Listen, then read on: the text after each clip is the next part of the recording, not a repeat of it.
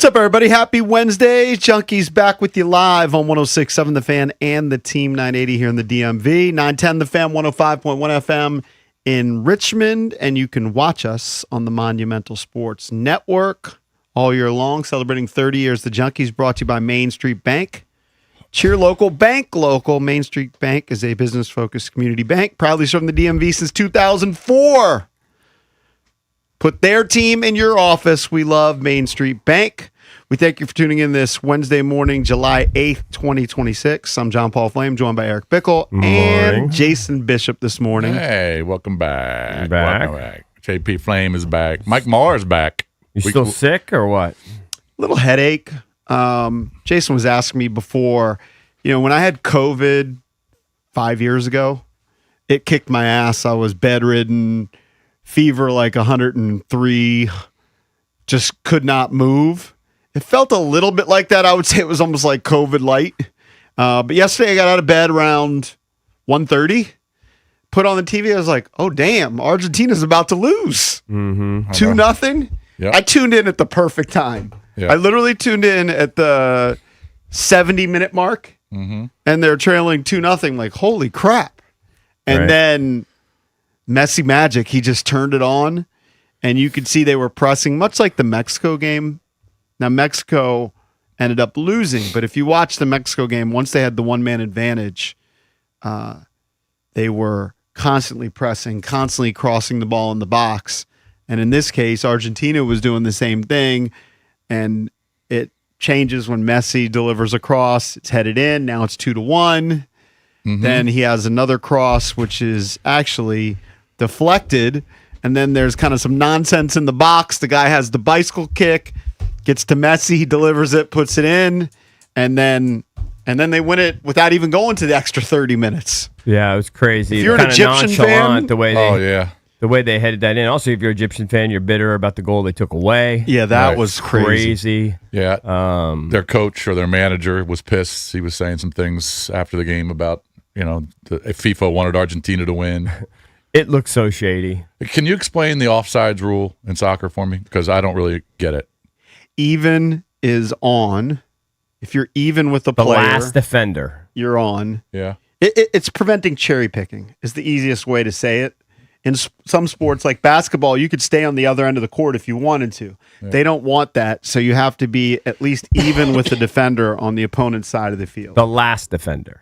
Okay, because it looked like there was on the first Argentina goal. It looked like there were It was a guy that wasn't on the ball. Right. So that's fine. At the moment of the pass. But he was in front of the ball. No. Yes, but at the moment of the pass has to be even. No, because they won't call it if you don't play it. If you're not playing the ball. He was off the ball. Yeah. So he was fine. So he's fine. I know who you're talking about. Yeah. He was fine. Because the Egyptian players went, no. So they were yelling at the refs. Right. Yeah, but he wasn't. But it wasn't offside. That's why you'll see guys sometimes a ball come to them. They already know they're offsides. They let it go. They don't stop play. All right. Yeah, because I was a little confused because the Egyptian players would say, no, he was definitely offsides. But then the commentators would say, no, he wasn't. So I don't know who was calling the game. But I didn't get it. But yeah, it was a great game to watch. It was awesome. Yeah. It's a letdown today. There's no World Cup game. I'm used to the daytime World Cup games. Yeah, it's pretty much winding down. You're down to the quarters. But I love watching Messi. It's funny. My good buddy, he's a Ronaldo guy. So I know Drab's a Ronaldo guy. If you're a Ronaldo guy, you're not really a Messi guy. It doesn't look great that they struggled so much with Cape Verde, and then really had to pull one out of their butts, and arguably maybe lost this one. Messi also, by the way, not converting another PK, which is kind of shake your head for arguably the greatest player of all time, not burying these PKs in pretty big moments. What's the big surprise in the quarters? Is it Switzerland? Is that the big surprise? I don't know that there is a big surprise. Aren't there 6 European teams, 1 African team, and 1 South American team in Argentina? Yeah. Is that right? Yep. I don't know if there's a big surprise. Big surprise might be that Germany didn't make it. Okay. That a power like Brazil didn't make it. I'm just talking about the countries that did make it. Is there a big surprise out of those 8? I don't think anybody expected Switzerland to be there. Switzerland. So I would say Switzerland out of the 8. Okay. Yeah. Because France, Spain, England, Argentina were 4 of the, if not the top 4, they were 4 of the top 5. Yeah. And then I would just say maybe Germany and Brazil not being there, right. But That was fun. You know what was amazing about watching that game is, and all the soccer players in this World Cup are incredible, but especially with Argentina, how good they are passing the ball.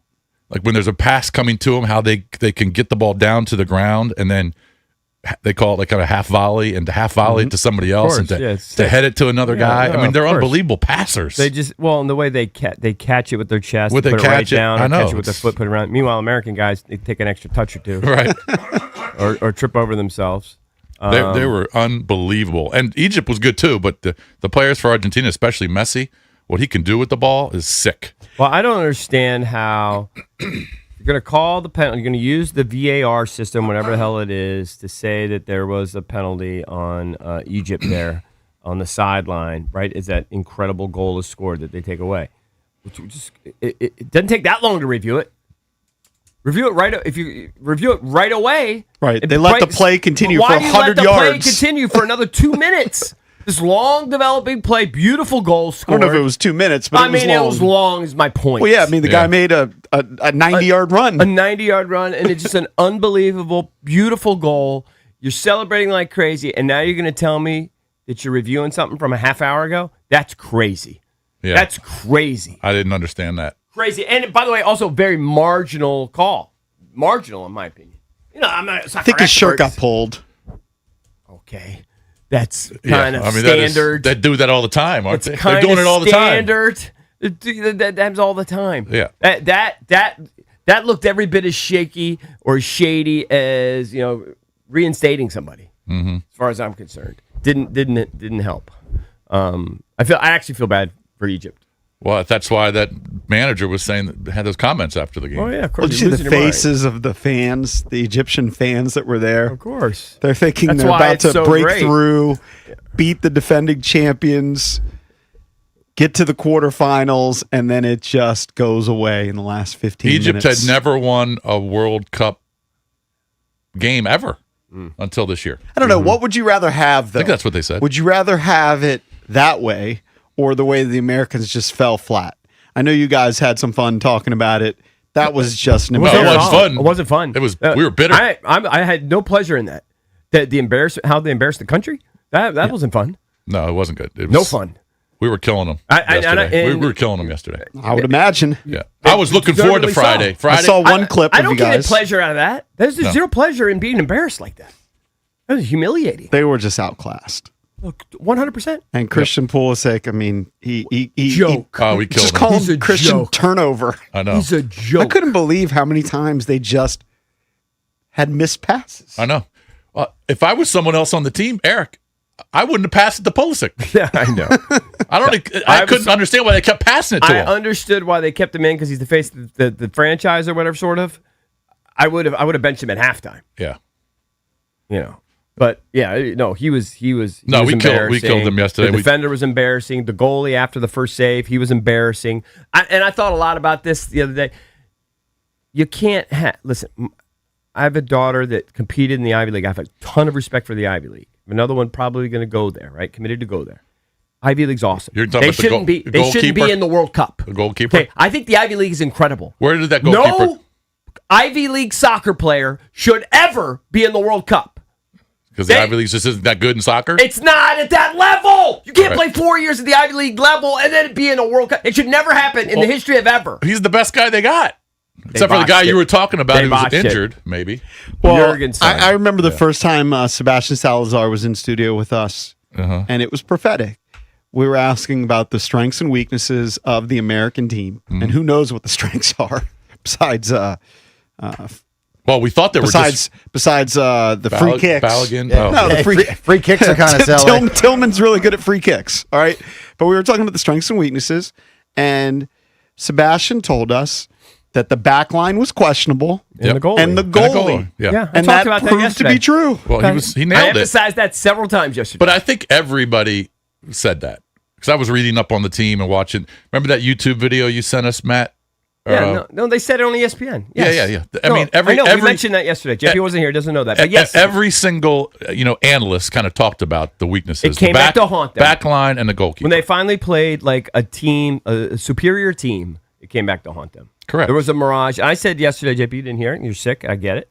I bought into Zlatan and these guys after 2 games saying, oh, yeah, U.S. can win the World Cup. Not predicting they'd win the World Cup, right, but that they were capable. I was like, all right, these guys got to know. So, Not playing even a different close. style, playing a more attacking style. This Balian guy's kind of a revelation for me. We got Pulisic. Yeah. Yeah. We would get smoked by any of these teams. We already got smoked by any of these teams in the And Jason's quarter. disappointed that we're not playing like Spain or whatever. Thank God we're not playing Spain. No, I wanted to see him play Spain. It would have been humiliation times 100. I don't care. We never had the ball. That's fine, but at least we would have had something to watch. 8-0. I don't care about Spain, Belgium. I like it just because of the. I mean, I guess I kind of want want to see Argentina because Messi's fun to watch, but Right. I mean, and I like the Harry Kane dude for England. You need to like but Yamal. I don't is the guy you care. need I to don't like for Spain. Huh? Yamal's the guy you need to watch for Spain.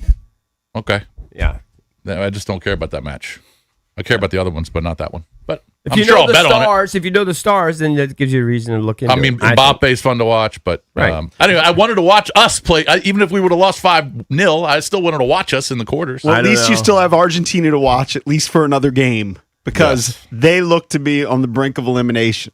Yep. Twice. I literally tuned it in, down 2-0. I was like, oh my God. And then they just turned it on and Well, it'd be a just miracle. went If in they attack pull it mode. off. I mean, obviously they're closer now, but I don't know. Maybe you could just keep dodging bullets and steal one. That I think it would be legitimately stealing one. So if they did. that match that's not tomorrow. That's what's tomorrow? Tomorrow Tomorrow's- there's one. There's one tomorrow. That's I think not it's the 11th. France, Morocco. France, Tomorrow? Morocco's tomorrow. Then Spain, Belgium is Friday, and then the other two on And the Saturday. times are a little different now, right? Yep. When they're playing them, Yep. it's hard for me to keep track. But Yep. Lot to get into on the show today. If you want to chime in, phone number is 1-800-636-1067. Our buddy Jimmy Patsos is going to join us. We'll talk some hoops. Wizards added somebody, tell you. a familiar face. They added Chris Middleton to the mix. So I didn't get that. they're all in. we'll talk some Wizards Well, it's just a Middleton. salary With swap, him- but to get a veteran that they like. That's all right. He's Chris Middleton. Come on. first summer He, league he doesn't game. add anything. First summer league games Well, a lot of tomorrow. people would disagree with you in terms of like a veteran on the bench. Okay, that's to fine. Groom the Yeah, young yeah, guys, that's that fine. kind of stuff. I'm I'm not just saying talking he's about- going to score 20 I'm points. just talking about production. Those days are way gone. So we'll talk to Jimmy Patsos. He'll jump on at 8:25, and we'll get into the Nationals with their president of baseball operations, Paul Timoni, at 9 o'clock here on The Fan. All right, guys, EB here. On the biggest stage in the world, FanDuel is changing the game. Because sometimes your player gets subbed off and your bet goes with him. It's tragic. You can't predict it. Well, not anymore. With FanDuel's Super Sub, if your player is subbed out, your bet stays in. Wish US would have pulled Pulisic earlier. Potentially could have got a point. Certainly weren't going to get one with Pulisic.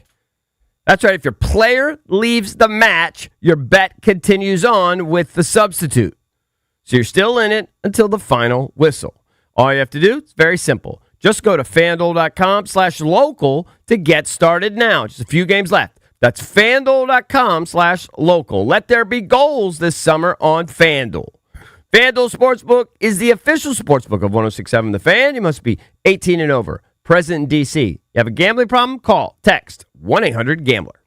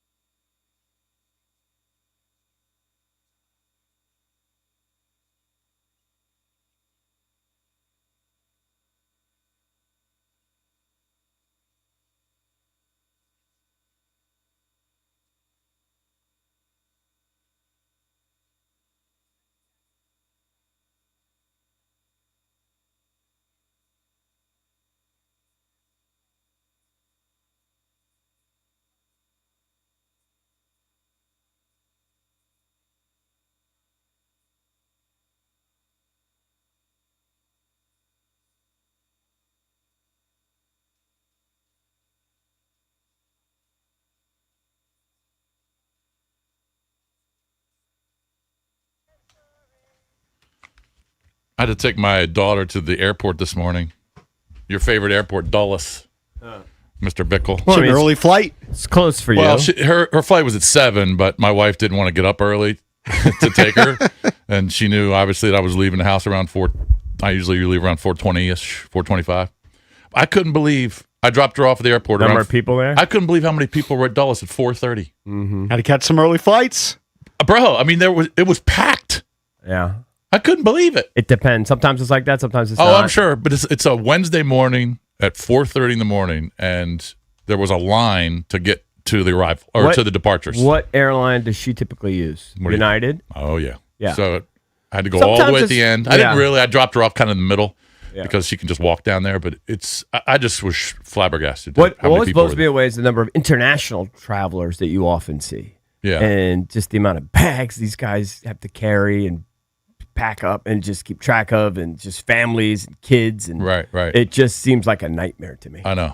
I mean, thank God I'm not flying today, but and she got there plenty of time. Her flight's not for another 40 minutes, but she was waiting in security, and it just took forever. Well, I will say it is a little easier if you go the extra mile. Obviously, TSA pre is I think it's kind of a given if you travel at all. And then now you get that touchless. Yeah. Where you got to go that extra mile and just fill that out. And literally, you don't need your ID or anything. You just go in there. I mean, I don't love it because they've got everybody's scanning your face every 2 minutes all over the country. But they just go in, scan your eyeball, and you're done. Done, yeah. Then you're through it. And then you just put your bags on there and get out. Yeah, I was just thinking about you because I was dropping her off there. TSA PreCheck is so widely used now that everyone has TSA PreCheck. A lot of people. That the TSA PreCheck lines are longer than the sometimes, not always, the regular lines.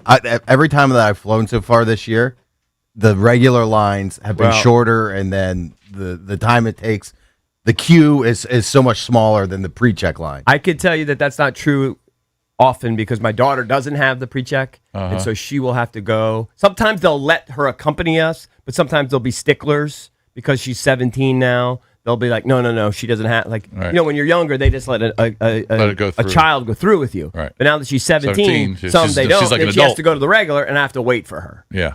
But I hear your point. That is sometimes true, Matt. That is sometimes true. That TSA pre is so ubiquitous. But the touchless still is a little ahead of the curve, and so they have like 5 lines now.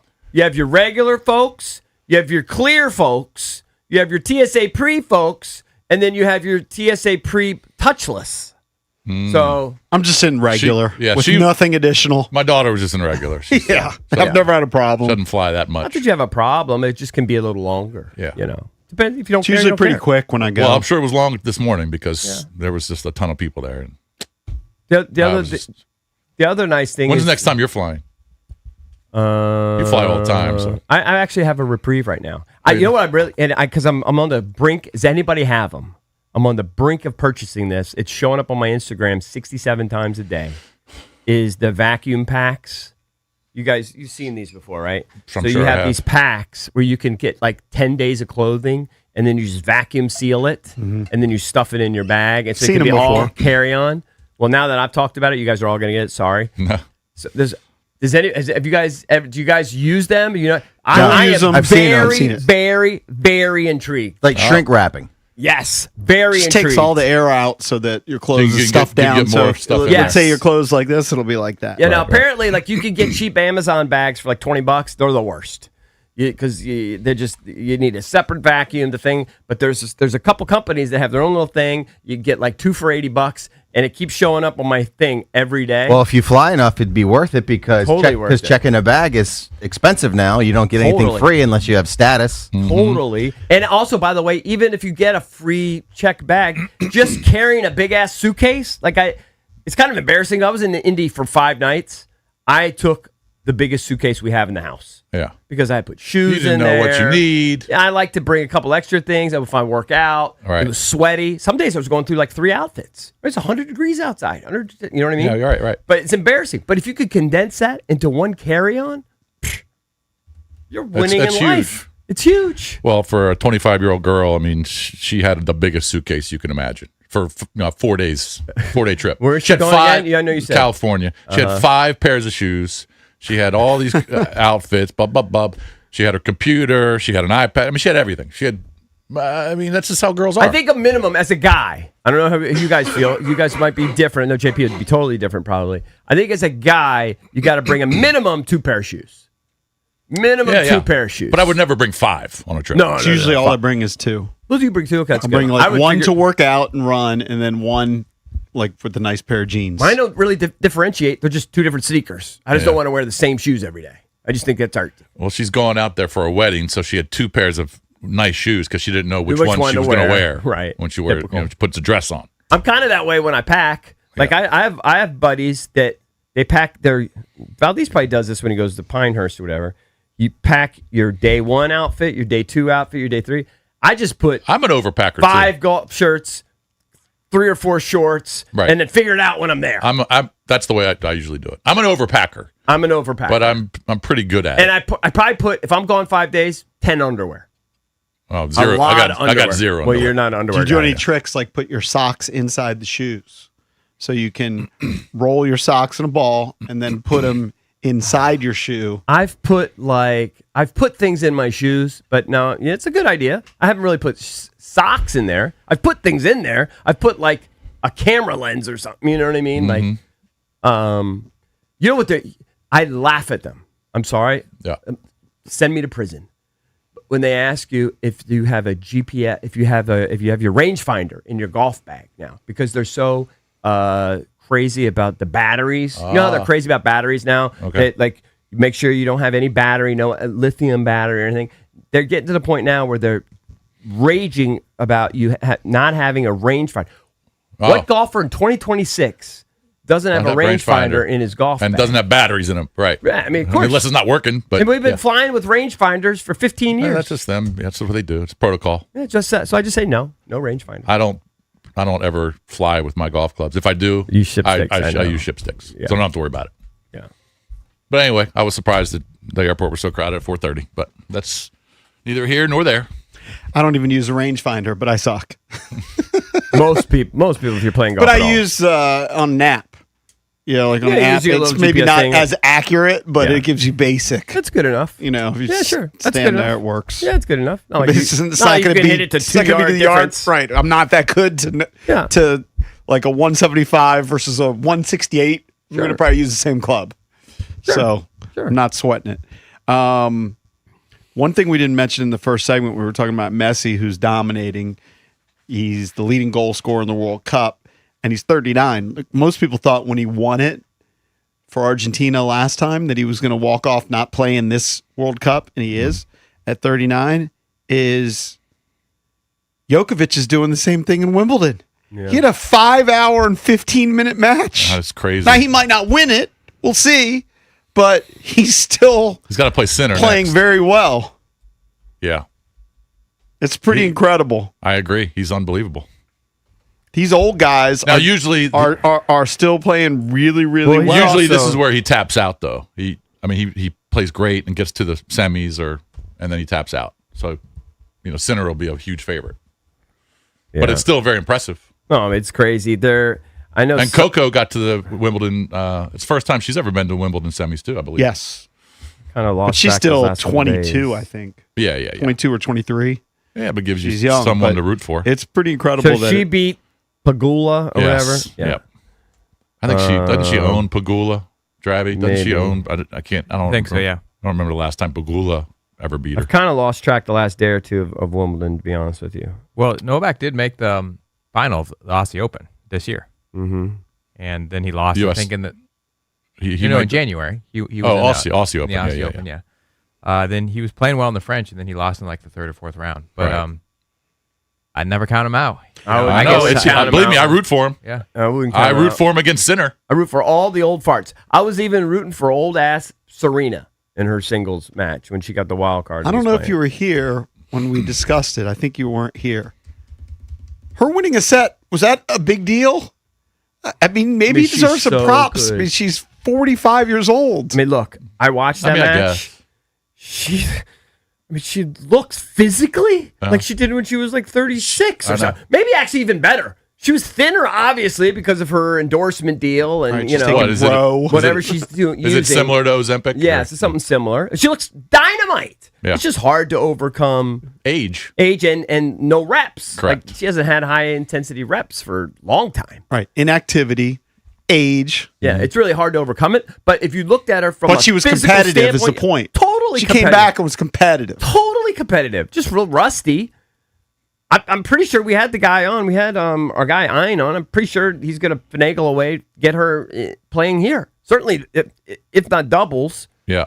Certainly, We're I talking think Mark doubles. Ein. Yes. Certainly doubles. Maybe singles. She appears to want to play. I mean, she's always going to be a big I'm story. guessing the serve never really goes away. I mean, she was dominant with her serve.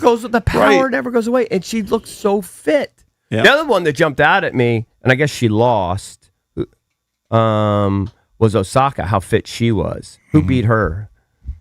Who did she have after she beat Sabalenka? I don't have it in front of me. I'm not trying to quiz you guys. She lost to Muchova. She looked So Coco super plays fit. Muchova Yeah, I thought in the semis. So they're down to the semi, almost to the semis. Is Djokovic beloved? He's not really beloved, right? For some reason, I would say Federer kind of was. Nadal was. Djokovic, for whatever reason, I don't think the fans have controversial. truly embraced him. I think Sometimes it's polarizing. Maybe as he's gotten Sometimes. older, he is, but I think people still root for him. I respect the heck out of the guy. Yeah. I would think when Sinner's playing Djokovic, I mean, there'd be a lot of Joker fans. He's definitely not beloved. I love him. He's one of my all-time favorites, but he's unconventional. He yells at the crowd. He yells at he gets the into it. umpire. You know what? He's got personality. He had the He's also he's got very specific beliefs about stuff. Yeah, Like people of course. don't disagree with him, but Yeah. I respect He's the hell out highly of the guy. passionate, and he's not. Federer is like a gentleman. Nadal never slams a racket. Right. Never. Like Nadal just but, had you know, that but I- kind of natural charisma. I guess maybe, the cutoff But shirts all the time. Drabby, I respect that about him, that he's like that. He kind of shows of emotion. Yeah. I mean, earlier in his career, he was like a goofball. Like he would mock Nadal in the middle of matches and stuff. He's matured since then. He's but he's I like he's good like impersonations and stuff. And I think when you see him when it's not a match situation, you see him like hitting with the girls or whatever. He's having fun. I'm rooting for him. Yeah. Now, if he ends up playing Fritz in the finals, I'm obviously rooting for Fritz, the American, but I'm rooting for him against Sinner. Sinner's just kind of boring. I mean, Sinner's I might great, root but for Djokovic. Sinner's Just for over greatness. Fritz? Yeah, just greatness. Oh. It's ice for greatness. It's ice for greatness. You usually say that about me. I'm rooting for all the guys, the great guys, the favorites. That's true. I don't always like to root for the. I don't know that he would be a favorite. I guess he would be a favorite against Fritz. Maybe. Might Yeah. be pretty even. Yeah. Fritz has never won a major, right? I don't I don't think think so. I think somewhat close. no, an American hasn't won Yeah, a Grand Slam in years Since and years. and years. Roddick. Yeah. Yeah. I would root for. I think I would root for. Joker. Yeah. Over Fritz? Yeah. I mean, if Fritz won, it'd be great. Great story. Fritz I'm has not gonna hate it, but I like greatness. Fritz, I like has it, Fritz plays Zverev, and that's going to be tough. Imagine how terrible sports would be if we had no great ones. I could tell you Just the great everybody ones. wins one. Yeah, if we just have a bunch of bums. I already If it- forgot who's the guy that won the golf major. Was it Aaron Rye. Nye? Yeah, if you just had a bunch of Tom Kites, the guys that win one. Aaron Nye. Aaron Rye. Rye. Rye. Yeah, I'm just telling you. R-A-I. R-A-I. Yeah. Sure, he's a great player, much like Taylor Fritz, but yeah, you need guys who win. You need greatness. Sure. It's great when Scotty dominates. It's great when Rory. Speaking of golf, you got the Scottish this week. You got two tournaments. You got the ISCO and the Scottish, but Scottish Open has a great field. But next week is the Open. I know. And where are they playing? Southport, England? Birkdale? Valdez is usually all over it. Is it No, it's not Birkdale. Birkdale was last year. They're not playing at Birkdale? They might be Birkdale. It's not the, I can look it up. It's not the old course. It's not Turnberry. You can do it by elimination, maybe. And Birkdale sounds right. Let's see. Yeah, Royal Birkdale. Birkdale. Yeah. So that's next week. Yeah, I'll be excited. But you got We'll have it on. Oh, yeah. So they've got some stuff going on in the middle of July. Usually it's I pretty did dead. watch the Nats yesterday for 4 or 5 innings. Watch when Coop came in, their new lefty reliever they brought in. We should always watch the leadoff Yeah, you're going to James miss. with another leadoff home run. Ricky Henderson, does he still have the record for most leadoff home runs? That must have been career, right? Who has it for a single season? Well, I know that Wood just passed the Nationals record already for the season, which was Alfonso Soriano. Right. Well, who has like that Major League Baseball single season leadoff home run record? I mean, you'd have to I think look it Ricky up. Ricky had the all-time, maybe. He doesn't now? Maybe. I don't know. I haven't updated my file. But I think at one point that's what Ricky had. Schwarber does? Did it 2 years ago. What was his number? 15. Wow. 15. And how many does Woody have? 6 or 7? No, he's got About 8. eight. He's got 8 this year. All right. He's got it. He's having. Fighting We talked chance. about him yesterday. He's just having a crazy, crazy year. Got a fighting chance. He's pooping on his numbers from last year. You can't call him Woody. That's a hurting nickname. You don't like Woody? I don't like Woody. Woody. Okay. Well, what do you call him? J-Dub? I call him J-Dub. James or No, you James got to Wood. call him. Or Wood. Got to. I don't mind Woody. It's kind of a hurt thing. Why is it a hurting? It's hurting. If he's thinking about his Johnson. That's why.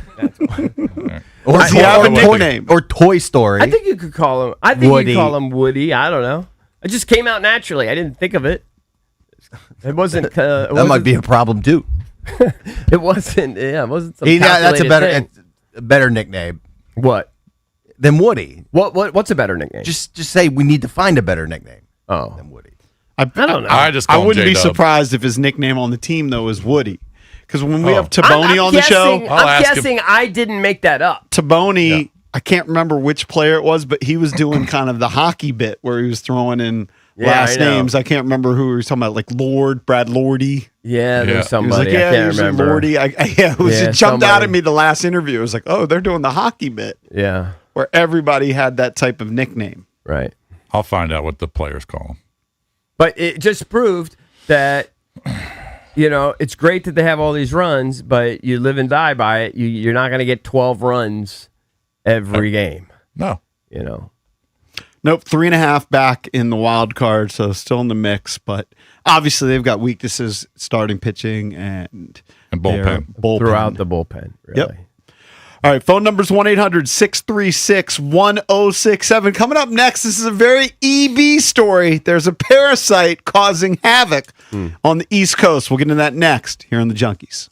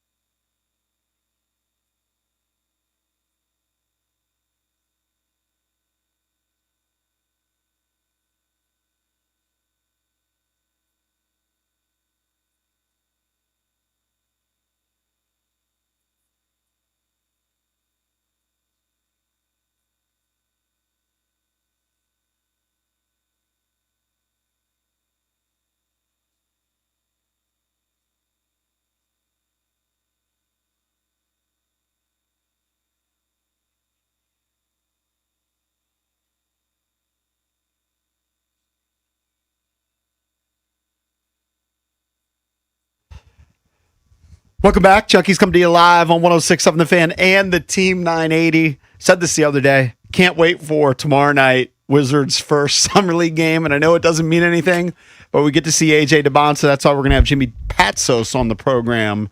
He will join us at 8:25. What time's that game? Is it 9 o'clock or 8 or 9, right?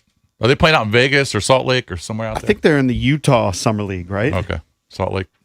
I think that's where it is. No, that's the beginning of Vegas Summer League. Oh, it's Vegas. Oh, it is Vegas. It is They always have the Utah or the California Classic before the Vegas. Gotcha. I watched last night because I was up. My wife didn't get home till like 12:30, whatever, from New York City. So I kind of was staying up. They didn't even play DP.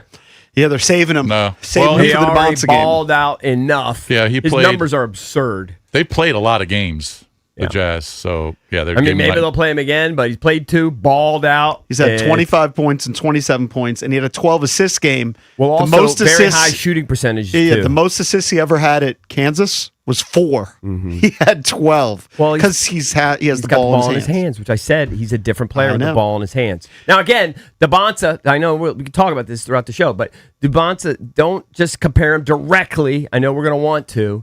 If DeBonsa has 16, don't freak out. That's all. Can't wait for it. Hey, this is the biggest EB story I've seen in a while.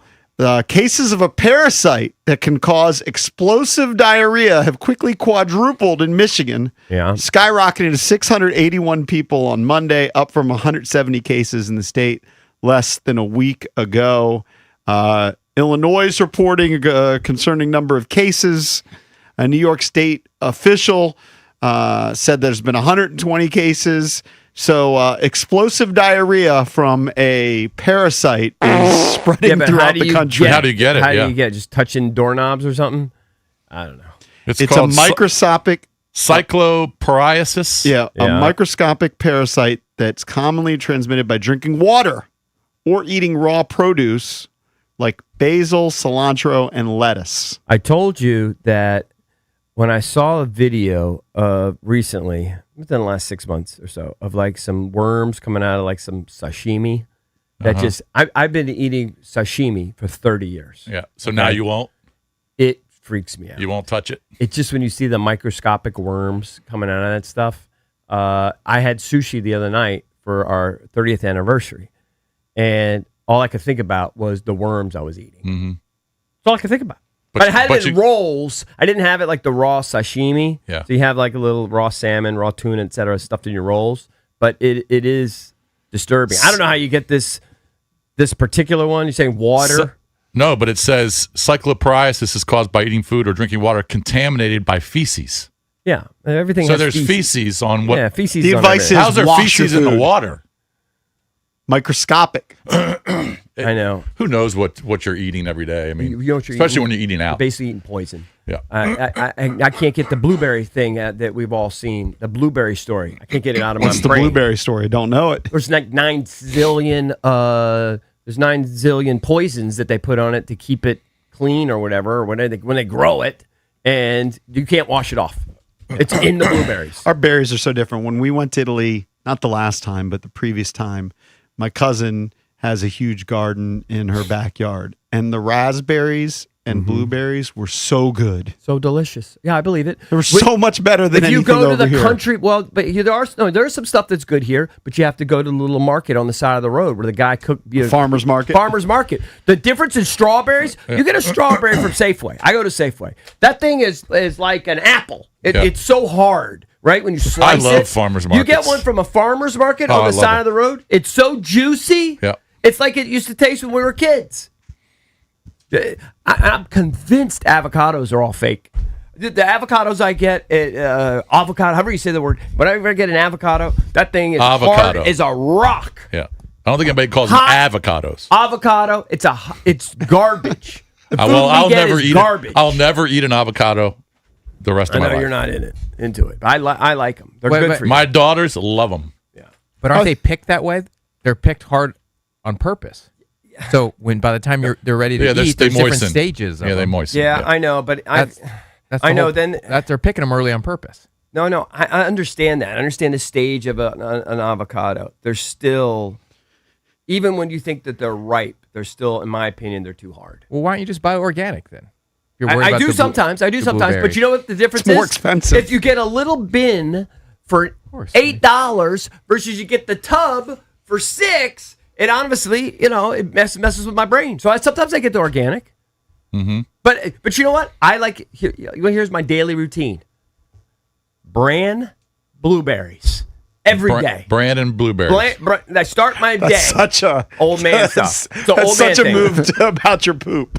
Well, it's also a way to eat healthy. It's also why I've lost 32 pounds, right? Because you got to have a lot of fiber in your diet. So I'm adding fiber to my diet, and it's terrible without. Now you add blueberries to it. Now it tastes like freaking tastes like Fruit Loops or something. It tastes amazing when you put the blueberries. Right. You buy your organic blueberries for $7. That's one bowl of cereal. That's one bowl. It's not enough. So I get the poisoned blueberries, and I just run them underwater for like 15 minutes, and I know I'm still going to get cancer. Who knows what's on food, especially when you're buying from restaurants? You just have no idea what's on people's hands. Whatever's on it is poison. Yeah, but you know what? But poison and duty. But we still go out and do it. Of course. It tastes good. And Valdez is in on the meat scam that they're doing with the meat. They're gluing the meat together, whatever. Oh, the meat glue? Yeah. That's just, I'd eat it, but it's just unappetizing to see it when you cook it. I'm unlike you. I know I'm just going to die of something, so I don't care. So I really don't care. Yeah. Well, yeah. We're all going to die. Enjoy it while you're We're all alive. going to die, obviously. But our food supply, it's probably one of the biggest crimes in the country. Is the food? Is how tainted our food is. The meat glue. I don't get. It is a little freaky when you see the video, but it's more freaky when you're cutting into it yourself. Yeah. I don't know that I've seen it or experienced it. I've experienced it once, and it's what particular cut was it? It was a fillet. They do it with fillets. Yeah. I don't normally buy fillets, but my you see when they're on sale and cheap and everything. Oh, this looks silly, and then all of a sudden you cook it and it's. Well, last night when my wife was crawling into bed like 12:30 and she got back from New York City, she said, "Oh yeah, that because my son came home with her, and the first thing he did was open the fridge. Right, he's a hungry kid. He started eating the shrimp, and I just bought the shrimp that day. She said you can't buy the shrimp that's reduced for $8. She said it was butt smelly, smelled up the whole kitchen as soon as he opened it up. So there you go. I just wasted $8." Just wasted it. Well, he ate it. Yeah, but he ate it. But then but he's a garbage disposal. He's a dumb 26-year-old kid. He'll eat anything. He'd eat anything. He's like a billy goat. Yeah, but she's like, you stop eating, and he goes, yeah, you're right, it does smell. And she said it smelled up the whole kitchen, and she threw them away. So he ate like 2 or 3. What'd you have for dinner last night? Me? Yeah. I had steak. He actually goes, me? I'm looking right at him when I asked him. And you asked, what did you have for dinner? Yeah, I said, hey, what do you trying have? to process. Yeah, I was just talking about my son. I was looking at you. I know. Well, I was talking about my son. All right, what'd you have?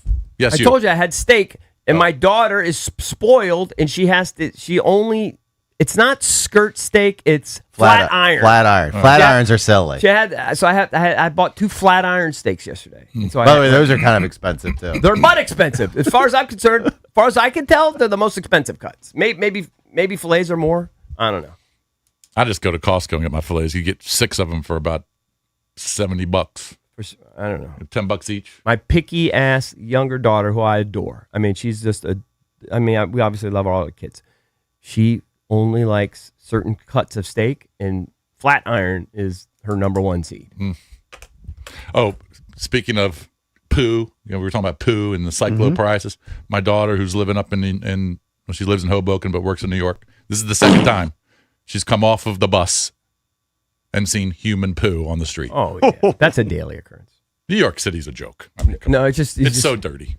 It's the dirtiest city in the world.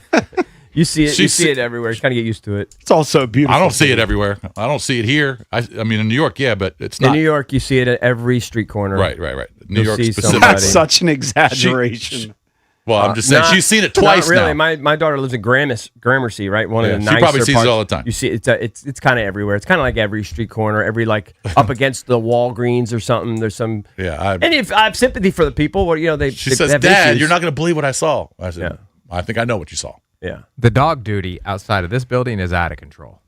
from all the On the sidewalks. all the- Yeah, I see that. all Yeah, the yeah, people yeah, walking Especially their if it dogs. rains and it turns them. Oh, yeah. People just don't clean it up. They don't clean it up. All these little dogs out here, they're just All over the concrete. the concrete. The sidewalk out there is all dog doo. Well, those people honestly should be in prison. It's How one difficult- thing. It's one thing if you're like in a suburb and you sneak a duty in some dude's yard. That's trifling. How To difficult do it is on it? a sidewalk, Right. That's why you could never have shoes in the house. You're just walking in dog duty all day out here. Yeah. Well, I wear shoes in our house all the time, and it's tragic. I shouldn't do it. I talk about the poison on our foods. You ever walk into any bathroom and see the pee-pee on the floor? Yeah. Any male's urinal. My shoes. They can't my sweep shoes it enough. are They can't always mop off. it enough. No, my shoes are always off. Yeah, I know. I'm in the bad garage. about that. It's in a- the garage, walk No. in with socks. That's a major Do you flaw. do that, JP? Major flaw. Hardwood floors, I keep my shoes on a lot. Ooh, all right. Probably 50-50. Sometimes I'll lay on the bed and my wife will see my feet on the end of the bed with my shoes on. I don't do that. I mean, like if I'm sitting down to watch TV, I'll take off my shoes. I don't- 'cause but if I'm walking inside the house, I Here's keep the my thing. shoes on. I gotta have I have old feet. It hurts my feet to, and I have hardwood floors everywhere. See, I only have so many bendovers. No, it's just Bend it's over not the to take the bendovers. shoes No, off. it's not the bendovers. It's kind of painful. It's If the, I have it's to- the impact. It's the impact. I have to have either flippers or the cushiony type of like slipper or shoes. Have you thought about doing what some of those soccer players are doing? Which is They cut out the heel. I've seen that, but that's because It's a they're wearing weird- too tight. That's because they're wearing too tight. It has something to do with the bone on their foot, but they cut out this Yeah, because part. they're wearing them super tight. In other words, if I was a field goal kicker, I would have to do that. I'd probably be a barefoot. I'd probably be Tony Franklin. Tony Franklin, blast from the past. No, but in my normal shoes, I don't even tie them. They're loose. They're fine. I don't need to do that. But yeah, dude, I have yet to find a bathroom. They could even have attendees in airports. They have guys there mopping them all the time. Mm-hmm. You can't mop clean up it enough. the urine quick enough for all the dribblers. Well, they do it here. Do they do it daily here? Yeah, it's definitely daily. Yeah. It's pretty good It's here. pretty decent It's decent. Actually, here, this might be some of the better. Yeah. This we one. don't have that many dribblers. Yeah, but you go to an airport? Oh yeah. Oh, well, there's a convention billion center? people. Billion people. Oh, my God. Restaurant? You can't- Any restaurant? It's puddles. You have to, sometimes I go to a urinal and I'm standing like this Yeah. because there's puddles. Yeah, I know. It's a self-fulfilling prophecy because all the dribbles down there, so you want to stand farther back. You stand farther back, you just make more dribble. You're going to probably dribble at the end of the day. Dribble. Speaking of dribbling, the Wizards added Chris Middleton. How good can this team be when you look at this roster? We'll get into that next here in the Junkies.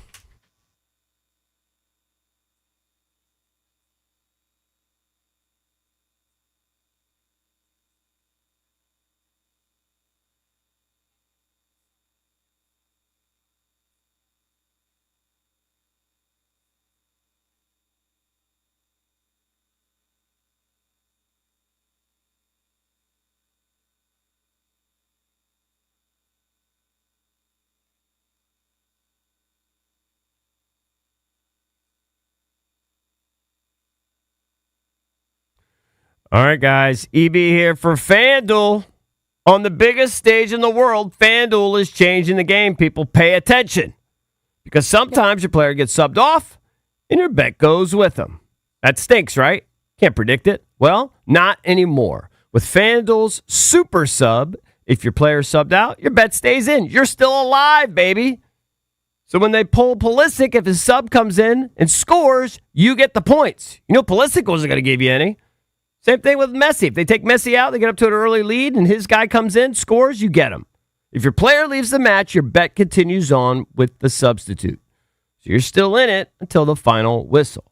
All you have to do, very simple. Visit FanDuel.com/local to get started now. That's FanDuel.com/local. Let there be goals this summer on FanDuel. FanDuel Sportsbook is the official sportsbook of 106.7 The Fan. You must be 18 and over. Present in D.C. Gambling problem? Call. Text 1-800-GAMBLER.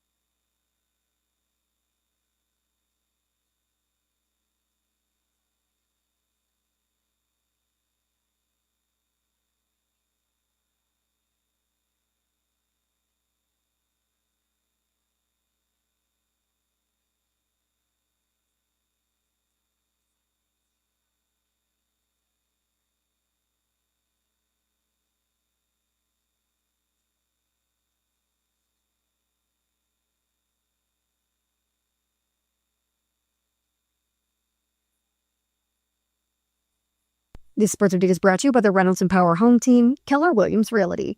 Both the Nationals and the Astros gave themselves early opportunities for offense. However, it was only Houston that took full advantage, taking last night's matchup 6-3. The Nationals just couldn't get anything going against the Houston bullpen, despite the fact that they put at least one runner on base each inning. Moving it over to the NBA, free agent veteran wing Chris Middleton has agreed to a 3-year, $17.6 million deal with the Wizards via a sign and trade with Dallas, according to ESPN. Middleton's return to Washington, where he spent portions of the last 2 seasons being both a positive locker room presence and a guy with championship experience, it's all folded into an elaborate 6-team trade between the Pistons, the Grizzlies, the Clippers, the Bucks, the Mavericks, and the Wizards. From the Crop Metcalf Sports Desk, Savannah McCann on The Fan.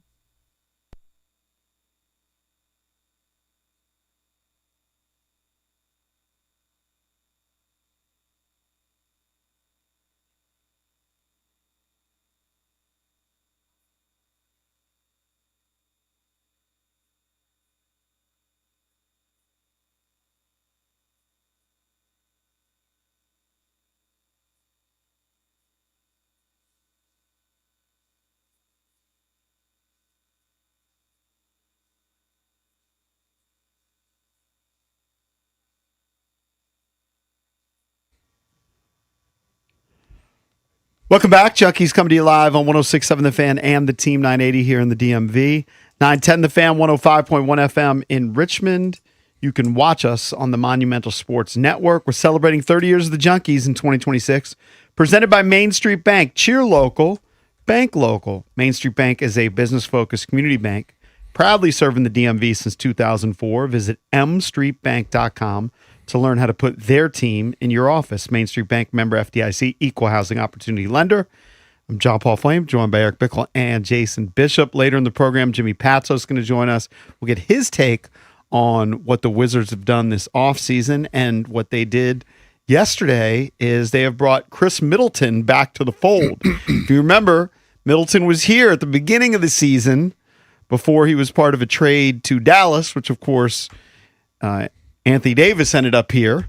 He played 34 games for the Wizards, averaged about 10 points per game in 24 minutes of action. I like the move, and it was a sign that a guy wanted to be back here. Now, it's complicated. It was like a 6-team deal. Yeah, but in essence, they did for D'Angelo and some second-round picks that literally are meaningless now. Yeah. So, yeah, there was a kind of for swap. nothing. And he's basically, I consider him like a Player's coach. Yeah, I agree with that. They've upgraded their coaching staff, adding Patrick, who I think, didn't have a great run at Georgetown, but wildly respected as a NBA vet, an NBA coaching veteran. Yeah. I think I like that. I think they also add another guy to the staff. I wasn't as familiar with his name. I didn't see that. But another guy to be one of Keith's top assistants.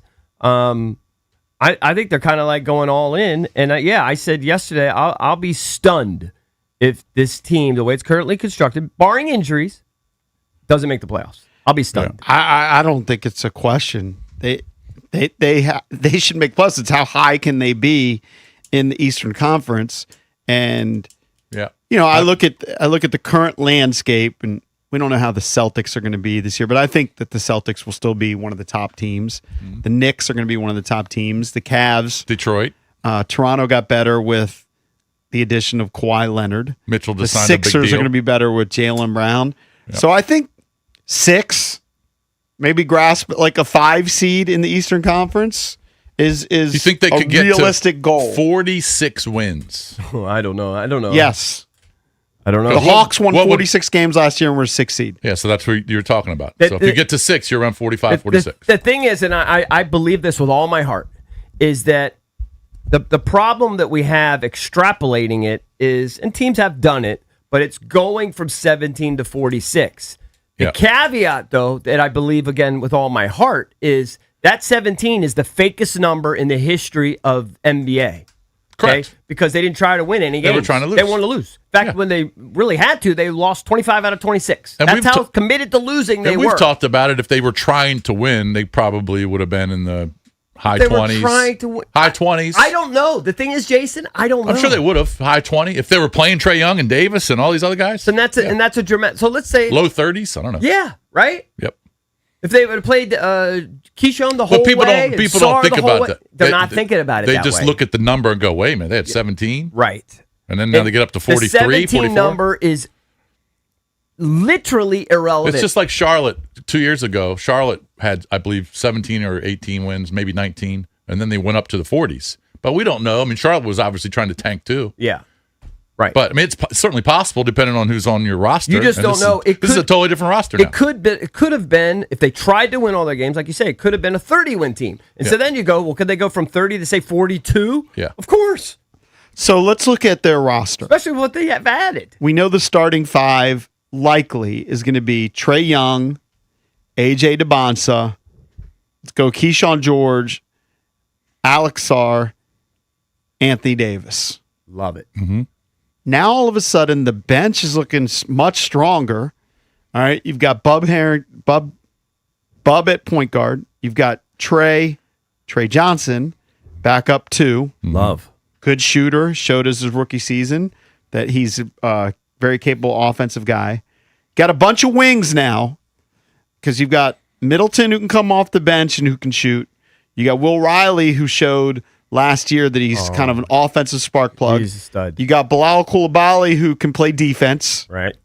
And then they brought in DeAndre Ayton, backup center. Love that. They're a pretty deep team. It's a good 10. Really they got good 10. Champagne too. They got Yep. They got maybe the nub Champagne, but they got a Champagne there. I think it's great because you got to assume, even with health, that Anthony Davis is going to miss 20 games. So even with good health, he's going to miss 20 games. You plug in Ayton. That's pretty good. That's pretty good backup plan for 20 games. That's why they did it. How good can this team be? 1-800-636-1067.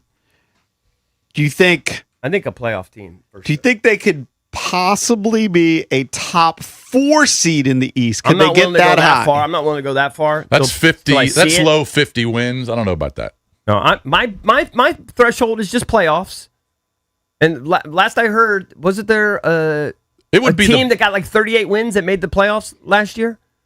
This past year? Yes. Maybe Golden State, but that was the play-in. But okay, like 37 play-in wins. is playoffs as far as I'm concerned. No. We got to set the bar here. Play-in is not as far as playoffs. I'm concerned, that's playoffs. No, it's playoffs, top 8. Well, that's your definition. No, the NBA. No, that's the NBA definition. Yeah. The top 8 is the playoffs. You're not in the playoffs if you make the play-in game. Correct. And I think, maybe I'm wrong here, I think we're getting way ahead of ourselves.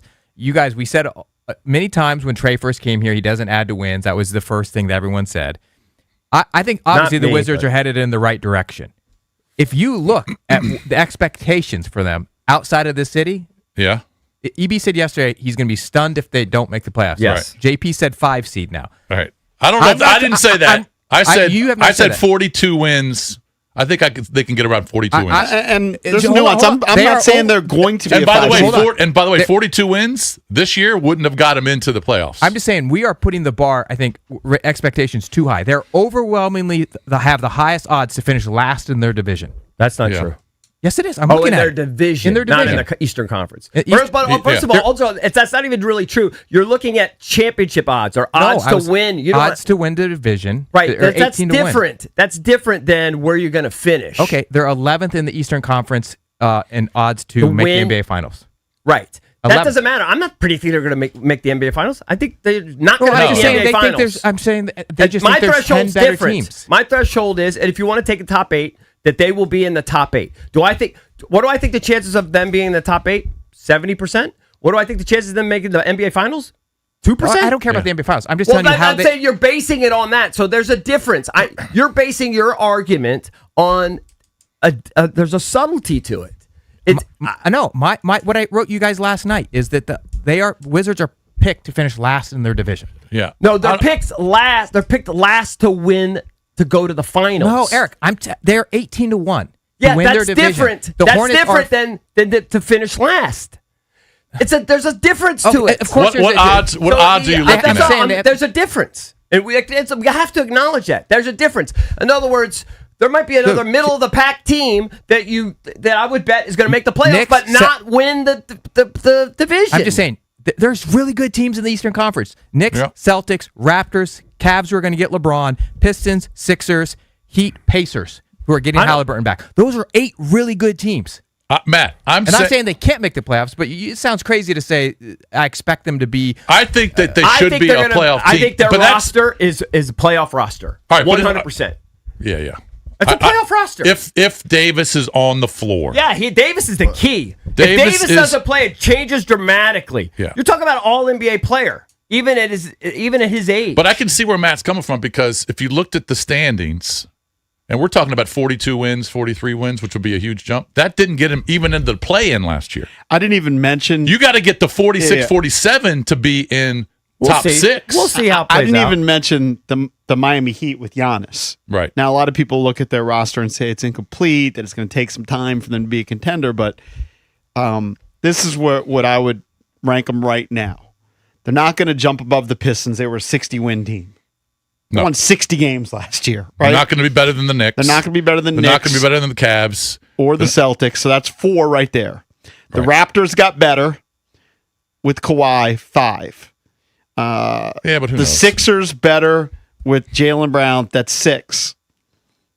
Orlando was So good last year. I would probably say right now, playing, I just put this up as our Junkies poll of the day, and you can call us at 1-800-636-1067. The poll's brought to you by Surfside Iced Tea and Vodka, or Surfside Lemonade and Vodka this summer. Grab a Surfside, your go-to canned cocktail made with real vodka, only 100 calories and 0 bubbles. It's not a seltzer. It's Surfside. Must be 21. Please drink responsibly. And there's 4 options you can vote at Junks Radio.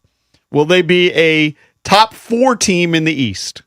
That seems like an absolute long shot. I would right? never bet that. That seems like a long shot. Will they be the 5 or 6 seed in the East? I probably wouldn't bet that 20. either. I'd say 20%. Play-in team is 7th through 10th. So last year, you're mentioning the wins. These were teams that won between 43 and 45 games. Yeah. That's the range, I think. Last season, it was the Sixers, the Magic, the Hornets, and the Heat. Yeah. Well, it's kind of tainted because that's what I'm talking about, 7 or 8. And if you're saying that that's what actually play-in, okay, and you're not counting that as playoffs, that's crazy.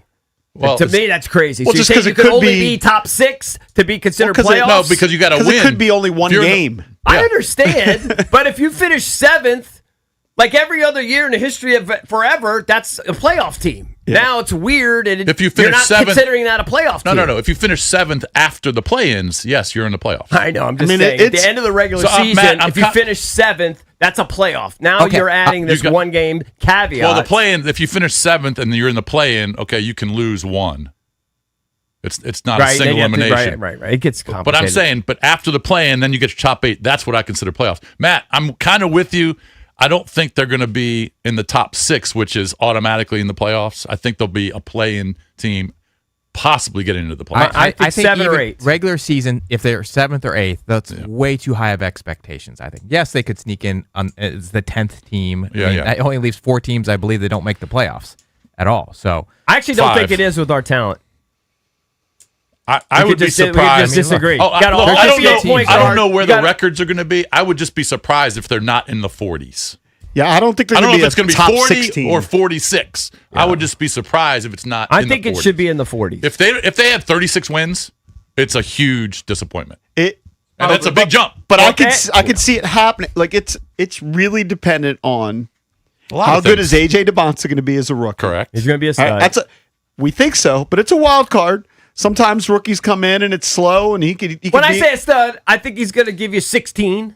okay, but what if he only gives you 9? There's some guys that Well, there's not. Oh, there's yeah, not I a mean- planet. I mean, he's got a Yeah. 9. Probably he's got not. 9 points on dunks. probably every not. game. And then I'm not as sold on Trae Young as you guys are. You know, I think so Trey's amazing. I think he'll have nights. He's there's gonna have some nights when he questions. scores a There's bunch. There's some question marks. No doubt. I think the Trae Young slander is out of control.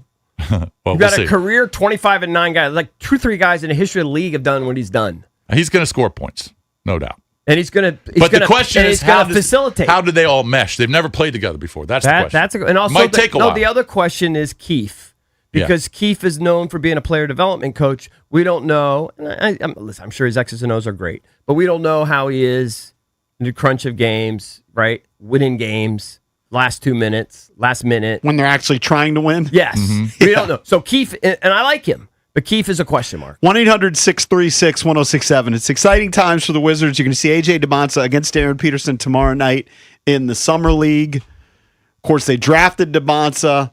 They had re-signed Trae Young or gave him an extension, whatever it was, gave him a ton of money. Mm-hmm. Now they're bringing Chris Middleton back to the mix. How good do you think this Wizards team can be? We'll take your calls next here on the Junkies.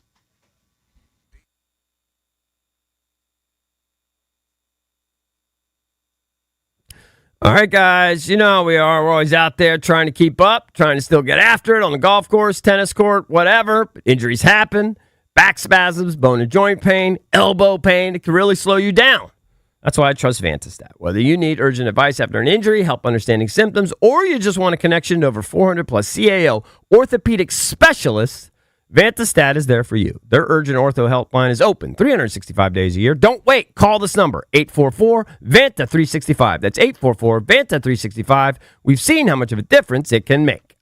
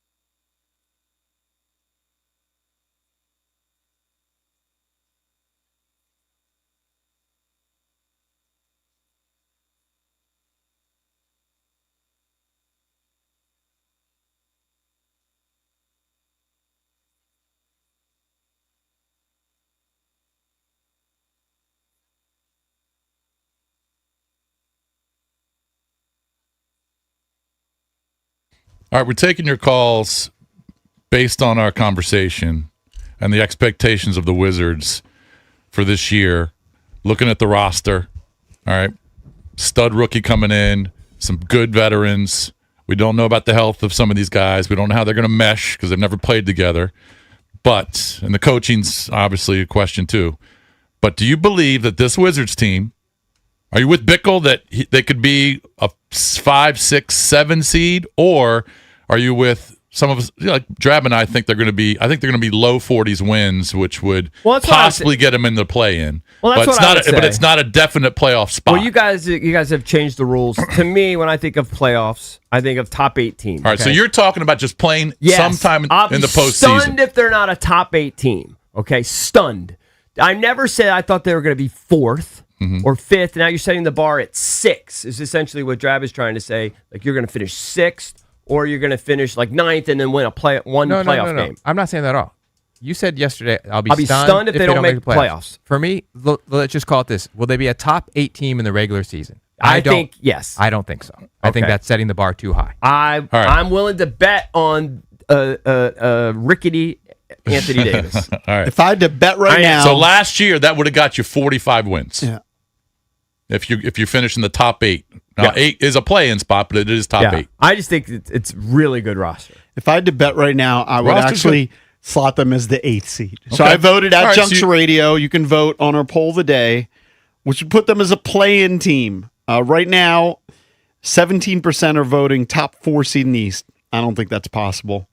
5, 6 seed in the East, I think it's possible, but unlikely. 37%, 39% peg them as a play-in team. Only 7% say miss the playoffs. Because that's 93% are with me.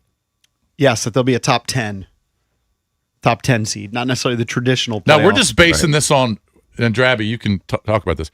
We're basing that number of wins on last year. Okay, last year, the Eastern Conference was really, really good. I'm not necessarily basing it on that. I know you are. I'm just thinking in my head. No, I'm just giving you some numbers because the 2 years prior to that, to make the play-in, you could have been in the high 30s wins. Right. I mean, and in the Western Conference, you happen to have like 38 or something would have got you in, I think. So we're just basing those numbers of getting into the play-in from last year, but 25 and 24, you could have got in with high 30s wins.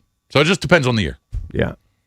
Listen, I don't think they're going to get to 46 wins. I think they're going to be in the low 40s, but not 46. I think that'll probably get you in, typically. What, didn't last year. Low 40s? Yeah.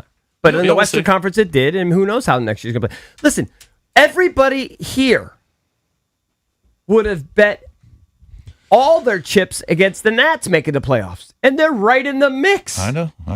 Everybody here would have bet against it. They're going to finish 20 games ahead of what we thought, maybe. They're going to be hopefully around 80 wins. Yeah. That'd be great.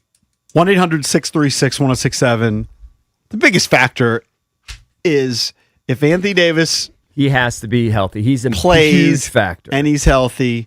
And then, as I said, it's going to depend on A.J. DeMonsa. Like, what type of rookie season is he going to have? Is he going to have a season where he's tickling 20 points per game? Or is he going to be, and this is a great player.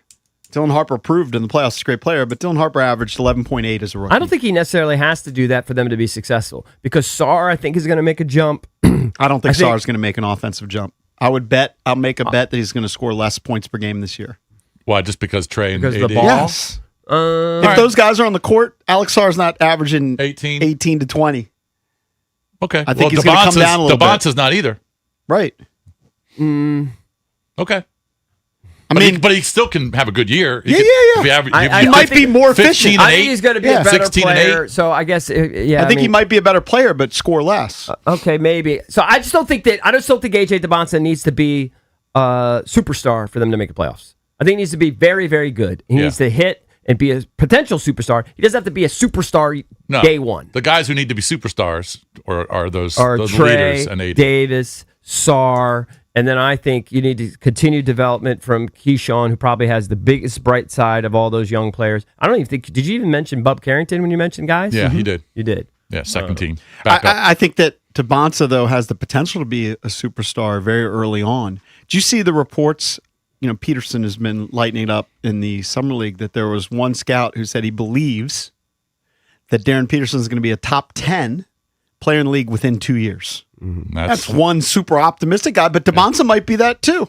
Yeah. Like, it didn't take long for Kevin Durant to become a stud. Didn't take long for LeBron James to become a top player in the league. Yeah. In fact, they pretty much did it right from the start. Yeah, but those guys also didn't have the talent around them that DeBonsa has, right? Did Kevin Garnett have that in Minnesota? Maybe he had Marbury. Well, I said Durant. Yeah. Garnett's a different situation because he came straight out of high school. Right. I think by his second season, he was really doing well. I can't remember his rookie season. I mean, well, Durant, when he came up, was with the Sonics, right? Who'd they have when he first year? I don't remember. Dale Ellis? But my point is that those guys were immediately impactful. Right. Well, I think... Like Wemby was. Right. I just don't know that He's the number one pick in the draft. I don't think we're going to be relying on... Cooper Flagg was immediately impactful. I just don't think that they're necessarily going to be relying on AJ to do that. Cooper Flagg was the number one. They have superstars the number on one this team. option. Okay. That's what I'm saying. DeBonsa's not going to be the number one option. We have superstars on this team. He might turn into the number one option. I hope he does. I agree. I think he should at some point. I think even if these guys all stick around, he'll be the number one option, I think, in year 2. I don't think in year 1 he's going to be. Not with but Trey let's see how and it progresses. Davis. I mean, he may surprise us. Yeah. Let's go to Sean in Falls Church. Sean, what's up, man? You're on with the Junks. Hey guys, thanks for taking my call. Yeah. I definitely think that I'm looking at like 38 to 42 wins for the team. I think that honestly last year could have been 25, so I'm looking for a 15 game improvement. So 40 is kind of where I'm looking at. Again, that does depend on Davis. And I think a lot depends on Keefe. I know that, the assignment last year was to lose games. And he's very good at that. Very good at player development. Right. I think he can be a good coach, but it's a matter of can you coach prove it in that last 5 minutes of the fourth quarter. Right. That's what I just talked about. Yep. I totally agree. Good point. Totally agree. I like him a lot. He so far he did what he was asked. Executed it perfectly. If you get 40 wins, and that's 23 more than this year, but you don't make the play-in, is that a disappointment? I guess. It's disappointment. Sure. I guess. I feel like they're kind of going all in. That's a huge jump, but based on last year, but that's still a disappointment that if they don't make the play-in. I only scantily read this, okay? But I just surface looked at they're breaking down Trey's contract, and it looks like it's more G'd up than you think, and that he's got kind of a big trade kicker for him where he gets like an extra 7% or something if they trade him. Okay. So, like, they're kind of all in on Trey. Yeah. They're kind of all in on Trey. And that's what the numbers say. Sure sounds like they're open, and by the way, they knew the fan base was going to be bitter when they gave him $200 million because there's a lot of Trae Young slander, even here. It seems to me, if I can read the tea leaves at all, they might do something somewhat similar with AD, and people are going to really lose their minds. They're going to really lose their minds if they go all in on AD. They give AD a max? Yeah, or some sort of, or a big serious extension. Money. Yeah. I think AJ DeBonsa, as a rookie, has to be at least as good as Brandon Miller was as a rookie. That was the number 2 pick a couple seasons ago by the Hornets. 16? As a rookie, 17? Brandon Miller averaged 17 points a game. It's quiet because he was on the Hornets. Nobody pays attention to the Hornets. But I think you'll know it when you see it. You'll know it when you see it. I think DeBonsa, by the end of the season, like clearly there's a pecking order right now where you've got these vets who've been all-stars, all NBA players, and Anthony Davis and Trae Young. Yeah. And, we've talked about if you look at their average shot attempts, they're going to be the leaders in shot attempts, right? But I think by the end of the year, DeBonsa should be close to number 1, if not number 1. I don't know how it took a little while for Cooper Flagg. You're talking about for Cooper Flagg. Remember they played him at point guard at the beginning of the year, and then eventually they were like, "We're just handing it over to you." I don't know how it's going to progress, but like couple perspectives. First of all, Trey Johnson, what did he average? About 14, 13 a game last year? I don't think it was quite that high. I think it was 13. Maybe it was 12. It was either 12 or 13. So he'll be better than that. He's a much more complete player than Trey. And I can't remember what my second point was going to be. You just think that the numbers are going to go up just based on the roster. Here's my second point. My second point is 12.2. Trey Johnson. He's going to do more than that, right? So he'll definitely going to be above that. And then he's going to have games where he has 35. Like he's just going to have 35-point games this year. I don't know what he's going to average. I don't know what's going to be night in and night out. But there's going to be games where you pick up the box score and you're going to say, "Oh, did you see what DeMonsa did? He had 9 dunks and 3 threes, and he had 12 free throws, and he had 37." I think it's a little dependent. I think it's not every night. Of course not. That's going to happen occasionally. I think it should happen. I do think it's a little dependent on Trae Young's ability to defer a little bit. And we've heard, Trae Young, if you looked at his average shots per game, it's at a certain level. He's got to bring it down a little bit. Yeah. I think I have faith in him. All right, let's go to Juan in Fairfax. Let's see how many wins he's predicting. Juan, what's up, buddy? You're on with the Junkies. Good morning, guys. What's up? Hey, man. So, this is the factor. This is my point. I think that the Wizards will get 47 wins. Wow. And I think they will be a 6th seed. Okay. Why? So that's a legit playoff team, not a play-in. Why though? I'm gonna tell you why in a minute. And I'm gonna tell you this is the reason why. Because Anthony Davis is gonna prove to everybody that he still has. He's gonna prove to everybody that he still, and he's gonna surprise a lot of people too. He's gonna surprise a lot of people because everybody's looking at him like he can't do this. He's getting injured. Anthony Davis is gonna surprise a lot of people this year. Watch what I tell you.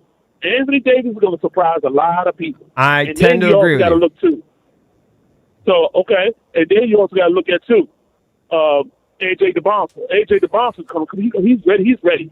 And I already see it. He's ready. He's ready to come out there and start balling and everything. Mm-hmm. And then everybody wants to start looking at Trey, what is his name? The guy we just Trey Johnson? His name, Trey Chris Middleton? Yeah. No, the light-skinned guy. The light-skinned. We just got him from you mean Trae Young? Hawks. Trae Young. He's gonna come out, and I think he's gonna ball too. This whole team is gonna be a good team, man. Watch what I tell you.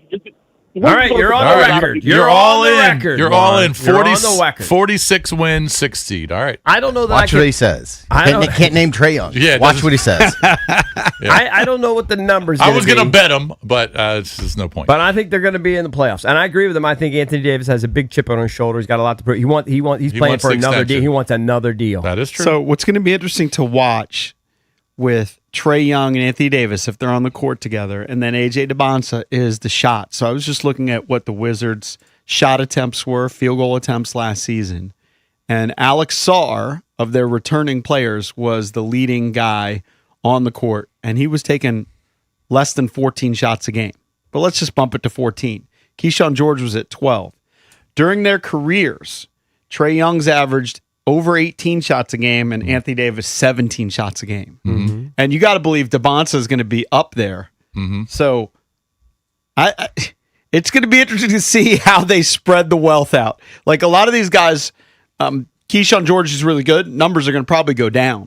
Like I said, I think Alex Sarr's numbers are going to go down. Mm-hmm. Offensive numbers. He might be more efficient. I think that Trae's there's only so many shots to go around. I think Trae is bought in and he's all in and he loves these young guys. I don't think you're just going to see selfish Trae Young, 21-year-old Trae Young. He's got to change his game. He's always been an 18 shots a game guy. He's also been a very high assist guy too. So I think he's going to lean in on that. All right. We'll see. But he's going to have some big games too. He's going to have some 40-point games. Yeah. It hinges on Davis. Davis is a massive piece. Because he can be a 25-point guy if he's 25 and 12. He can do it all. I don't think they're getting to 46 wins. That's a little too. I don't know what the number is. That's a little too high for a team that has so many question marks and a team that hasn't played together yet. By the way, they can be big. Oh, yeah. With Sarr and AD on the front line. They're probably one of the biggest in the league. DeBonsa, if you're playing him at the 2, tall. Yeah. I mean, the numbers are kind of silly now. I don't even know. I'm just interested to see how they come out of the gate, the first month. Yep. Well, can't wait for tomorrow. You get to see A.J. DeBonsa's debut, probably against Darren Peterson, but EB's right. In their third preseason game, they didn't play him. Mm-hmm. Yeah. Maybe they'll play him. I don't know. I think he wants to. I think he's got a chip. Play. Like, supposedly, he said something after the game against Boozer. Yeah. Peterson said something about the game against Boozer. I forget what he said. To Boozer or just about it? That he knew that he was playing Boozer, so he wanted to score against Boozer because he was the guy who was picked right after him. Yeah.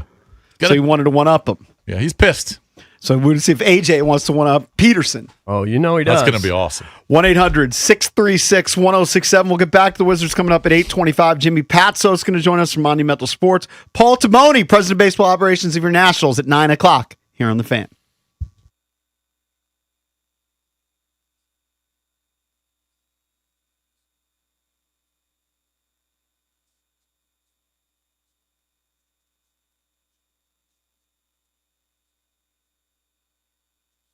Bish here for Golfdom.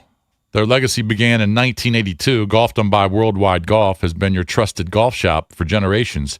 From the early days to the present, they've been serving local golfers with excellent service and expertise. Their goal is to empower your journey with the best gear and advice in golf, all backed by their legendary 90-day guarantee. Golfdom by Worldwide Golf is here to help you get there.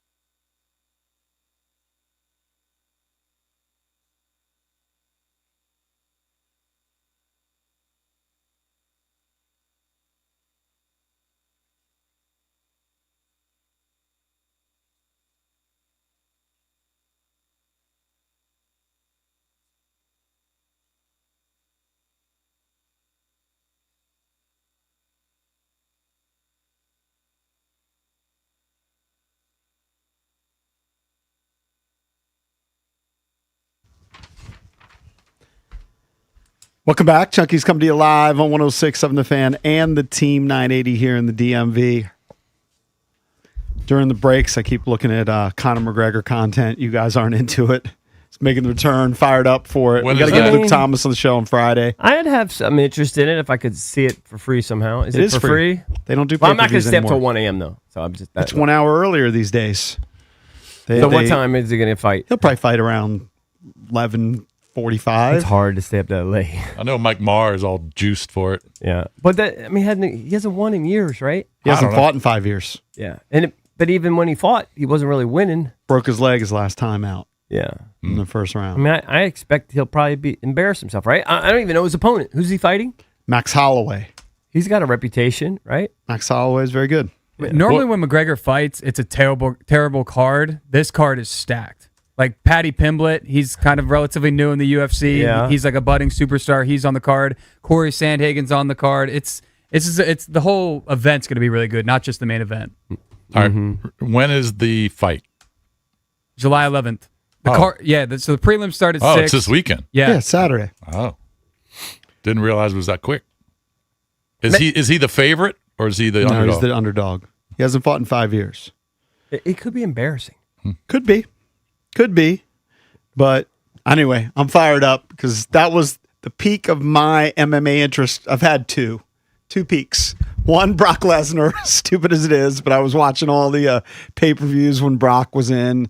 Me and my buddy Rob would come over to my place. We'd order them and watch it. And then Conor's rise. And then You know what you're reminding me of to a lesser extent. It's not there yet. But me when Tiger tees it up.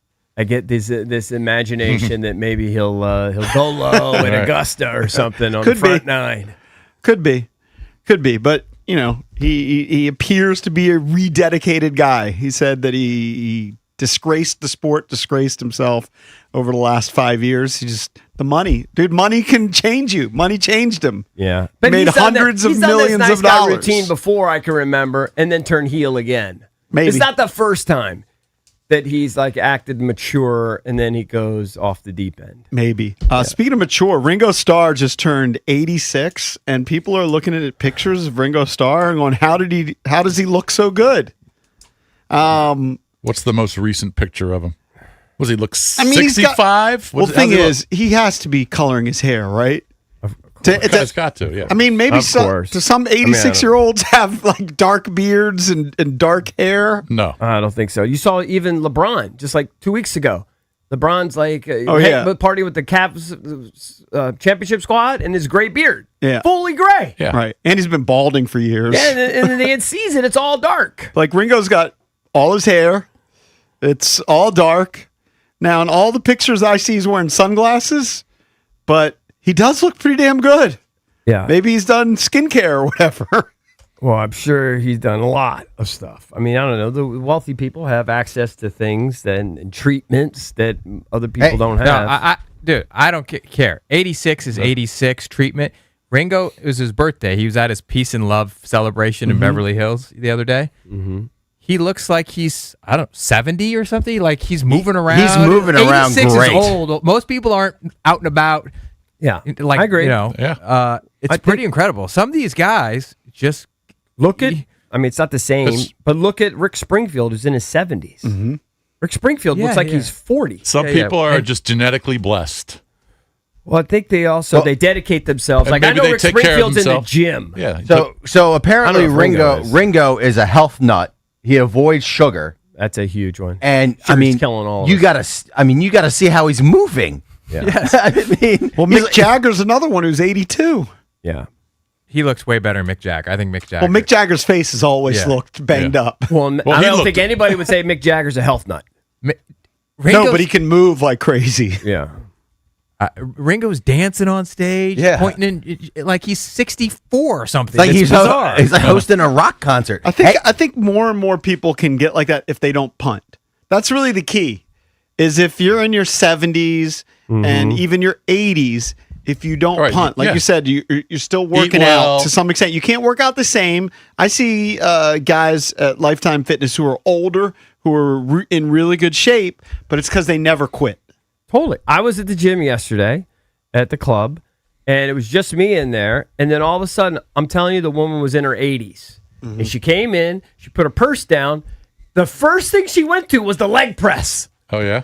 At 80, that's crazy. At 80, dude. She's definitely in her 80s. So and she went into the leg press. Now, listen, I think it was 100, but it was triple digits. Still. She was in their 80s, and the first thing she did, she was rocking out sets, and you could tell she had her whole routine. Then she got her yoga mat, and she was doing all her stretches. She was wearing like a tennis outfit, but she's doing all her stretches. And then she went to the dumbbells, and she had a routine. And then she did a couple of the leg extensions, and she was in and out in about 20 minutes. Hey, there's a side by side of Ringo at 86 and then Ringo as a Beatle. He looks better when he's 86 than he does as a Beatle. I'm not gonna lie. When he had the terrible haircut. And then I mean, you he has no wrinkles. I mean, it's kind of crazy. You see guys like David Hasselhoff, who's 73, and he looks like he's 110. Mm-hmm. Like, I don't understand. Does Ringo drink? Because Hasselhoff, a total alcoholic. Maybe that what it ages was. you. I mean, I don't know. I fell assume off. that Ringo probably does, but if he's a health nut, maybe he's not Maybe he drinking doesn't. a lot. I mean, drinking just makes you. I mean, I can't look old imagine as an hell. 86-year-old is going to be drinking a lot. I don't know. Some guys like to drink every night. You know, I'm just saying, cocktail maybe. every night. Ringo's. If he's looking like that, he probably If does. he's a health nut, he's probably not a huge drinker. Right. If he's a health nut, I think the Good keys for are, him. and yeah, certainly I know as I've gotten older, way more conscious of my health and eating better and trying to drink less. And they all say, you got to lift weights. You got to lift weights.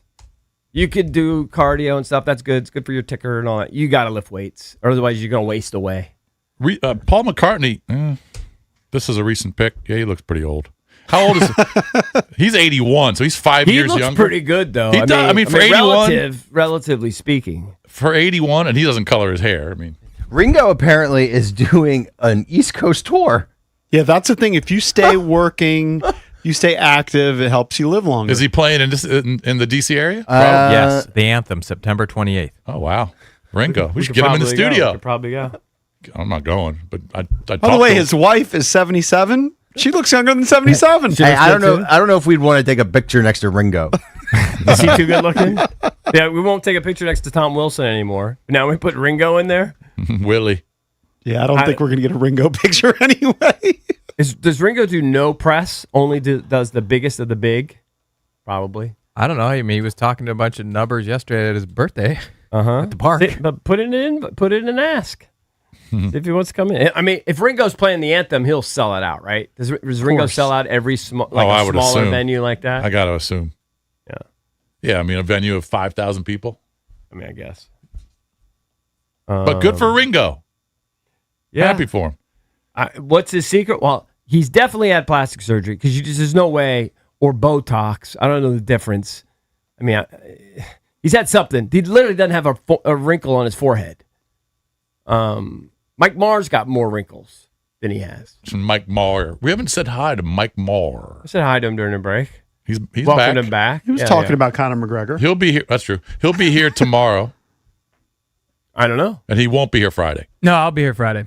Oh, you will. Lock. Guilted him in a little bit. Yeah, you guilted him in. Well, and I want to hear what Luke Thomas got to say. Not that I can't listen from home, but you know, Can interact. yeah, Exactly. I mean, I'm really, That's a really big difference. Really fired up, and I enjoyed talking to JP about it. I know he's, psyched. You're actually gonna forego your typical UFC party at your house, right? Because you want to concentrate, and you're going to your brother-in-law's. Yeah, I think I'll be in Leesburg for it.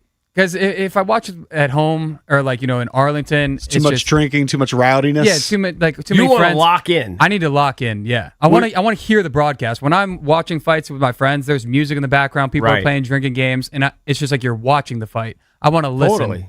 Yeah. Yeah, no, I get it. That's like that's how I like to watch Skins games. I need to lock in, and even usually it means hearing the dumb announcers too and their analysis. Yeah, definitely. When you're watching with a bunch of guys at a party or at a bar, it's but hard to follow. You miss things. You miss a ton of things. Can't remember what it was. I watched something the other day. It was one of the games, one of the World Cup games. I was watching. It was Team USA. Yeah, and I tweeted about it. I was like, I watched this game. When they gave Balogun the red card, what is the consensus? Because I couldn't hear the analysis. I didn't know what the analysis was, right? Because we were out at a restaurant, and I wanted to know what people were saying. Because you don't get it when you just watch it from afar. Yeah, I get it. Have you been watching a lot of the halftime analysis and post-game analysis? Yeah. Of like Team USA? Team USA. Or just just any of the all games. Yes. I watched a lot of Henri and Yeah. Zlatan do not like Alexi Lawless. They just disrespect him. It seems like I think Alexi's- he says something, they get bitter. They almost like do their own sideshow. I think you were away, and Drab said that everybody in the soccer world doesn't like They don't him. like No, Lawless. I brought that up that everybody Yeah. hates him. Yeah. But in particular, you see Henri, and sometimes like Lawless will say something, and it's like they go, you know what? We're legit players. We'll Right, give you right. the analysis. Yeah, but Lawless which was is good. I agree. He was a good player. I agree with you. Impactful player. I'm just saying that's what it appears to me that they have a disdain. It feels for like him. Lawless thinks he knows everything. He has like a Jay Billis arrogance to him. Jay Billis has a little. So I can kind of arrogance to him. see why, and I agree with you on how they react to each other.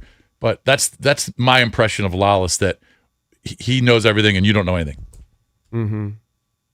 Like But I Henri don't know. did this- I don't know about the. Henri, he did like a 2-minute dialogue about the Balogun red card being rescinded, and he didn't agree with it with FIFA, even though he Right. thought it was the just outcome. And Lawless was trying to poke it, and he was just like, "Zip it, zip it over there, zip it over there, redhead." Is that what he said? I didn't. That's how it kind of came off. I didn't see that part, but Yeah. I have noticed that. Coming up next, there's been a lot of drama surrounding Brandon Ayuk. Should the Commanders be looking for a more drama-free wide receiver? We'll tackle that next here on the Junkies.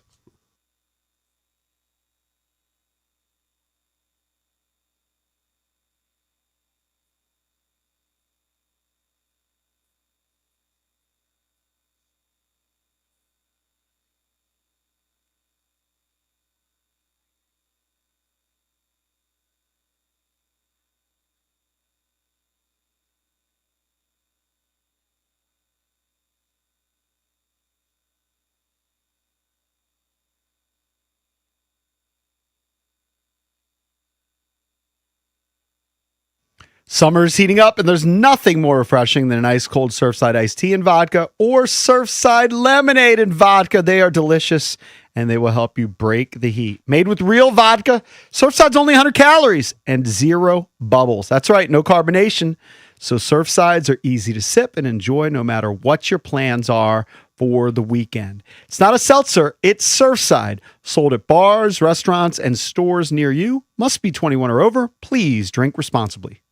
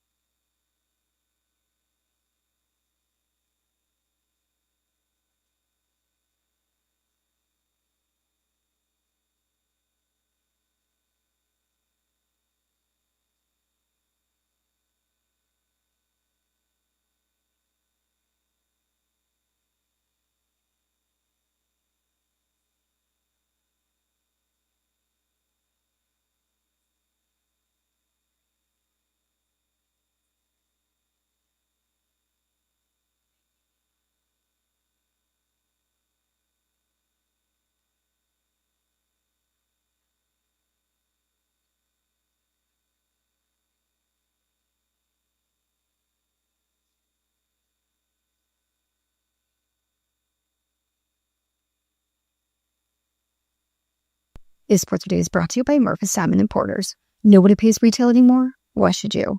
Former All-Star Chris Middleton is rejoining the Wizards from the Dallas Mavericks via a sign-and-trade deal involving 6 teams, according to ESPN. Per the report, Middleton agreed to a 3-year, $17.6 million contract that facilitated the deal and will join the Wizards alongside a 2033 second-round pick from the Mavericks. The Clippers, Pistons, Bucks, and Grizzlies are also involved in this deal that was in D'Angelo Russell, a 2029 second-round pick, a 2032 second-round pick swap, and a 2033 second-round pick from Washington to Memphis. And over in Major League Baseball, James Wood hit his 25th home run for Washington, but it wasn't enough as they lose to the Astros 6-3.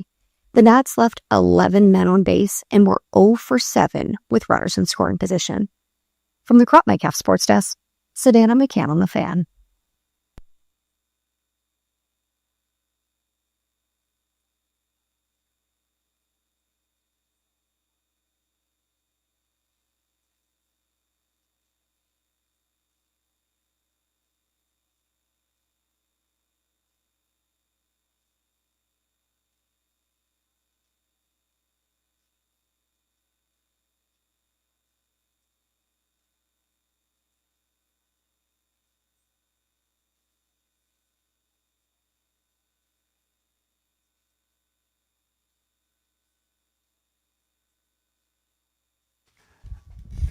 We're still mocking Team USA. We can't stop. We're just still mocking them. I mean, it's just embarrassing. It's embarrassing. I think we're going to talk about American soccer a little bit later in the program, but we wanted to get into the Commanders. And I can't remember when the Ayuk thing came out yesterday, his latest one. Did you guys talk about that on the show yesterday? We didn't talk about his latest one. We talked about his guarantees being voided, and they, it actually happened in November, but they didn't talk about it till later. We didn't talk about that. Yeah, no, because that kind of came out later. I mean, he had the one thing I'll say is he is pot committed, to use your poker term, about coming to the Commanders. It's weird because he had the whole diatribe. I didn't have a problem with what he said. I don't know when this came out. My buddy just texted me when he said, "I will not be reinstating with them, nor ever doing any kind of business with them. I'm locked in, focused on my opportunity to return to the field this season." I'm fine with what he said there. Yeah, but I just don't know how that works. So I think procedurally, he has to. Yeah. That's the problem. But I don't think he understands what's going on. But at least he's not posting stupid videos. I don't have a problem with him posting. Right. I'm locked in mentally. I want to play. Right. That's a little bit more in the right direction. The problem is I'm not sure he understands. Mm-hmm. I'm not sure I understand, to be frank. But I'm not sure he understands the process to be eligible to potentially even meet with the Commanders. He has to do something with the 49ers. Did you guys say? Did you guys play the Scott McCloughan audio? No, not in the last day or so. No. Valdez, maybe you can find this. So I don't know if he was on with Sheehan, but Scott McCloughan made a point that that I hadn't heard before. He said when he was being drafted, they were looking into Brandon Ayuk at Arizona State. And I think I read this quote. McCloughan had a relationship with Herm Edwards, who was the coach at the time. Yeah. And Herm said he's a wild card. Right. And basically said that there's some days he's going to be great and be good, and some days you don't even know if he's going to show up. Mm-hmm.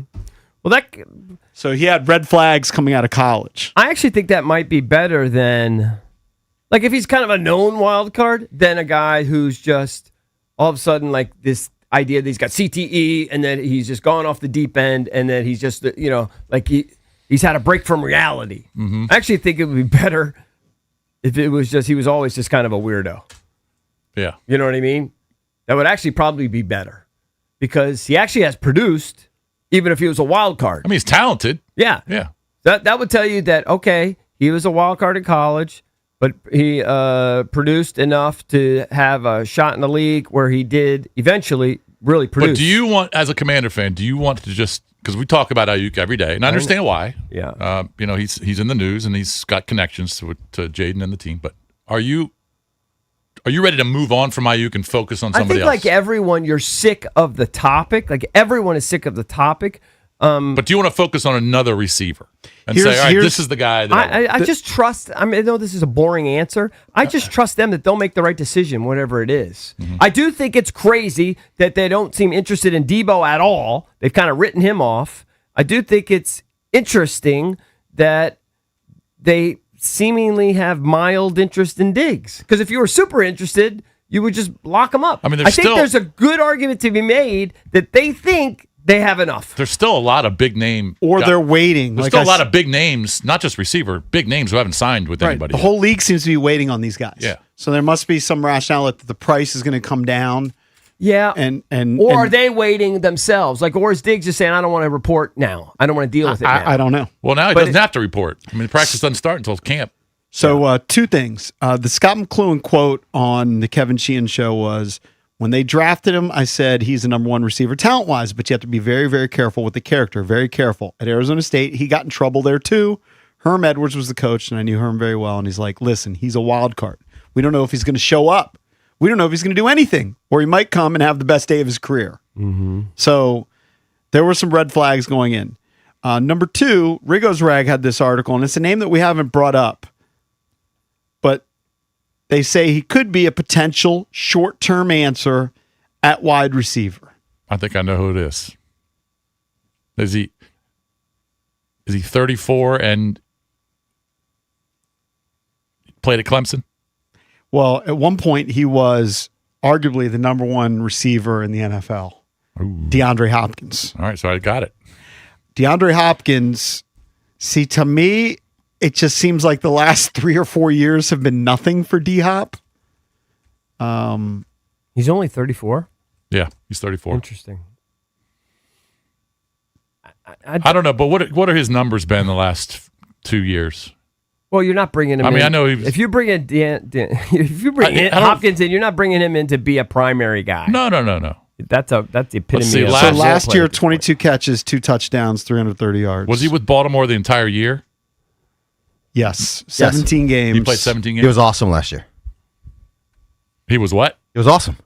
Because he was. Yeah, I mean, every time you threw it to him, just productive when he was on the field. Yeah, he was productive when he was on the field. Yeah. All right. Drew a lot of pass interferences. Caught everything that was thrown to him. He's always been that type of receiver. Caught every ball that was in tight coverage. Could win one-on-one balls. I mean, don't just look at the stats. I thought he played very, very well. When he's on the field, he's productive. The last 1,000-yard season for DeAndre Hopkins was 2023. So in 2024, he only played 6 games, 15 catches. Well, actually, no. He played 6 games for Tennessee. He played 10 games for KC. So he did have 56 catches. All right. So Brian Diardo from CBS Sports did a breakdown of all the free agents who haven't signed yet and the best fit for all of these players and teams. They've got Diggs as the best fit for the Commanders. Mm-hmm. It makes all the sense in the world to me. They've got Hopkins the best fit for Buffalo. But here's the thing I can't reconcile. If the Skins feel the same way, why don't they just go and lock him up? Why would they wait around and let other teams potentially sign him? They obviously don't feel like it's, in my opinion, they don't feel like it's a super high priority at this point. Yeah. Because they would lock it down. They would not let anybody else potentially go in there and steal their guy. I don't think they would. You could be right. But there are Makes no sense. There are a bunch of big names, free agents who just haven't signed with anybody yet. So I don't know. That's because nobody particularly is desperate to have them either.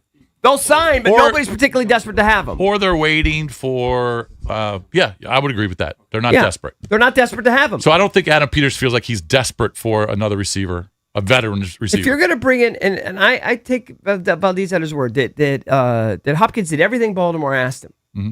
They can get 22 catches out of Van Jefferson. Or Treylon Burks. They can get 22 catches out of those guys. Not to say that they're better than Hopkins, but they could get 70 catches from Stephon Diggs. I agree. And they got 70 catches from Deebo Samuel last year.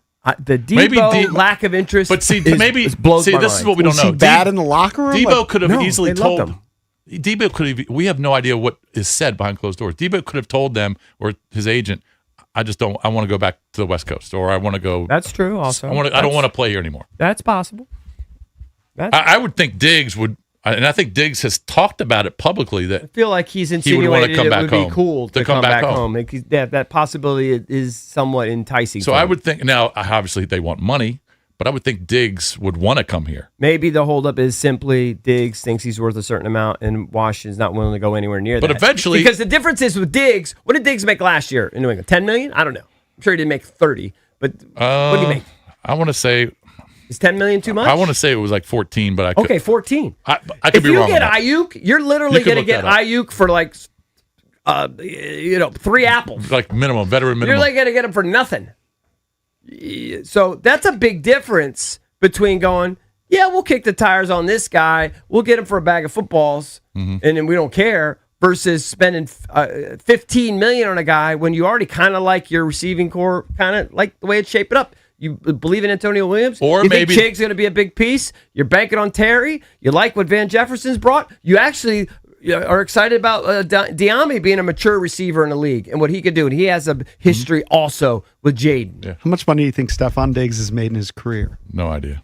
130. I'm going to say $100. $157 million. Yeah, he yeah. made 19.8 last Oh, so year. he made 20. With the Patriots. Year before that, with the Texans, he made 29.7. I think that's the answer. Why have they not reached out to Diggs? Because he wants $20 Diggs- million. Yeah, because Diggs. All right, you so know, maybe they're waiting for other teams to back off and then see what the best offer is, and they come down, But maybe and give them 10. But maybe they think, well, hold on, that's still a big difference between giving Ayuk maybe $2 million and a bunch of incentives. I know, but Diggs, you don't have the mental issues. Agreed. But they may not. But they may think we don't really need it. Chig's going to catch 70 balls. I know. Terry Healthy's going to catch 75. I'm just throwing it out there that they might still be interested I in think a guy Antonio like that. Williams is going to catch 35 or more. I really think he's going to be a contributor. You've Diami's already got said, these you've already balls. gone on record and said they're not going to sign. We gave you the 5 names, right? I don't remember. Didn't you say that? Diggs, Tyreek, Ayuk, Debo, and Keenan Allen. You said You they're asked not. me last week after the latest saga because And- I had assumed all And you along. said they're not going to sign any of those. I had assumed all along that they would sign Ayuk. Now I don't know. Now you're backing off. Yeah. Now I just don't know. I don't know. I mean, I could just see them being fine at receiver. That's what I think. Being fine versus now, if you could get Stephon Diggs for the same price you could get Ayuk, well, of course you sign him. Yeah, but I don't think Diggs is going to go from 19.8 to 2. Exactly. Yeah, he's going That's to want. why it's probably He's not. going to want 15. That's why it's probably not in play, Yeah, right? it's a great possibility. I don't know. It's got to be a money thing. but they have money to spend. Yeah. So if you're going to improve your roster Yeah. and prove that position, why not spend it? See how much they are. See how much under the cap they are. I thought it was in the 40s, wasn't it? Still Well, who else did they sign now? after the draft and everything. Oh well, the draft. All right, they're still under the cap. I'm sure So- they could still fit Yeah, but in. you want to have Diggs. flexibility to make. So not moves. signing Diggs may be. Look, the guy's still putting raise hail and saying go Commanders. It may be like, I don't believe this anymore. It may be that the Commanders are still in on Ayuk. They're just playing the waiting game for Ayuk. I think it's possible. Again, that's why I say it might be good that he was known for being a wacko in college. Let's just say that Herm Edwards is correct. Well, Adam Peters was with him in San Francisco. He knew he was a wacko. This might not be surprising to Adam Peters at all. Not new to him. This is not new to him, and he knows he still balls on Sunday if you play him and you get in this the right environment. It's possible. It's possible, sure. McLuhan, by the way, when he finished his statement on the Kevin Sheehan show, this is what jumped out at me. He said there's going to be bad days. There will be good days. First year, he'll be fine. Then all of a sudden, you get the comfort zone. Then you better hold on. And if you have a locker room that can control that, then power to you. But if you don't, he'll eat you up. It's all about him. The only thing I'll So say do you want is, a guy that's going to eat up your locker room and be all Well, about him? do we have confirmation or clarification on what the to me he did kind of cross the line. For me, the only time he really crossed the line is when he started taking shots at Jaden, And his who's mom. alleged That's is mom, alleged boy. Right. Okay. Now, if that's just joking and they both know they're joking, I'm fine with it. But Did do we ever know figure that? out what B-ski meant? Yeah, or Rob looked Bree-ski it or up. B-ski? He looked it up. I can't Whatever remember what he said. But is there any resolution on that? Because there were some people that were acting like Jaden was in on it. They start following each other again? I don't know. I don't know.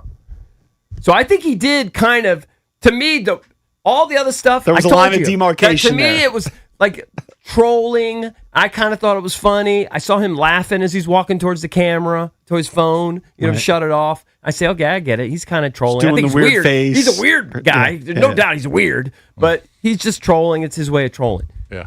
He crossed the line when he started taking shots and did a complete 180 on his alleged boy. All right. That to me, if there's still beef there, then he literally psychotic if he thinks he's going to have beef with Jaden and sign with his team. Correct. I mean, the chances of that happening are zero. Zero. Right.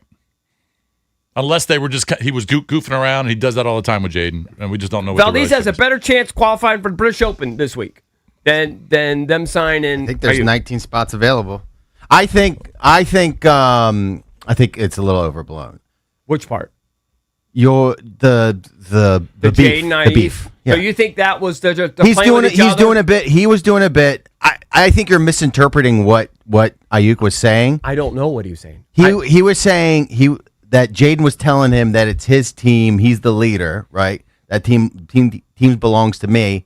And then Ayuk is going, how can you say that when you run behind your mama? How can you be the leader of the team? Jaden didn't say that. No. Ayuk is saying that Jaden told him that he's the leader of the team. If you go I thought it was him saying, I'm the leader. No. I thought what I interpreted. He said, you got to listen closely. He's saying five told me that he's the leader of the team. He's the leader of my team. How can you be the leader when you go hide behind your mama? Right. Okay. All right. Good. That's a nothing dig. burger to That's me. not complimentary. Yeah, to me, unless they're just like, they like to break each other's balls all the time. And that's just the thing. Then it's fine with me. I hear you, Valdez. We've broken each other's balls for years. I don't think we've ever joined on each other's moms. Like there is a line. No, we haven't. Not really. I mean, not joining on his maybe mom. you guys They're have, joining on Jaden. Yeah, it's true. Yeah. Well, he says, he's hiding behind Hey, his your mom. mama's boy. If your interpretation is correct and he's just breaking balls, then why the unfollow bit? I don't. That'd be a master troll job. Then that's in Jaden in on the bit. Right. If they're in on the bit, and then one day you're going to see a video with their arms around each other and saying something like "gotcha," okay, kudos to them. But it just doesn't seem like that. Is it? Five gonna text me talking about something. Five's going to text me talking about something. That's what he said right there. So, okay. All right. You on my team now. You follow my rules. You're on my team now. You follow my rules. Five texted Brandon that you're on my team now. You follow my rules. And then he goes on to say, how can you say that when you... Okay, I want to hear it, though. Let me hear it. Start it from the beginning again. I like it. Five gonna text me talking about something. You on my team now. You follow my rules. Boy, I'm a grown-ass man, boy.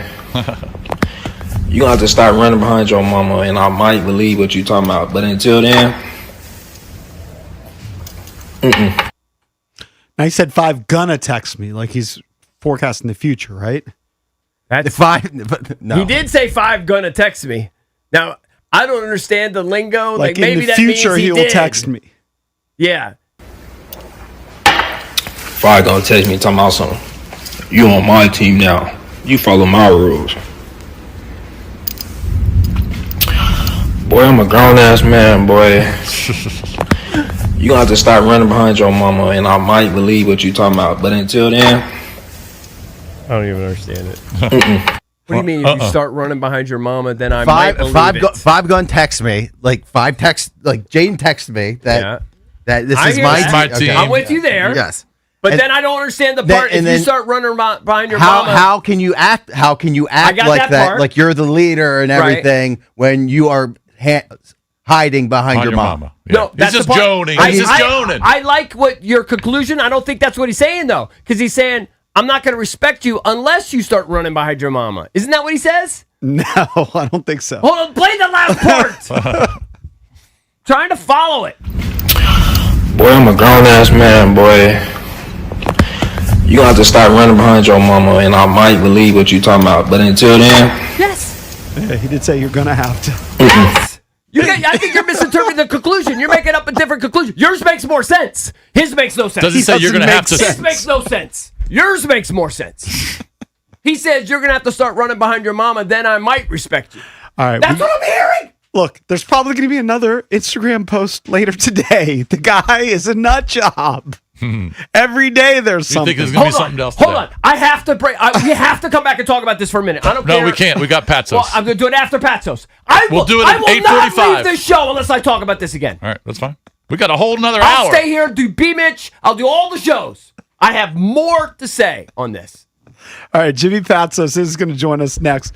We'll talk about A.J. DeBonce's Summer League debut, the Wizards adding Chris Middleton to the lineup, and how good they can be this coming season.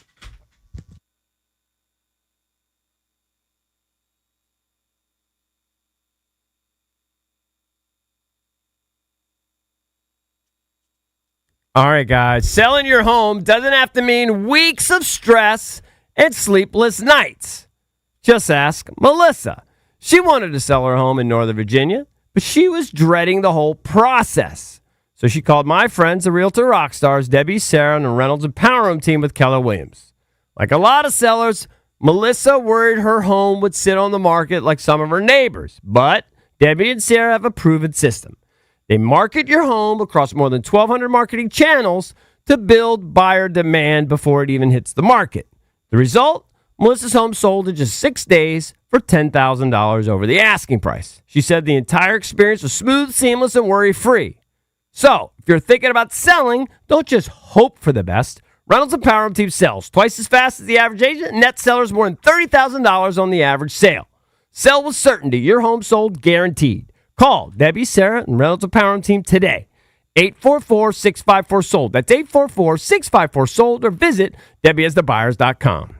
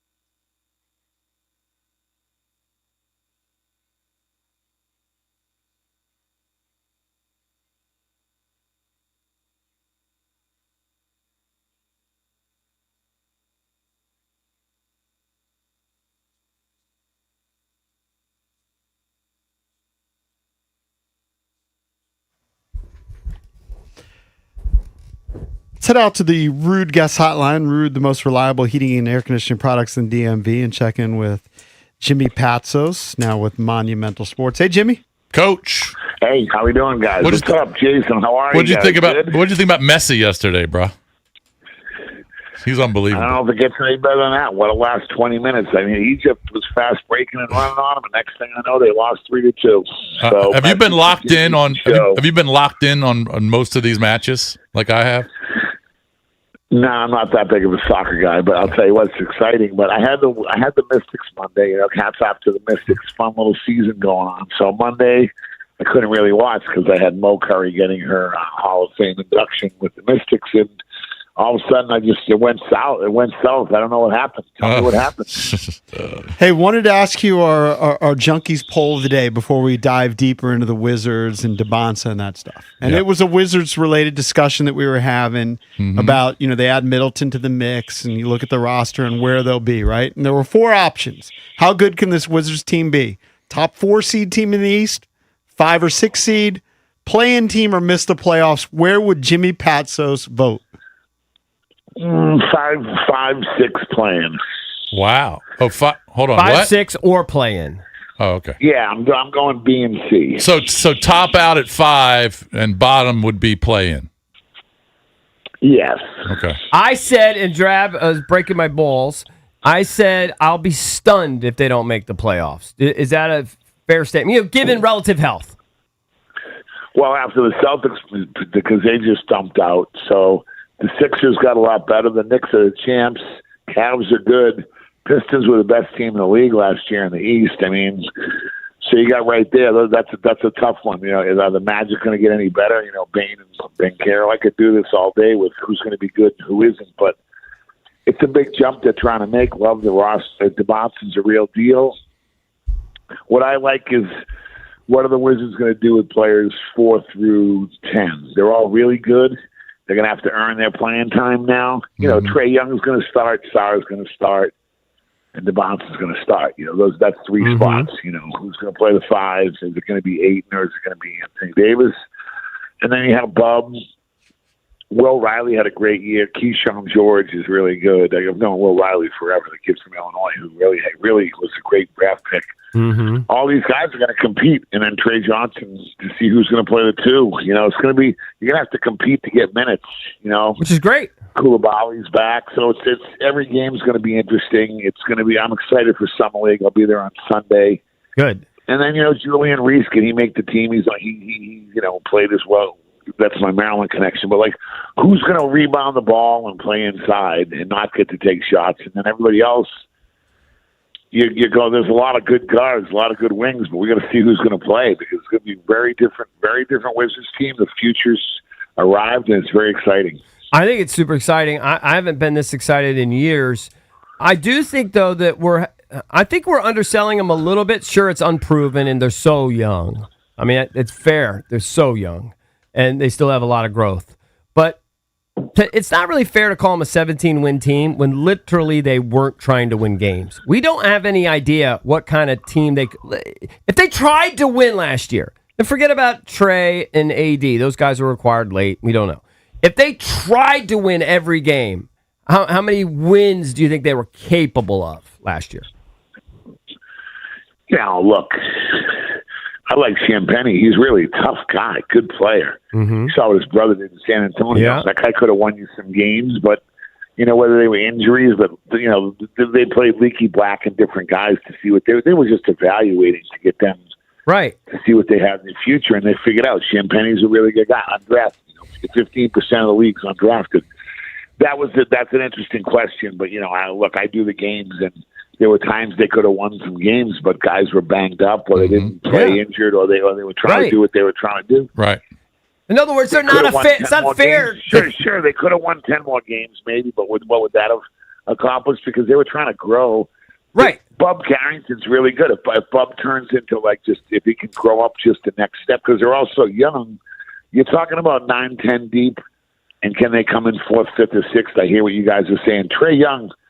He's like Tiny Archibald for anybody old listening. When he led the league in scoring and assists, right? And then Bird showed up. Bird Larry Bird shows up on the Celtics and Tiny Archibald, wins the title and goes to 3 straight finals and all that.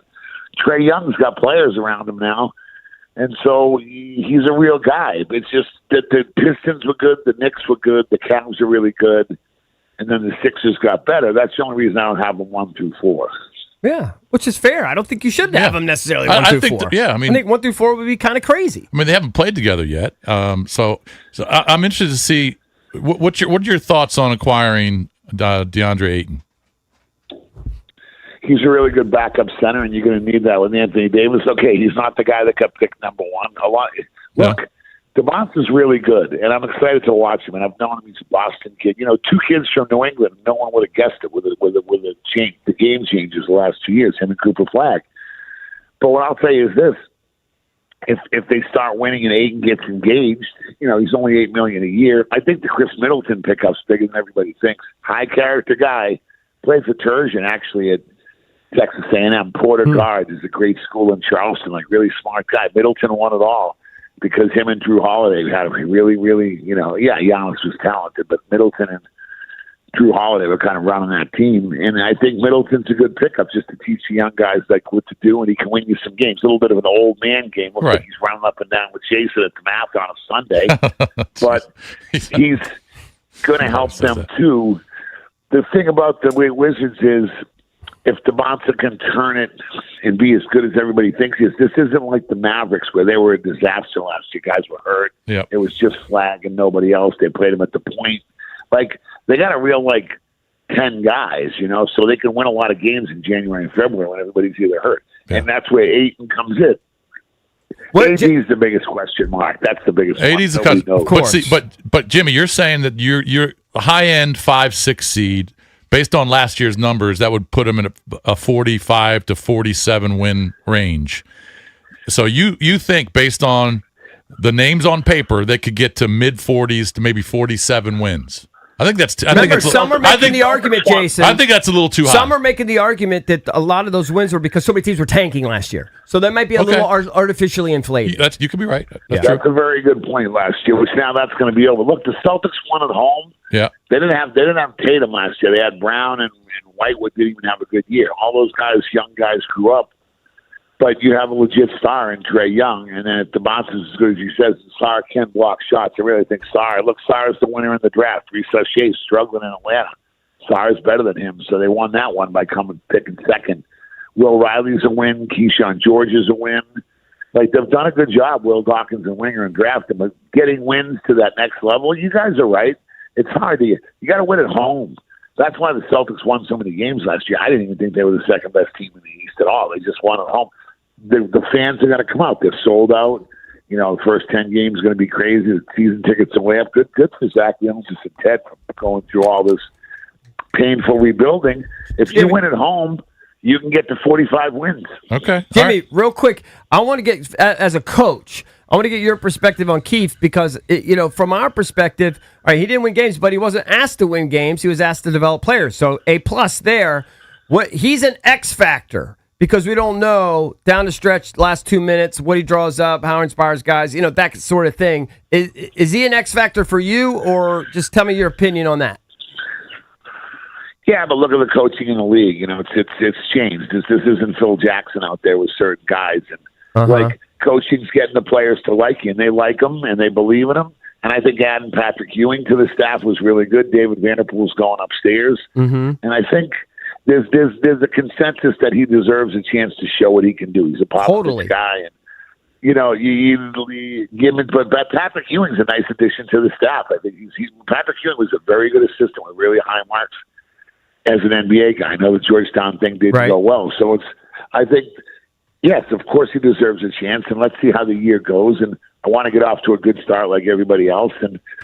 It's going to be exciting. The 2 games on TV, watch the 2 games. This Will Riley might be my X factor. This guy might be a legit starter for the next 10 years in the NBA. I love him. He really can score. Yeah, you can. I love him. His little all right, wiggle. Jimmy, before we let you go, tomorrow night, right? We got the Wiz playing the Jazz. We've got AJ playing. Is DP going to play? We think DP will play just based on it's AJ out there. He didn't. Now DP didn't play last night, but they could have just been giving him the night off because he's already played, I think, 3 games. What are your expectations on how AJ and DP play? Look, they went at it in Nike. They went at it, in college at Kansas and BYU in terms of that kind of stuff. Like, I'm sure these guys want to play. It's the main game on TV. And Peterson came out and said some good things, like how he wanted to show that Boozer wasn't the third play. I mean, it wasn't close to him. In other words, he kind of had 21 on 10 the other night. I think he's going to play, and Peterson should play. I think the Bounce is going to play the first two. After the first two games in the Summer League, I've been there before. By the way, next year the Wizards should have a big contingency out there. Summer League's fun. There's 2 games going on at once in 2 gyms. It's really good. You see the rosters are going to be crazy because now everybody went to 5 schools. But you always used to look at where guys went. They want to win, I think it's. But remember, it's going to be nerves. Remember, Sarr didn't play well his first game. He didn't make a jump shot. I was there in Summer League, and he's turned into a really good player. But it's going to be. Is it going to be fun for the TVs to watch? Yeah. And Peterson, he wants to play. Yeah. He's going to prove to everybody that he should have been the one. There was so many things going wrong out there this last year that I don't think that's who he is. But I like the Bouncer as the pick myself. I think that's what we need. You got a starting 3-4 for the next 12 years, and he's a real star, and he's a real tough guy, and he's kind of an alpha in that locker room. He's going to bring. There's not going to be as much joking around and fun in there, and I think you saw what that did with the Spurs after a couple of years going to the finals because. The avatar out there wasn't letting. He was a very serious, wants to win guy, and took over the locker room, Wemby, and that's what.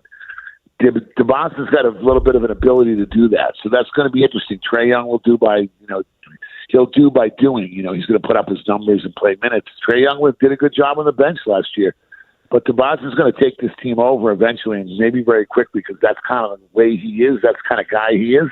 So I'm really looking forward to seeing how this thing shakes out. And you guys did a great job at the draft party. Everybody was very excited, and it was a big night because you guys were there. Jimmy, we got to roll, and because you were there, Coach. Thank you, Coach. Appreciate it. See you, bro. See you guys. All right, man. Jimmy Patsos. He could literally talk for an hour straight. Yes, he could do an hour straight commercial free. He's funny though. He's awesome. Yeah. All right, that was Jimmy Patsos on the Wizards, of course. Their Summer League debut tomorrow. By the way, James Wood's dad texted me. Mm-hmm. His nickname is Woody. So there you go. Got to change it. Everybody in the clubhouse and dugout calls him Woody. Coming up next, we'll give you a chance to win some great prizes. We have tickets to a couple of concerts. You can call in now, 1-800-636-1067 on a game show Wednesday. That's next. Don't go anywhere.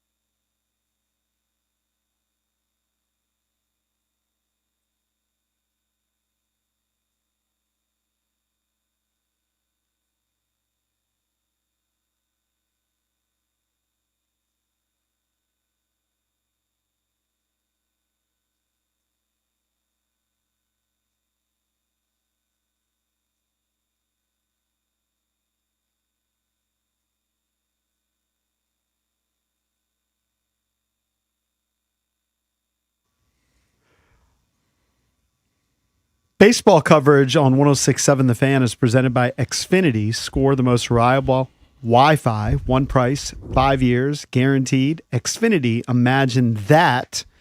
We will talk more baseball coming up at 9 o'clock. Paul Taboni, President of Baseball Operations for the Washington Nationals, joins us. Mm-hmm. So you don't want to miss that. But right now it's Game Show Wednesday. We have tickets to go see Joe Bonamassa and Government Mule. We also have tickets to the R&B tour that stars Usher and Chris Brown on the line. We will play the leaderboard. Punch up our contestants. If they get it right, they will win the prize. I don't remember the leaderboard. I'll explain it as we go along. So one at a time? Yep, one All at right, a time. Let's go to Tyler in Crofton. Hey, Tyler. What's happening, boys? Tyler, Hey, we're buddy. playing the leaderboard. Right now in the World Cup, Messi is the leading goal scorer with 8 goals so far. Can you name one of the 2 guys that have 7? Mbappe. You're a winner. Congratulations. You win 2 tickets to see Joe Bonamassa and Government Mule Wednesday, July 29th at Wolf Trap. Tickets are on sale now. For tickets and more event information, visit thefandc.com/events. Mbappe's got 7. Who else has 7, Jason Bishop? Holland? Holland, correct. All right, let's go to the next Say contestant. Holland like the country, but his name is last Right. name is Holland. How big is that dude, actually? I think Sebastian told us in cleats like 6'5". Man, Is what that an right? Or did he say 6? absolute Or did he say 6'3", monster. Drabby? Holland, but 6'3" or 6'4"? I thought he was 6'4". That's Yeah. what his list. I mean, He looks like a so big. I know, big and ugly, but he's ugly. he's awesome. Let's go to Ricky, Front Royal. Ricky. Morning, boys. Morning, buddy. All right, Ricky. Ricky. Playing the leaderboard, this Brewer currently leads Major League Baseball with 167 strikeouts. Can you name them? Nope, I'm out. All right, let's go to the next contestant. You want the same question? He's not a Yeah, batter. same one. He's not All a right. batter. Ben. Hey, Ben. Oh, man. This pitcher. Oh, man. Oh, this man. pitcher. I'm sorry. All right, he doesn't, know it. He doesn't know. Yes, I didn't clarify. He's not a batter. He's a pitcher. Right. He's on the Brewers. Has 167 strikeouts. Go to Shane Woodbridge. Shane. Shane, can you name that pitcher? No. Let's go to. We got to ask a new question now. You want me to ask a new question? I'm boycotting. All right, that is Jacob Mizrowski. Yeah, had 11 more last night. Yeah. Guess he's not a big enough name nationally yet. Well, he should be. He's the best pitcher in baseball. All right, let's go to the next contestant. Let's go to Ben in Bristow. Ben. Ben? This is Dan. All right, it's Dan. Okay. Dan playing the leaderboard, giving away tickets to Usher and Chris Brown. Can you name the commander receiver who led the team with 5 touchdown receptions last season? Name that commander. Debo. It was Deebo Debo. Samuel. Congratulations. We're going to hook you up with tickets to the R&B tour starring Usher and Chris Brown Friday, July 10th at Northwest Stadium. For tickets and more event information, visit thefandc.com. That is courtesy of Live Nation. Mm-hmm. Yeah. Debo, who they have no interest in, led the team in touchdown catches and receptions and everything. So crazy. Maybe it's just that they know those guys want to make a certain amount and they just, that's got to be what it is. Yeah. It's just financial. Yeah, But maybe. it doesn't mean just because I heard it, but what I heard was that everybody loved Debo. Mm-hmm. It's not like he was a locker room distraction or anything. Guys love him. Yeah, I hadn't heard that. Yeah. Yeah, it could be just a financial thing. Yeah. I don't think it's a fit thing. I mean, he would fit here. I think he would fit. And I think Diggs would fit. But I think the Diggs thing is also a financial thing. Yeah. All right, do you have more? We have one more pair of tickets to go see Joe Bonamassa and Government Mule. Let's go to Alton in Richmond. Hey, Alton. Alton? Yes. Alton, we've spent a lot of time talking about the Wizards today. Which returning player led them in scoring last season? Is these for the Chris Brown tickets? What? No, we just gave away the Chris Brown He's a tickets. prize whore. He just wants to know exactly what he's playing for. Yeah, because, I don't know these other group, but I know the answer, but I just thought it was... All right. He's not interested. Let's go to Keith. He wanted to go see Usher and Chris Brown. Sorry. Keith and Laurel. Keith. Morning, boys. Hey, bud. Keith, which returning player for the Wizards led them in scoring? Czar? Yes. Right. Did he say Czar? It's good enough. No, It's good enough. it sounded like Czar, but I think he said Czar. Okay, Alex Czar did. Yeah. 16 points a game last season. Congratulations. You get the 2 tickets to go see Joe Bonamassa and Government Mule. That's Wednesday, July 29th at Wolf Trap. Tickets are on sale now. For tickets and more event information, visit thefandc.com/events. I thanked him the other day, but thanks again to our guy Bernie over at Wolf Trap because he helped me out with an auction, and that was the top prize. Apparently, there was like 2 families going back and forth. There was a bidding war. Just to go to any show. It was any show in August with the parking passes and set it up. And there's some good acts coming up in August at Wolf Trap. Right. I got to look at this schedule again. All right, coming up next, Paul Timoni, president of your Washington Nationals, joins us next here on the Junkies.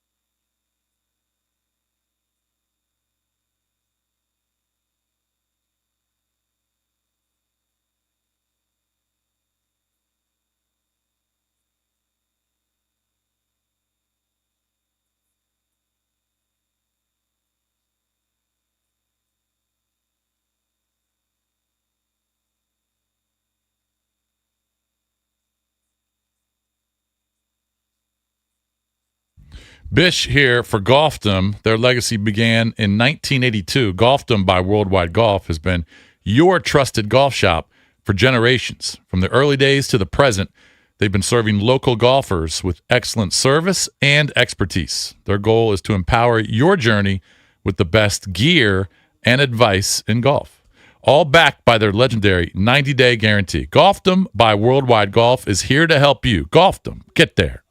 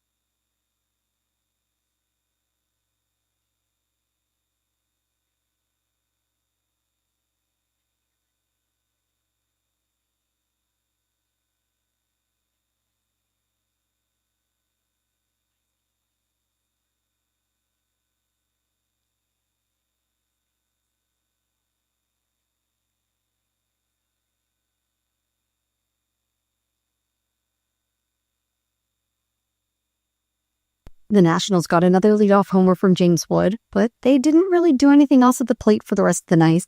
They lost to the Astros 6-3, setting up a rubber match for tonight at 6:45 p.m. As always, you can listen live right here on 106.7 The Fan. Your World Cup update: Argentina produced one of the great World Cup comebacks, beating Egypt 3-2 and reaching the quarterfinals. Switzerland beat Colombia 4-3 in a penalty shootout, reaching the World Cup quarterfinals after a goalless 120 minutes in Vancouver. And moving over to the NBA, Chris Middleton has agreed on a 3-year, $17.6 million deal with the Wizards via sign and trade with Dallas. Middleton's return to Washington is folded into a 6-team trade between the Pistons, Grizzlies, Clippers, Bucks, Mavericks, and Wizards. Washington sends D'Angelo Russell and a few picks to Memphis in the deal. From the Crop Nightcap Sports Desk, Savannah McCann on The Fan.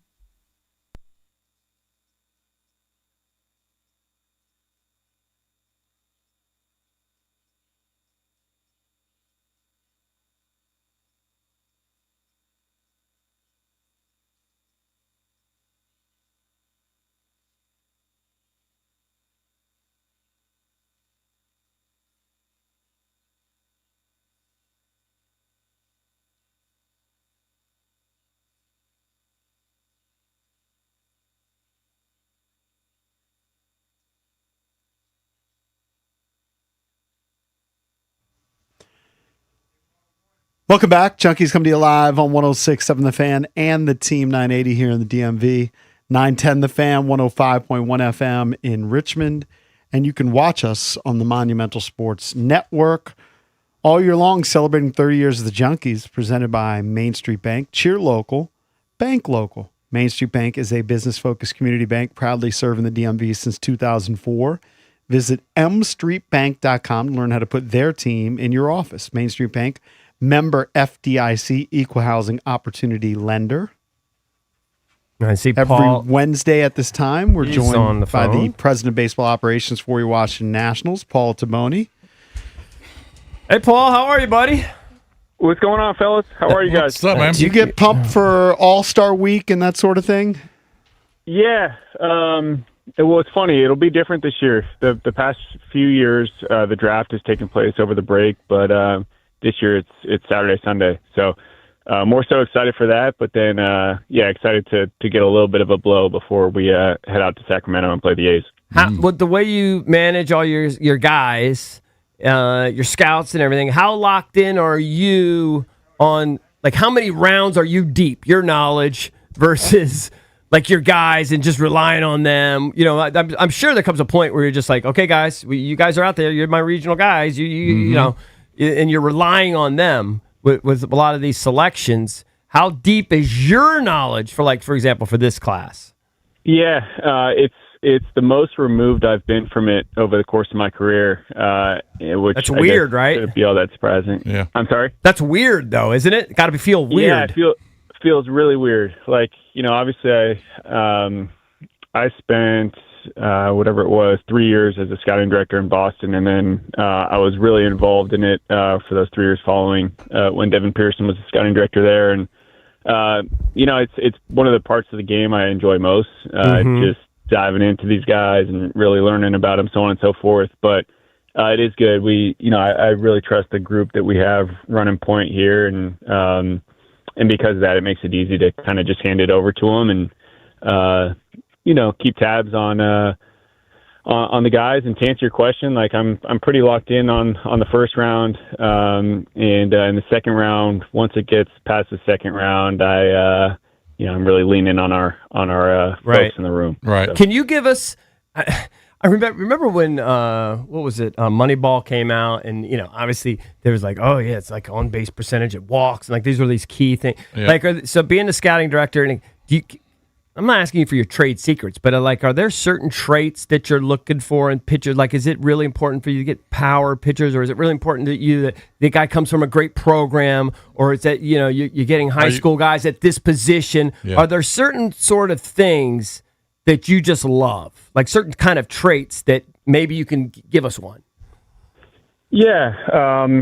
Well, I guess just at a really high level, and I don't think this is like a trade secret or anything. I think most of the industry is this way, but typically most teams are going to favor like up the middle athletes. So whether it's, you're playing short, center field, even second, catcher, those positions are just, they're tougher to fill, you know what I mean? And so, if you have the athleticism to be able to play shortstop, like typically, even if shortstop doesn't work out, like you can make a pretty good second baseman, third baseman, even pop into the outfield, so on and so forth. But, it's all a sliding scale with how much you can hit and the offensive value you can provide. So, if we have a corner outfielder that we really believe in, that's obviously gonna really matter, right? So we're not passing up on Kyle Tucker to take a shortstop that's not gonna really be able to hit. So I think just at a high level, that's what we think about. But we also try to not get too cute with it. I almost liken it to the NFL draft, right? I'm sure you guys are more locked in on it than I am, but just because running backs typically don't go in the top 10 picks, right? Probably doesn't mean that you're passing up on Christian McCaffrey or whoever else. Jeremiah Love, for example. Paul, what percent, based on your history and your experience, what percentage of first round picks, per team do you think become reach the big leagues? Well, become starters in, let's just say, less than 3 years, or maybe less than 4 years? What percentage do you think that is? Yeah, so become starters in less than 4 years. Yep. Honestly, in baseball, like I think you got to split it between the college and the high school demographics. For high school kids, like it's pretty rare, right? Like what we're seeing with Kevin McGonigal and Connor Griffin and these kids around the league that are starting at 20 years old in big leagues, like that's really rare. Right. Yeah. So it's rare for the high school kids. For the college kids, and I think part of this too is college programs have gotten better at developing. I think honestly, pro organizations just have a much clearer understanding of what players need to do to have success at the big league level. So development tracks can be accelerated a little bit, but I don't know the exact number. My guess is it's somewhere probably between 30 and 50%, which is crazy, right? Like the odds aren't great. And so, I think fan bases, deservingly so, they look back on picks and say like, man, like how do you whiff on your first round pick? And then you look at like the baseline outcomes and they're not that awesome. You know what I mean? So that said, we're really confident in our process and we're excited about the player that we're going to get this year. Well, you should be excited about a player that you have, and his nickname is Woody, by the way. We found that out.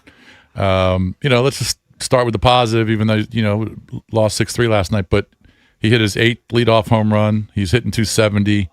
He's leading the league in runs scored by 100. He's got 25 bombs. He's going to way surpass his numbers from last year where he hit 31 and drove in 94. On-base percentage is 400. I mean, he's putting up MVP numbers. If you guys were, leading the division or 2 back of the Braves or something like that, he'd be talked about as a possible MVP in the National League. His WAR is 3.6. Yeah, he's just unbelievable. So just talk about what you've noticed, especially in the last 3 or 4 weeks, because he's been scorching hot. Yeah, he's been so awesome. Not just last night with that leadoff homer, but the night before. He won us that game with that grand slam he hit. Didn't seem like a big moment or a huge moment at the time, but ended up winning us the game. So feels like every night he's doing something. And we were chatting with him yesterday. I think 2 things really stick out to me. Like one, although he's only 23 years old, he's got this maturity about him that even if he goes 3, 4, 5 games where he struggles, like it doesn't turn into 15, 20, 25 games. He stays really, really composed. Seems like the most chill guy I've ever seen. Yeah. Yeah. Like when, I say this in a really positive way, but I was talking to one of our guys on staff the other day, and he was talking about how, a little while back he was 0 for 3 with 3 Ks in a game, and he went out to warm him up in right field in between innings, and Woody's like throwing like cutters and changeups to him. It's like not that he doesn't care that he's 0 for 3 or 3 Ks, but he's just like he's got the maturity to be able to understand it's part of the game. It's going to happen at some point, and I'm not going to let it, get me down in the dump. So that's one thing. And one other thing that I wish the public could see up close is just he's 23 years old, but he carries himself like he's a veteran in how he talks through game planning opposing pitchers, how he rubs off on his teammates and what he's looking for. He's just like a really, really advanced baseball mind. And, I think if you're not in on some of those conversations, that's tough to see. You just see him hitting homers and, roaming around the outfield, so on and so forth, taking his walks. But there's like a real reason behind it as to why it's happening. Can you give us an example? Give you an example. Well, I mean, not to get like too into the weeds, but it's good.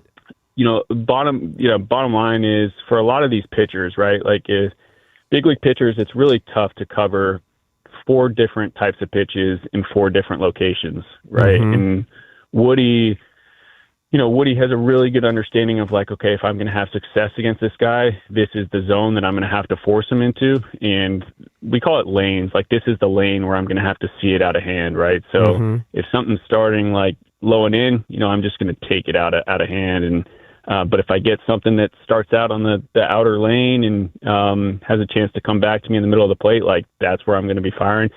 I'm not talking through it with great detail, but you get the point. Like there's just like a real strategy behind the pitch types he's looking for, the lanes that these pitches start in. And I think that allows him to not just damage balls in the middle of the zone, but take his walks, because a lot of those takes are takes out of hand, and he's not forced to make the decision when the ball's 15 feet from home plate. Right. Yeah, he's got 74 walks, so he, of course, makes the All-Star team. C.J. Abrams going to start. Did you guys feel like there were any snubs? Did you think there was anybody that should have made the All-Star team?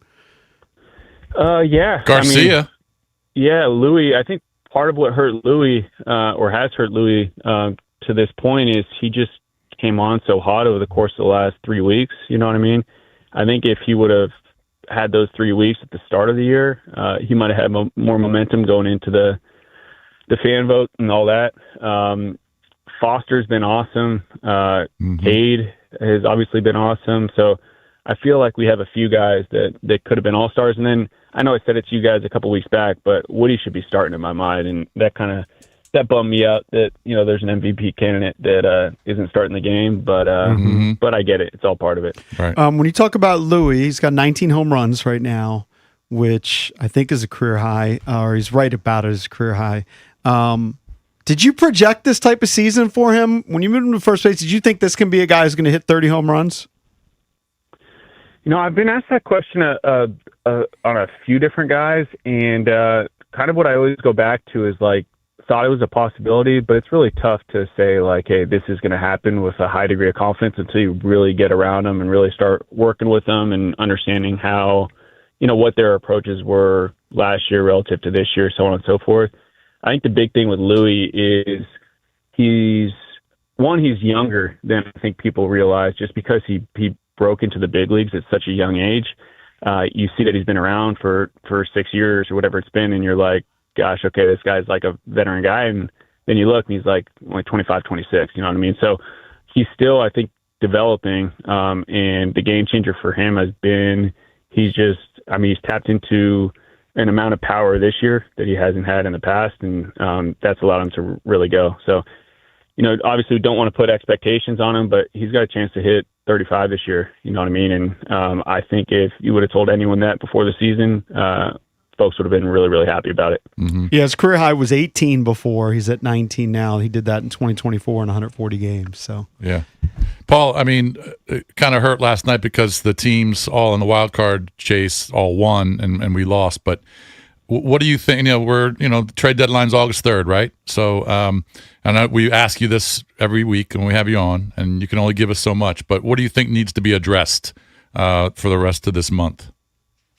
Yeah, well, I think for starters, like, we just got to take care of our business, and I know that's like the cliche line from folks in my position or in Blake's position, but it's the truth. Like, if we just go out and play well and win games, hopefully we can put ourselves in a position where we're in a wild card spot or not far out. But man, honestly, I think our needs haven't really changed over the course of the past month, right? We've made some moves and things have changed a little bit, but we still got to pitch better, specifically in the pen. We're continuing to hit. We're continuing to run the bases really well for the most part. and defend as well. So if we can just, keep some of these teams to, call it 4 runs on any given night, I think we give ourselves a really good chance to win. So are you getting more Yeah. Are you getting more calls from other GMs who know that the Nationals need bullpen help? Well, what's funny is I think it like 5 years ago, I think I would be, but now with the draft where it is, I think most other teams are like, let's get through the draft and then we'll turn the page really quickly.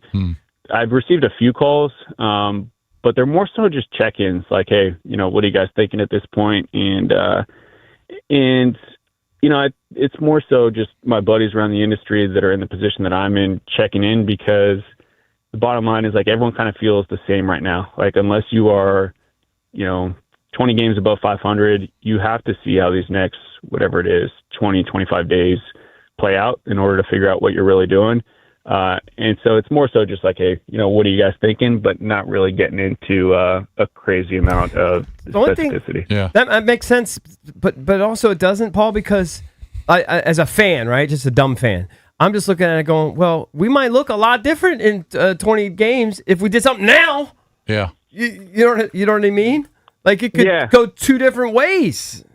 Yeah, no, so it's a really good point. The issue is that teams aren't willing to give up for the most part. They're not willing to trade right now. Right. And the reason is pretty simple. Like, man, I could trade with you, but then there's just one player in the market right now where, if I am going to trade this player and I'm going to do it on August 1st or August 2nd, I'm probably going to have, 20 teams in the market for the player. And you know what happens when you have, 20 teams competing for a player versus just competing against yourself. So what they'll say is like, yeah, you can trade for him now, but you're probably going to be paying 2x, 3x.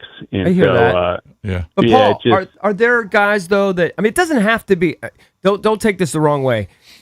I feel like we could get some marginal guys that would help. I'm not saying we have to go and get all-stars, right? I'm not saying we have to get game changers. I feel like there are probably guys on the fringes that might be better, that have proven they've done this over time. I'm not saying that he's probably been talking to teams and they're just not willing to give him up yet. Even those guys, even like sort of like marginal guys. I would think that teams, but bad teams, would be willing to give up guys now, but I could be wrong, Paul. Yeah, no. The points you guys are bringing up, like exactly along the lines of what we think, and it's definitely not offending me or us when you bring it up. Good. The bottom line is what I just said even remains true for those guys, right? Okay. And I know that's it's a weird thing to think about, but their teams are sitting there like in even the quote unquote marginal guys, right? Mm-hmm. The return that a marginal guy typically demands, they're going to be demanding 3x that. You know what I'm saying? And so we still have those conversations, and we're going to continue to have them. But once again, I think it's just the nature of the schedule that MLB has put together. I think things will start to heat up, when the draft ends. Yeah, so towards the end of July. I don't know I'm sure you paid attention to some of the box scores last night, Paul, but there were some crazy things last night. First of all, Ryan O'Hearn hit 3 bombs, drove in 10. And what's funny about that game is that's the first time the Pirates won a Paul Skeens start since May 12th. They had lost 9 straight Paul Skeens starts until last night, which kind of blows me away. He just hasn't been the same pitcher, but that was kind of crazy. The Yankees struck out 17 times for back-to-back games, Paul. They got 34 strikeouts in the last 2 games. And then the other thing was kind of crazy was the bottom of the order, the bottom guy in the order of the Royals last night, Tyson Tolbert, who's a young right fielder. He had 12 consecutive hits. I think he either set or tied a Royals record. MLB record with 12 consecutive hits. There were some crazy things last night in baseball. Yeah, that's awesome. It's funny. I don't know if you guys have the MLB app, but they have that like recap where it's like 45 minutes of highlights, and I try and watch it every morning. I haven't got to it yet. One of my kids likes to watch it every morning, so he was watching it this morning. But I got to lock in those few things I did here just post game last night. But yeah, I think it's a fun time in baseball. Like there are a ton of fun young players in the league that they're playing great, and I think it's just a cool time to be a fan. Where was Mizorowski drafted? He was drafted in the second. It's actually a pretty unique story. He was out of Crowder Community College in the Midwest, and he was just really, really young and limbs going everywhere, and like electric arm. Didn't really know where it was going. One of those things that scouts would walk in there and say like, "This guy, I've never seen a guy like this." But then you'd look and you'd be like, he's throwing it all. You don't know where he's going to throw it. Yeah. Yeah, he's like having a tough time getting it in the zone against junior college hitters. Right. So. Like Charlie Sheen's character in, what was it, Major League? What movie? Major League, yeah. Yeah, he's just missing the haircut. Yeah. But, I mean, his numbers are just crazy. I mean, he struck out 11. He's got 165. His whip is .7. He's just throwing crazy numbers. All right, so today, last game against the Astros, Foster's going, who's been incredible. You think he should be an all-star. 9-2, 2.87 ERA. Yeah, I mean, that's kind of a joke. He's not an all-star. Yeah, and he's going against Spencer Arrighetti, who is one of the better pitchers for Houston. So talk about today's matchup. Yeah, Foster is Foster. This will be a good challenge for him today because of my guess is they roll out a similar lineup as last night, where Jordan Alvarez is their only left-handed hitter. So I think they'll just stack the lineup with righties, but Foster's pretty dang good. So and we obviously believe in him. So we like our chances. I will say that Spencer Arrighetti is a good pitcher, and he's he's interesting in that he's probably 6'1". You guys will see it, but he releases the ball like 7.5 feet down the mound. So he's got some of the most extension, the highest extension in the league. And even though the fastball sits only 92, it plays like it's probably 95. So it'll be a good challenge for us. But like I always say, with you guys, like this lineup's really fun, and there's really never a matchup where we're like, gosh, this one's going to be really tough on us. Like we think we can bang with anyone, which is a fun spot to be. Yep. All right, Paul. Good stuff. It's Paul Taboni, President of Baseball Good luck Operations tonight for the Washington Nationals. Good luck in the draft this weekend. We'll talk to you next week. Sounds good. Thanks, guys. Paul Taboni joins us every Wednesday at 9 o'clock. We're the Junkies. Be right back.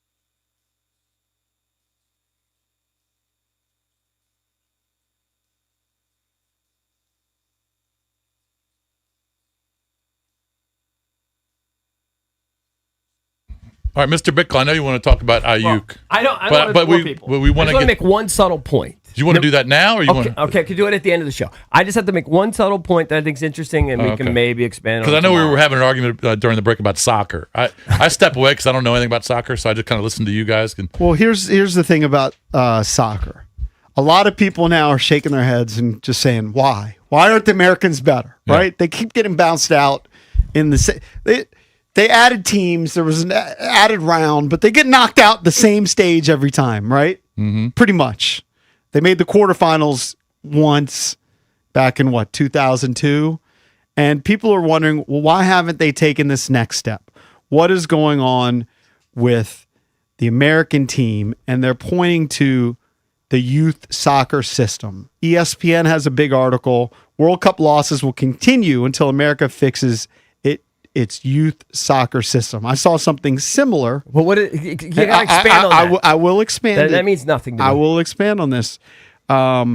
This was a tweet I saw from a guy named Akash Gupta. He says, in Germany, a talented 14-year-old earns his club money. In America, his parents pay the club $15,000 a year. Mm-hmm. That single inversion explains why we will not is the most accurate line ever written about U.S. soccer. FIFA built a global system. Is he saying for that this. that kid is? He says, in a nutshell, in other countries, training compensation and payments send a cut of every transfer fee back to the clubs that develop the player from age 12 onward. If the clubs are more invested in a player than they would be just they're getting invested cash. in developing the players. I don't think they could Whereas do it in U.S. soccer, it's kind of the other way around. You could give me a BSI. I don't even know. Give me whatever I don't even know the soccer names. Whatever the clubs are. You could give the club director $1 million and $1 million bonus for every player that he gets on the national team.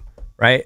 Not going to matter. The other thing help is him. The thing here too is you don't get enough reps is that here. it's becoming too expensive. So the let me ESPN ask you article this. says Is the really talented American 13-year-old, 14-year-old, 15-year-old, is he going over to Europe?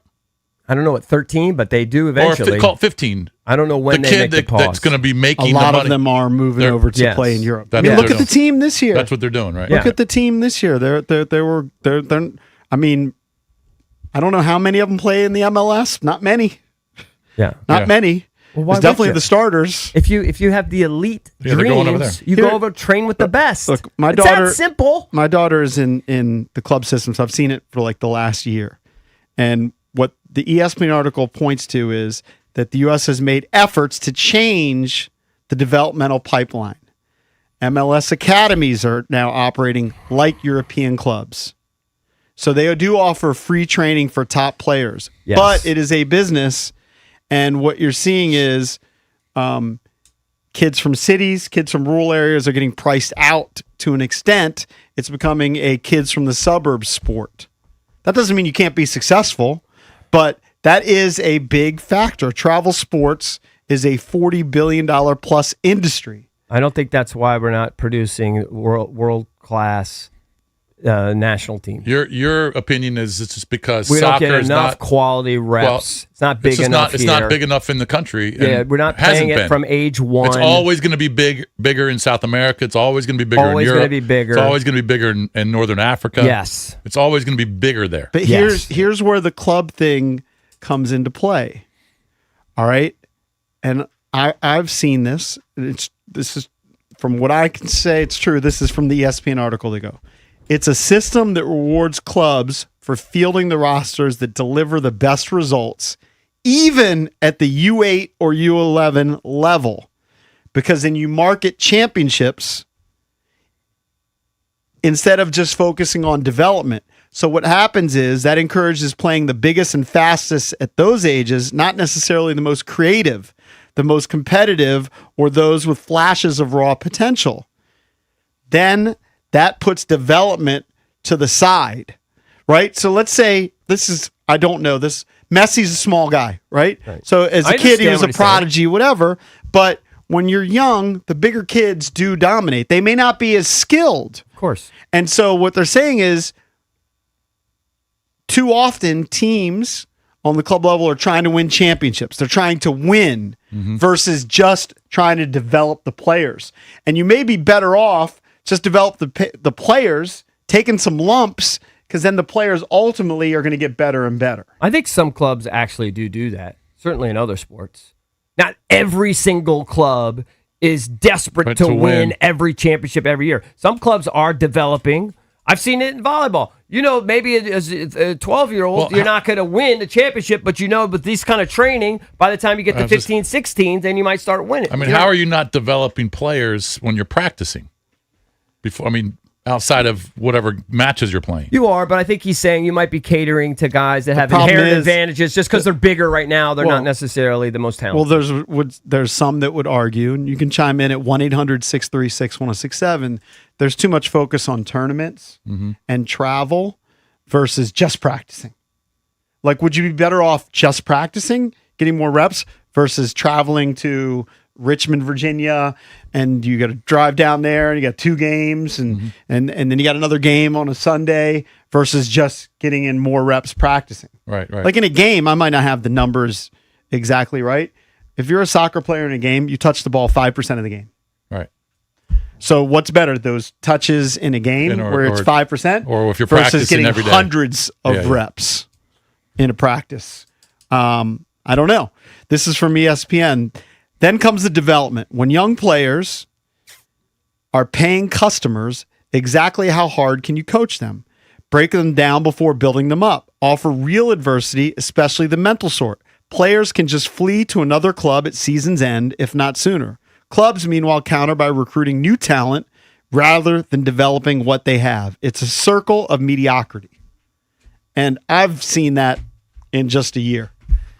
That kids move around, they move from club to club, and there's recruiting of players versus just straight up, these are my kids, I'm going to develop these kids. That's never going to change. They're always going to try to pluck your players. That happens in every club, in every sport. Yeah. Every club is going to try to pluck your players, and some clubs will just stick and be loyal and stay with their guys. Others are, and then they're going to get plucked. Their guys are going to get plucked. This was from that tweet from Akash Gupta. He said, follow the incentive one level deeper and it gets darker. A club dependent on fees can't cut its weakest paying players. So rosters optimize for retention over development. The scouting pool shrinks to families who can afford the cliff, which appears around age 11, exactly when development matters most. The country runs a talent filter sorted by household income instead of ability. All right, There's enough rich guys. There's enough rich guys, enough athletic rich kids. That's not the problem. It's not finances. There's plenty of rich people. There's plenty of rich people with great genetic gifted kids. That's not what's holding them back. It might be holding back a percentage of kids for sure, but that's not why we're not winning. They're not getting enough quality reps. The families that my daughters grew up, those kids grew up with, never. Some of them, a very small percentage, didn't ever play soccer. They played lacrosse. Well, that's also true too. They played softball. Culturally, on the football side, or on the male side, they played football. They played multiple sports, baseball, or different sports, but they didn't play soccer.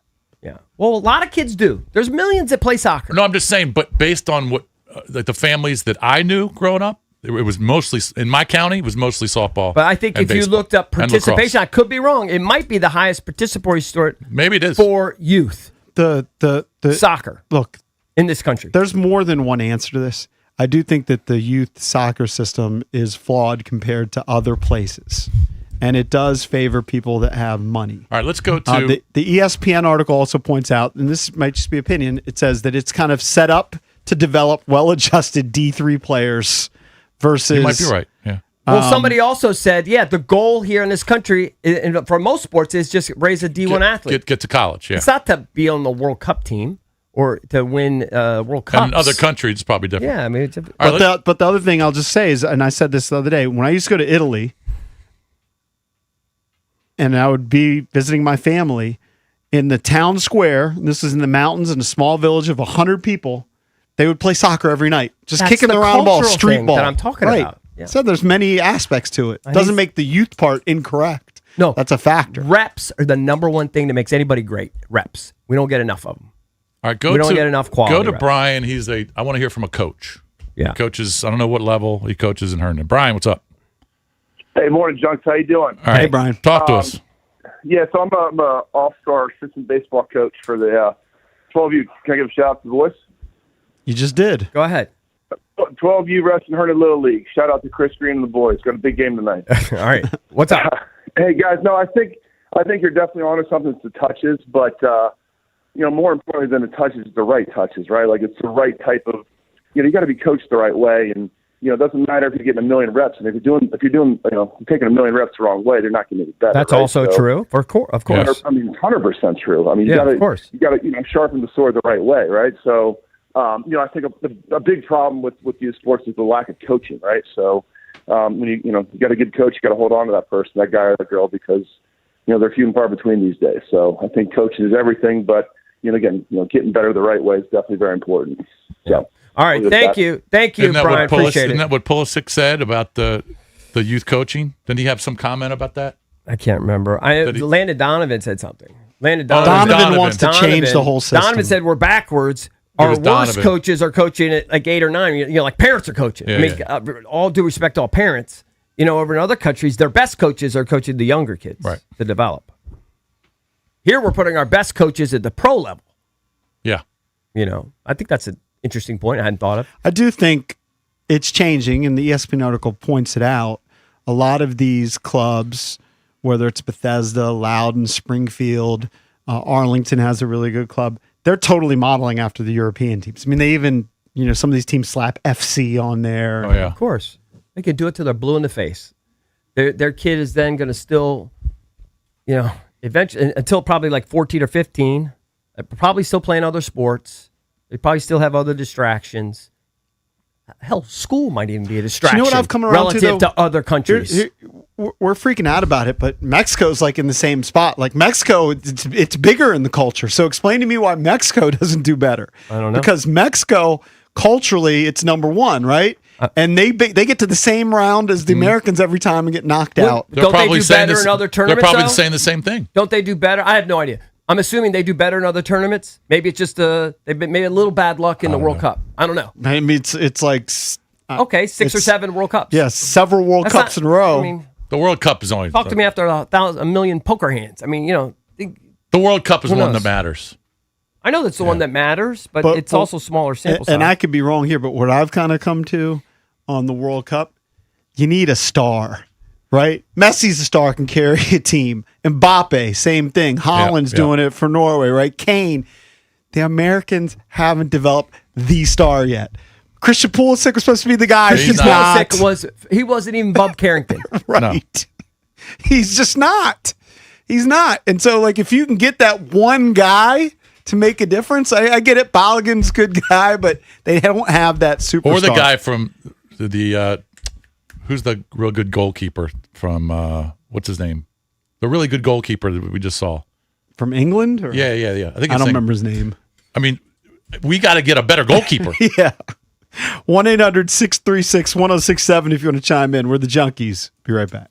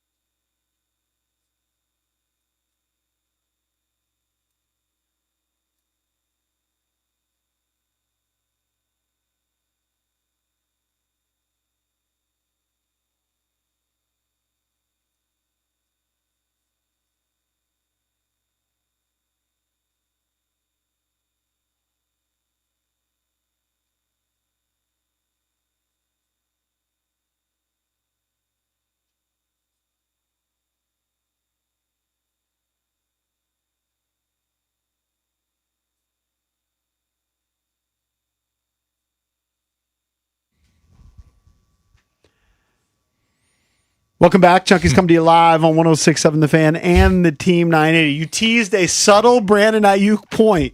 We were breaking down the audio of his wacky videos. It's back. If Valdez can find it.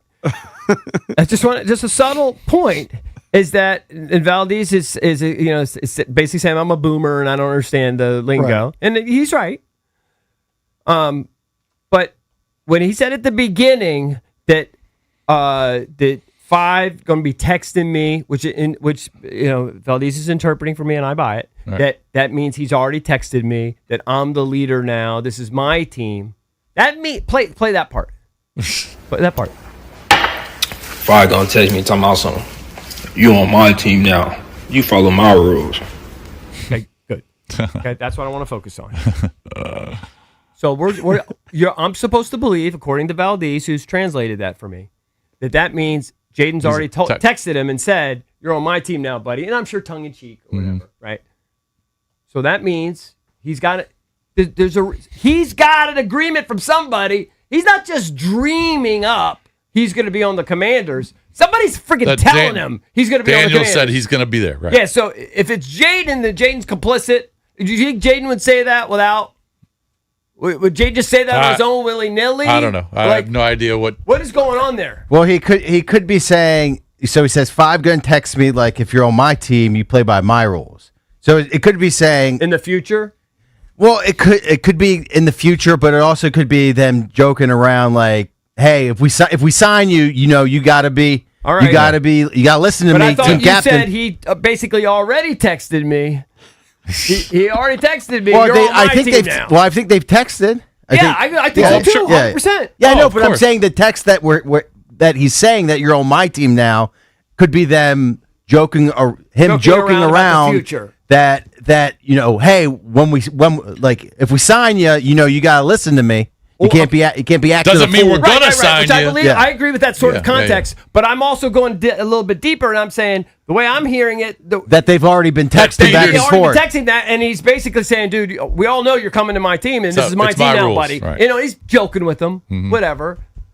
But in other words, what I'm trying to say is, I don't think Brandon Ayuk is just so crazy that he's just throwing out nonsense, he's just begging the Commanders to sign. Somebody's told them that the Commanders are going to sign him. Or that they're interested, or that it's some rogue agent, or it's somebody has told him, if you could get loose from the Niners when you're free, they're going to sign you. Maybe it's Jaden. Maybe Jaden's crazy. Somebody's told him. I'm convinced. He wouldn't be telling people go buy tickets, hail Redskins or whatever he's saying. Commanders. I still just want to see dumb ass Brandon Ayuk show me a freaking video of him catching a ball. It's not going to happen. Can I just see that? Yeah. Although he says he can still do it. Yes. And he said he exceeded all the markers, though, right? That was the one thing that he said. He kind of got backed up by George. Is it George Kittle? Who was it? Kittle? Yeah, Kittle said in week 7 he was fast. Yeah, he ran like a blah, blah, blah, whatever on the thing. He ran 19 miles an hour or whatever. Yeah, right. And could stop on a dime. Yes. Right now, I just went onto his Instagram. There doesn't appear to be a story up, so it'll probably be in the next hour or two. I don't see anything. I don't see any new content. I just checked. He's still following only 4 people: Adidas, the biggest brand, his wife, and the Commanders. All right, but he's gonna something else will come out. He was following Jaden Daniels. I can't help it. It's in my nature. I like to fight. I like to fight verbally. I just can't help it. I'm Team Ayuk now. Oh, you're back on. You were just against him. No. He's gone. Everyone. I like to be different. Everyone is against him, so I'm going to defend him. I can't be with the majority. So you want him now? Yes. If you're Team Ayuk, you want him. If he's not crazy. Well, we don't know That's a big caveat. If he's not crazy. I'm just saying I can't have the same opinion as everybody else. I refuse to do it. Right. I'm just not that way. What's your? I gotta have my own thought. But I gotta have my own thought. And if you change your thought and you say you want him, then I don't want him. You're a body language. I can't be on your team. I have to have my own thought.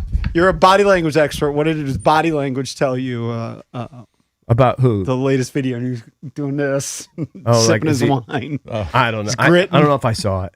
I think I did see it. You saw it. It's the video. Here's what I said. I said it day one, and all the Skins HTTC guys hated me again. Right. I said he's a weirdo. I stand by that. I don't think anybody can deny So that. now you're I was getting attacked that I didn't understand the culture, and I don't know. And this is how we wear our pants. How can you not? I don't know. I'm just telling you. I think he's a weird dude, but I think I might be on Team Ayuk. If all you guys are going to be against him, I'm going to be his lawyer. All right, I'm going to good. stand up for him. You and a few of the HTTC guys. No, but if you guys all decide you're with them, then I'm off. I'm only with them if I see a freaking video of him catching balls. I think I know the answer, but have we sent the DM his way to try and get him on the show? No. Hey, he has to follow you. He has to follow you. Oh, really? Is there one way we can send? He would only if he had his DMs open, which would be shocking. Unless maybe he had it open for chicks or something, which might be possible, actually. He might have his DMs I open think it's for still chicks. funny. My buddy thinks he's been posting all this, and he's in some house in Great Falls.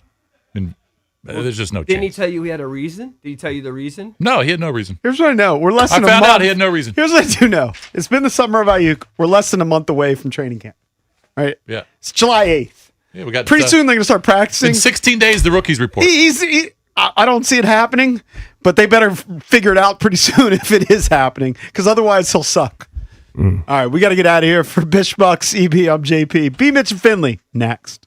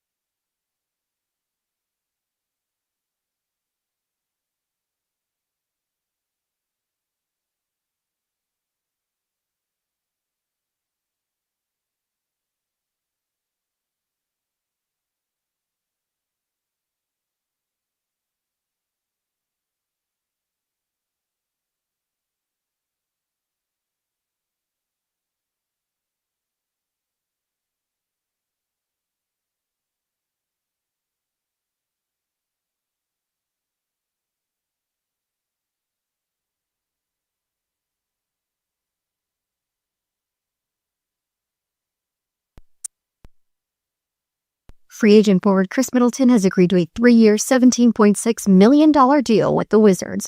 The move was completed as a sign-and-trade.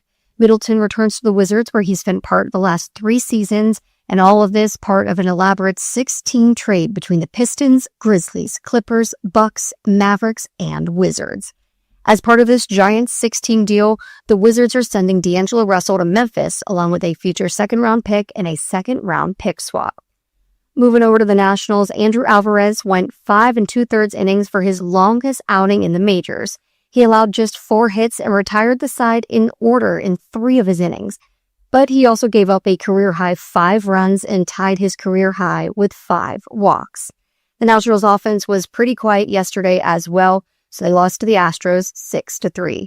Foster Griffin on the mound for the series finale. 6:45 p.m. is first pitch. From the Crop Metcalf Sports Desk, Savannah McCann on the Fan.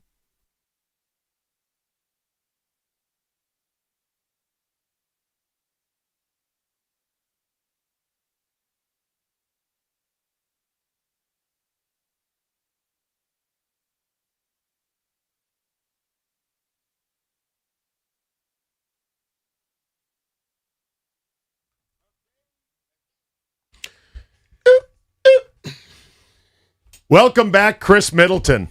All right. Yeah. All right. Getting old head back in the building, veteran guy, help the Good young locker room guys, guy, good yeah. locker room guy. Yeah. See you later, D'Angelo Russell. It was nice having you. See you later, second-round picks. Nobody cares about them.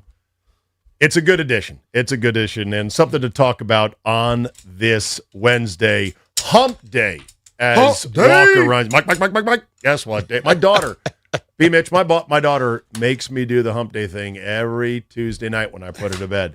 She's like, hey, Dad, tomorrow's Wednesday. I was like, that's right. Mike. Guess what day it is?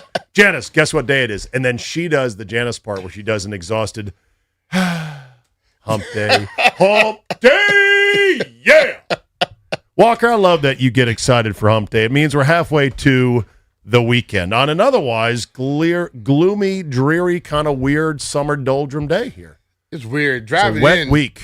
But like driving in, it was like for like a mile, it was raining. Then it was no rain and the roads were dry. Wild. Then I get up a little farther and it's like mist. I'm like, what the hell is going on here? It wasn't consistent all the way in. Yeah. It's not like I'm in one state, well, kind of, but not like you way over somewhere, then you get somewhere else. I know. It was multiple like types of weather all the way in here. Yeah. It's crazy. Yeah. Well, you know, as weird and kind of depressing as the week has been weather-wise, we definitely needed some rain. So it's good we're getting some rain, especially for us as golfers. A lot of the golf courses we like to play, we're getting very hard and very bouncy. Hey, So. play them short, Dave. Let them run up. Well, that's true. That's Scottish golf. Okay, Zabe's sitting in for JP. You probably already knew that already. BMitch is here as well. Ryan Clary, our producer, is here today. He's got Grant Cohn lined up. Cone, I think it is, right? Cohen? I thought it was Cohn. We'll find out when we talk to him. Yeah, we'll find out. Find out before we get on the phone with him. Grant's an interesting node in the sports media ecosystem in that he is both kind of a Niners insider, Niners expert, Niners gadfly. He is hated by a lot of the Niners, but that doesn't necessarily mean he's wrong or that he's not doing A lot of times good you work. hate it because you tell the truth. Oh, yeah. Most hated when they tell the truth. Yeah. So he was once very much on the pro-Ayuk side. Yeah. And now he can no longer kind of support where Eventually, Ayuk is you going. have to get to the point. I think friends also can learn from that. When you can support your friend, but when you notice your friend is not being sensible, you got to be able to tell them the truth. Yeah. You know, hey, bro, I know I keep saying that your ish don't stink, but you know what? It's funky, dog. I need to let you know today. Listen, because good friends are not those that always agree with you. I want people to just understand that. That's my homie, man. We always no. Good friends are ones that bump heads with you sometimes because people that care don't care if you get mad because they care about your well-being. Those that just, hey, man, they always trying to mess with you. Nah, those are fools. That's not friends. Yeah. You know what I'm saying? They're hangers-on. Totally. They're entourage guys. They just want you as a transactional benefit to them. Oh, you help them. Yeah. It's one of the hardest lessons in life is to realize that oftentimes the people that tell you the things that you don't want to hear, that you're like, damn, they're actually have your best interests in mind because they're willing to tell you that. They're willing to risk their own relationship to you and to endure your discomfort by saying this is the truth. Now, the latest on Ayuk, and the days are blurring on me here, but I saw where he had posted on Instagram a long sort of thing about I'm not reporting, and then went back into his complaint about the voiding of the guarantees and the timeline of when it happened and this and that and yada and dada. And I'm like, hey, ding dong, until you report and check that box, then nothing's going to happen. They literally can sit on you and squat on you and do nothing and laugh their asses off, which is what they're doing right now. But see, he's motivated and moved by those who say, yeah, man, you showing Stand them. your ground. You ain't showing a damn thing. If they're sending no money in, you're not getting paid, you can't go anywhere else, you're basically in prison. Yes. And if you just sit on it, your life going to be over, dude. As far as you saw it as a professional athlete, because if you do nothing, they don't have to do anything. Right. And not only that, but, the clock ticks quick in the NFL, as you know. And so your clock is ticking from the minute you come in the league. His clock is ticking even faster because he's missed so much time. And the perceptual clock of him is ticking fast because people are watching this. Yes. Every 31 other teams, not just the Commanders, are keeping an eye on this going, okay. It'd be like sitting in jail and somebody saying, look, we can let you out, but you need to fill out this paperwork. I ain't filling out that paper. No, I'm not doing that. Yes. Hey, man, you shouldn't do that. You have to start saying, but are you really on my side or what? But, sir, it's just a piece of paper. You just need to sign to say I'm not trying to be your friend. You're getting out of jail. It doesn't cost anything. There's no money. Why would I do that? Would you want me to help you out now? That's what it sounds like he thinks. I mean, we'd love to move on. We have other people we need to put in this jail. So could you please just sign this? Oh, you took my money. Now you're going to help me out. Nah, you're not. You're trying to fool me. I'm not doing that. Look, I'm not doing any business with you. Or you're going to be in here for another 15 years. I don't care. You, BMitch, have such a keen understanding of the dysfunctional athlete mind as if you played pro sports and saw a few of these guys along the way. That is really good. I thank God for siblings like I had. Mm-hmm.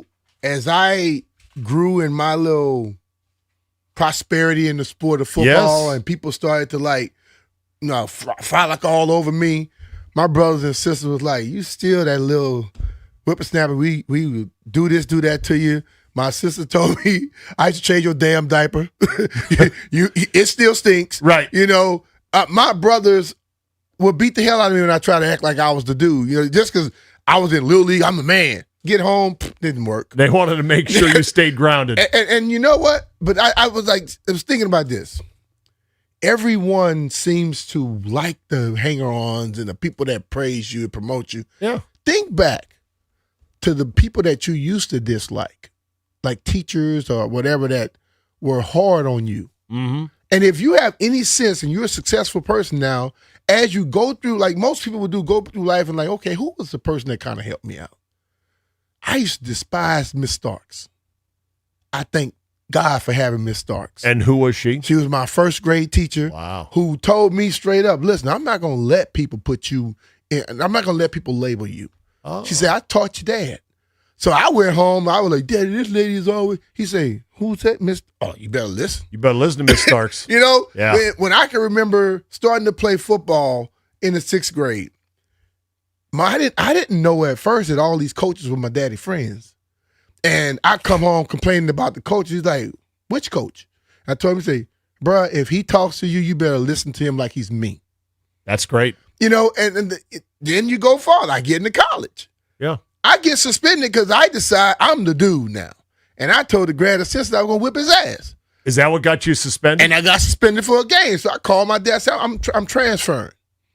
He like, why? What did you do? I'm like, because I know I got to tell him exactly what I told the coach. I bet you try to shape it to I got into an argument with a coach. Nah, he was wrong. I did exactly and that. I might have said some, colorful language, but My did you dad tell him was flat like, out? Did you say I was going to whoop his ass? I didn't tell him that at first. I was doing him and Han like he was Okay, going. you're dancing around. Tell me exactly what you said. I told him. Then he say, okay, you sit there. I'm going to call you back. He said, this man sat in my living room to recruit you. And everything he said, I believed, and I still believe it. So he and I are going to decide what we're going to do with you. Oh, jeez. And I'm sitting there like, okay, but pissed at my dad, thinking that my dad was like, he was like, turning his back on me. You were mad that your dad didn't automatically take my side, your side. which most of the dumbass parents do today. Right. Just automatic. They know their kids are horrible anyway, and then they get mad when someone tells you their kid is horrible. So my dad called me back. Coach didn't call me. My dad called me back and say, "You're dressing out, no pads. Leave all your pads in the room. No pads in your pants. No shoulder pads. Your helmet stays inside. You're going to be keeping the clipboard, and you better not mess up." Oh my! And God. I was thinking. In the back of my mind, I'm 19 years old. I'm in college. You can't I'm a tell me what to man. do. I ain't doing that. Know what I did on Saturday? I dressed exactly how he told me. And I went out there, and I was hoping we lost the game. We won 13-12. Oh, wow. And who was it against? It was against Louisiana Tech. Oh, man. And that day, I tell people, a lot of people, and it was David Culley as well, my quarterback coach. That day is when my mindset left from me being above everything, and I had to fall in line. That's why I was able to be successful. That is fantastic. And I tell a lot of people, you need that in your life. Just because I'm your cousin, I'm your relative, I'm your friend, don't mean I have to always agree with you. Wow. That's incredible. What a story. So I just can imagine what you were thinking when your dad is like, all right, I'm going to call the coach. We're going to figure out what we're doing with you. You must have been like, oh, my God. I kind of knew what was happening once he said it because my dad had a rule in our house. You know, if you come in there thinking you the badass, he was a boxer. He was going to correct you. Yeah. He said, put on the gloves. You beat me, you make the rules. But that's great, though. Like any father who backs a teacher that they trust and is a good teacher is so powerful. Oh, hell yeah. Because kids will try to play one against the other. They'll try to appeal to a higher court to be like, yeah, my teacher said I'm doing this. Well, if the dad backs the teacher, now you're kind of hemmed in. You can't complain no more. You're right. You can't go anywhere. So yep. All right. I wouldn't mind story time with BMitch from his days at the University of Southwestern Louisiana. Now the University of Louisiana at Lafayette. Raging Cajuns. Gotta love it. Mm-hmm. Looking at your old photos here from the interwebs. It's good stuff. Lord. They got me in that swamp. So they got in that swamp. All right. Before we get going today, because we're going to talk about the Middleton acquisition, what it'll mean for the Wizards. I heard the Junkies today debating what is par in golf terms for the hole that they're going to play, which is the 2026-2027 season. What's par? Like, what would be a realistic, good finish in the East? And there were some pretty optimistic vibes from EB and others saying they could be as high as fourth. Drab and others were like, well, and they start listing off the teams. And they start saying, well, even though Boston Miami, Boston, New York. Miami didn't even come up. I'm in the car driving, screaming like, what about Miami? They got Giannis. They got Giannis and a slew of people. Right. And then you got teams like the Pistons, who were a great regular season team that didn't translate once the playoffs began. Indiana may be back. They could be back to some extent. They'll get Halliburton back, we assume. Mm-hmm. So there's that. It's an interesting question because, life, I've found, Brian, is about expectations. Happiness is about expectations. Mm-hmm. If your expectations exceed reality, you will be largely unhappy.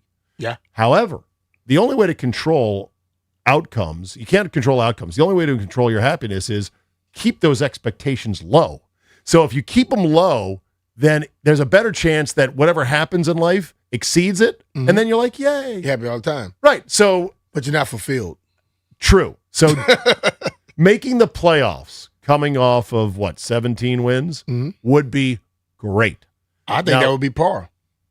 That would be par, yes. And then it came down to a debate of, what counts as playoffs? Is it 8th in the East, or is it play-in games 9 or 10? The playing game stuff, I'm not going with that. I'm going with when you have to play, not play one game and you can move on. When you have to play a series, basically, best out of 7. Right. That's the considered playoffs to me. Okay, fair enough. Yeah. And the one thing that I definitely agree with EB on is he said the 17 wins last year is the fakest low number ever because they were trying. They were trying. They had lost 25 at 26 at one point, so I do agree on that. There is a possibility for a huge jump. There is a lot of intriguing pieces. I love it on paper and theory that you add a guy who's a veteran head, a calming influence, a steady dude, a pros pro in Middleton, but he's 34 with chronically creaky knees, and he's a 10-3 guy. And 10-3 guys in this league are literally interchangeable. They're all over the place if you want them, but I'm glad they got them. But the thing of it is, you got a 10-3 guy who's a tyrant, a 10-3 guy who's a rebellious guy who doesn't care about trying to push other people, and a 10-3 guy who is a big positive support. You're talking about Russell, who has been shipped out. Yeah, I'm saying similar guy. I'm saying Middleton can be a big plus, right, for these young guys because. I think we mentioned it yesterday with Toby, if you have guys would, if you're the coach and you're telling me something, it's just an innate thing to always question what the coach is saying. Because it's always, you're a competitor. They're against you. Yeah. But when one of your when a guy you know is at a certain level and won a championship tells you how to do something, you take it as the Bible. Sure. He reached that. Because a lot of coaches didn't even play. Okay? And when they tell you, question them all the time. Right. So Chris Who Middleton, made you the expert? Yeah. I didn't see you in the league. Yeah. And everybody does it in all sports.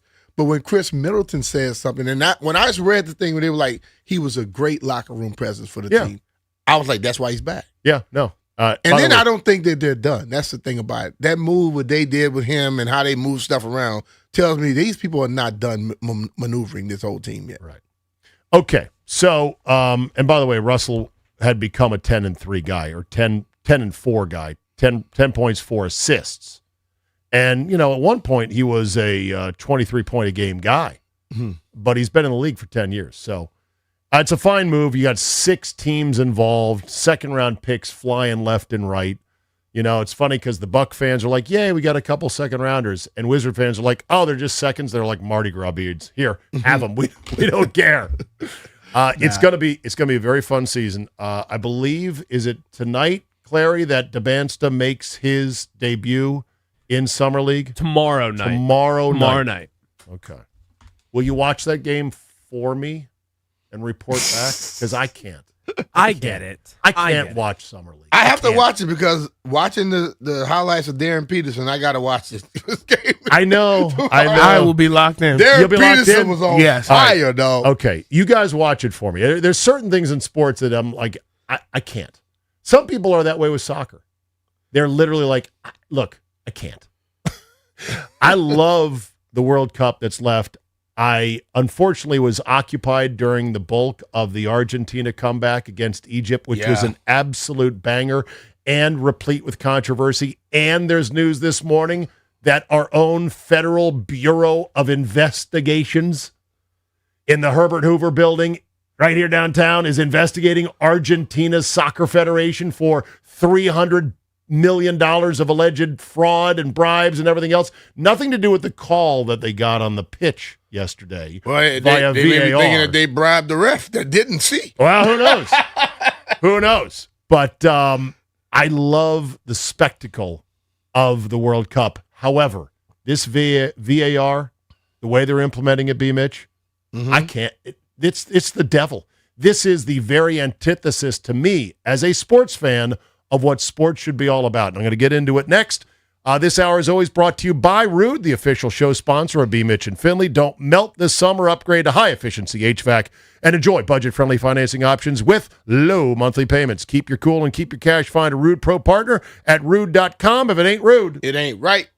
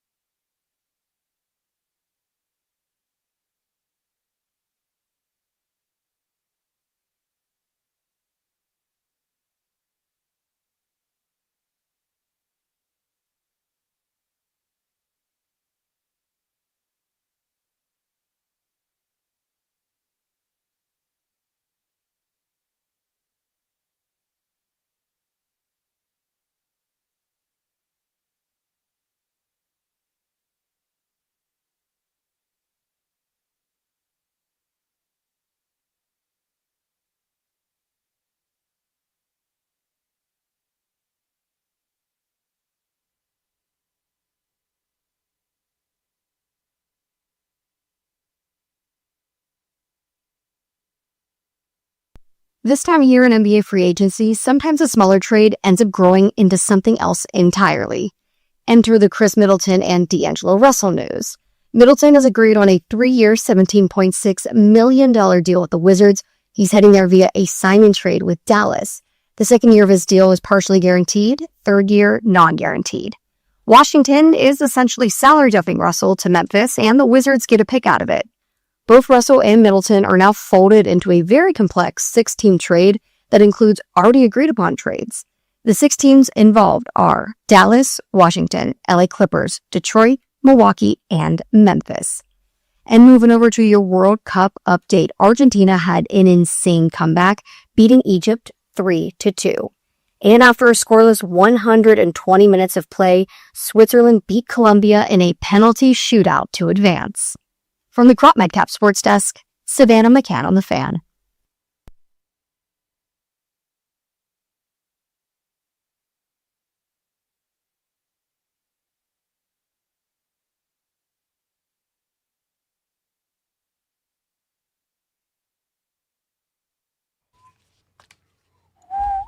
All right, I got to clean up on aisle 2. I made 2 mistakes last segment. I said Herbert Hoover building. It's the J. Edgar Hoover building, different Hoover. And also, they've moved out of that building, the FBI has. I just quickly looked it up. It was built in 1962. Wow. And it was considered part of the brutalist style of architecture. Right there on 935 Pennsylvania Avenue, it had repetitive square bronze-tinted windows set deep in precast concrete, a prominent example of the 1960s brutalist architecture. It's the FBI. Well, they're that's what they are. They're brutalists. Yeah, you don't want them knocking on your door. They have since, by the way, moved. They have since moved most of their offices and people to a more modern facility. So there you go. Okay. Mop that up. Welcome back. Zabe sitting in for JP. BMitch is here. 800-636-1067 is the number. Let's get to the story about the Argentina FBI investigation. This breaking this morning. As defending champions Argentina continue their quest for another FIFA World Cup title, a major off-field controversy has emerged that could create unwanted distractions around one of football's most powerful federations. According to multiple reports, the Argentine Football Association, known as the AFA, is under investigation by the FBI and U.S. federal prosecutors over allegations involving possible money laundering and financial irregularities. This connected to its business operations in the United States. The investigation reportedly focused on how hundreds of millions of dollars flowed through the American financial system and whether any transactions may have violated U.S. law. My reaction is, okay. So what? We're going to get them on tax evasion like Al Capone? They're running some funny sort of, switcheroo money-wise on the spreadsheets and the banking accounts. I'm not saying you should do that, but I'm not like super jacked up about it. For me, I'm like, would this have come out if they didn't have so much attention behind them right now? And then on top of that, the people that you're probably investigating aren't even in the country right now. The players aren't the ones doing it. No. It's the people running the whole thing. The federation. They're probably still sitting over there in Argentina. Yeah. So it really it seems like grandstanding to me. Yeah, I don't think it. And when they say a distraction, I got to believe that these Argentine football players, they have been through so much stuff. They've seen so much stuff. They're in a country that has a lot of things that don't happen the way, they happen here in the States. This ain't going to bother them. They survived in 2 of the most amazing games back to back. The Cape Verde game was an absolute war that they were lucky to escape in an extra 30 minutes of play and extra time after that to avoid penalty kicks. And then they win this game against Egypt that they had no business winning. Yeah. In fact, somebody ran the numbers on the likelihood of their comeback, down 2-0 in the 79th minute. And basically it was 0.16% of 10,000 matches in World Cup history had a team come from 2-0 down in the final 11 minutes of regulation time. So it was an incredible comeback. It was. And one of the headlines I'm reading here is, let's see, let me get this here. Egypt may have suffered injustice. It also choked. Yeah. Which it did. I was on this air watching it, and I was like, listen, man, Egypt was playing with way more intensity. Oh, yeah. They were destroying them early. As that game went on, they didn't play as aggressive. Yeah. I mean, if aggression worked in the early stages, don't stop it now. Yeah. Or did they get tired? Yeah. Messi missed a goal kick or a penalty kick in the game. He was like, I can't believe I'm going to let my team down. It was an unbelievable save. But the strike to equalize it is the stuff of legend. Just an amazing stroke of genius. That's all he's known for, Messi, is scoring goals in ways you go, oh, my God, did you see that? An absolute rocket. Almost off his shin, it looked like to me, that deflected off the goalkeeper's finger and then went just underneath the crossbar and in for an absolute eruption of fans down there in Atlanta. An eruption of fans on the streets of Argentina, Buenos Aires. Saw a video from some street security cam. Everything is dead quiet as the match is going on. It's like a ghost town, right? Yep. Then the Messi goal to tie it. And you start hearing car horns honking. Fans start cheering, They're coming screaming. back. People come out on their porches saying, "Go!" The Andres Cantor highlight from Telemundo. Clary, see if you can find that one so we can play it. He loses his voice. It was like Gus Johnson with the amazement and the elation of that goal. And then Argentina caps it with a bonus time goal, or whatever they call it, extra time goal, to win in regulation. And, of course, Egypt was super pissed. The game devolved after that final goal where the referee had not given out any cards all game and then gave out 7 cards, like 6 yellows and a red. The Egyptian coach made this sign of an X for purported racist comments. And there's supposedly a protocol in place where when that happens, when somebody says, you stop the match. Yeah. And they go, okay, who said that? Because soccer has had really bad history of racism internationally. Well, in that moment, the referee's like, I don't see nothing. Oh, the Egyptian coach is saying that, somebody said something racist. No, I'm not going to stop the match. Just like they weren't going to call penalties on Argentina that could have been penalties, could have been fouls, like the one that VAR did.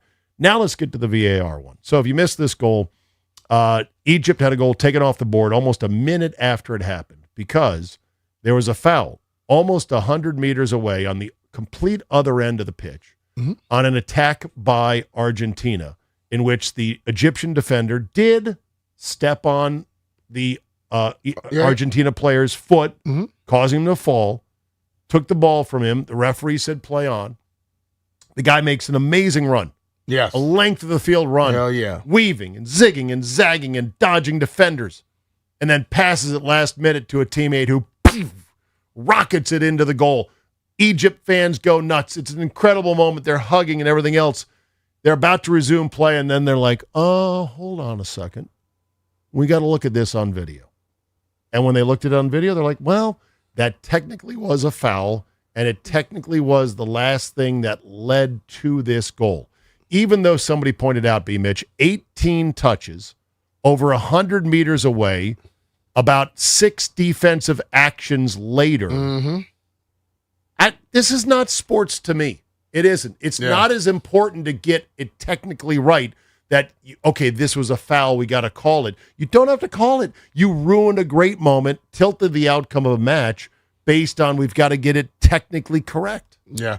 I that goal right there, I watched it when it was happening. And the stuff he was doing with his feet was amazing, man. Oh, yes. He had one guy on the right, another guy on the left, and he was over here, he brought it back around, boom, went past both of them.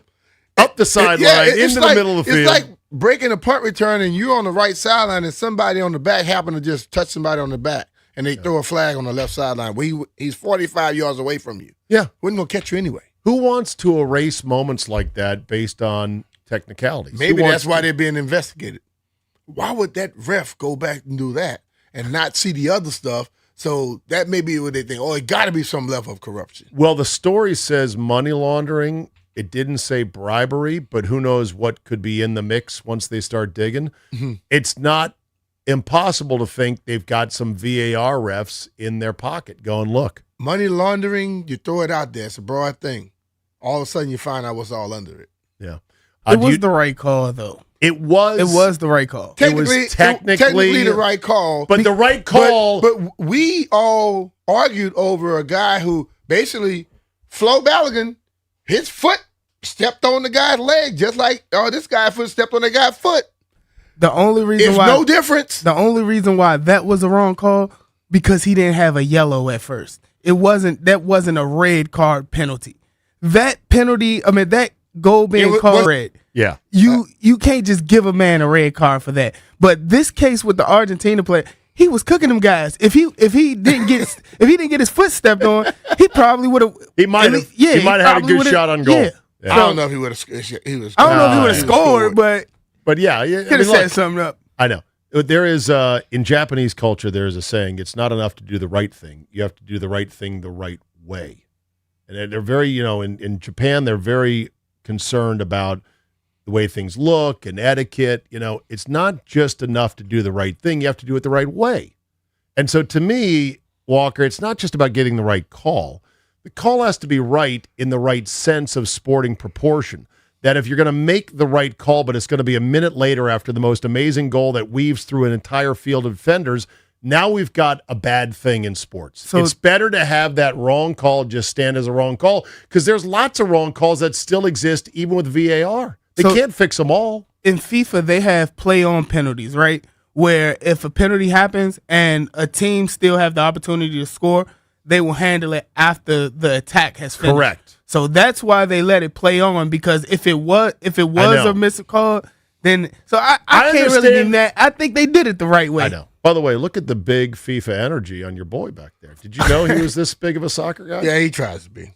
You think it's all a front? You think he's faking? Hey, look, if you think it's a front, anybody that want that smoke in FIFA, we can stream it and I'll drop like 6 goals on it. When he starts playing it as him and not on a video game, then I don't really care what he's saying. Okay. I don't care about video games. I can juggle a little bit. Is it true that you took Tunisia to the World Cup final in FIFA 24? No.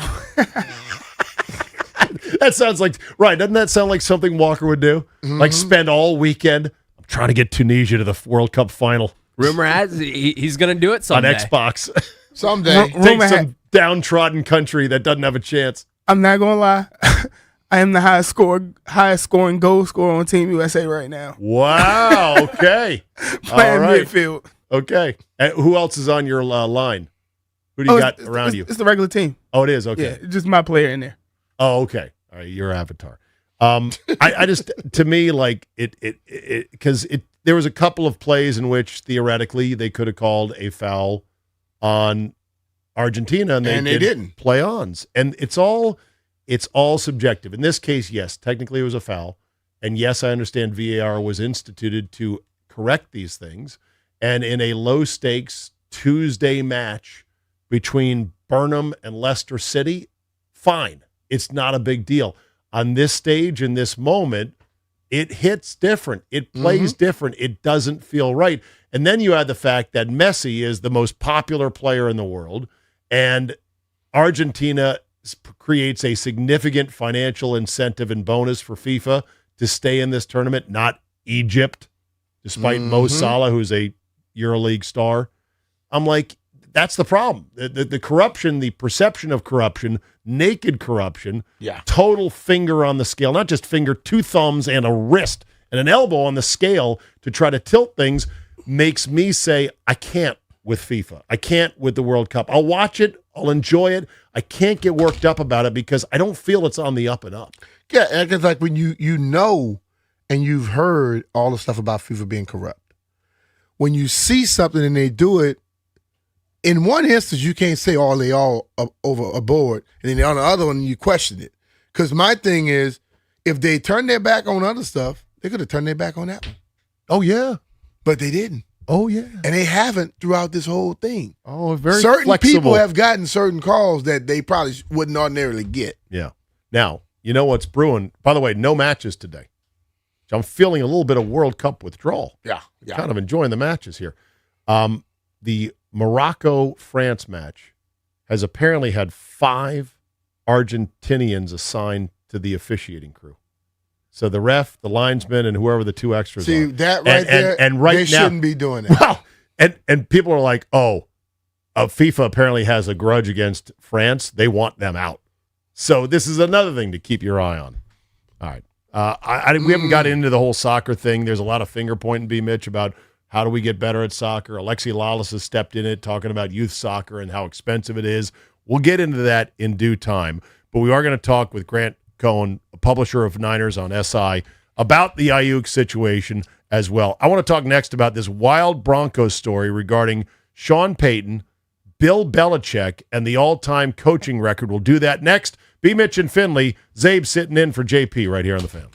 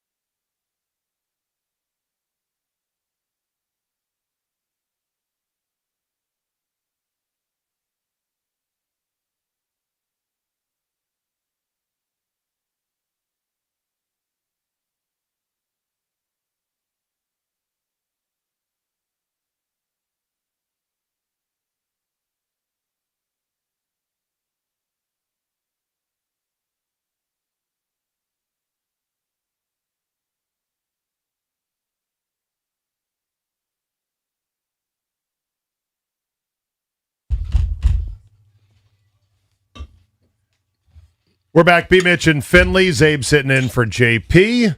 Hope you're having a good hump day on this overcast and moist middle of the week day. We are in the doldrums of summer, even though we've got the Wizards trading for Chris Middleton to talk about, as well as some other stuff that's popping. But because we're in the dead of summer, we get these stories, Brian, that are like, okay, this thing almost happened. Mm-hmm. And I don't have much appetite for stories about, hey, this thing almost happened. But this one, I guess, is crazy enough that I need to at least bring it up. And that is Adam Schefter has a long piece about how Sean Payton had this idea. He had this idea that after Belichick was let go with the Patriots, right, he was going to bring him in to coach the Broncos just so he could get the 15 wins needed. He would drop down to be an assistant, but he would bring Belichick in to get the record for most wins. And then Peyton would take the team back over again. That is the dumbest thing I ever heard. Yeah, that's cray. So I know that there's a great affinity there between the two men and the two coaches, but come on. Was he going to be making more money than Sean Payton? I he was don't the head think coach? so. I mean, and what decisions would Belichick have been allowed See, to make if Bill- while he tried to win the 15 you games? tell Bill he's the head coach, Bill's running stuff. Oh, yeah, I'm going to start cutting some guys. No, you can't cut guys. We just Or want you. we just Jordan want going to you be cut- running it. Yeah, Because it ain't Jordan. right. Yeah, Jordan. Oh, imagine bringing her in as well. Unbelievable. Like, so when I saw this story, I was like, okay, cool story, bro. Like, what are we talking about? In the Schefter piece as well, it was like he spent several weeks embedded with Peyton, and good for Schefter for getting the access. But it's a lot of things that didn't happen. The other nugget was, according to Schefter, Sean Payton called for a fake punt in the NFL, in the AFC playoff game against the Bills with a tie game on 4th and 11. And the Broncos players saw what the Bills had lined up, and they audibled out of it and did not run the fake punt. What? Yeah. Fake punt, tie game, own territory, 4th and 11? But think about Think about what he did in the Super Bowl. That was an onside kick but it was to start second but half. No one expected it. And I forget what the score of the game was at the time. That was a brilliant, bold move. Yeah. But you have 30 minutes of football left if it doesn't go well, and an onside kick. At least the other team takes the ball on their half of the field. But this would have put the Bills in immediate field goal territory, B-Mitch, to possibly win the game. If they don't get the first down. But if they the don't player convert- was smart enough to know if they're in certain thing to call it off. And the players did. I bet you it wasn't anything they saw. I bet you it was a collective in the huddle. Hell no, we're not running this. Coach has gone crazy. That the players basically went AWOL from their commander's direction to do this. Like, we are not doing this. This is a strategically moronic decision. I would love to give those players that credit. But I'm telling you, when you have ran that fake so much, you believe in it. You are going to try your best to get it ran. Oh, I know. Because the touchdown I threw to Brian Dawkins, we were supposed to call it off. Remind people I when was with this the was. Eagles. Yep. And we had this fake against. What game was it? It was against the Falcons. Regular season game? Yeah. And the position I was in, they were in the defense that I had to call it off. So I stood up and adjusted a little bit, and they moved. Not even farther. They didn't move far enough for me to call it off, but they moved in a little bit. I called it, and I held it, hit it for Brian. He went 57 yards. Yeah. And he was like, you were supposed to call that off. I said, nah, they moved a little bit. I mean, you're like, yeah, they didn't move enough. We've been practicing this stuff enough. I'm running it. I found a way to get it done. So no wonder why you would be more supportive of this anecdote than I thought you would be. I had forgotten that, BMitch is a special teamer, so of course he'd want to think not only a special teamer, former quarterback. So yeah, that checks out right there. I get the commitment to trick plays when you've practiced them and run them that you're like, no, this will work. I swear this will work. Let's try it. Who here remembers Swinging Gate with Steve Spurrier? Or no, Two Jim times. Zorn. No, sorry, Jim Zorn. 2 times. I know. To me, Swinging Gate remains the lowest of low points of the dysfunctional Dan Snyder years. Yeah. That you have this goofball head coach who should have never been the head coach, who was not brought in to be the head coach, but because they couldn't hire anybody else, they go like, all right, well, let's promote him to head coach. He runs a trick play that got blown up like a rocket on the launch pad, not once, but twice on national TV, the butt of every joke in the league. See, that one, Swinging Gate. you're sitting here, everybody's over there. You can't do that. But you could have gone that way. I know they could have.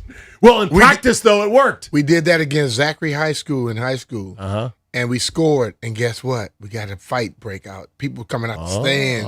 That was Doug Williams High School. Oh, okay. Some Louisiana history right there. All right. Coming up, we'll have Grant Cohn, publisher of 49ers on SI, talking about the latest Ayuk postings, the lunatic rantings of a guy who doesn't understand he's got to at least get out of the Niners before he can resume his career. Plus, we will delve into whether or not youth soccer is really strangling our ability to produce a world-class World Cup team. All that and more straight ahead. BMitch and Finlay here on The Fan.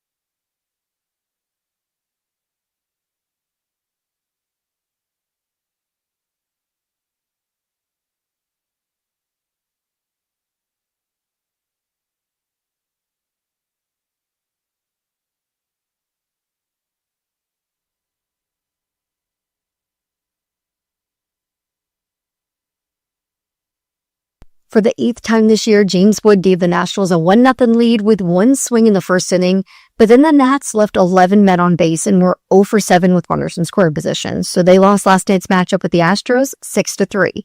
There was actually a lot of baseball history made yesterday. Shohei Ohtani became the 170th MLB player to join the 300-homer club. The Yankees struck out 17 times for the second straight game. Royals outfielder Tyler Tolbert made MLB history with a hit in 12 consecutive plate appearances. He's tying the MLB record there. And the Pirates finally won another Paul Skeens start. Their win over the Braves yesterday ended a 9-game Pirates losing streak in Skeens starts. But that wasn't even the biggest story of the game. 10 of their 12 runs came via Ryan O'Hearn. He hit a grand slam in the first inning, a 3-run homer in the third, and a 3-run homer in the 6th. So he had 3 home runs and 10 RBI in 6 innings. From the Crop Medcap Sports Desk, Savannah McCown, The Fan.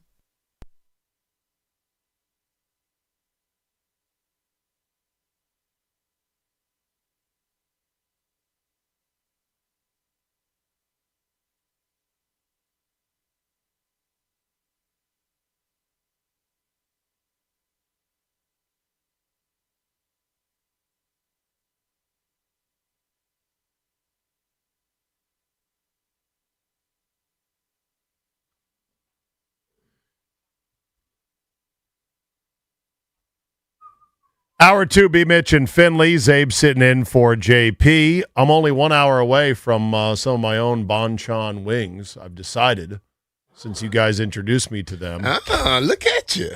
I need to figure out how do we execute that order so it is ready literally in 52 and a half minutes to be consumed.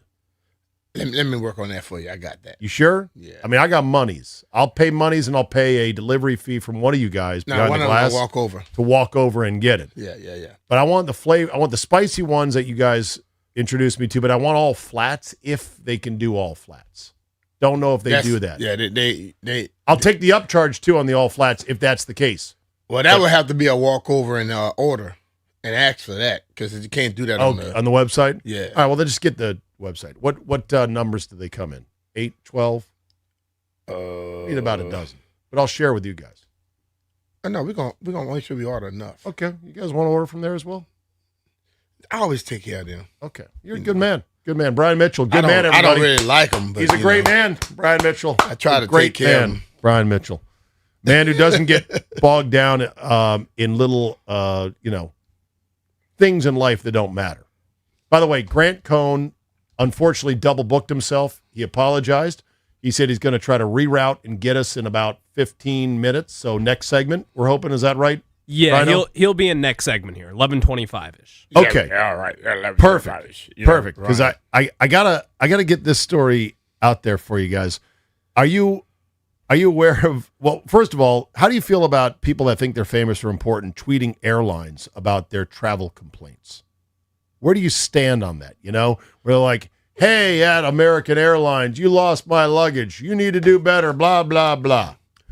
Celebrities, athletes, famous people. Do you ever do that, Brian? Nope. Okay. Because my whole thing doesn't work. I understand that, you're mad, but it's not a guarantee all the time. No. And normally, I normally fly. So I try to get straight flights where I don't have to change somewhere. And I rarely go places of late where I'm going to need more than just that carry-on. Okay. I can pack to be somewhere a whole week with my one carry-on and have a duffel bag. My people in my house, not so they much. They couldn't do it in 2 suitcases. Well, you've got girls. Bro, you got a wife and you got girls. That's what's going to happen. They can't do it. So all right, so this is an all-timer. Chris Carter. You guys remember Chris Carter? Yeah. The man who once said to Teddy Bridgewater, you need a fall guy in that seminar.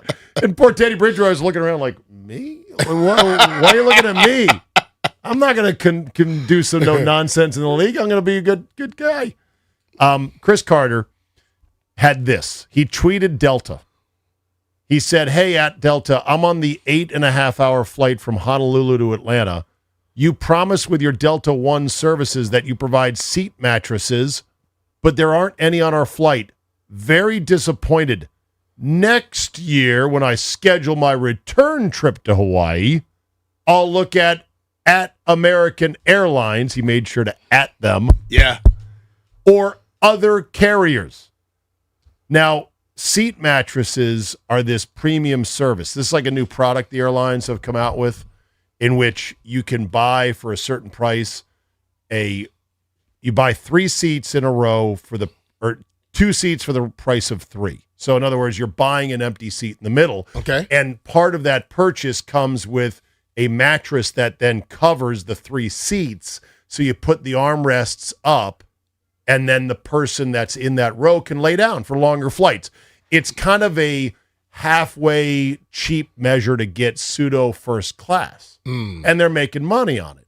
Well, apparently somebody at Delta forgot the mattresses, or they ran out of the mattresses. And I only heard about this tweet was because PFD commenter said, "Oh my God, horror story, prayers up, Chris Carter." And I'm like, okay, that's funny. It gets even funnier because Carter tweeted at Delta Sirlines.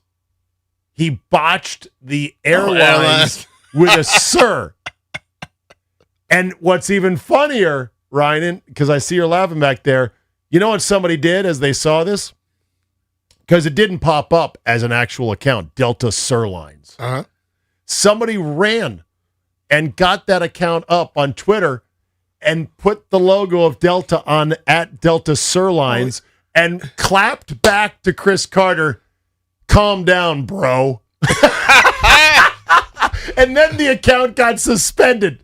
I'm like, you can't suspend at Delta Sirlines when they're clapping back at Chris Carter, bitching about not having a mattress on an 8.5-hour flight from Hawaii. Because, hey, I'm going to Hawaii next year, too. Because I'm Chris Carter. I got money. Hey, guess what? If you're going to go to American, the joke's on you. They'll treat you even worse. American is a joke. Delta has a pretty good reputation. So I just laughed when I saw that. I go, yeah. Why do people do this? Only people I at a lot of times is the NFL. Ooh. At NFL. When I watch games and then they'll go through stuff and talking about what they're trying to do and how this, how that, and then you watch the game and it's completely opposite of what they just said, I'll at them. You'll poke them. Oh, yeah. Yeah, I generally don't poke people, as they say on social media, where you're adding them, because I feel it's a very hostile thing. Like, if I got something to say about somebody. I'm doing it because I am hostile with them at that point. Right. Well, yes, you want to be hostile. Because you can't talk out of both sides of your mouth.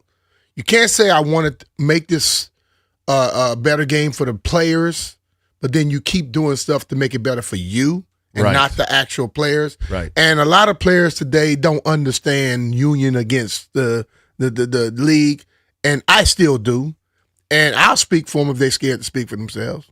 Okay, good. So I'll add them in a heartbeat. Okay, so that's good. I think in certain cases it's warranted. I actually had a colleague in radio who once said, hey, if you're going to criticize a player on Twitter, you need to use their Twitter handle, or you should use their Twitter handle so that you're not hiding from them. Mm-hmm. And I said, man, that's too confrontational. Like, if a quarterback plays like ass, I'm going to be like, this guy played like ass. I don't need to poke him and make it a confrontational thing like, hey, at Brendan Sorsby, you played like ass. You must have had money on the game for the other team. Like, I don't need to do that. I'm just making a comment about someone or something in sports. I don't need to actually poke them. But people do poke the airlines because they feel like, I'm desperate. I'm on a tarmac. We've been delayed for this many hours. I got to do something. I've got 6,000 followers, 20,000, 50,000, whatever. And you'll get the automated customer service accounts to respond saying, we're very sorry this happened to you. Please send us a DM so we can sort out a way to make it right. And they always want you to take it offline. They're like, oh, so let's not air this dirty laundry, But in terms of airline injustices, a missing seat mattress is pretty low. It's pretty small. I've never heard of them doing that. It's a thing, apparently. And part of you would say, hey, Chris Carter, you probably made good money both in the NFL and in media in your post-playing career. Just get first class next time. Don't be back there asking for some, jerry-rigged seat mattress combination thing. But anyway, I'll make sure to follow at Delta Sirlines now. in case they become an actual airline, Just so funny. Okay. Have you gotten into any of this stuff about the youth soccer and how we do it versus other countries? I've looked at it, and I think it maybe have some you got to understand it. It may be something that's true because are you getting the best players or are you getting the most capable players? You're getting you're getting the players that parents can afford. Because when you look at if you go into a lot of these countries, you see a lot of people in the ghettos, the slums, playing soccer, and later on they end up being world known. Right. In our country, you got to be able to afford anything to get started, and I don't think you get the best players in that situation. Yeah. I think there's a combination of factors, and I am not going to dive too deep into it because I'm going to let the soccer people argue this out. I'm like the guy who's quietly backing out of the room, closing the door gently as they're, hey, you soccer costs too much. We need to develop players. I'm just like backing away, just kind of closing the door, going, you guys work this out. I'll be back in 3 years and 11 months to see if you've made any progress. Because I can kind of understand a lot of the issues. I don't have any great solutions, and I don't know what you're going to do about it. It's just one of those things.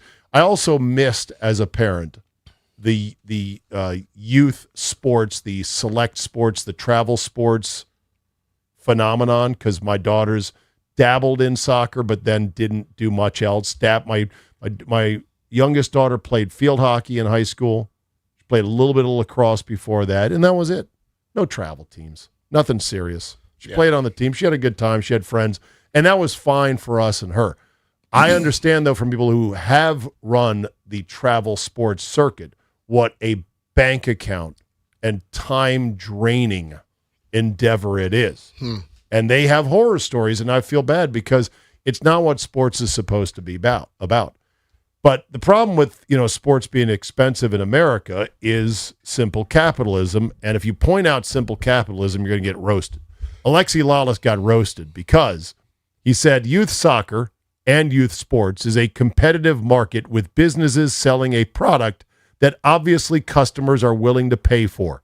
I'd love if soccer was free to all, but who's going to pay for all this free soccer? Oh, my God. Lawless, who was already kind of that guy everybody hates, got roasted for this tweet, just saying who's going to pay for all this free But soccer. The thing of it is not them paying for free soccer. The thing is them paying for the best athletes. And sometimes, just like in the NFL and in Major League Baseball and basketball, they have to go to some areas that they wouldn't ordinarily go to find the best athlete. True. Okay? And if those sports are doing it and we have the best in the world in certain things, why the hell soccer get a pass? Soccer should be looking beyond just what somebody, that parent over at the rich area, they could come pay for all of this. Maybe, just maybe, IMG Academy costs $75,000 to $95,000 to go there. You know those guys that are there in that 13th year? Like you go to 12th grade and you got the people that go to the next year. A lot of these guys aren't paying. You know why? Because they're the better athletes. Right. This is IMG Academy for what sport? And where is it? The one in Florida? In Florida, it's every sport there. Oh, it is? Yeah, it's every sport. Right. So my daughter was assistant AD. Ooh. And at IMG? I was like, dude, all these kids pay? She say, a lot of kids on scholarship. Right. You know who's on scholarship? The best athletes are on scholarship. K-Tron Allen went there. The guy just got drafted. And he was on scholarship. Scholarship. So does IMG then have arrangements to get a small cut if their products go to the pros and make money? Or is that assumed? Or are they hoping that they'll kick back? I don't know that. Okay. Yeah. Do you know that there are private equity firms that buy chunks of a player's future earnings for money up front?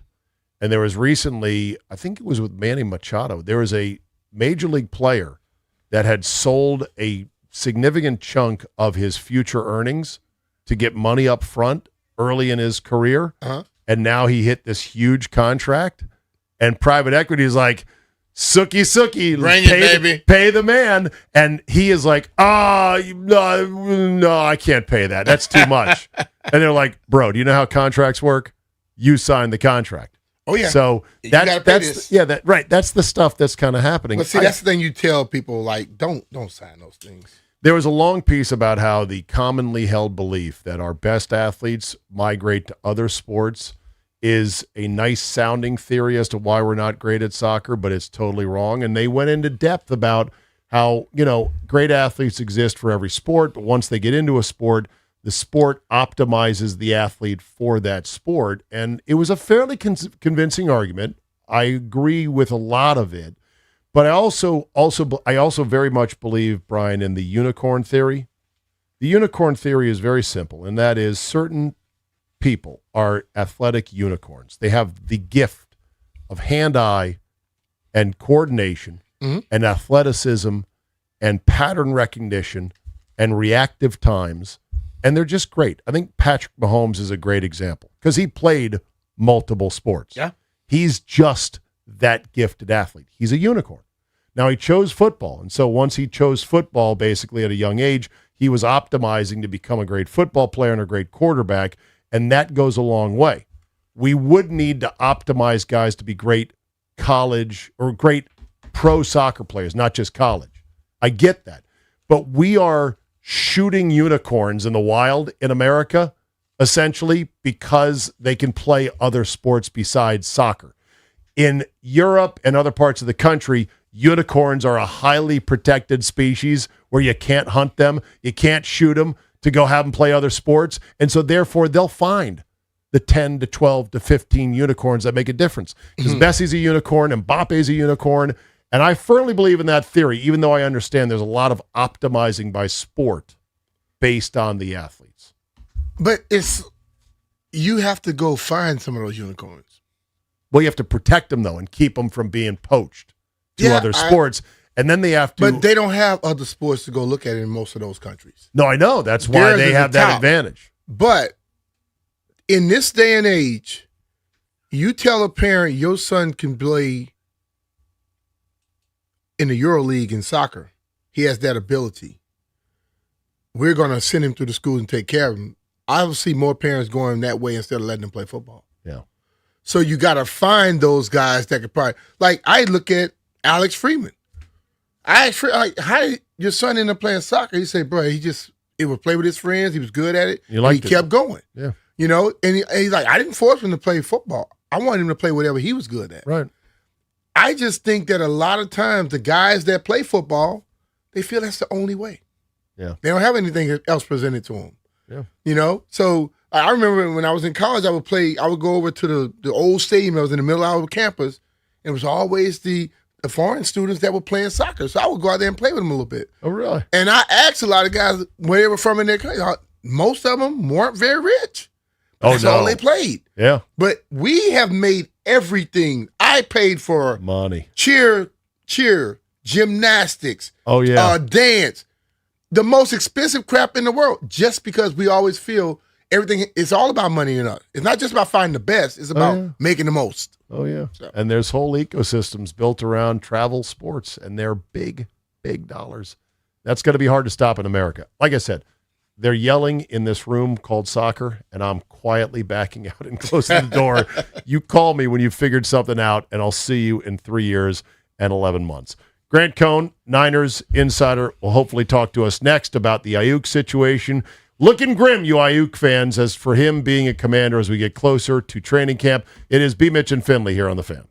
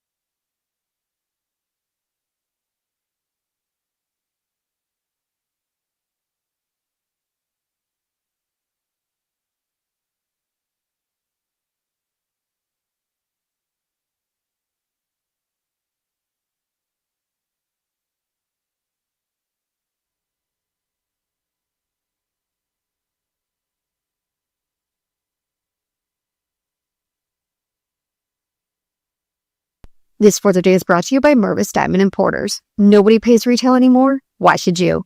Chris Middleton is off the free agent market and headed back to Washington as part of a 6-team trade. Dallas is trading Middleton to the Wizards, and the veteran forward is signing a 3-year contract for $17.6 million. In a separate but connected transaction, ESPN reports that Washington is sending D'Angelo Russell to Memphis. This Middleton trade is all part of the 6-team trade between the Detroit Pistons, the Memphis Grizzlies, the LA Clippers, the Milwaukee Bucks, Dallas Mavericks, and your Washington Wizards. When you're ready to pop the question, think Mervis Diamond Importers and Tacori. Mervis offers unbeatable value, while Tacori brings handcrafted detail and signature design to every engagement ring from the very first sparkle.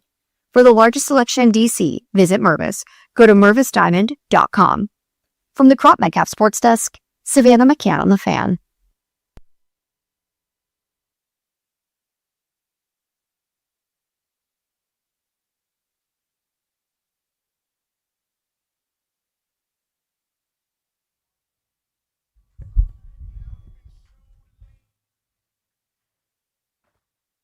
I want to say that the first inklings of Ayuk to the Commanders dates all the way back to maybe February, basically, as soon as the offseason was upon us. If you had told me, oh, this will still be raging come July 8th, I would have said, shut your face. No chance. And yet here we are. Not only is it still going on, it's spiraling deeper and deeper. So, to find out more about this, Grant Cohn joins us now of 49ers on SI. You can find him on Twitter at Grant Cohn, C-O-H-N. He's got a YouTube channel as well, and I've followed your stuff, Grant. I love that you are part gadfly, part insider, but a guy who is unafraid to report on the San Francisco 49ers, good or bad. How are you? I'm doing great. How are you? Thanks for having me. No problem. So the latest from Ayuk is basically, I know I have to do this one thing I'm not going to do it. to at least get out of the Niners' grasp, but I'm not going to do it on principle. Is that a good summation? That's a perfect summation. I mean, Brandon Ayuk, God love him, he may have a point. He may have a grievance, but he has caused more damage to himself than the Niners have caused to him. And he's going to have to live with that the rest of his life. And maybe he can salvage this in the next 3 weeks and get himself to Washington, and this will all be a big joke. But it doesn't seem funny right now. And I will give him credit. Since he lost his mind on 4th of July and started taking shots at Jaden Daniels, he hasn't posted anything stupid online in a few days. Okay. And yesterday he actually he posted something written that made sense and actually explained that, no, he was willing to play last year. He was healthy, and the Niners could have had him back if they just gave him his guarantees, which is an interesting choice on their part. If he would do more stuff like that, he would be in Washington. But then when he says, I'm not going to file for reinstatement, it's like, okay, so are you announcing your retirement, or do you just still not understand that you have to do that? So let's give him a few more weeks. It seems like his story is evolving as in real time. I'm going to give him the benefit of the doubt and feel like he hasn't been getting help. He hasn't had an agent, and maybe he's finally listening to someone. Maybe. Yeah. That's the best I can do. But the whole thing is they took his bonuses because he did something that he signed a contract that stated. Well, they said he did. He said, Grant, he didn't, right? That's the source of the dispute? Yeah, I mean, they said that they took his guarantees away because he missed rehab. And he's like, yeah, I missed rehab, but I rehabbed away from the team, like Nick Bosa does. He didn't use those words. I rehabbed away from the team. What's the problem with that? I was healthy. I hit my markers. I could run 22 miles an hour. I could stop on a dime. George Kittle confirmed that. And it's like, if you really were mad at me for not being healthy, well, boom, here I am, healthy, wanting to play football. So what is this really about? And I think that's a fair point. He hasn't really articulated it, but I think it's clear to say that the Niners didn't want to pay him anymore and were willing to be worse as a football team to get out of that contract and to get him away. And it's like, is that smart? I mean, there's a reason you paid him. You knew who he was. He didn't change. He's always been like this. You thought it was worth paying him and managing him so you could win a Super Bowl, and then you changed your mind. How do you explain him not wanting a PA to go and get the money then? If he say he could play, he wanted his money, why not let them go fight for it? I can't explain it. That's what I'm saying. He's losing me. He needs to explain it. But it's like the best I could say is like, well, he didn't really have an agent. So maybe maybe the agent gave him bad advice. I don't know. This is the next thing he needs to write. I was healthy. I wanted to play. My agent told me don't, or my agent said this, and it turns out he was colluding with the Niners. If he can make that kind of a case, the NFLPA would have his back. But until he actually says it, it's like, it sounds like you kind of messed up, man. Yeah, it feels like he got a speeding ticket for going 2 miles over, but because the Niners had regret, they had Romo regret over this contract. Because as I remember, Grant, they dragged out finally signing him as if they were like, man, he wants a lot of money. He's good, and we're on the verge of a Super Bowl, but man, we don't want to pay this much money. And then they paid him late in the cycle, I recall. So maybe they were just having regrets over it. And they're like, here's our exit. We're going to use the technicality of not working out, not rehabbing at the facility. And it doesn't matter if you hit your benchmarks. We can still say 2 miles over the speed limit, we're taking all your money away, which is kind of dirty. It's brutal, but that's the league. That's the league. Yeah, it is. But it's also cutting off your nose to spite your face. And I think that's why Brandon Ayuk was so surprised. It's like, wait, you don't want me on your team? Like, you're so much worse without me. Okay, I broke a rule. I've broken plenty of rules. I'm good. I mean, Lawrence Taylor was on crack. You know what I mean? Like, I'm not a criminal. How could you really change your mind about me? But I think it's the Niners maybe changing their mind about what they want to do. And if you remember, it wasn't the whole organization that wanted to sign him. It was Kyle. The whole organization wanted to trade him, and Kyle said, absolutely not. We need him to win a Super Bowl. They were trading him to Pittsburgh. They were on the phone with Pittsburgh, and Kyle comes running up into the front office like, at the end of The Graduate. He's like, no! And they sign him, and then he gets hurt, and I think they all have immediate buyer's remorse. So did Kyle then turn on Ayuk after he didn't rehab at the facility? Wouldn't Kyle have had the juice to stand in to go, look, he's hitting his benchmarks. Let's get him back on the team, for God's sakes. I think Kyle lost juice in the organization when he strong-armed the extension of Brandon Ayuk, and then Ayuk didn't play well, and Ayuk was wearing the wrong shorts, and then Ayuk got hurt. I think Kyle hasn't had the same status. He could get anyone an extension at any time. Now they're not really paying people anymore, and I think the owners are telling him, look, you just coach the team, and we'll work on this because you cost us a lot of money. Yeah. But Grant, I look at this where, yes, Bosa probably worked away from it. But Ayuk had something to make them put that clause in his contract that made them say, we have to protect ourselves. I was on teams 14 years, and I know some guys worked out at the facility, some guys didn't. But the guys that were coming over there, they had to come in and check in, those are guys they didn't trust completely. Yeah. So that's true. For him to say Bosa was gone, that means nothing to me. My thing is they put a clause in your contract because they know they had to watch you, and you did not show up anyway. That's true. I mean, what he said, getting a speeding ticket for going 2 miles an hour over that seems kind of like what happened here. I mean, yeah, they were within their rights, and he's not Bosa, but if he could come back, if he was healthy, why do it? I think that's Ike's perspective. Yeah, because part of what I read was they had taken my money, so I'm not coming back to play. They took your bonuses because that was a clause, but you still are entitled. That contract still has you. You're supposed to be playing football, and he refused to play once they took the money. That's what I read, basically. Right. If you want me to play, I'm healthy, but you need to give me my guarantees back, or else I'm not going to play. Which is why they didn't clear him. And they said he was like a week away, but they never cleared him, and then he walked away from the team after the trade deadline. That's what happened. All right. Grant Cohn, publisher of 49ers on SI, joining us at Grant Cohn, COHN, on Twitter. We are in a league, Grant, that is very much famous for being a but league with players. Terry and Arnold, who got cut by the Lions for possibly armed robbery and kidnapping, is apparently going to talk to several teams as he's going through the legal process on this, which kind of crazy, but it's a but league. I'm going to put on my best but glasses from the Commander's perspective, Grant. Is there a possibility he can calm the waters down, fill out the damn paperwork, or show up for a physical to get out of the Niners' grasp and play this year? Is that possible? I mean, absolutely, but I think it was a better possibility before the 4th of July. him going online and taking a shot at Jaden Daniels and then saying the thing about his mom was really stupid. And that was real because some people thought it was a joke or a work or a skit. That was real. Like if you go on her social media, she posted something the same day and like approved a few comments that were taking shots at Ayuk, being like, "Wow, I love it, unbothered and not thinking about the unemployed."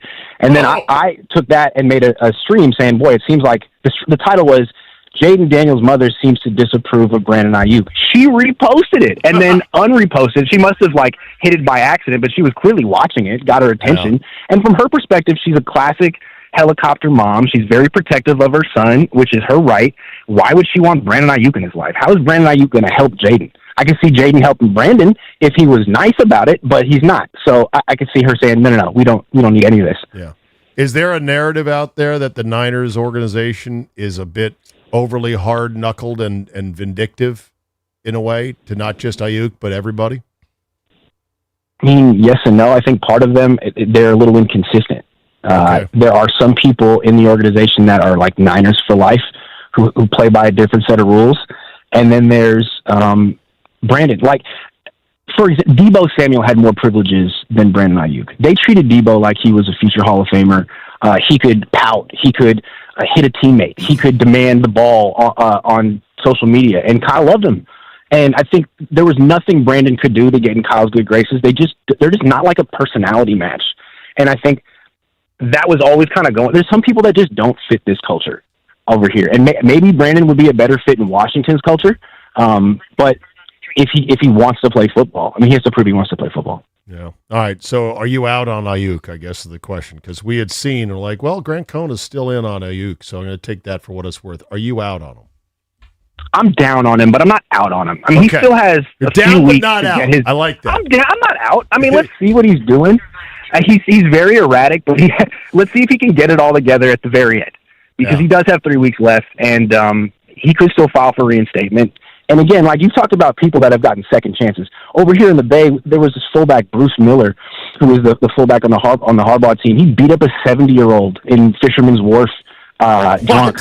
And then he came back like 5 years later on the Jaguars. He got a second chance. And he beat up an elderly man. I mean, Ayuk has just, run his mouth and said stupid stuff. He'll definitely get a second chance if he can just take care of business. If he doesn't do it in the next 3 weeks, is he playing football this year or not? I don't think so. No. Right. This is it. This is the most important moment of his life. What's he going to do?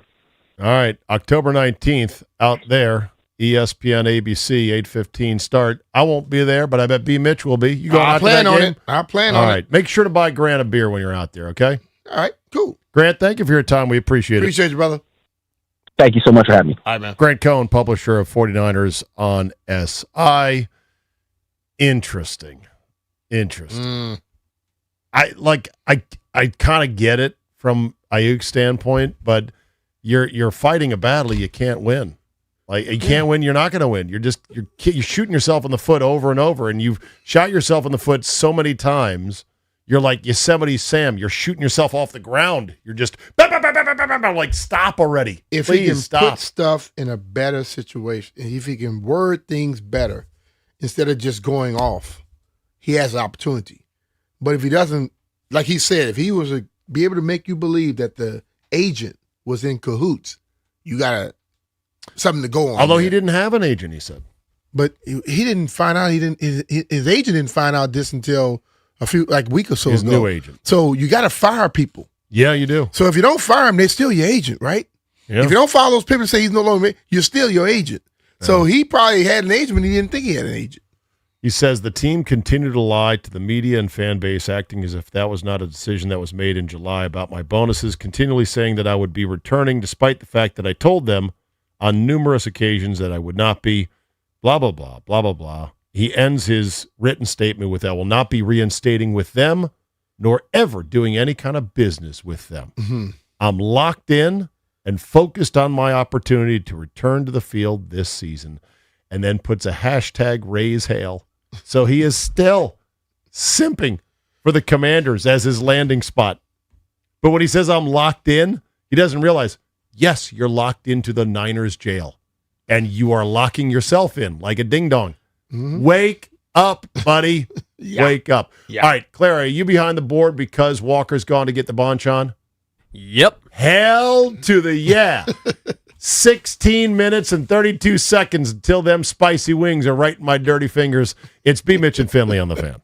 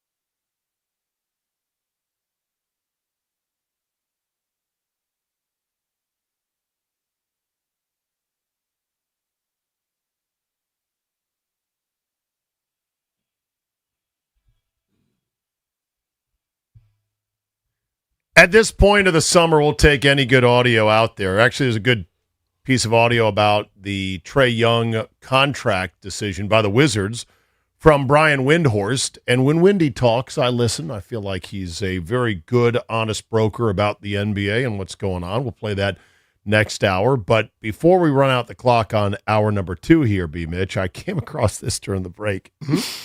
And I'm like, wow, okay. Keith Hernandez talking on SNY during a Mets broadcast, being brutally honest about his kids and how he's never going to have grandkids, and that his lineage, that the family line is burnt to the ground. Take a listen to this. This is crazy. So I want to get back to the last half inning. You were talking about burning out the line. Yes. I didn't think that we could leave that unattended. Very convoluted. Jessie, my oldest, has 2 kids. She's my adopted daughter, so she's not in my line. So my brother has 2 kids, and they're in their 40s, and they're not married. I don't think they're going to have kids. My 2 in their 40s. They're not going to have kids. I won't go into to one of them. How that's not going to happen. So the line is burnt. It's burnt. It's burned down. Just ended. I've got 2. Jesse's like my own, and Maggie and Charlie are my grandkids, and I love them very much. But was ball 4. Collins is on. There's no passing down. We're done. My brother and I are done. We're done. That all of your collective athletic skills and your charisma that you and Gary have brought to this earth, it's all just fizzled out. It just seems like a terrible waste. I'd have to say that you're right. Now, how old is Keith? How old is Hernandez? Oh, he's 68, I'm guessing. You still can go drop one more, dog. Oh, okay. Well, yeah, you better get cracking on that. I'm saying. He does have grandkids. I missed that part of it, but they're from his adopted daughter. Yeah. Which he should be like. My first reaction was, okay, maybe this was better for therapy. Like, I don't know if this was meant for a sports broadcast. I get it. The Mets are 38 and 54. They have to fill time. And they have to fill time. But, like, this gets into sensitive areas about, man, I wish we had kids. He was talking about his grown kids who are in their 40s, not going to have children themselves. Yeah. I mean, this is a deep, deep thing that probably with, a trained therapist, you can work through the issues and how you feel about it. I know he was kind of making a joke about his athletic bloodline being extinguished by this, and he's not wrong per se, but it was pretty wild that he's airing this during the broadcast. But he says brother kids don't have kids either. I know. So that line could be broken. Right? Now you unless he go take care of it. Now tell me how many grandkids you 2 have already, with probably more to come, maybe? Yeah. Okay. You're blessed. Yeah. You're blessed. I hope to be blessed with grandkids at some point. Yeah. But we'll see.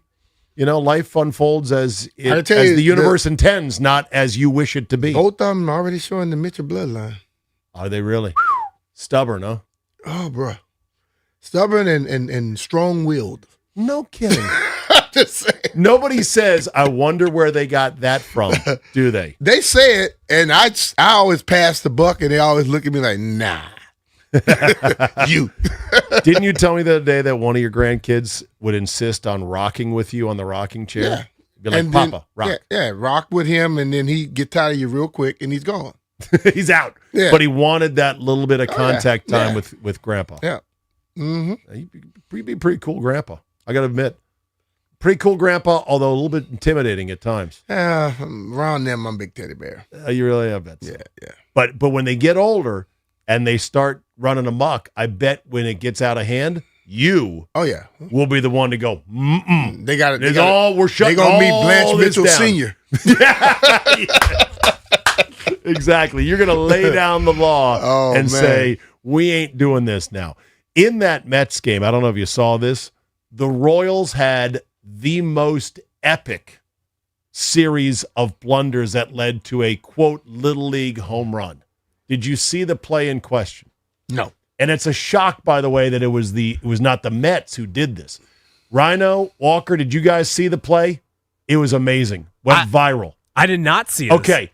Imagine, if you will, a home run on 3 consecutive overthrows. It looked like T-ball. Oh, this was something that happened not last night. It happened a few days ago. Was it a few days ago? Yeah, I saw this one. Okay, I only saw it yesterday. I thought it happened last night. Yeah. I mean, it was a weak sort of slapper, a one-hopper down the third base line. Third baseman whips it way offline over the head of the first baseman. First baseman whoop, whoop, whoop, whoop, whoop, whoop, runs it down, throws it to third where a runner's coming around. That's way offline. Whoop, whoop, whoop, whoop, whoop. They're running after it after that. Then a throw home that either hits the catcher or the runner and ricochets somewhere else. Whoop, whoop, whoop, whoop. And next thing you know, bases are cleared. Home run. Home run. Crazy. And they're professional ballers. Yeah. And they started practicing baseball back in February in the desert and in Florida. Bad to news. train to get better at the baseball. Instead of calling the Bad News Bears, just change that to Mets. And we are in July. Yeah. And it's still this. All right. I see right there. The Bonchon has arrived. On your marks. Get set, go. It's lunchtime hour here, BMitch and Finlay.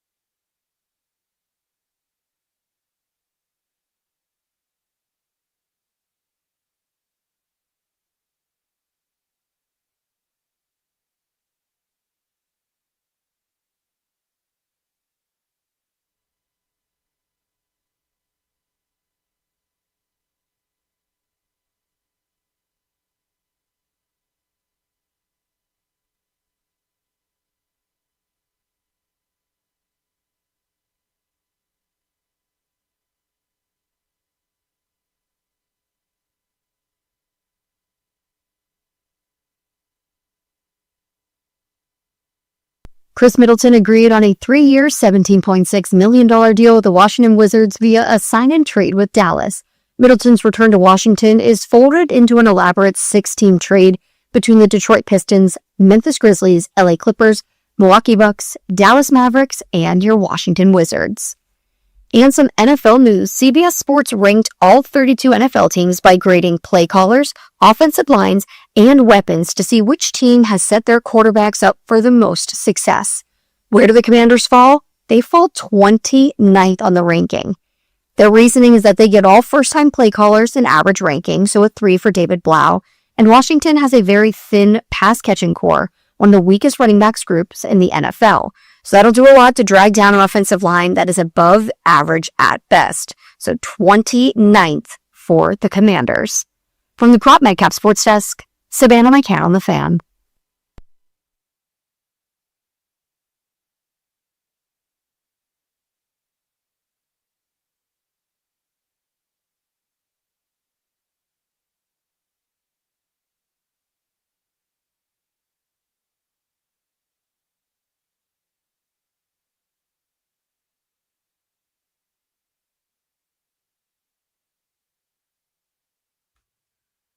All right.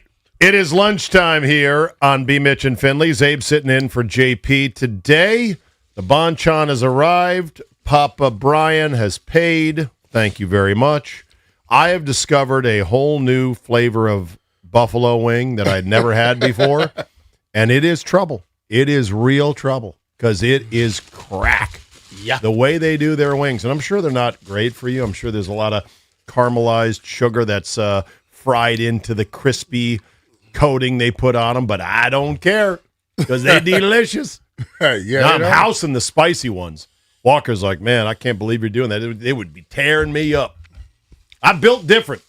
I am built different. I have the palate of a 10-year-old, very picky eater, but I got the stomach of a billy goat. I could eat a license plate, and that'd be okay. Not that I would like to do that, still. You're a little bit more finicky, Walker. You got to make sure to, baby your GI Yeah, tract he got to baby his stuff. so it doesn't go crazy. Be all sick. Nah. I just don't have time to be sweating, crying on the toilet later. I'm good. Okay. Well, I probably shouldn't say this during the lunch hour, but you're aware of this virus going around? Yeah. Have you heard of it? Mm-hmm. Yeah. They're tracking cases. 10 cases in Virginia. Yeah. Don't worry. There'll be some in D.C. and Maryland real quick. 7 News DC tweets, Virginia is reporting up to 10 cases of cyclosporiasis, a stomach parasite that can cause, quote, explosive diarrhea and has infected people in 17 states so far. Whoa. I'd like to know what qualifies as explosive Well, Jeff and versus Stallion already had that. Did they really? They've been having that forever. No, But I'll tell you this. You think it's regular diarrhea, though, from bad eating or just a parasite? If they eat some of these hot wings, that parasite gone. Just letting you know right now. Parasites can't handle the heat? Nah, is what you're not saying? this heat. Okay. All right. Well, either way. So, one of the big stories this morning was the Wizards have added Chris Middleton. He's back. Yeah. Part of the deal that they pulled last year to bring him here. And actually, was it last year or 2 years ago? The years are flying by to me. But they bring Middleton back on a reasonable contract. Yeah. Now, you might say $17 million. Well, in That's NBA 3 terms, years. that's reasonable because it's right around the veteran minimum of about $5 million for 3, and only the first year and a half is guaranteed. They know that he's 34. They know that his knees are creaky. They know that he's a 10-3 guy, but they like what he brings to the locker room. He brings some veteran, old head leadership to a very young roster. Young roster. And that's not a bad thing. The second rounders and D'Angelo Russell they give up in return is fine because Russell's become basically the same player in terms of statistics, and you're going to struggle to find time for him, so it makes sense. I don't think it's any big seismic move. It's like the Ayton trade where you go, okay. For what you gave up, that's fine. I don't have wild expectations for either Ayton or Middleton, but they're not bad to have. The biggest question is going to be Anthony Davis. Yeah. How healthy, how good, how does he fit in? And if he's so good and he's still healthy deep into the season and the Wizards are winning and they're one of the talk of the league, with Debansta as this sensational rookie, and they're in the top half, let's say, of the standings, well, then your whole perspective on whether you're going to stay in the AD business or not changes big time. Yeah. And we'll just have to see how that goes. On the Trae Young front, though, here's an interesting piece of audio. This was Brian Windhorst. What show was this on so we can give them full proper credit? Pardon my take. Pardon my take. This was Windy talking about how the decision to, technically speaking, overpay for Trae Young came about and how it affected their decision-making last year. When they did that contract, they'd already decided they were drafting Debansta. Okay, so they were like, Trae Young is going to be our franchise point guard. Okay, and here's the thing, though. They already promised him they were going to sign him when they traded for him. And the reason that they did that was because they needed him to not play. Yeah. Okay? Because if he had played, We win they too might many have games. won a bunch more games, and they might have not gotten the number one pick. And so if you're going to be a free agent, the last thing you're going to do is like basically admit that, say that I'm injured for 6 months. So they told him, like, Trae, we're going to take care of you. Don't worry. So we're on the same page. We're invested in you. We're going to bench you. So Trae already knew he was going to get paid, and that's why he agreed to it. Now the Wizards can't say this publicly, but that's what happened. And so his agent did an amazing job because he got him traded to a team that was like, we want Trae Young and we're going to pay him, and like he's going to be our point guard. We're not even going to look at Darren Peterson. We're going to totally invest in you, Trae, because we think you can be great. And then they got him to pay him a max. Nobody in the league wanted to trade him on a max for a year. There was nobody who wanted to give him a 4-year max. A lot in that bite there from Wendy. Yeah, There's it's a lot, but in like, there. sometimes I wonder if the Wizards can't say it loud, why somebody told you when they know you're going to say it loud? Probably because even though they don't mind that this is now out as this is what happened, there's nothing that can be done to stop it. It's not illegal. It's not against, I don't think it's against the CBA bylaws. I think it takes great faith and trust with the player and his agent to the team that the team doesn't have a second thought, right? Yeah, that makes sense, but I'm just saying, you say, well, that's what happened. That could be your thought. Things can change, right? It may not have happened, but I can understand where you can try to derive something like that from. Yeah. He comes in, he played a little bit, came in that first game, everything was electric, and quickly he stopped playing. Right. Like, oh, no, I can't let him play.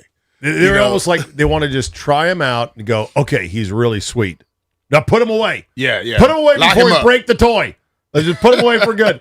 And the convoluted way that they were kind of saying, well, he's still experiencing some soreness and they're still rehabbing him. This is a larger league-wide and or business of sports ethical dilemma that would have to be grappled with at a higher level, which is you're asking fans here in D.C. to pay money for tickets to games that are not cheap.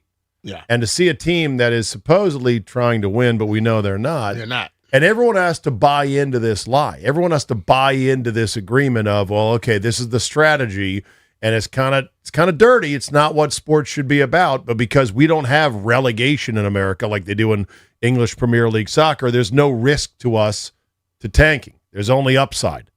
Worse you are, the more picks you get. Now they're changing that with the new lottery, so we'll see how that plays out. But it's just kind of it makes, I think, people who otherwise want to be NBA fans, it makes it a harder sell.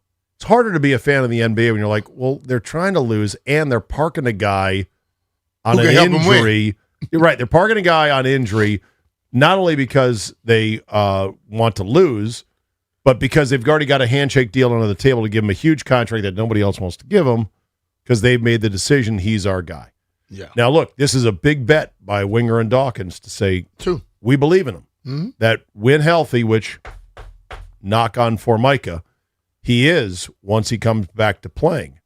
But he was starting to glitch out injury-wise more and more. And obviously, Atlanta was happy to get rid of him. Mm-hmm. So if they're happy to get rid of him, okay, we'll see. I also talked to a guy that very close to the team was like he was sick of them too. He didn't feel like they were doing the things they needed to help him. Sure. With. Yeah. Right. So the timing was probably okay. Yeah, for both people. Yeah. So you've got, you've kind of got now, I think this is the last major move that the team is going to make as they get ready to go forward. The next questions will be just how do you include all these ingredients? You've got a lot of different ingredients coming together. You already have a young core with exciting young players from previous drafts. You got an exciting big in Sarr. You have a oft-injured Hall of Fame caliber big that you need to work in. Yeah. And you hope he stays healthy. You got a point guard who is more scoring and shooting than defense, but, you can work around that. How does that work out? And then you got this number one who we'll see how much he takes the league by storm, or maybe he doesn't take the league by storm. Yeah. How good of a 1/1 is he? Yeah. We're going to find out starting tomorrow.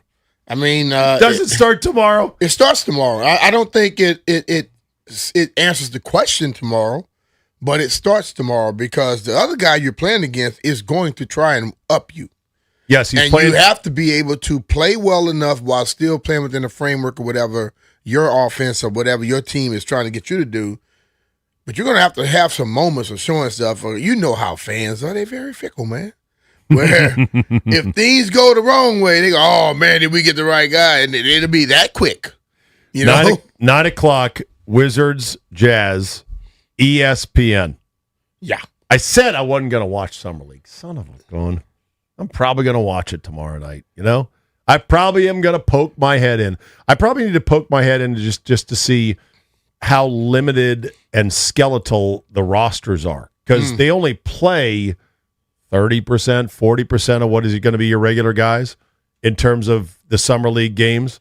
I want to see just how hard teams play. I want to see how much defense is being played. I want to see how the games are officiated. I don't think I've ever really sat down and watched Summer League games. Yeah. I've seen highlights. I've read headlines of so-and-so sizzles in Summer League debut. Mm-hmm. And if I recall last year, Cooper Flagg, who had a great rookie season, Cooper Flagg had a great first or second game, and then they shut him down for Summer League. Yeah, he showed you what he needed to show you already. Well, right, and everyone's like, oh, man. I wanted to see more of it. It's like it's the dead of summer. We're at low tide. I want to see more of this. There you go. But you're like, okay, he's shown us enough. We're not going to put him at risk. Right. Yeah. Right, because it's not football, but obviously you can get hurt playing basketball in the summer. Totally. Even less intense, not as hard, full out, not as much fouling per se. You can still get hurt. We don't want that. Mm-hmm. So what do you think is a good number in terms of finish in the East and wins for the Wizards this year? What's a good number? Was it 82 games? Mm-hmm. I need to see about 45 wins. Oh, boy. Whew. That's a high bar. And I'm not going to – if I expect them to jump, I'm not going to – and I know the 17 could have easily been 25-30 this year. I don't think asking for over 50% is bad. Okay. That's a good number. What is a likely number? How about that? Likely for me, and I'm going to be happy, is 41-41. Okay. That would have gotten you nothing last year. The 8 seed, the Magic, had 45 wins. So 45, 45, which is a massive jump in wins, nearly 20 jump surge in wins, may still get you nothing. And we discussed earlier with the play-in or making the actual playoffs be the jump. So 45, what counts? 45 or higher is what counts, right? Okay. I guess so. I mean, I want to see the needle move in the right direction. I'm more concerned about their decision coming up on Davis. Me personally, with no malice towards the guy, I wouldn't want to put money into him. I feel like you're potentially walking into a trap of a guy who sadly is chronically injured, and the minute the ink is dry on that deal, if not sooner, you're going to regret it. Like, you've already got a deal for Trae Young that will almost likely not age well. And you'll almost likely at some point have to salary dump him. If you look at it, though, what Trey signed is below market. Ain't necessarily What market? It's 40-something million, right? Right at 40-something. Donovan Mitchell just signed almost $70 million a year. That is crazy. You know what I'm saying? That is crazy. That contract he signed is not anywhere close to the top guys. True, but one might argue, though, he's not as impactful as Mitchell. Possibly. I mean, you can make that when argument. he's on, and if he can just get that, he's a damn good player, and he makes his bigs better. The guy passes the ball tremendously well. I think, like when we look at, like last year when Kinlaw signed, everybody was so upset. He's making almost 15 to 16 million. The other guys are making 30-something, 40. So you got to look at it, and I think the amount Trey's deal is close, right at 50. When you have other guys doing 68, 70, that's one way to look at it. That's where I look at it, because I don't look at it according to my money. I look at it according to what the people in the league makes. And according to what the people in the league making, he not with the big boys. But when Mrs. Mitchell buys an expensive handbag, does she tell you, but there were even more expensive handbags I could have bought? So this $5,000 whatever. What's don't the buy no $5,000 bag. We don't play that. You don't play that? No, hell no. What's the limit on luxury handbags? Well, we discuss. You have to discuss that with me. Depends. Is it a big anniversary? First of all, my deal is this, and women get mad if you want. Why you walk around with a $5,000 bag you don't have 50 cents in it, or a $25,000 bag and guess what? You don't have $250 in it. That's ridiculous in my book. Yeah. Birkin. Hermes Birkin is one of the top luxury brands. Chanel, Louis Vuitton, Gucci, Dior, Bottega, Prada, Fendi. You know what I'd rather walk around with? Give me just I don't even need a money clip. I'll fold my $2,500 in my back pocket. Ooh. If I want to.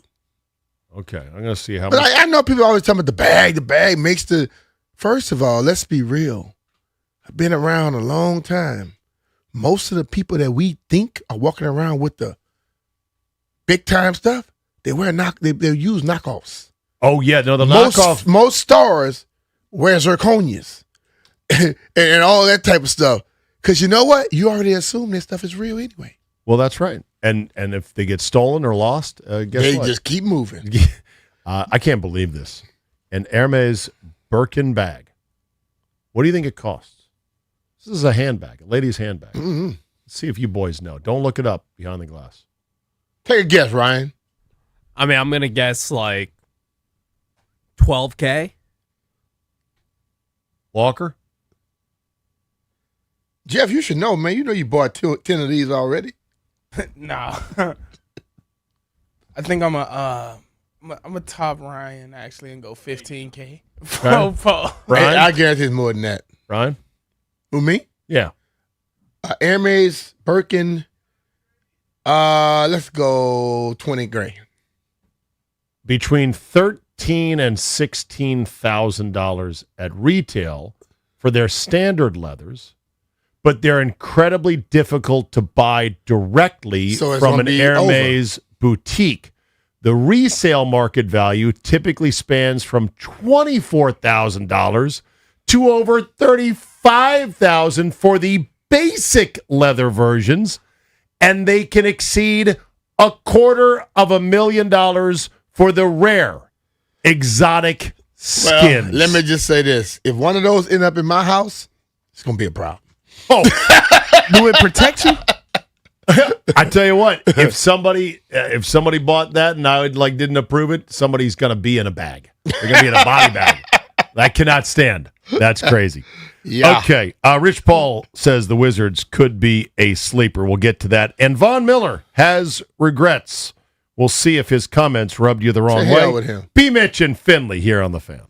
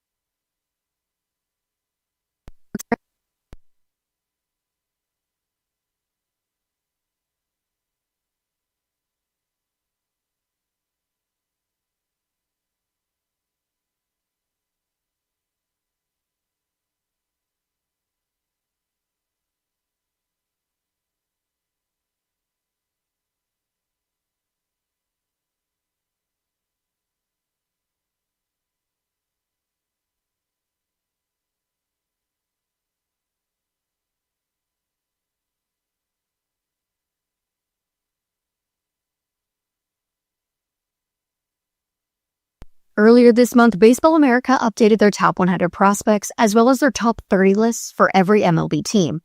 Now they're back with a bigger picture look at the updated ranking of all 30 farm systems.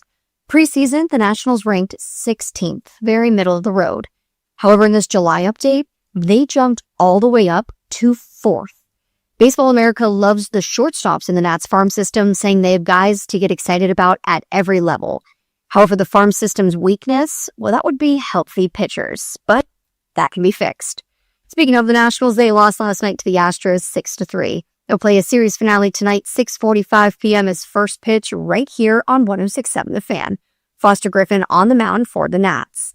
And your NBA news, free agent forward Chris Middleton has agreed to a 3-year, $17.6 million deal with the Wizards. He averaged 10.2 points, 3.7 rebounds, and 2.8 assists in 63 games last year. From the Crop Metcalf Sports Desk, Savannah McCann on The Fan.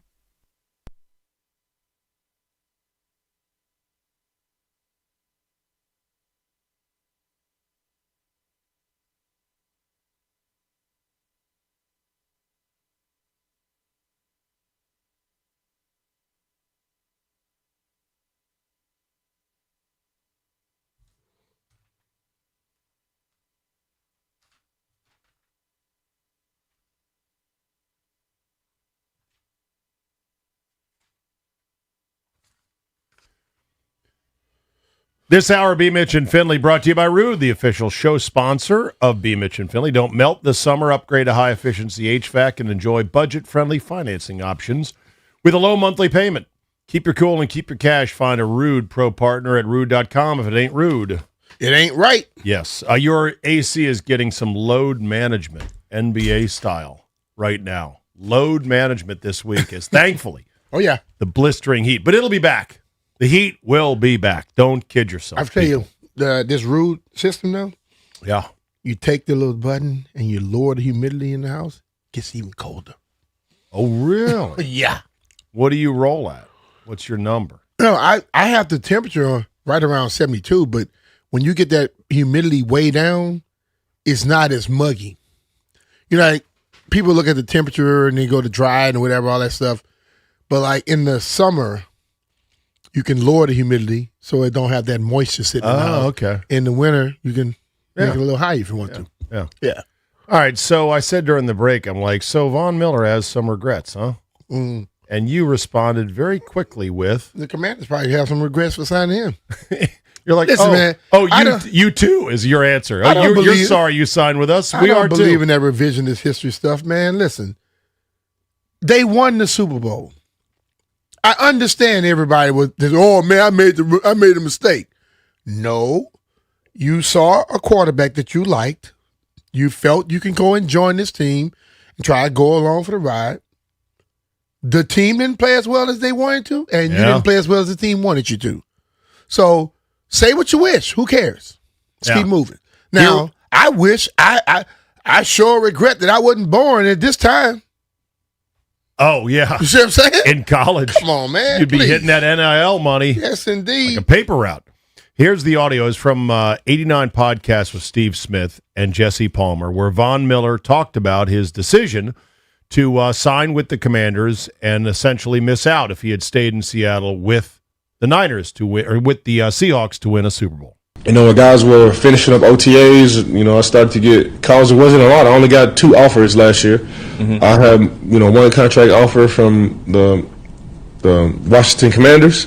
Mm-hmm. That's where I went and played, and you know, I had 1 offer from the Seattle Seahawks. And obviously, I picked the wrong team on that one. It would have been 3 teams with 3 different teams with 3 Super Bowls. But you know, that's just how it's supposed to be. For me, I just felt like, you know, I knew the Seattle Seahawks had a really good defense. You know, Coach Frazier was over there, and I went in and took a visit there. I understood how good the Seattle Seahawks were. For me, with the Washington Commanders, I just felt like Jaden Daniels was poised for another great season. You know, his rookie season went all the way to the NFC Championship, and you know, last year, you know, we got hit with injuries, not just the quarterback position, but all over the place. Yeah. And those are some of the things that you just can't calculate on teams. All right, so there he was. Well, now you listen to it. He basically saying what we're saying. He was just speaking, he didn't say, "Well, I regret it." He said, it was kind of like, "Well, I made a mistake on that one." There's You know what I mean? there's assumed regret. Yeah. But he didn't actually say Yeah. regret. I guess what do you want him to answer if they ask him? So, you had a choice. How do you feel? I mean, he's being truthful about it, but does it make you as a fan feel some type of way to hear him say that? Like, we all know how bad the season was. We feel like he feels. Right. Join the club. Yeah. Sucked last year. But you were part of it. I hate to say it, but you were out there, part of it. Yeah. Not that you were the main problem, per se, but you were part of the endeavor. That was not good enough. Yep. Not good enough at all. So, do you think there'll be anybody this year That's that gonna says regret that? it. I'm Let's sure it's gonna be people all over the league that say stuff like that. Okay. But that's those people who live in the past. In the past. Yeah, you can't. Let's get back to the present, so your future can be bright, homie. So, what do you think is the big storyline opening camp in a couple of weeks? What will be the big storyline opening camp? The new coordinators? The coordinators is going to be the major one. The defensive Sonny overhaul. Sonny Styles, the Ohio State defensive linebacker. overhaul. You know, who's going to be Terry being moved around instead of sitting in one spot all day. Okay. Who is going to be the Batman to Terry's Robin? Or no, the Robin to Terry's Batman? That's a major one. Like, can that guy emerge? There'll probably be some lingering Ayuk talk. There's going to be some of that, opens. but like for me, everyone goes immediately to the receiver. Oh, yeah, it's the shiny object. I keep It's looking the at fun this. toy. I keep looking at this league, man, and the tight ends are special. And if Chiga Okonkwo could do the things that they suspect, he's showing speed and running the ball after a catch, he could be number 2 for you. Really? Okay. But don't you still need a difference-making number 2 wideout to give you depth, flexibility, and a varied attack? That's an assumption, but Okay. like last year, the team that won the Super Bowl had an 1,800-yard receiver, and then the next guy had 600. They won the Super Bowl. You know why? Because they had a balanced attack. They were able to run the ball. They were able to catch the ball, but they had a receiver that could just blow it open for you too. And there's also a known sort of pecking order of everyone's role. Yeah. So when you're slotted in the right spot and you get what you get, then as long as you play that role, it can be very effective. Yeah. You don't have to put up big numbers as the number 2. In fact, you don't even want it necessarily. Mm-hmm. And they've already talked about how we just want to increase looks to 17. And I'm all about that. I'm like, let's increase the targets to him and see where it goes. I didn't get to ask you about this on Monday when it crossed, but Rasul Douglas is planning to sign a 1-year deal with the Commanders worth up to $3.8 million. He's only 30, or he's a corner who's 30. Depends on how you look at it. He had signed with the Dolphins after the 53-man roster cuts, played 15 games last season, former Buffalo Bill, former Green Bay Packer. I thought when the Packers got out of that business, that was a mistake by them. And, you know, he's a credible veteran. Like, you can't get mad at a credible veteran helping to possibly add stability to your secondary, which was very porous last year. I think he'll help. I think he comes in with experience and he has talent. And one thing, I was sitting there, did a little show yesterday with Fred and Santana. Okay. And Fred does this little thing called Smoot DB school or something, like secondary school. Okay.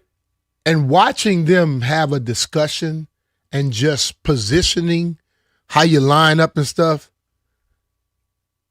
Some veteran dudes know what you're running before you even really come off the line of scrimmage. By how you're standing. How you're standing, how you lined up, Where you're just looking. positioned. And Santana, who's a guy who understood that, would still line up in a spot to give you one thing. And do something else. He was fast enough to get back to where he needs to be and run a totally different set of routes that you thought he would never run from that position. So a guy like Rasul, he has that ability too. And maybe the young guys asking him and watching him do stuff, they could pick up and learn. That's how I learned watching Ernest Binder. Seriously. Yeah. It's the details, the little There tiny you go. things that make the difference. And those who are really, really good pick up on them. And those who are also good at disguising them are the ones that end up making the plays because you don't know what they're actually doing. Here's a great example of how low the low tide is right now. This is the quiet. Shh, can you hear it? The quiet before the NFL storm. I'm on ESPN.com's NFL page. Here's the headlines. The headlines. Ready? Cowboys player Nealon diagnosed with CT. Very sad story. Yeah. Stage 1 or stage 2 CT they found in him. He committed suicide this past year. Terrible story. Okay. Then there's the Terry Arnold clears waivers, now a free agent. Okay. Got the Douglas to sign with the Commanders. That's old news, so it's already still up on their page, day and a half old. Bears quarterback Williams gifts Pope autographed jersey. Whoopity-doo-dah-day. How is that a headline on ESPN.com's NFL page? Answer, man, it smells like low tide right now. I can smell the rotting fish on the beach. Next headline, Chiefs Kelsey Swift marry in ceremony at MSG. Yeah, I know. That was 5 days ago. There's this horrible story about Calais Campbell's mom. Yeah, that was horrible, man. Brother, I don't even want to get into it. There's another horrible story. Former Titan scout found guilty of murder. Ugh. There's the Chris Johnson thing with the ALS. Chris Johnson aims to revive the Ice Bucket Challenge. I'm like, I don't know. That was a thing. That was a big thing, the Ice Bucket Challenge. I don't know if you can revive that. I'm not sure if America is going to mount that horse again. You know, It seemed like a one-time kind of a deal. It could be something else. Jump from it. Instead of just doing that, do something else. Figure out another way. What was your favorite dumb viral challenge? The Tide Pod Challenge? What was that? You never. That was. I one did that the ice started bucket it. because my daughters decided they wanted me to do it. Of course. And yes, you do whatever they want you to do. The Tide Pod Challenge. So I was in high school during that phase, and one of our football players at the school went live on Twitter and was like, I'm going to eat the Tide Pod in front of everybody. And so literally had like 100 people in there. We had our high school football coach on the school Twitter in all caps being like, please do not do this. Don't do do not this. do this. Right. And You're not he's supposed to eat detergent that has silly. all kinds of chemicals and other bad stuff in it. Don't eat the Tide Pod. And kids actually did do it. Well, He because did not. well, in part because it looked like candy. Sure did. It was wrapped in colorful, nice little, wrapped up candy. So I don't know if they've changed that. That was one challenge. The cinnamon challenge was another one. The planking challenge I did was the another cinnamon one. challenge. Oh, good for you. Did you get respiratory damage from inhaling powdered cinnamon? I put that tableful. The challenge, for those that don't, the challenge was eat a spoon of dry cinnamon. Tablespoonful, and it killed. Soon as I put it in my mouth, I immediately laughed and a cloud of smoke like I was LeBron, but it was cinnamon. And how long were you coughing for? I was coughing for a good 3 to 5 minutes. Oh yeah, but I had to. The main thing was getting the powder out because it instantly dries your mouth. Oh yeah, there's no way you can do it. Dries everything. If And if you inhale a big chunk of it, it can do serious respiratory damage. It's bad. It's bad to have that. He didn't know that part. The Not at all. powdered, spicy stuff all in your sensitive. Oh yeah, it was really pink, spicy. Innards of your lungs. Not good. Okay, so there was that one. The planking challenge was one where people would then position themselves on the edge of some high ledge, and they would go flat like a plank. Guys would get hurt doing that. The craziest and easily one of the more short-lived ones, because there was serious injuries, the milk crate challenge. Yeah, I saw a lot of people busting that one. Yeah. That one I wouldn't do. That one was absolute electric factory of wipeouts. Just watching them. For those that don't know or didn't remember, basically you get a bunch of plastic milk crates, set them up in a small staircase that goes up 4 or 5 milk crates and then down the other side. And all you got to do is you just got to walk up one side and walk down the other. How hard can it be? Yeah. It turns out it was damn near impossible, because once you're on any of the milk crates above 2 or 3 stacked high, they were very unstable. And so as you start taking each step, Guys just wipe out. They're breaking their legs. They're breaking their arms. Hey, let's do this challenge. How about no? I don't need to do this. All right. Well, we'll see if the ice bucket challenge gets a reboot. I doubt it, but we shall see. Now you know just how low the tide is on this, the 8th of July. Chris Middleton is a Wizard. I got the audio as well of Chris Paul saying, hey, Wizards could be a sleeper. Don't sleep on them. Could be pretty good. Plus, we still have, you heard it here first later on, next hour. Stay with us. JP Finlay is out. Zabe's sitting in. It's BMitch and Finlay on the Fan.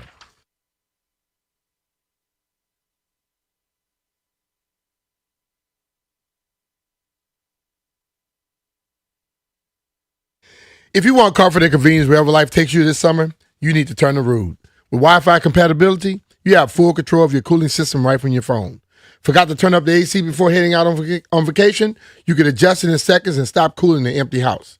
Plus, you'll get alerts if something's not right. These guys are the best, and they've installed new systems in my house, and I felt the cool, crisp difference instantly. And here's the best part. Rude systems are whisper quiet. No more noise interruptions while you're trying to relax, just peace of mind. Rude's variable speed compressor ensures precise temperature and humidity control, operating efficiently even in the absolute peak of the summer heat. Its comfort and performance perfectly balanced. Also, don't forget about the savings. Make sure to visit Rude.com to learn more about the different ways you can save on your home HVAC products. Rude, the most reliable heating and air conditioning products in the DMV. And remember, if it ain't Rude, it ain't right.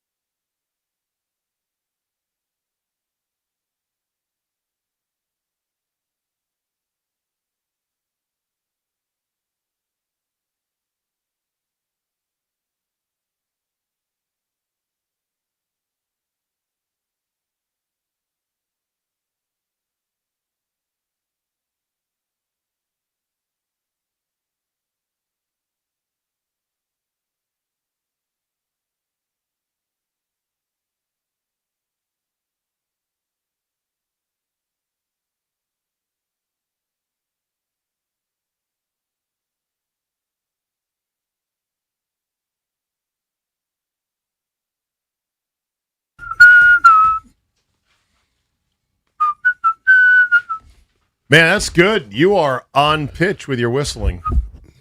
You feel like you can get in. That's solid. Can you whistle any tune? Good bit of them. Okay. Maybe I'll play to him that tune. Right. We'll really show how we're at low tide in sports. What are they doing on BMitch and Finlay? Zabe's sitting in whistling. and he's throwing tune titles at Brian, who's whistling them. It's actually the best thing they've done all day. The rest of the show's been utter crap. This has been the good part of the show. The whistling. The whistling part of the show. So, in the game yesterday, the Argentina comeback against Egypt, there was a fascinating photo of the Argentina coach, Lionel Scaloni. As Argentina had surged late to turn it around from down 2-0 in the final 11 minutes to a 3-2 extra time win, there's a photo of Coach Scaloni with his face in his hands like this, caught up in the emotion, bursting into tears, said he can't even give an interview. He's so overwhelmed with emotion. And on his wrist is a Garmin wristwatch that clearly shows in the photo the number 180. His heart rate was up. How about that for a sports photo right there? I would love to see people's heart, like if they had a heart monitor on people when things are going terrifically well or bad or stressful. And I think they might be close to the exact same depending on how low or how high it is. Right. I think exactly so. Like stress and happiness, elation can both trigger you to a much higher heart rate. Now, they're collecting data on players now in incredible amounts through wearable technology and other stuff. Mm-hmm. So we're getting more and more data, and they're obviously leveraging it to sell sponsorships to Garmin or to Whoop. Whoop is a big entity now when it comes to measuring certain parts of your life and health metrics. And I asked the guy, I said, okay, I bought a Whoop and I tried it for a bit. And then I'm like, I don't want this. I returned it because that's what I do. I return things. Fine. And I said, I was telling me like if I had a good night of sleep, bad night of sleep. And I already know what it takes to have a better night of sleep. No screens after a certain time, no caffeine after a certain time. Make sure the room is dark and cool. Do some light reading. I'm like, I don't need an expensive thing on my wrist I got to recharge all the time to tell me what to do. And he said, yeah, but here's what'll happen. The more you use it, the more you look at the numbers. And then if the numbers aren't good, the more motivated you'll become even subconsciously to kind of game the system. You'll gamify trying to get a better number. And then that will help you live healthier. And I go, okay, I guess there's something to that, I suppose. He's right. Yeah. And I mean, your Apple Watch, which I have, can do a lot of this stuff. But you look at it more as a watch. Exactly. Exactly. And so there's a thing my buddy uses called Hume. Okay, that's another H-U-M-E. one. Don't you have an Aura ring on? Yeah. The Hume looks like the watch, but it ain't a watch. It just gives you numbers. And with the Aura ring, like I was telling Monday, this damn Aura ring gives me too much information. But now, do you like it? I look for it. Okay. I look for the information. So what does that Aura ring give you? It gives you, it tells you about your sleep quality. It tells you about your resilience. It tells you about your heart rate, stress levels. It lets you know your heart rate at different times. And then when you're riding, you know. It tells you, it gives you little hints about how to adjust things. So it can measure heart rate. Yeah. Well, my daughter had something going on, and her thing was like, your body, something is affecting your body. She was sick. Interesting. It like when you open on the screen, if your screen is orange, something going on with you. Huh. Yeah. It lets you know. I remember I got the pneumonia shot and this other shot.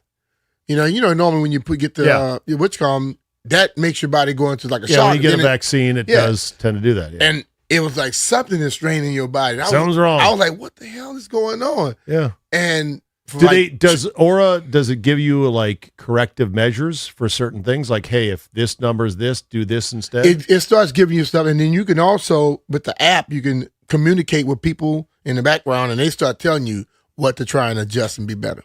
Hold on. I just got a notification from my Aura Ring. It says my stress level is high. It says, get out of the house.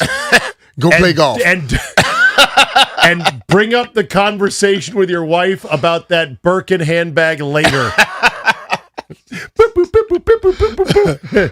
Too stressed right there. Yeah, I just got a notification that said I need to go play golf. Yeah, I need to go play golf. Yeah, let's see exactly how that works. Oh, man. All right, hour 3 is coming up. I want to get to this Rich Paul audio. LeBron's decision was also 16 years ago to the day. Wow. There's another decision coming up. I did see a clip where Rich Paul, his agent, is saying, Philly would be a good spot for him. It's kind of funny what's going on here. I'm fascinated by it. At some point, like we're within a week or two of this has to happen kind of soon so we can get it over with, get it done, start internalizing where he's going to be this year. The team that gets him is probably going to have to trade for Bronny, okay? So we got to get this done. But I do want to hear that audio. I want to talk about that. And then you've got buy or sell, Rhino? Okay.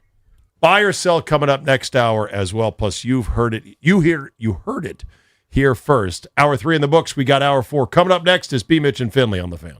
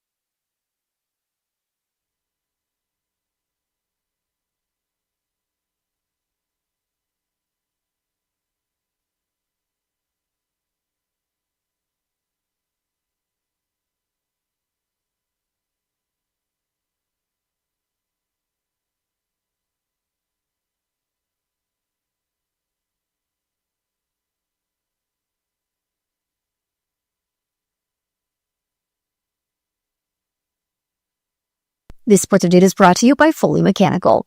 Chris Middleton is on the move again. The forward agreed to a 3-year, $17.6 million contract with the Washington Wizards via a sign-and-trade per ESPN. The sign-and-trade is part of a larger 16 trade involving the Mavericks, Pistons, Clippers, Grizzlies, and Bucks. As part of the trade, the Wizards are sending D'Angelo Russell, a future second-round pick, and a future second-round pick swap to the Grizzlies. In your World Cup update, we are down to the final 8 in the 2026 World Cup. You still have your regulars like Argentina, France, and Spain, and there are some fresh faces with Norway and Switzerland advancing. This edition marks the first time without Brazil or Germany in a tournament that featured a quarterfinal round. Quarterfinal games kick off tomorrow afternoon. When your HVAC strikes out, call Foley Mechanical, your go-to for heating, cooling, and radiator repair in D.C., Maryland, and Virginia. Locally owned, never franchised, Foley Mechanical is proudly installing Amana systems. From the Grupp Metcalf Sports Desk, Savannah McCann on the Fan.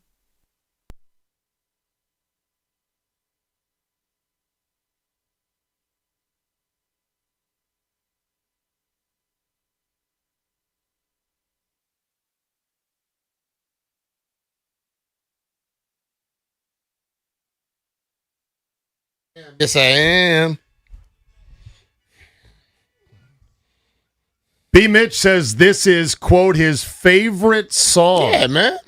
Your one I let Aloe Black say favorite it. song of all time. Yeah. Okay. You know, It's a good song, This by is the a way. young BMitch right here. This is great. Well, that's what everyone feels when they're young and virile and you gotta vigorous. believe in yourself, brother. Absolutely. That's what life is all about. How you doing, everybody? Zabe sitting in for JP Finlay, who is back tomorrow or Friday. I know I'm in Tomorrow. Friday for you. Yeah. So JP's back tomorrow. Yeah. So anyway, BMitch and Finlay here on The Fan this hour, brought to you by Rude, the official show sponsor. Upgrade to high-efficiency HVAC and enjoy budget-friendly financing options with low monthly payments. Keep your cool and your cash. Find a Rude Pro partner at rude.com. If it ain't rude, it ain't right. You know, everyone has their own things about summer and being comfortable and liking what they like and doing what they do. Tell me if I'm a lunatic for preparing and bringing in my own small, hard-sided Coleman box cooler with actual melting ice and miniature 8-ounce Diet Cokes. Am I a lunatic or a genius or a little bit of both? You're a genius because you don't have to go into the kitchen and people stuff walks away in the refrigerator in there. Not only does stuff walk away, but more importantly, I didn't want to have to walk there for a crisp refresher. And I love my Diet Coke ice cold, like super cold. And the benefit of these That's just preparation. I know. Okay, thank you. Thank you, Brian. yeah. Thank you. You get me. You feel me. Hey, bro, that's just Feel me right there. Listen, I love man, that. That's validation you right grew there. up in the right time, bro. You know how to take care of stuff. Other people won't have it, then be pissed off that nothing is around. As I get you ready can to also leave, throw a little beer in there every once in a while for your boy. Okay, well, maybe tomorrow or maybe next time I'm in. But as I left the house, I was thinking, they're going to look at you and laugh. They're going to say, what is wrong with you? We have Diet Cokes here in the old Vendo world. You don't need to do that. Problem is, 20-ounce Diet Coke from there is quite expensive, $2.39. And by the time I'm half done with it, kind of nipping at it, it's warm. And I don't want warm. I want ice cold. You notice they're starting to sell beer in the 7-ounce. Are they really? Because they say that people are trying to, so they feel because the beer is smaller, they cutting back on their consumption of calories. Also, they think it stays cold longer. If you're a beer drinker and you get a 7-ounce, you're just gonna drink them those 7 ounces just as fast as anything else. If you're a beer drinker. Yeah, and if guess you're what? intent on deleting a lot of beers in a short period of And guess time. what? If it's 7 ounces and it don't get warm, I mean you're gonna drink it even faster. Well, that's true. So they'd be like potato chips. They go one after another after another. Or like Bonchon spicy wings. They go one after another after another. We have really got a problem, boys. I'm serious. I don't know how I'm going to get over this. I'm now searching online, Bonchon locations They got them near in me. Virginia as well. I know they do. I found that out. That's the problem. That's the problem. Good Lord. And speaking of monitoring things, I don't even want to look at my constant glucose monitor to see what those wings did to me, because I know they're not like naked buffalo wings. They've got some stuff in there that probably jacked my blood sugar. Actual, like the spice, I think, is more of that liquidy concentrate that makes it even spicier. Not bad. I'm at 111 right now, which is not bad. Now, it usually takes about an hour to see a spike. That spike earlier was from the McDonald's sausage, egg, and cheese bagel. Obviously, the processed white flour bagel did not agree with my system. Mm-hmm. So, yeah, okay. Well, anyway, Diet Cokes are cold. I'm here. BMitch and I are having a good time. Rhino and Walker are doing great behind the glass there, and we're having fun. 16 years ago, LeBron James was maybe having fun, or maybe he was just thinking, what have I gotten myself into? 16 years ago, one of the real landmark moments in sports and sports media occurred when LeBron James put on this show called The Decision about where he was going to sign as a free agent, having been drafted by his hometown Cleveland Cavaliers. It was awkward AF. Mm-hmm. And I keep forgetting, 16 years now, I mean, there are guys like Ryan, you're only 26, so you were 10 when it happened. Yeah. I mean, so for those listening right now that are 19, 20 years Went old or behind the younger, ears, Ryan. right. But if you're younger, you don't really even kind of know. Obviously, LeBron James was a huge deal at that point. All-star from right the moment he came into the league. Was on every highlight reel ever. If you doubt the vibrancy of young LeBron, go Google it. Go look up the YouTube highlights. Mm-hmm. There are some sick dunks in transition, in traffic from 6'8", built like a brick house, LeBron James. Problem is, he had not won a title yet. Mm-hmm. He'd come close with the Cavaliers, got swept, but didn't win a title. And the entirety of the NBA world and the sports world was wondering, well, is he going to stay in Cleveland? Or is he going to go somewhere else? And if he's going to go somewhere else, where is he going to go? And the fact that he put this half-hour TV show together with Jim Gray, who I've heard is a decent guy from people in the business. I've never met him. He may be a decent guy, but I'm sorry, he's a foof. Seriously. That guy, does anyone ever want to say, hey, I get to hang out with, Jim Gray? No. Okay? He's a bit of a dweezily nerd, and he was hand-chosen by LeBron to be the guy to interview him. Yeah. LeBron is in this quiet studio, although I think, Rhino, you have got the clip. We're going to play it. I think they had kids from the Boys and Girls Clubs of America. Yeah. Because that was the shield, the human shield for LeBron for not being a total narcissist was that he was doing this for charity, that the money raised from this made-for-TV event would go to the Boys and Girls Clubs of America, which were important in his life growing up. Yeah, and actually, I believe it was at one of them. Yes, I think it was at one of them. It was not in a studio. It was at a Boys at and one Girls. of them, and it was at the one in Akron, his hometown, right outside of Cleveland. Right, telling them he's leaving and go somewhere else.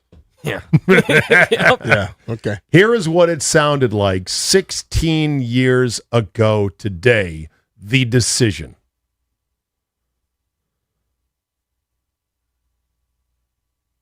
LeBron, what's your decision? In this fall, man, this is very tough.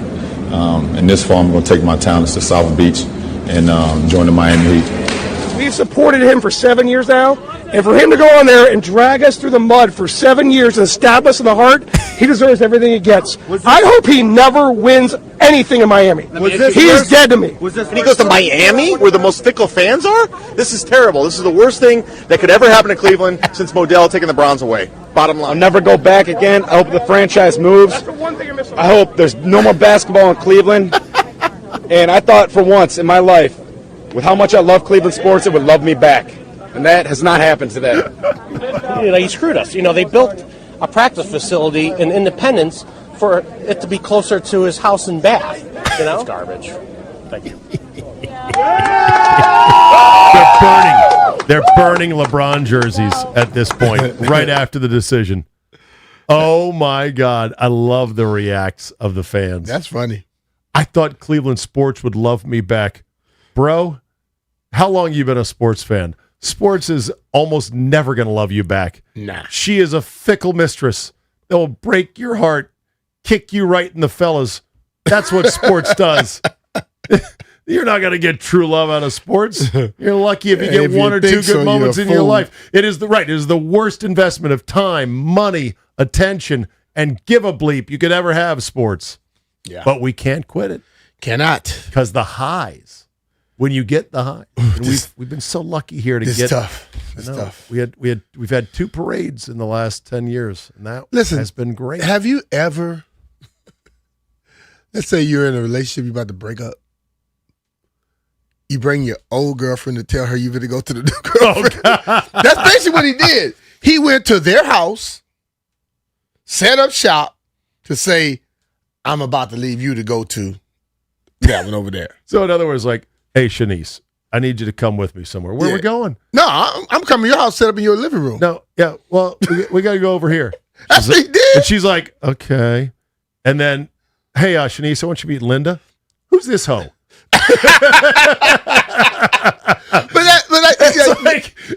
Yeah, well, just hold on. It'll all become clear in a minute. Shanice, I'm leaving you for Linda. That's kind of like what it was. You know, listen, man. He did what he did. He went down. He got his championship. But the ultimate thing is, you look back at it now, it was kind of slap in the face of Cleveland. Oh, my God, yeah. And even those little kids sitting there, you're the hero, and you tell them, "Oh, I'm about y'all mean so much to me, but I'm leaving you. I'm going to." He also said by saying, "I'm taking my talents to South Beach," was so cringe. As a LeBron guy, I'm a LeBron guy. Are you really? Yes. Wow. Looking he back likes at to that, swing. Wee. Yeah. He's a bronzexual? Yeah, I am. Okay. Looking back at that, it's so brutal. I mean, the little kids are like 6, 7 years old. How about the shirt he wore? This checkered red and white tablecloth shirt that was like very awkward, like closer to Miami colors. I guess that was a tell. Yeah, I guess that was a tell. And what was not in that clip was literally like the 20 minutes of run up of flimflammery because they had to fill 30 minutes.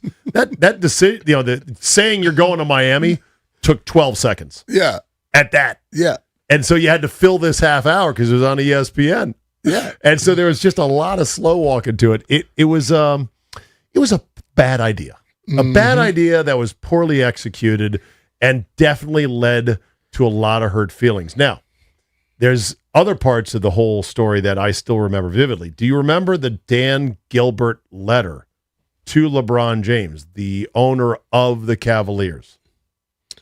If you didn't Google it when he went off and then he went scorched and earth. then he accepted him right back. Well, not right back. It was a number of years before he finally came home. When he decided to come back home. No, I know, but I'm saying if you go back and read the Dan Gilbert letter, it's hilarious. I mean, he went in full scorched earth, and he was like, essentially, this guy's dead to me. How dare he? I can't believe he did this.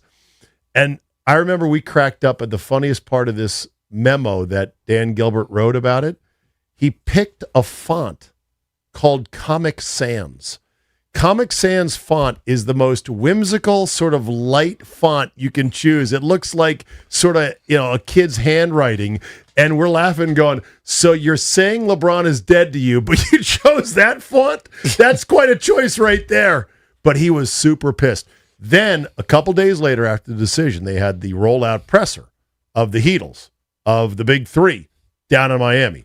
LeBron, D. Wade, Chris Bosh. Mm-hmm. And that was a spectacle.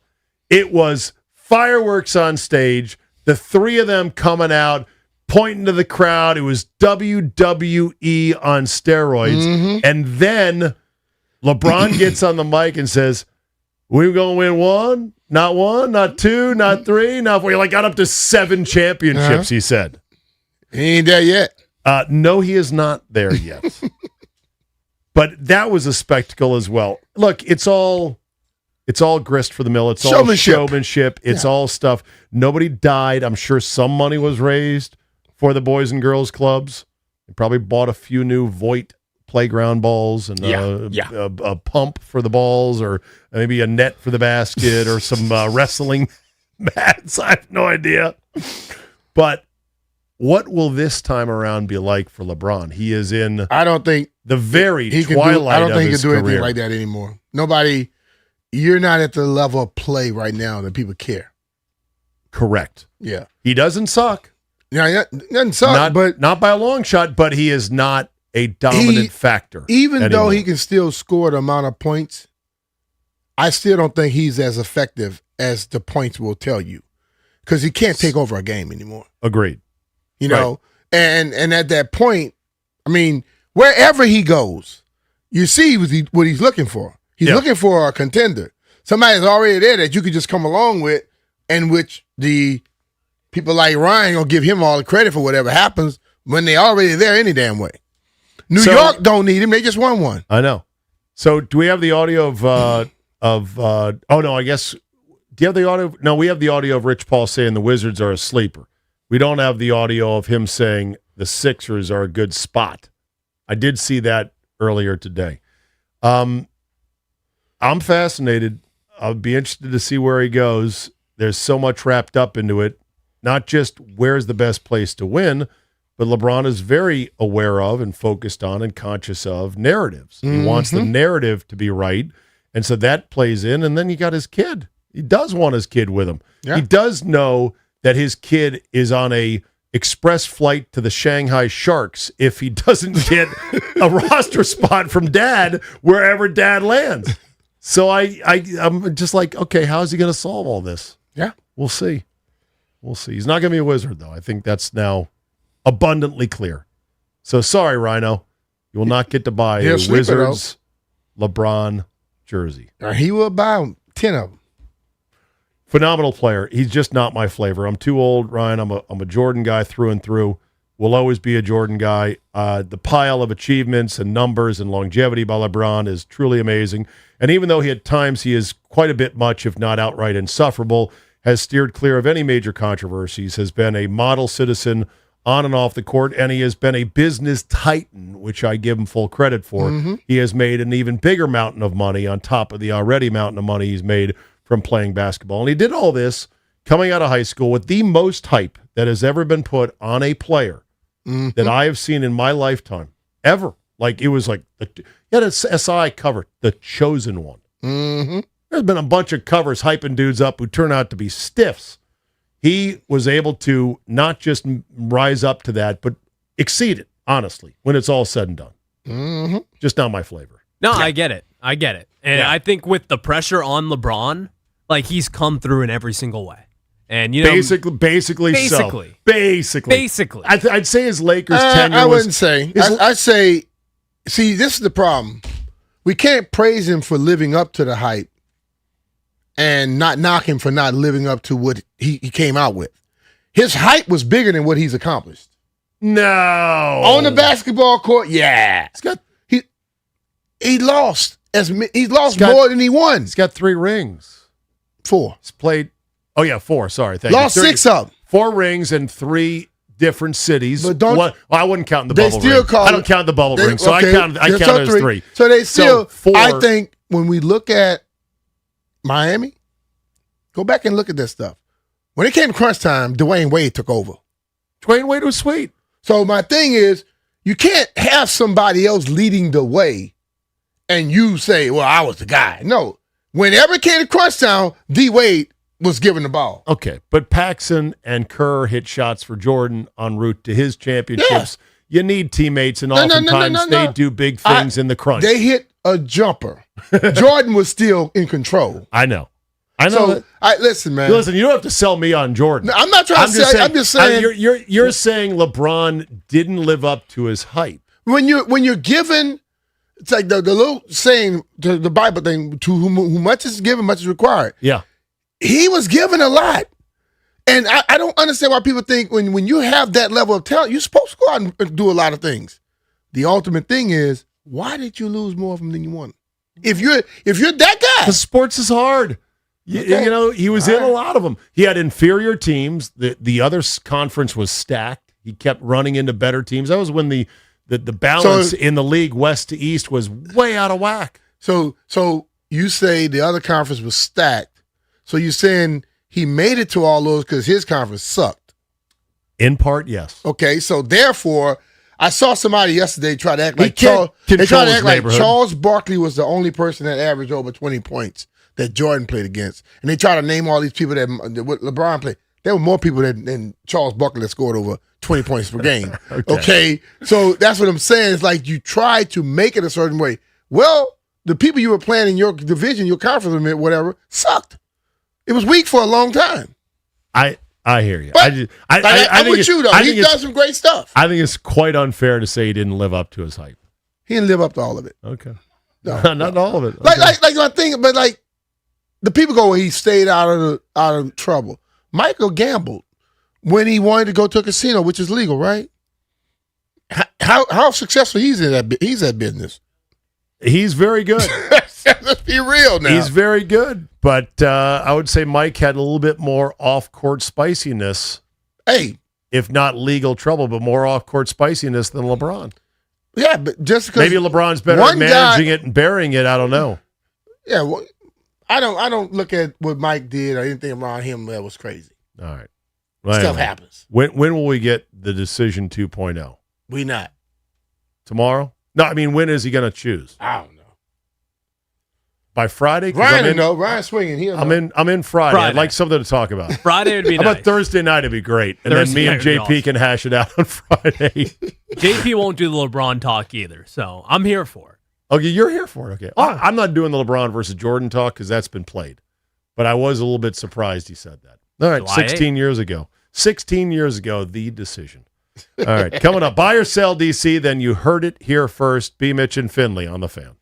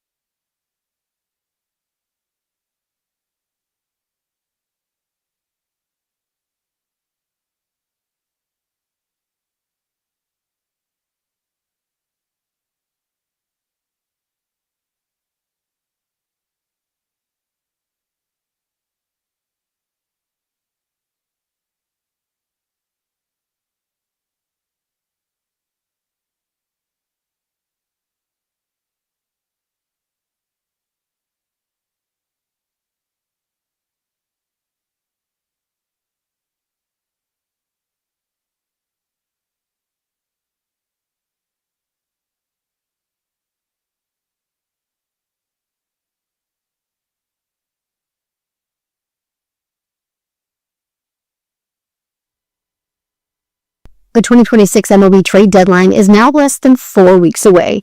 Teams are currently focused on the upcoming amateur draft, which is July 11th to 12th, but after that they'll shift into deadline mode when the deals will start to fly. CJ Abrams is 6th on CBS Sports' ranking of the top 25 trade candidates. They note that Foster Griffin is more likely to get traded at the deadline, but they can't rule out an Abrams trade, claiming that the Rays are the best fit for the National shortstop. Speaking of, the Nationals play the series finale 6:45 p.m. is first pitch with Griffin on the mound. As always, you can tune in right here on 106.7 The Fan to listen live. And over in the NBA, the Wizards are making a move. Free agent forward Chris Middleton has agreed to a 3-year, $17.6 million deal with the Wiz. The move was completed as part of a sign and trade, 6 different teams involved in this multi-team deal. From the Crop Bank Sports Desk, Savannah McCann on The Fan.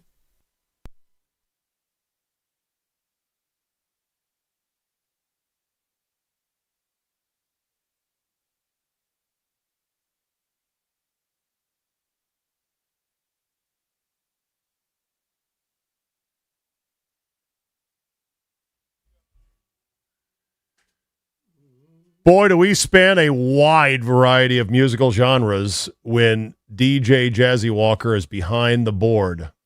And I'm here for it. That's fine. I like the variety. I can't make any rhyme or reason of it, though. I can't get a beat on it. Walker's a very tough scout as a DJ. You know, he's a tough scout because he doesn't have many tells. He'll go all directions on you. Yeah, that was another Aloe Black song. I like that Wake song. me though, up when it's all that one. I like that song too. But that's a cover, though, is it not? When I'm wiser and I'm not sure, but I know that sound like the it was the Samoan dude, that right? was Aloe Black with Wake Me Up. Okay. Didn't it sound like the beginning of the song Somewhere Over the Rain? Remember the big old Samoan guy was singing in Hawaii? It sounded like the beginning of that song. Okay. Yeah. This is also, it features Avicii. Yes. This song was first big hit to blend electronic dance music with folk and country. The funnier part about this song is that y'all remember Vine? It was a social media platform. Mm-hmm. It was a dude, he played the part. It was like, feeling my way through the darkness. Mm-hmm. And the lights was off and all you heard is stuff crashing down. It was hilarious. A lot of people miss Vine. A lot of people say, I want it back. 7-second maximum videos. That fried the brains of you youngins like nothing else. It was too powerful. They basically, the powers that be said, look, we do want to cook kids' brains, just not that quick. Yeah. So now you got Instagram Live, you got Facebook Instagram, Reels, that's not instant. you got TikTok, you got all that stuff. You got to be careful binging on short form video. I do it myself, and I'm like, would you stop with this? Like, I don't need to see this. What is this doing in my life? I am now big into manufacturing talk. You know what manufacturing talk is? It is TikTok channels that feature nothing but videos showing how certain things are manufactured. So it'll be like a basket that has a machine that goes, shoo, shoo, shoo, shoo, shoo, and like in 4 seconds, it whips together some, wicker basket. You're like, damn, look at that. They become hypnotic watching how these machines bend and mold and press and then shoot out the final product. Dumbest thing ever. I'm sitting there like, I'm like a dog in front of the window looking at a squirrel going, I can't stop watching this. Get out, touch some grass, Zabe. Have a life. Yeah. Okay. Time to play buy or sell. Clary, let's go. Let's play the feud. All right. So we're going to start off with hockey. Some people have speculated that after all these moves, Ovechkin is going to take a back seat and maybe have a little bit limited time on ice. Zabe, are you buying or selling that? I'm buying it because he is what he is, and he can only do what he can do. And the end for many great players is honestly, it's not pretty most of the time. It's not, but I think he already started that last year. His numbers were way down. So I don't know why we expected him to all of a sudden go back to what he was when last year they were way down. I expected to keep going that way. Fair point. Move on to the second one here. John Keim, respected ESPN Commanders insider, said that Rasul Douglas is an important signing for the Commanders. BMitch, you buying or selling? Buying it. Why? because I believe that veteran players in the locker room that still have something in the tank are as good for a team as anything else. We've been around this town. We try to go out and get the new guy, the young guy, and make them instantly the leader. And nobody can lead anybody anywhere. I believe Rasul Douglas can still lead guys, and a lot of guys in that room with talent can become even better with him around. I'm selling. He's not important. It's a useful signing. It makes sense. But, I mean, you pick these guys up on the rump end of what their usable career is, they're not going to make an impact. The bigger impact for the Commanders is get to the damn quarterback and put his ass in the dirt. So, good to have him. I'm not against the signing. I don't think he's important. I like that. Summer League, 9 p.m. tip tomorrow night. ESPN, AJ DeBonsa, Darren Peterson. Are you buying into any Summer League performances? Because Peterson dropped 25 and people are already kind of talking about it. So are you buying into any good or any bad from the Summer League? I buy into any level of competition. If I'm going against a guy who they thought was better than me, or I'm the guy who I think I'm better than, I want to make sure when we're done, that's how it is. So those two going against each other, yes, I'm going to buy into it. You know, it may not tell me nothing about the rest of their careers, but I still want to see if my guy got fired. Let me go Jim Cramer on you from Mad Money. Sell, sell, sell, sell, sell. I can't hit the sell button hard enough because it is such a loose approximation of a real game. The NFL's preseason is treated by some as worthy of analysis and trying to figure out who looks good or not. And I've been through the cycle long enough to just go, none of this matters. It's complete funhouse mirrors. The stuff you see in the NFL's preseason where they're playing by the full rules with mostly full rosters, although it's a lot of guys who won't make the team, should translate into actionable intel on who's going to be good or whatever, and it doesn't. Year after year, by the time September comes, whatever you saw in August, take the red pen light from Men in Black and put it in front of your eyes and go, poof, and just forget it. So NBA Summer League is that times 10. It doesn't mean in the depths of summer, tonight or tomorrow night, I won't flip it on and go, all right, what do we got here? Oh, absolutely. I'll take a look at it. If Thursday night Peterson scores 35 and DeBonsa scores 10, it'll be the lead topic. You know what? Oh, yeah. Guaranteed. So it means something. You know what buy-sell needs? It needs a rent option, which is in the middle. I'm renting Summer League. Okay. I'm not buying it, but I'll rent it, meaning I'll look at it and I'll just sort of, go, okay, I see. That's a rental. It's not an end-all, be-all, but it's a telltale. No, it's not. Yes, it is. No, it is. God bless you. Everybody thinks. God bless like you, Brian. y'all think preseason means absolutely nothing. It doesn't. It means something. No, it means something to the guys who make the team. But that's what it's most important to. Well, I know, but the guys who make the team quite often make the team in practice. Say the coaches, not so much the games. No. Okay. I made the team because I ran a touchdown back in preseason. Didn't hurt. That helped. Right. But there was also guys who were heroes of August in this town that everyone was hyped up on. I'm thinking Marcus Mason would be one of them, who did great in the games. Yeah. And everyone was like, Marcus Mason. But he wasn't that good. He was around, but he never grew farther. Well, I know. You gotta grow farther. You can't just stop, be complacent, and happy. Games are only so much. Like, usually whenever I'm stumping for a guy to make the team because I saw something in preseason and then he ends up getting cut, the usual end result and the real reason is, yeah, but the coaches are not idiots. They see this guy every day. They know exactly what he can and can't do. And if he was good enough to keep, they would have kept him. Not that they don't make mistakes from time they make to mistakes time. a lot. Sometimes. Lots. That's the athlete in you speaking. Oh, I show you a lot. They make mistakes. They make mistakes a well, lot. Vinny made a ton of mistakes. Yes. Yeah, I'm doing a radio show. I'm Vinny Serrato. I'm Dan Snyder's butt boy. The mere fact that guy had a job show you they make mistakes. Right. Well, the mistake came from the top, from Dan. He was a mistake. Fun fact, I met Vinny Serrato's neighbor one day out in location, and she tried to tell me how he's a great guy and was really good at his job, and I was like, I'm not here for that. Oh, boy. Because he told her that. She don't know. Of course. Come on, man. All right, let's move on. Oh, no, hold on. One more thing on Vinny. I got one more Vinny ad for you. So I used to see one of the former team orthopedists for the Skins, and he knew Vinny's wife, who's a doctor. And my orthopedist said, yeah, Vinny Serrato's wife is just a gem. I love her. She's a great doctor. But, man, he's an idiot. That checks out. I'm like, yeah, that checks out. I'm glad to hear that Vinny's wife is doing great, though.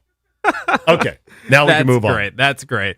All right, well, let's talk Nats real quick. The Nats are just 3.5 games back from a wild card spot. Are you buying that they could make a postseason run with how they are currently constructed? 100% yes. I'll buy that they can. The question is how much. This is where that rent button will be good. The rent, yeah. That rent button be great right here. Yeah, I mean, it's like they were in a playoff spot as of a week ago. They have the ability to get it done because their bats are so damn good. Yeah. But I think that it'll be short-lived because their pitching is so horrible. Brutal. Yeah. So rent on that. Yeah. I mean, I'm still of the instinct of trade what you can that won't hurt too much to get more assets, even though it'll be painful in the short term because it's been a wonderful bonus season so far. Yeah. They need more to come, basically. One more, because this is actually just here recently. Justin Verlander, future Hall of Famer, just retired from baseball, or announced that he's retiring after the season. And that brings up Max Scherzer, who will also likely retire. But in baseball, you either have to pick one team to go in with the hat on, or you pick just the MLB logo. He's played for a lot of different teams at this point. Are you buying that Max Scherzer could go into the Hall of Fame with that Washington Did he Nationals win a World Series with anybody? with the Rangers? But that was just a few years ago. He when won- he wasn't really. He won one with the Nats, and he also got, 2 Cy Youngs, I think it was? He got 2 Cy Youngs with the Nats. Rent button again.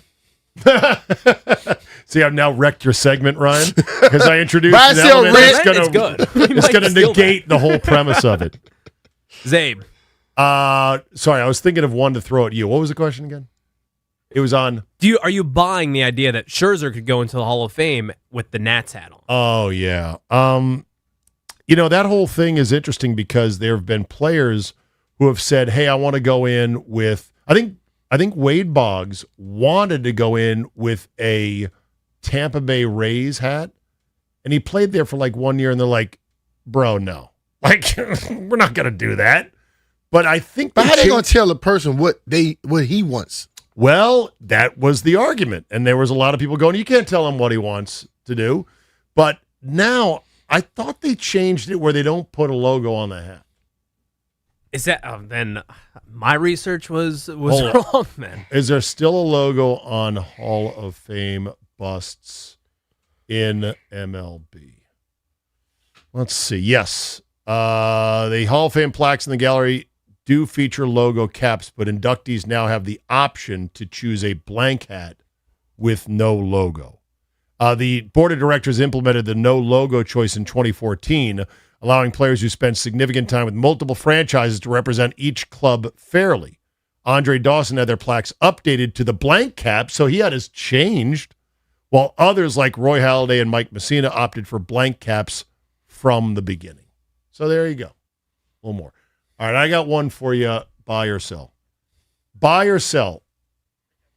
Udvar Hazy out in Dulles is better than any museum on the mall.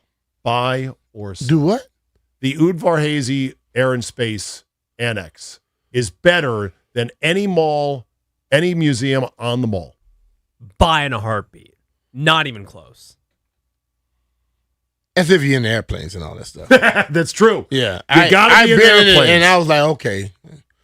The party that they had there was great. You saw the space shuttle and said, okay. The party was the whole space shuttle. I don't think I even saw the space shuttle the time I was there because I got caught over where the drinks were being served. Okay. For another day. All right, coming up, you heard it here first. We'll put a cap on today. Next, it's BMitch and Finlay on the Fan.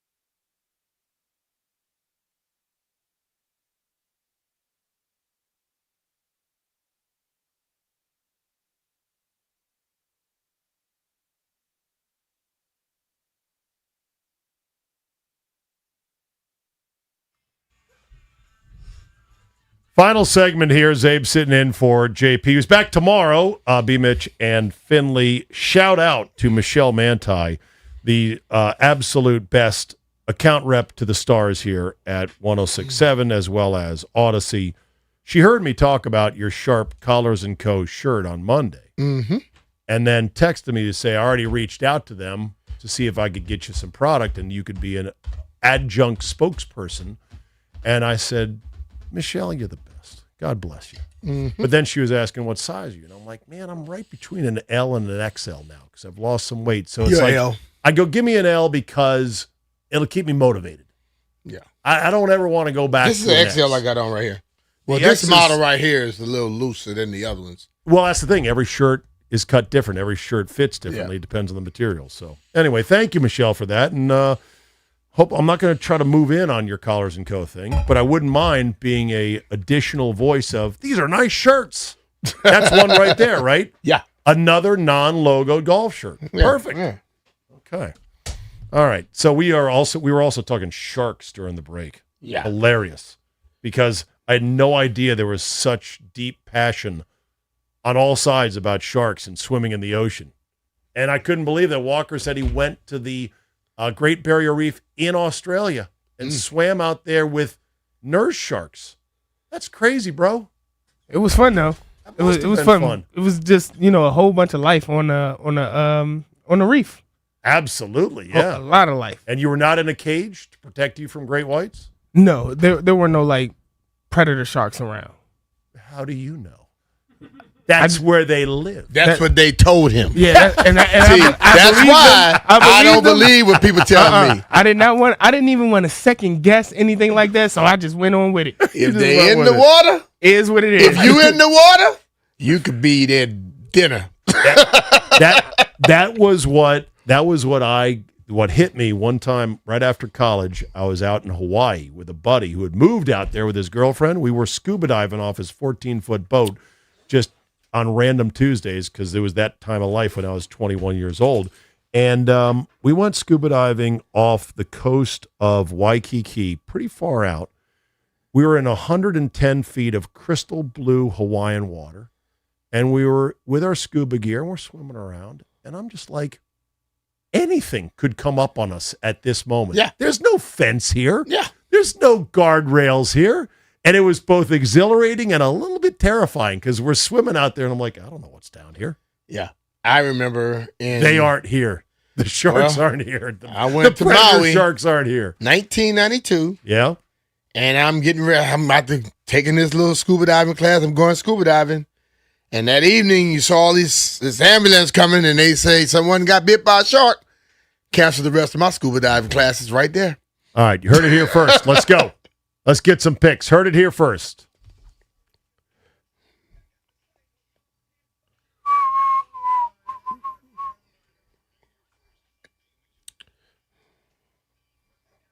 All right, let's make some picks. Well, Real what quick, happened quick, yesterday? quick. Yeah, what happened I yesterday? think you took Colombia, didn't you? No, I took Switzerland. Oh, Switzerland. No, you did not. I think I did. No, you didn't. I did. You took the one that lost. Jeff, I took Switzerland, didn't I? I think he did take Switzerland. Yeah. No, he 'Cause didn't. I took Colombia to He win took in Colombia, penalty though. kicks. Because he went against me. Yes. I'm a winner. What did you take? I don't remember what I took yesterday. Loser.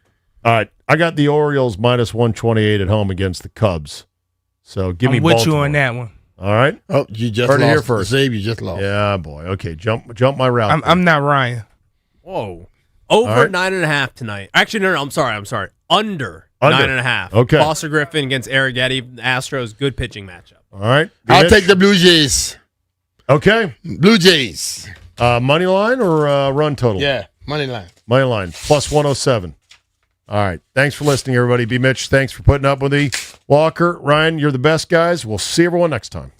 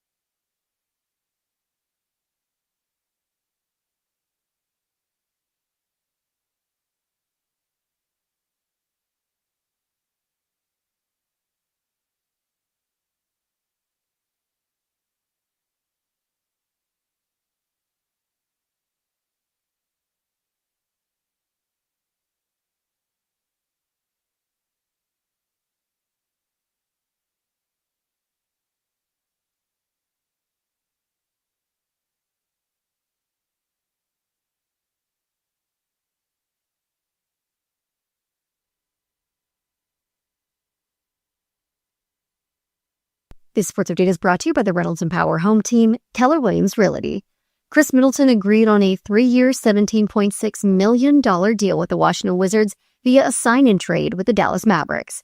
Middleton's return to Washington is folded into a very elaborate 6-team trade with the Pistons, the Grizzlies, the Clippers, the Bucks, the Mavericks, and the Wizards. And for the 8th time this year, James Wood gave the Nats a 1-0 lead with just one swing in the first inning. But then the Nationals left 11 men on base and were 0 for 7 with runners in scoring position. So they lost last night's matchup with the Astros 6-3. Foster Griffin is on the mound for the series finale tonight. 6:45 p.m. is first pitch right here on 106.7 The Fan. Want to hear the fastest way to know what your home would sell for? Reach out to the Power Home Team. Simply text your address to 800-763-3000. No phone call, just text your address to 800-763-3000. It's 800-763-3000. From the Crop Cap Sports Desk, Savannah McCann on The Fan.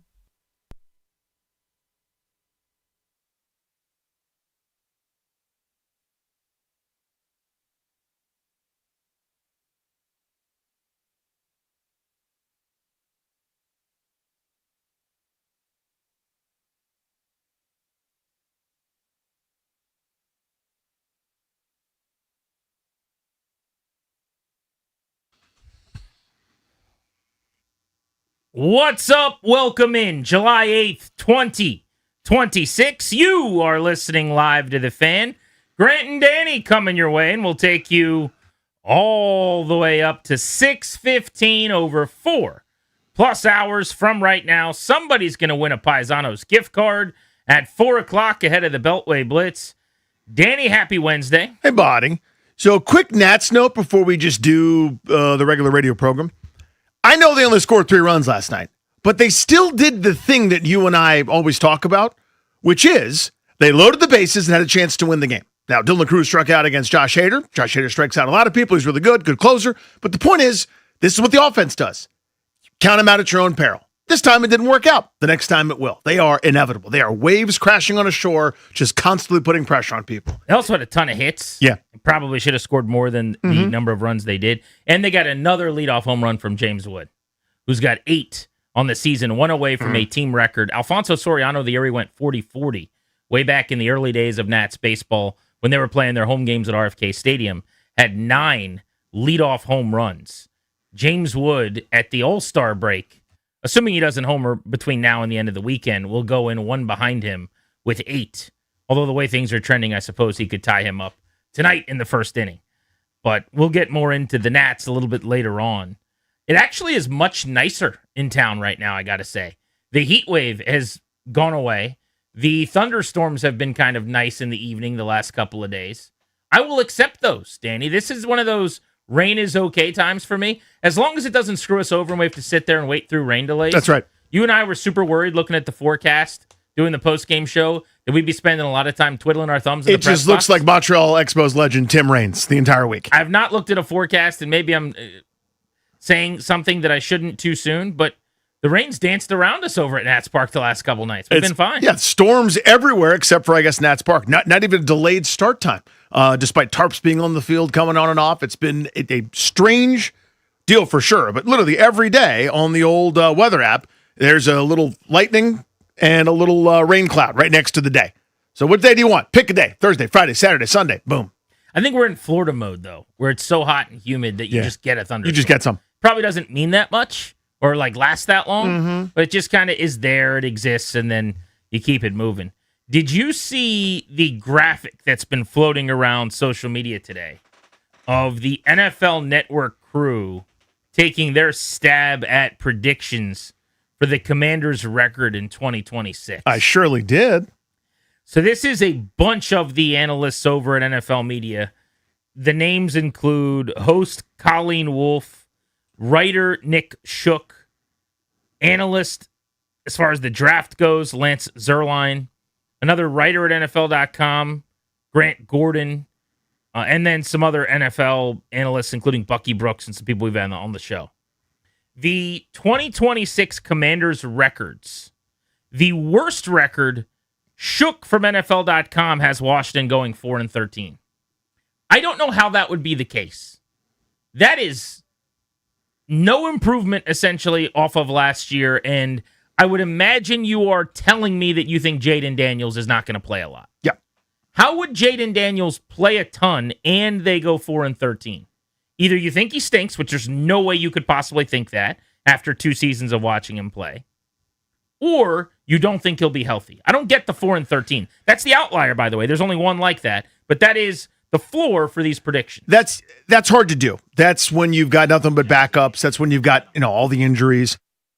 Your starters hurt. Because even if you don't think this is going to work, right? Where you go, the magic of year one, I'm thinking of the ultimate skeptic, right? The magic of year one will never be recreated. You can't get away with having a dramatically under-talented offense.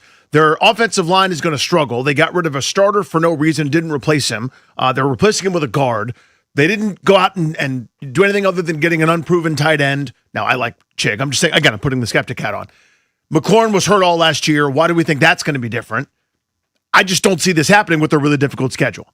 And even again, 4-13, that's Raiders, everyone gets fired territory. That's New York Jets type stuff. Yeah. The bottom falling out to me is 6 wins. You just went through a bunch of storylines and said, if the worst thing happens 12 times over, you go 4-13.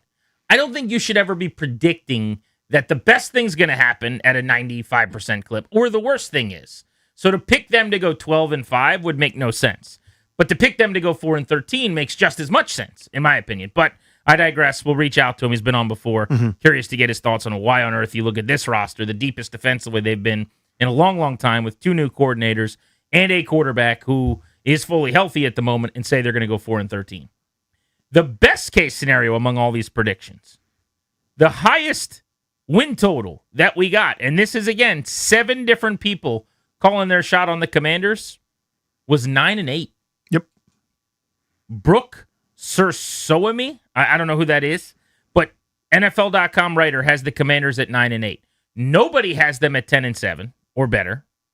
And in fact, other than Brooke with the 9 wins, no one else even has them at 8 wins. There are 4 7-10s in there. You got 4-13 from Shook. Then 4 different analysts said 7-10. One guy has them at 6-11, and then she's got them at 9-8. So there's exactly 1 of 7 people saying they're going to finish over 500. When people have been asking me out and about, Nats games or otherwise, my prediction has been 9-8, 10-7. I think 10-7 in a wild card should be the expectation of this regime in year 3. You've had multiple years to build this thing up. The NFC Championship game in year 1 happened. I'm kind of dismissing that as something cool that took place. It was a magical carpet ride, but it doesn't really matter anymore. Now you're 3 years in, you're 3 drafts, you're 3 free agencies in. It is time to start putting some pieces together, especially when you kickstarted this entire thing by unearthing the hardest thing to find, which is the franchise quarterback. So 2 full years and 3 football seasons after drafting Jaden Daniels, there's not really a good reason why you shouldn't have been able to get to 10-7 this year. That's how I feel about this team. But it's funny because here are 7 national people looking at the same roster I am and going, this is a 6 or 7 win team. That's what they've decided. Yeah, I think it's closer to 7-10 than it is to 12-5. I mean, when I've talked about it with a bunch of sports dads and whoever else, and I think that 7-10, 8-9 range is very reasonable. Again, I think the schedule is arduous. I think it's one of the hardest ones in the sport at best. I don't hear a number of things that I want to hear. Maybe the proof will be in the pudding, but Daniels needs to be healthy. I want that to be. I want everyone talking about that all the time. Is how we're going to do that. Here's the plan. Here's what we're going to do. Here's how it's now. They're not going to give away all the trade secrets, but I think there's a way to do that and emphasize it have to be the paradigm. I also think they're dramatically under-talented on offense. I think they swung and missed. They have the 3rd most cap space in the sport and a quarterback on a rookie deal. I will beat this drum until it changes. I don't see it changing because I don't know that they have the money or feel like spending the money. They're going to roll it over to not spend it next year, I guess. So there's congrats to nobody them. to spend it on, really. Not right now. But again, who knows? Who knows what was available, what wasn't? Who knows what they turned down? Again, the example we saw was a trade for nothing for Michael Pittman, who would be a great number 2 receiver here, and they had no interest in that, or didn't win the bidding for that, or weren't involved. We have no idea because that story's never come out. But yeah, I think the division's good, and it's getting better. The Giants are not pushovers, and even when they were, Washington had all kinds of trouble with them anyway, usually with Splitsville. So to me, this is a really, really uphill climb, and I don't know that they've got the firepower. So 7 wins is generally about what a team coming off of a bad year that isn't expected to be that good, like that's the safe place to be. That's where people should be predicting them. Their win total projection in Vegas among odds makers at sportsbooks right now is 7.5 wins, as an example. So that's kind of chalky. Not only that, but the majority of the league is in that range. Yep. Like in that 7-10 range if you're not very good. Because the old adage was it's an 8-8 league. Exactly. Right? And now it's probably become an 8-9 An 8.5 and 8.5 league. Right, or something like that. But so if you're predicting them to go 4 or 5 wins, you're really out on a limb. Even 6 wins, I would say. And the other direction, if you've got them at more than 9 wins, you're probably on an island to some extent as well. Anything more than 10 wins seems to me pretty homerish, at least based on what we've seen. But in the same way that you can draw all of the things that you just did that lead to you feeling about 7 wins, a world where David Blau's sharp and does a really good job, Durante Jones improves the defense significantly with scheme, and they have better defensive personnel than they've had in some time. Jaden Daniels plays along the lines of what he did as a rookie. Just those 3 things right there going well in the way that I just described them, that is now a 9-ish win team. So you make the field goal, the other team misses the field goal, and you get to 10 wins. So it's not that hard to win 10 games in this league. The difference between the 7-10 team, where you've got them, where most of these analysts have them, where the odds makers say they're going to be, and 10-7 is actually pretty microscopic. I think that's the big surprise. Yeah, we always talk about that. Maybe that's the thing that people don't necessarily understand. I actually heard someone talking about this recently, even in baseball, where they're like, the difference between the team that wins 95 games and the team that wins like 71 games is way smaller than you think. You'd be surprised. Like, they're all big leaguers, and that's true. It's like 6 months, a win a week or something, and next thing you know, you're a very, very different ball. It's the Kevin Costner speech from Bull Durham. It's a flare a week. It's a ground ball with eyes per week, and you're a 300 hitter, and you're in Cooperstown, or you're an all-star, versus you get sent back down to the bus leagues. Yeah, I mean, we used to reference this all the time, and some of those win streaks that Washington would have, the only times they would go to the postseason, it's a fumble recovered by the Ravens in a game that Washington wins, where the left jersey sleeve of the shoulder of a Ravens player is out of bounds. He recovers the fumble, but that's out of bounds, so Washington gets the ball. They win that game in overtime. The Raven has the ball. It's the game. That's it. Against Green Bay, there was a moment where, I can't remember, somebody drops an interception that year, and they end up winning the game. These moments where we go, oh, they won, they dominated. Not really. Like, individually. Like, if you're one of these teams that's in the muck, that's what I always call that kind of 8-8 soup, it's a field goal that goes in or it doesn't. It's the offsides that gets called or not, or the tip pass that you come down with or you don't, an interception that gets dropped or you don't. And everybody takes it so personally. Remember the vitriol and, dare I say, hatred that we received when we said, hey, here's an objective article that tries to quantify good fortune and luck for a team. Look where Washington ranks. You're diminishing what they did in year 1 with Quinn and company. No, actually, the interceptions were dropped, and the other teams performed poorly against them in a number of easily quantifiable areas. Also not an indictment. 2 things can be true. Of course not. But they had a good season, and they got really lucky, Yeah. and these areas of luck don't carry over and aren't sustainable, and guess what? They didn't. Yeah, But in a major way. maybe they rear their head again this year. Maybe you have injury luck. Maybe you have bounce of the football luck where you fumble 9 times and you only lose 1. Or something crazy like that. That kind of stuff happens. You just can't bank on it sustainably being on your side. But I bring up the predictions from the NFL media panel just because I think having 7 different people look at this team and none of them having them making the playoffs. And on top of that, 2 saying this is a really bad team. And then 4 suggesting they're below average. Only 1 team saying they're going to have a winning record, or 1 person saying this team's going to have a winning record. It is a little bit of an ALS ice bucket challenge. It is some cold water being dumped on your head as we get ready to go into the season with this roster that's pretty deep, because maybe I'll be in the minority on this. I think if you have a losing record this year, and 8-9 to me is like 500. I know that's by definition not true. But to me, that is the new version of going 8-8. I'm not calling that a losing record. But if they go 7-10 or worse, I think we should be talking about significant changes possibly. I'd have to know what the next plan is and who the options are and what type of coaches they're interviewing and where they go. It's not me calling for Dan Quinn's head, but in the National Football League, you don't get forever, and you shouldn't. Now, a general manager should get 2 coaches. A coach should get 2 quarterbacks if need be. They don't need to because I think they found their quarterback, and so Dan Quinn has Jaden Daniels. But especially, man, like, you hit the lottery. You got the Rookie of the Year who has a chance to flirt with some MVP consideration. I know that he was hurt last year, but if he's hurt again this year, well, it's a different conversation. Now the guy that there were questions about being durable because of his frame coming out just isn't durable. And we'll know that at year's end that maybe this is not sustainably something where you've got the 13-year player that's going to start 15-plus games. But if he does play, then there's no good reason for the defensive-minded coach with all the money spent and all the assets used on the defense to not be able to be a playoff caliber team 3 years in.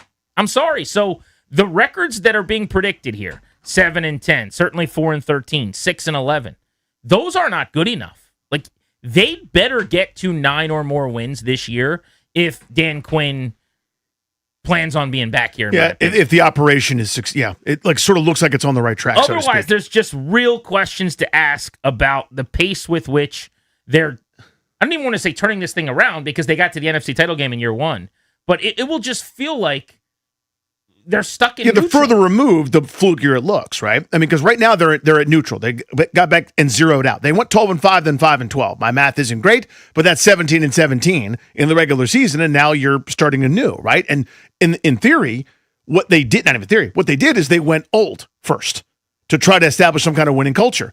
At some point, you can't just live that way, as we talked about them, but we said, listen, the ride's so fun, we're not getting off. They doubled down last year. This is now time to get younger and faster, and they've done that to a degree. They still have plenty more work to do. So the deposit that goes in this year matters to me. So the only caveat I'll offer, because I don't disagree with anything you said, the only caveat I'll offer is there still has to be some nuance in there. In other words, if they're losing by a point at Philly, if they give the Rams all they can handle, because again, the schedule is ridiculous, and I think people are even underrating it.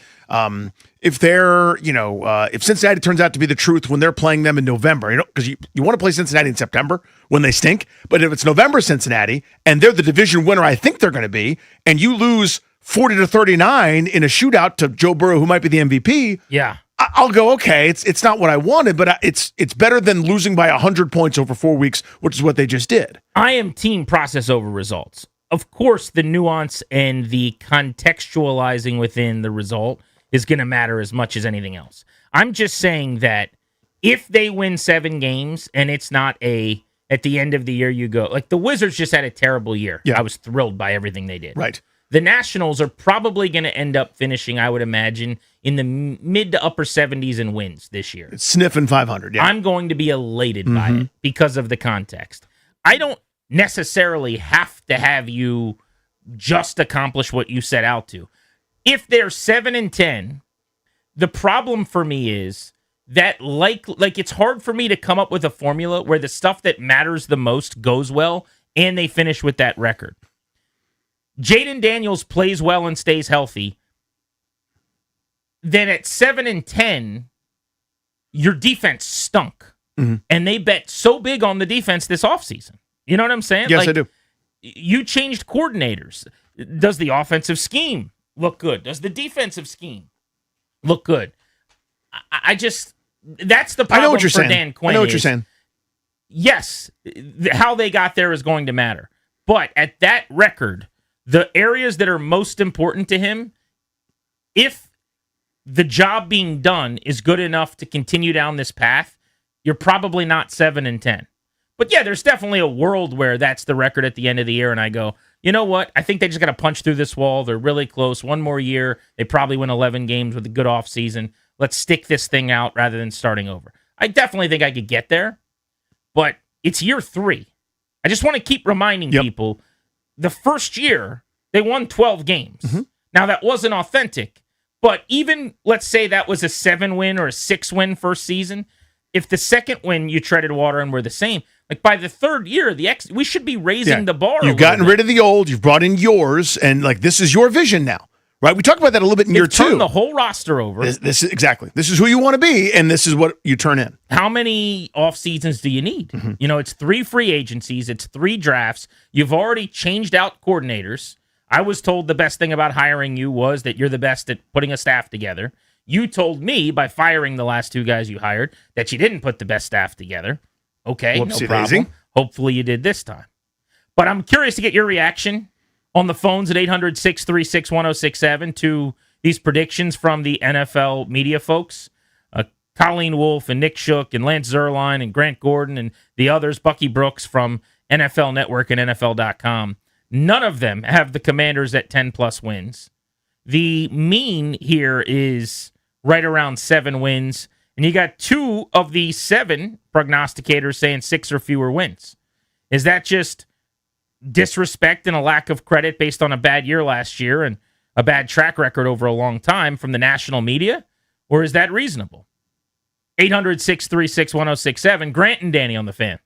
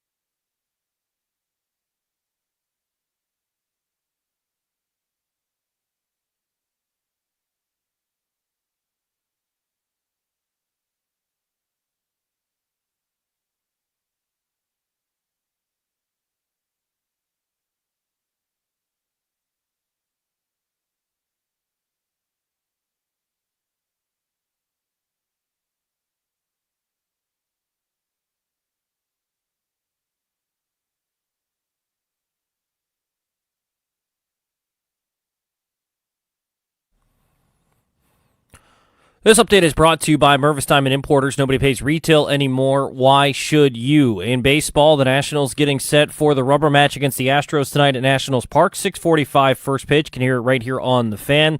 Foster Griffin starts for the Nationals. The lefty is 9-2 on the season with a 2.87 ERA. He'll take on Spencer Arrighetti, who is 7-4 with a 3.81 ERA. Nats and Astros rubber match tonight, 6:45 right here on the Fan. Also in baseball, Justin Verlander announced that this is going to be his final season. No World Cup games today, but the quarterfinals get underway tomorrow with France and Morocco at 4 o'clock. Basketball, Wizards Summer League action tomorrow. Wizards and Jazz, AJ DeBonsa taking on Darren Peterson. And just 3 weeks from today, first practice of Commanders training camp. Celebrating your birthday, discover the stunning collection of Tacori fine jewelry at Mervis Diamond Importers. From engagement rings and anniversary bands to necklaces and bracelets, at Mervis, you'll find the largest selection of fine quality diamonds at Tacori Jewelry in D.C. Go to MervisDiamond.com. From the Crop Metcalf Sports Desk, I'm Toby Altizer on the Fan.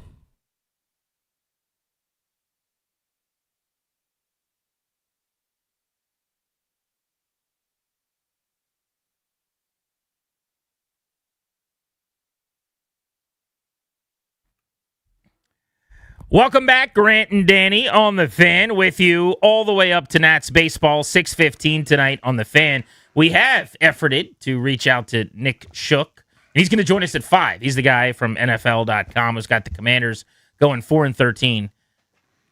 I'm not going to interrogate him too badly, but I would like to know how he got to that proclamation. And that's basically them doing what they did last year in a nightmare season when they've improved in a lot of spots. They were 5-12. That's worse. That's a step back from last year. Yeah. It's, right? That's ugly. Yeah. The Commanders should be expected, in my opinion, to be in the wild card hunt. I think anything less than that should be a significant disappointment in year 3 of a regime. But the question we're asking you is, number one, what do you make of the NFL media people with NFL Network and .com all predicting them to be under 500, except one who has them at 9-8 of the 7 folks doing these predictions. 800-636-1067. And if that is the case, if they are a 6-11, 7-10 team, then what? Our buddy Gilo on social says, I'm okay with having a mess season and bringing DQ back. He says, but I cannot have the defense being terrible for the third time in 3 years and that being the reason that they can't get right. I'm so frustrated I would consider a 10-7 missed playoff season with a bad defense a fireable offense. Now, different take than the one I have, but it's feeding from the same exact menu, which is to say they have gone so hard in the paint at trying to fix the defense. You hired this defensive-minded coach. You're on effectively coordinator 3 as far as I'm concerned, because you had Joe Witt, then you benched him. Then DQ took over. He had the option to continue coaching the defense, and he chose to go get Durante Jones. So it's basically the third different play caller now that they will have had here in year 3. And it's the second guy that he's brought in to do it.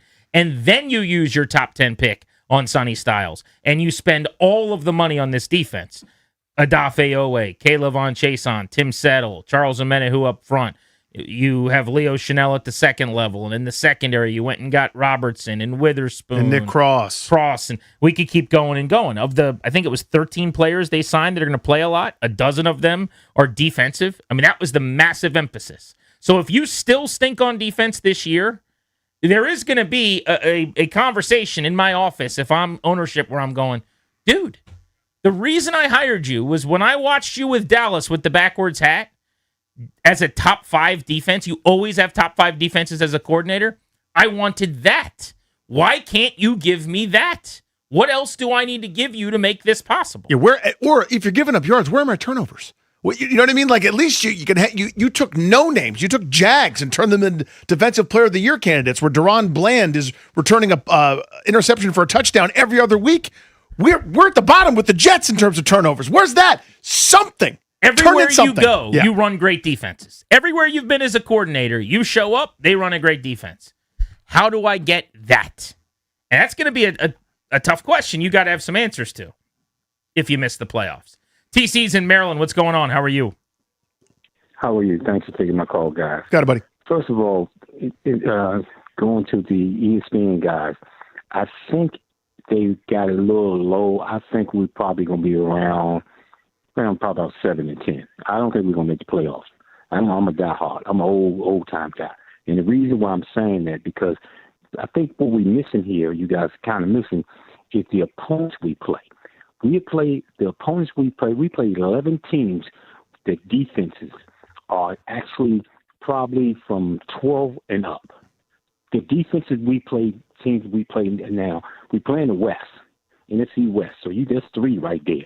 Then you get over to the South where you got the Texans and the Jaguars and I forgot their coach over there. And we got Minnesota on there, plus we got Philly and Dallas, which is going to be improved.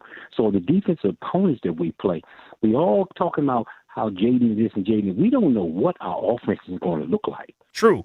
I think that's a good point. You lose me when you mentioned Dallas. Like, there was a point there where we were just naming teams as having good defenses. But I think his larger point is correct. When you're talking about Seattle, buzzsaw. The Rams, really, really good and only got better by adding Myles Garrett. San Francisco, assuming you get them before all of their injuries when they end up being a shell of themselves. And I think that's like week 6 or whatever in October, so it's very possible they're healthier. That's a damn good defense.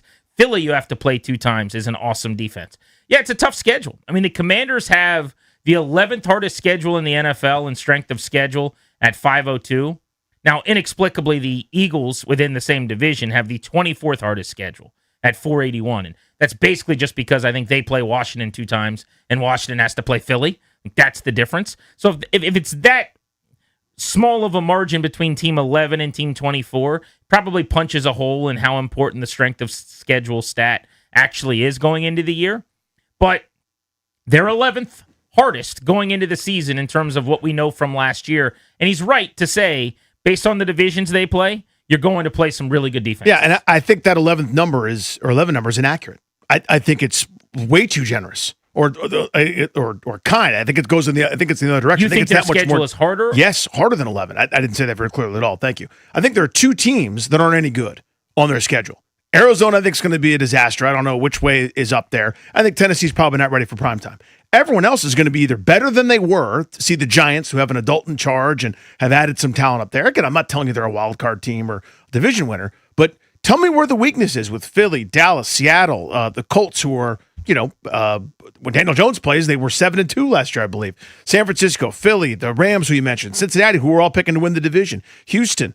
I guess the Falcons are okay, but the Jaguars are coming off a renaissance season. Like, everybody on this schedule is either ascending or is a favorite to win the division or represent the conference. I'm going to use my American Idol 3 rooms analogy, okay? In American Idol, when I used to watch that show many, many years ago, they would divide everyone into 3 rooms, and then they would tell you if you got the ticket to go to Hollywood or not or whatever.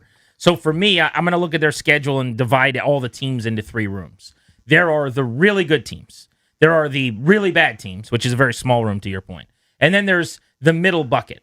I can't sit here and pretend like all the teams in the middle bucket, you say definitively they're going to be better. Probably. I don't know. Like, am I worried about the Atlanta Falcons at home? Not really. They could be good. Maybe they end up having a strong season, and the veteran quarterback they brought in there too is an upgrade over Penix, and they're running wild with Bijan Robinson. But I don't know what they're going to be. Minnesota. Like, who knows? They could get off to a really bad start and Kevin O'Connell's fired or something and Kyler Murray's benched and J.J. McCarthy stinks. Or they could be well on their way to the playoffs, which I would anticipate. But my point is, I think you've got the really good teams I pull out of the group. That's Philly. I'm going to put Dallas in there twice because I think the Cowboys may win the division. I actually think they're legit. So that's 4 games right there. Seattle is really, really good. I'm going to put San Francisco in that category and the Rams. And otherwise, I don't know in the back half if I've got anybody there. And then there's the middle tier of like Jacksonville, Minnesota, Atlanta. I'll put Houston in the really good one. Then there's the bad teams, Arizona, Tennessee, Cincinnati's in the middle. So they play a lot more really good teams than really bad teams for sure. But plenty of those games, we just don't know enough yet. No, we don't know. I guess I'll try to quantify another way. Pro Football Focus has their simulated win totals. 2 teams on Washington's schedule have fewer than Washington. 2. Yeah. That's it. That's the list. Everyone else is prognosticated to be better. That's what happens when you're coming off a 5-12 season. Yeah, but this isn't just, algorithmic stuff. This is win-losses or based on, not based on win-losses, on player personnel and everything under the sun. Let's go to Disco and Laurel on G&D. What's up, Disco? Hey, guys. How you doing? Hey, buddy. I think that looking, the national pundits, and I think it's fair. You've got two coordinators who haven't called plays at the NFL level, and you've got a lot of questions at some of the key personnel spots. So I think that's fair. But, Grant, I'm going to push back a little bit on something that you said, that 2024 was a little inauthentic. I think that's the word that you used. I think it was exactly what we were watching, because what it showed you is that Jaden Daniels, if you have a healthy Jaden Daniels with relative healthy, even average players, he rises all boats. I think people have forgotten Grant and Danny, and I'm not suggesting that Jaden should do it all by himself. But I told your producer that if I'm counting on better personnel, will help this team.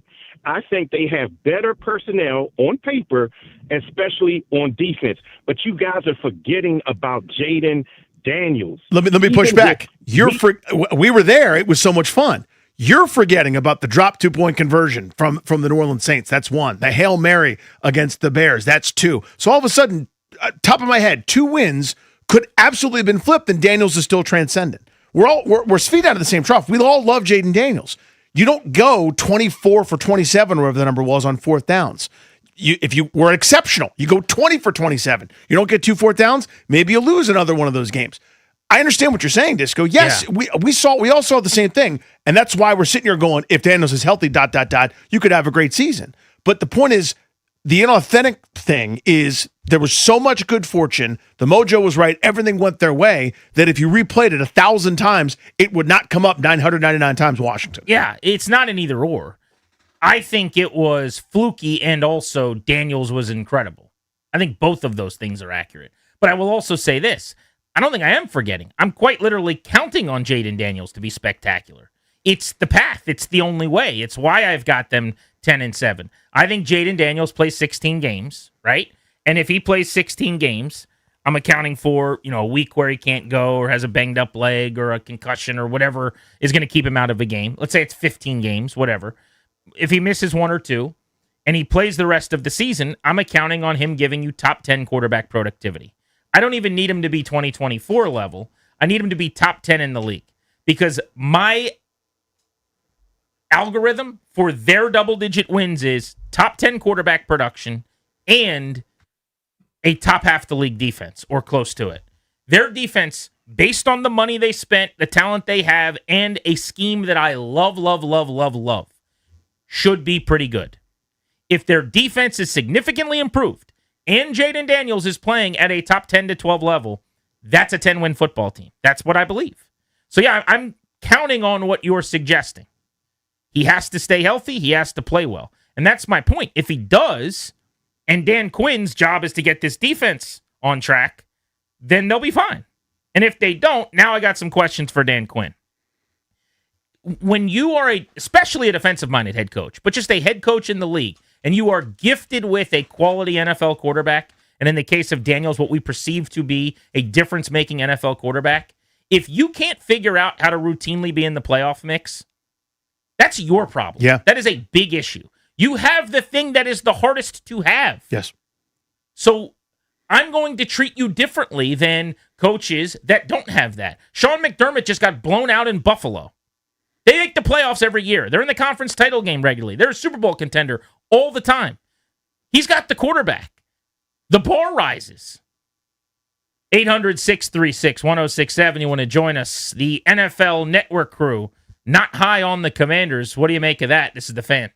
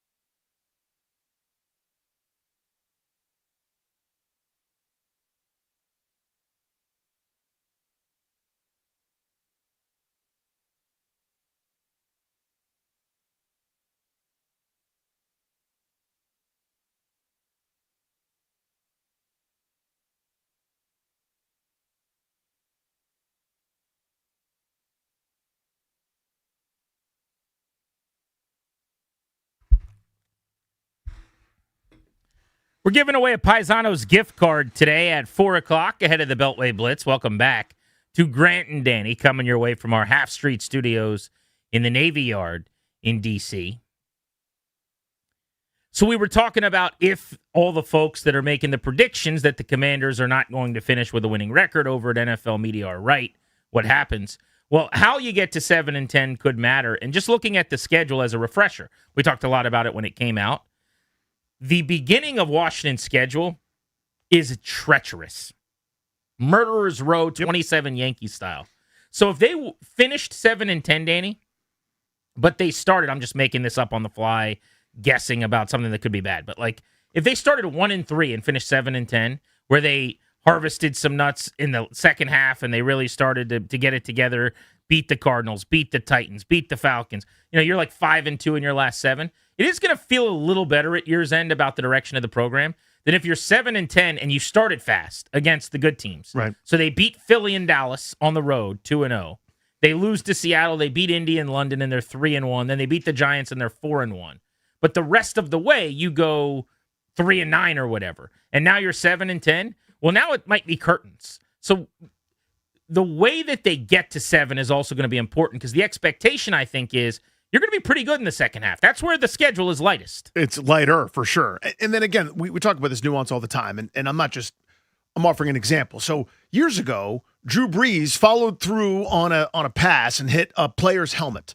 That's not an injury-prone thing. That's quarterbacking, right? If something like that happens to Daniels, that's not hey, he's fragile or he's somebody that gets hurt all the time. This is, damn, bad luck for a quarterback, right? That kind of thing happens, and he's got to miss a month because of that, or of something that doesn't really seem to kind of play into the narrative that he's Gumby and gets knocked around way too much, is getting hit too often, is one of the most contacted quarterbacks per play in the league. If it is that kind of injury, though, where it's read option for the 7,000th time and he gets, sandblasted by some dude from Seattle in week 3 and has to miss a month, or the broken rib thing again, or whatever, we'll have questions. I think kind of rightfully so. The how it happens matters so much. Let's go to the phones. Let's go to Chuck and Reston. Chuck, are you surprised 90% of the NFL media folks that predicted a Commanders record have them between 4 and 7 wins? Yeah, a couple points. The first part, I'm very surprised. I think the team is better than 4 wins. That is surprising. Yeah, better than 4. I have a question for both of you, though, and I really would like an answer from both of you. When are we going to start looking at Adam Peters? Because he's assembled this group. Everybody's all over the coach. Last year hit with injuries, but you see these guys are not back. He keeps drilling with 1-year contracts. Peters' draft record is horrible. When are we going to start looking at him? Appreciate the phone call. If you have a losing season this year, I think he's very much on the hot seat as well. Now, I don't think he should be run out of here with a conference championship game among his 3 seasons because he gets credit for Jaden Daniels more so than Dan Quinn does. And I think it's pretty easy. He picked him. He got the pick right at number 2. And Dan Quinn is a defensive coach who's in the building when Jaden Daniels is in the building. That's not completely fair to DQ because he's also set a culture that allowed him to thrive and brought him along well and did some things that helped develop him. But I just think it's natural to say the GM's going to get more credit for the picking of the quarterback and the quarterback being the right selection than the head coach. So that's kind of saving his bacon. But yeah, I don't think he's devoid of criticism. I would just say normally the way this works is coaches get to pick multiple QBs. GMs get to pick multiple coaches. Owners get to pick all the GMs they want, right? And so in the same way that Dan Quinn fired multiple coordinators this offseason, and if he wanted to, he doesn't need to because he has a good quarterback, he could be running through QBs like Ron Rivera did. Adam Peters and any GM normally is not going to just be tied to the first coach that they hire. That's how I feel about that. So I'm doing it now. I've been screaming about this for multiple years. I had to eat my words in year 1, but a team with a rookie quarterback on a rookie deal having tons of cap space and questions on offense to me is unacceptable. And this is the 3rd year of a build where I understand it's hard, but it's not my job, it's yours to build better than this. So to me, if they're in that record space where I'm going, I think a different ESPN graphic has them as the 21st best roster in the NFL. unacceptable for the third year of a build. Absolutely acceptable in year one when Ron Rivera left you a bare cabinet and you were just trying to put Band-Aids on some stuff to stop the leaks from springing so the ship stayed afloat. Turns out it was a great season. I'm raising my hand right now. So that's my answer to that question. Juan's in Fairfax. What's up, Juan? How are you? Pretty good. How you doing, guys? Hey, buddy. So, look, James Daniels has been putting in work. The man comes in at 4:30, 5 o'clock in the morning. The man's putting in. You think that's not going to pay off? This how crazy the NFL sounds to me right now. So you can go ahead and put us at, you know what I'm saying, you can put us at rank 28, wherever they want to put us. But I'm going to tell you, it's time for the Commanders to put up a shut-up time now. So when we go ahead and hit the daggone NFL over the head with a boulder and we come out being 11-7, well, the record I have for the Commanders is 11-6. That's going to be the record for the Commanders. I hope so. It's a good playoff, good time to get in the playoff, and I think we're going to do good. I appreciate the call. Thanks, buddy. It's a great phone call. I just have a hard time seeing 11 wins after last year. A lot of things would have to go right. But if they did that, it would mean 24 was more authentic. Last year was the fluke. Mm-hmm. And it would also mean Daniels is in the MVP conversation. And the people that have kind of anointed him since day one and claimed that he's the next great quarterback in the league are right. 800-636-1067. You want to hop in next. I want to get to what the Wizards did yesterday. Kind of a surprising move. Brought back a veteran who did some good things for them last season. What's it mean for their operation? Are they a playoff team? This is The Fan.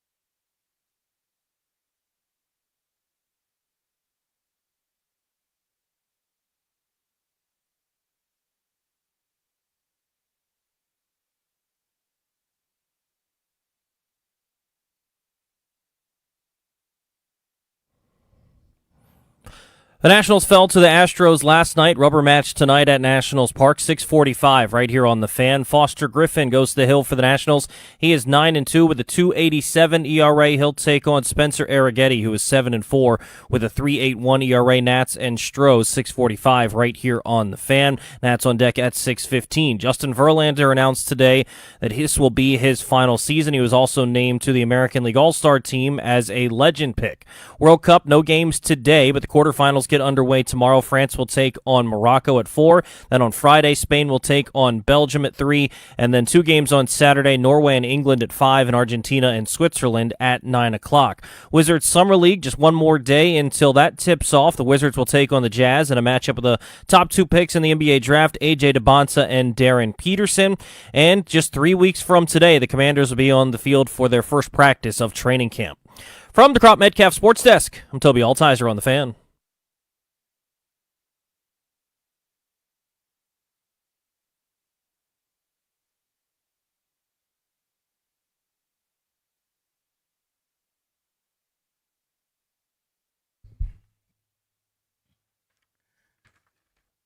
With Danny Rouillet, I'm Grant Paulson. This is The Fan. We are brought to you by the law firm Kondori and Murad. We love those guys. Estate planning, elder law, real estate transactions, probate administration. Their attorneys are always there to protect you and your family's assets. Schedule a free consultation with their team today by visiting kmlawyers.com, and be sure to let them know that we sent you. That's kmlawyers.com. You can listen to us all over D.C. on 106.7 The Fan. You can listen to us in Richmond, AM 910, FM 105.1. Of course, you can watch us on the 106.7 The Fan YouTube channel as well. A lot of different ways to check out the show. Coast to coast, wherever you are, you can take us with you on the Odyssey app. Pause and rewind the program. It's always a great, free, available way to listen to G&D. Last year, Chris Middleton spent part of the season with the Wizards. He was acquired the previous season at the trade deadline from Milwaukee, provided a bunch of leadership in his age 33 and 34 seasons, and then finished the year in Dallas when he was shipped out. Because frankly, he was doing too much. Like, there was a stretch in there when he was a big reason why. I think they ripped off, if I remember, like 7 of 8 or 7 of 9 at one point, and you and I were starting to get a little uncomfortable about the success they were having, and I really wanted to get a couple of the veterans out of town, and he was one of them. Yeah, like, good job, Chris, but enough. He can still play. Yeah. He's not. I'm not telling you he's a great player, but he averaged double-digit points last season. He could be like a 10.4 or 5 rebound guy, but when his back is to the basket and he still does his like old man game thing in mid-range, he can still help you. So when I first saw this yesterday, I got to say, I'm in the mode of I want all the kids on the floor. I want minutes for my young athletes. This ascending phase should be sinking or swimming with them developing. I did not love the idea. But I started reading a lot of what smart basketball people were writing last night. I don't hate this. And my logic is he can play the 3 and he can play the 4, which is redundant to what they already have on the roster. But he is the perfect locker room guy and mentor for someone like A.J. DeBonsa. There's some things he's going to pick up from him within his own game, physically, back to the basket stuff, I'm sure. But he was so beloved organizationally at the highest levels last year that they are, I think, sought him out. Like, they said, how do we get Chris Middleton? He'd be the perfect guy. Now that we're actually trying, when he was accidentally winning us a few games last year, let's get him back here to help out.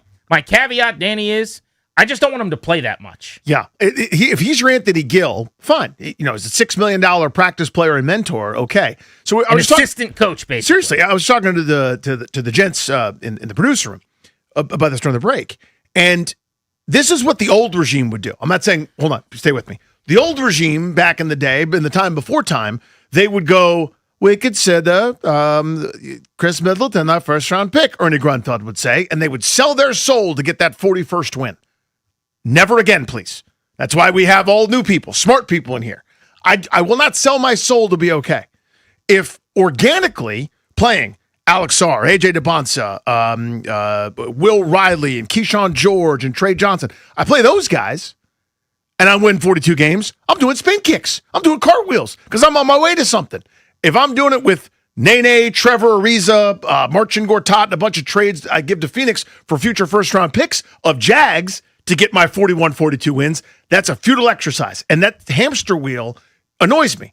If this is close to that at all, Where if Chris Middleton's playing 25 minutes a night, it hopefully means that, hopefully is the wrong word, but it must mean every young player under 24 has a sprained ankle and can't play that night. Like, I need him to not be playing very much, break glass in case of emergency, when guys are tired or guys need to pick me up, the fourth game out of 5 on a road trip, the second out of a back-to-back. There's room for multiple guys to get minutes, but it's got to be as a mentor role to me more so than it is a player. My reflexive response when they got him, which was to not be excited yesterday. I was not, I can tell you. In this sign and trade, I was like, oh, come on, really? Didn't we just do this? We're done. We're out of this. But that's based on the fact that he took too many minutes from young guys last year. Mm-hmm. It annoyed me that he would get so many shots last year when the point was not him. The point was not ever to win, but they landed the plane. They did what they needed to do. They traded him. Yeah, to your point, they won 5 of 7 at one point in January with him. They traded C.J. McCollum. They understood the assignment. They said, this is getting ominous. This is nerve-wracking. Let's get these guys out of here. We need to make sure we get A.J. DeBonsa. They did it. So, revisionist history, I don't need to go back and worry about something that didn't happen. I just need to know, and I have to assume that this is the case, that they will not be taking minutes away from the guys that play those positions that I want to get those minutes. Guys like DeBonsta or Koulibaly or Will Riley at the 3, some variation therein. And I will tell you that I read a piece in The Athletic, the reporting, I think it was maybe a co-byline. David Aldridge was involved. I think Josh Robbins maybe too. Mm-hmm. And they'd clearly been talking to people around the Wizards because they're like, this is their thinking on this. And the logic was, he is not coming here to stunt the development of any of these players. He is coming here to help develop them, essentially, which is very important vernacular. Like, that word choice I like and I'm cool with. But your starting group right now of Trae Young, Keyshawn George at the 2, DeBonsa at the 3, Davis and Sarr in the front court. Then your next group, Bub Carrington, Trey Johnson, Bilal Koulibaly, Will Riley, DeAndre Ayton. Now I'm 10 deep. Now, hey, Chris Middleton. If you want to fit in where you get in here, yeah, you're now my 11th most important guy. And that's how they need to think about this. And there'll be moments, and listen, sprained ankles happened. Anthony Davis and Alex Sarr both have missed a ton of time in recent years. We know that. It's also, it gives you a little bit of lineup versatility, a little bit of a different thing where you go, in the era of closing lineups and end of quarter things, and okay, let's be a totally different team for 10 minutes on the floor and go, we're having an undersized stretch 4 to kind of change the dynamic here and get guys open looks in a different way. I welcome all that kind of stuff. But my immediate reflexive action, kind of to your point, I had something similar, is I go, oh my God, it's last year, where it's McCollum and it's Middleton, and I'm sitting there going, I'm looking at my watch, so many kids need minutes, and they've done this thing, and they do it in the NBA. It's a little bit different than how I would do it. I don't belong in the NBA. I'm a pudgy zilch, but they do this earn minutes thing, earn minutes, and I'm going, yeah, but if you don't care about wins or losses, why not just throw them into the deep end and you can then take minutes away instead of starting out only handing minutes to Chris Middleton, who's not part of the future here, and now he's back. So if it's in a different role, different capacity, he's cool with it. Again, by all accounts, a wonderful dude, great teammate. Everyone, both the players and the coaches, front office, everybody loves him. I can get down with it as long as we're not doing the same dance that we did in November and December and January of last year, where that's a starter, that's 30-plus minutes a night. I think that's off the board, obviously 30 minutes a night. But if he's more than a part-time occasional contributor, again, if he's Anthony Gill 2.0, clapping the first guy off the bench to high five you as you're coming off the court and say, hey, on this play you did this and this is what you can look for. If it's something other than that, I'm going to be annoyed. They're not bringing him in here, I don't think, to do that. Heavy minutes, you mean? Exactly. Yeah. Like, I don't think we're going to be annoyed. I think it's exactly what you and I want it to be. They've done too many things that are smart to not give them the benefit of the doubt. They have had too clean and too fluid and too strong an operation.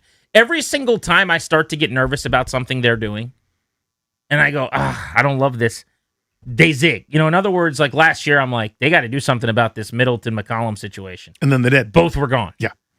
The only thing I haven't liked is the Trae Young extension. And there's good reason for why they did it. It can both be bad business, like quote unquote a bad contract, and also be the thing they needed to do. Drill down on that. Is it it's not my favorite thing, or is it you actively are going, I don't like it? Do you know what I mean on the scale? Terrible contract. You think it's bad? Okay. I mean, don't you? I mean, that is an awful contract. I'm probably closer to, I don't love it. That's instead of I think it's bad. But yeah. That's exactly how I feel. Mhm. And the reason is because the fact that it's a terrible contract, which I think is unequivocal, is like my passion for disliking it is watered down by they had no point guard. Mhm. He's an offensive engine. They didn't have the guy that's going to go out and give him 25 and 10, and now they do. Like, okay, so it would be the equivalent of if someone's mad that you overpaid at quarterback, and now you've got a guy that's going to give you 28 touchdowns and 10 picks and give you a chance in every game. Does that make sense? It makes perfect sense. Like yeah. You just paid a ton of money to be pretty good at that position. I'm signing up for the good, the bad, the ugly with Trae Young, and I think he got way overpaid. I don't know if Brian Windhorst was reporting what he said or he was just kind of floating this, but there was a quote from him. Was that on Pardon My Take, by the way, Strober? Because I know he did an interview on Barstool. I think it was with PMT, with Big Cat, and the crew with our guy, PFT commenter. But he had said something like, the Wizards had to give Trae Young the contract because he didn't play last year, and that was the exchange. This is what he said. When they did that contract, they'd already decided they were drafting DeBonsa. Okay, so they were like, Trae Young is going to be our franchise point guard. Okay, and here's the thing, though. They already promised him they were going to sign him when they traded for him. And the reason that they did that was because they needed him to not play. Yeah. Okay? Because if he had played, We win they too might many have games. won a bunch more games, and they might have not gotten the number one pick. And so if you're going to be a free agent, the last thing you're going to do is like basically admit that, say that I'm injured for 6 months. So they told him, like, Trae, we're going to take care of you. Don't worry. So we're on the same page. We're invested in you. We're going to bench you. So Trae already knew he was going to get paid. So that to me sounds like this is not an opinion. Interesting. He's telling you what happened. Yeah. And if I convince myself that while I don't like the contract for Trae Young, it also got you AJ DeBonsta, do you get what I'm saying? Yes. Like that contract is part of a package deal that resulted in them getting the number one pick because they had to promise it to him so that he didn't play, so that they could lose enough games to get DeBonsta. So it's like AJ and Trae Young at that contract. I could be a lot more okay with it. And the reason I don't have, I know we're going to the weeds on this, but I think it's an important distinction that I haven't gone as far as to say that I hate this deal. God, I hate it so much. I keep going back to this. Look at free agents that have signed. Anybody that changed teams that got paid, I don't have all that much interest in. Right? I mean, that's kind of, so it's always if I won the lottery, let's say you win $200 million and you're going to spend it. The reality of being able to spend it on anything and then what you actually spend it on, it never quite matches the reality. So you're going to spend $212 million, which is a huge amount of money for Trae Young. I get that. I have sticker shock too. It's, whoa, oh my God. But it's, Ayo Dosunmu changed teams as a point guard for $22.4 million per. I don't want him as my starting point guard. You look at Quentin Grimes, a guard, or Colin Gillespie changing teams. Well, like free agency none of those guys was excite bad, me. Yeah, which Winger talked about and said we don't even know who we would have spent on. This was he said it in this way. He said Trae Young was our free agent choice. That was our free agent money. They just happened to trade for him. But see the Capitals. My rebuttal to that is I don't necessarily care if just free agency was bad because you could still spend that money on sign-in trades. That's how they got Middleton. You could find players that were not free agents and go out and acquire them and pay them that big contract. All fair, but the perfect storm occurred of it cost them next to nothing. Someone was available that could help them. I would love, here's who I'd prefer. Shea, Cade Cunningham, Halliburton coming off injury, Steph Curry. None of those guys are available. You know what I mean? Like, so of a really small pool within a really small pool, it's not ideal. I'm not like gung-ho about it like it's the greatest thing ever. I also think the narrative around Trae Young has gone way too far to the other side, as if the guy can't even tie his own shoes. But you're arguing as if I'm saying they shouldn't have done it. I'm not arguing with you necessarily. I'm saying he got way overpaid. I don't think that's debatable. Well, the market essentially dictated as much. Yeah, I'm not even arguing with you. I'm just sort of going, let me just do a feelings dump here as to why I don't hate I it as understand, much. but do you agree with what I'm saying? Like, I think both are true. I think he got massively overpaid. Yeah. And I think that why they did it actually makes some sense. I think both are true. We're feeding out of the same trough. But here's, I guess, to get back on track to just where we're at with the Wizards after the Chris Middleton edition for a moment. They're sneaky deep right now. Like, this is a pretty deep roster. I think they're going to make the playoffs, actually. We've talked a lot about the play-in game. A lot of this will be TBD on the kids, like Keyshawn George coming on. If DeBonsa's your rookie of the year and a monster, what does Bilal Coulibaly or Will Riley look like this season? Those types of things. The only question I legitimately have about the roster right now, in terms of the depth, is I don't know who their point guard 2 is. And, I've always kind of said I want to see Will Riley do that. And John Wall actually said as much on this station, which I loved hearing because he knows way more ball than I do. That's not what's going to happen. Bub Carrington is their backup point guard, it seems like. But other than point guard 2, where we heard that weird Russell Westbrook rumor, which I don't think is going to come to fruition, and after the Middleton thing, I'm good because I don't want to keep doing the old guy that's going to crowbar in for 25 minutes bit.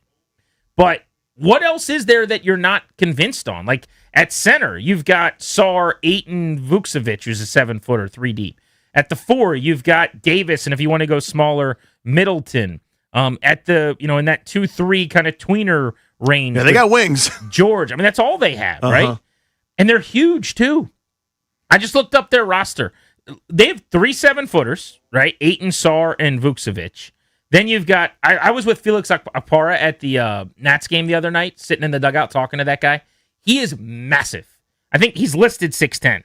I guess I'll believe that. I would have said he was taller. He's got those broad shoulders and that length. Yeah. Anthony Davis is 6'10" and change. Will Riley is 6'9". Juju Reese is 6'9". AJ DeBonce is 6'9". Keyshawn George is sneaky bigger than I think he is. He's 6'8". Other than Trae Young, everyone on this team is 6'5" or more, right? Yeah. What is Bub? I have to right about that, 6'4", 6'5". But okay, so he's under. But seriously, but they're massive, bigger guard, big point guard, wingspan, et cetera. They love the length defensively. Yeah, they're built in the Dawkins image from Oklahoma City. That's the school, and that's kind of they've all graduated from. So I do think that's a good point. I mean, to me, my question is for the prognosis. I'm sure that's the word. The prognosis. Have you seen prognosis? The prognosis of their season is how many games does Davis play? Who's Anthony Davis this year, and what's going to happen? Is it a please be healthy, fingers crossed for 30 games, the McCollum plan where he plays well and then he's gone? Is it that he's here now and this is just the thing we're doing because they're pretty good? I have no idea how to really predict this season without having an idea. What is your best case scenario for the season? Like, what would you rather? Davis balls out, they keep him and they make the playoffs as like, I'm just picking a ceiling, but like a 5 seed or something crazy. And they're really good and like the kids are awesome.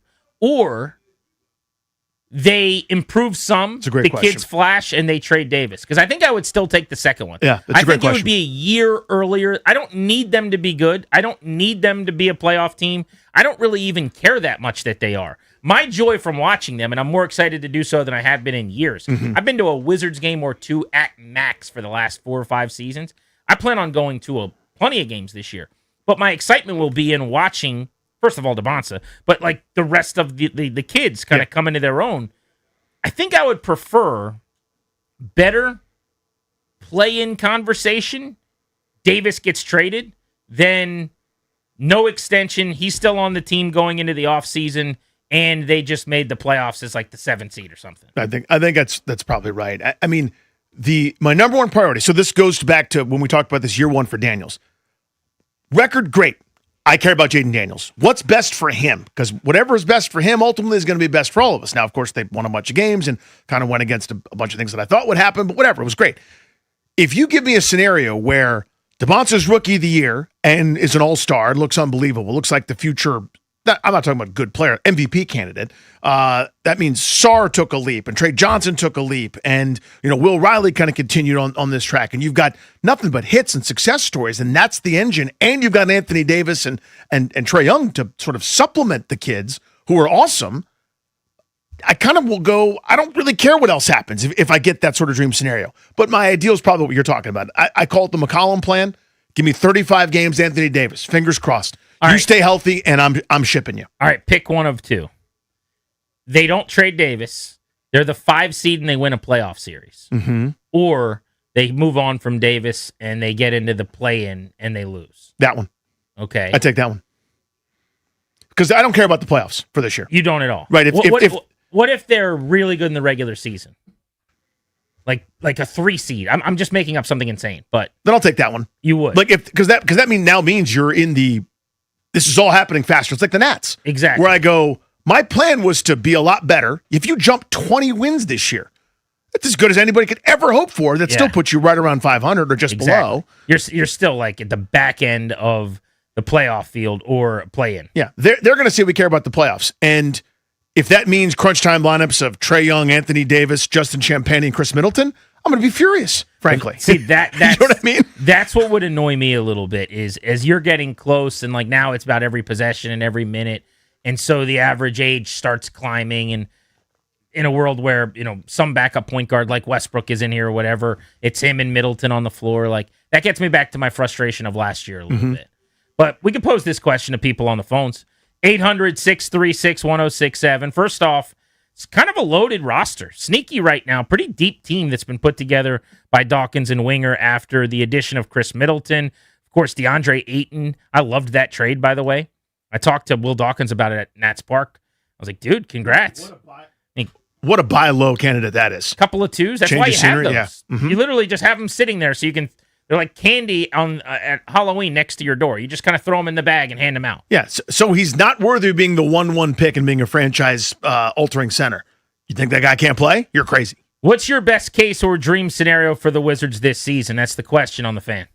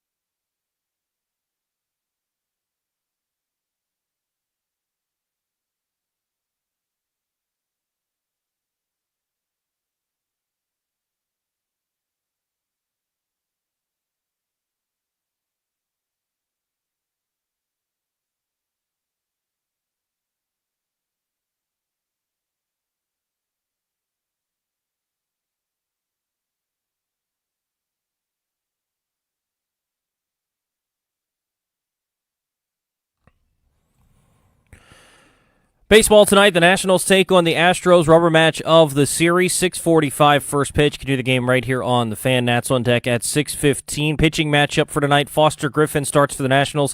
He's 9-2 on the season with a 2.87 ERA. He'll take on Spencer Arrighetti, who is 7-4 with a 3.81 ERA.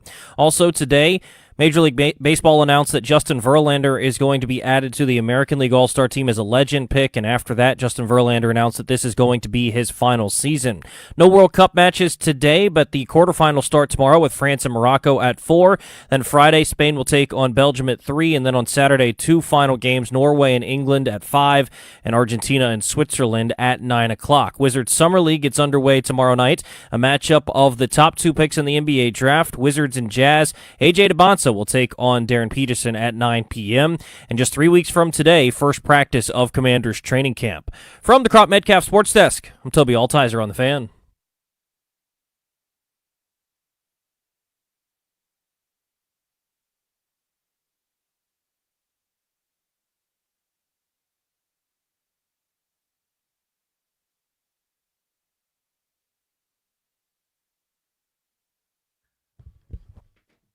Grant and Danny on the Fan. We will give away a Paisanos gift card coming up in a half hour at 4 o'clock to a lucky listener. You better be checked in at that time ahead of the Beltway Blitz. Right now we're talking hoops on the Fan, the conversation presented by Xfinity. Score the most reliable Wi-Fi, one price, 5 years, guaranteed. Xfinity, imagine that.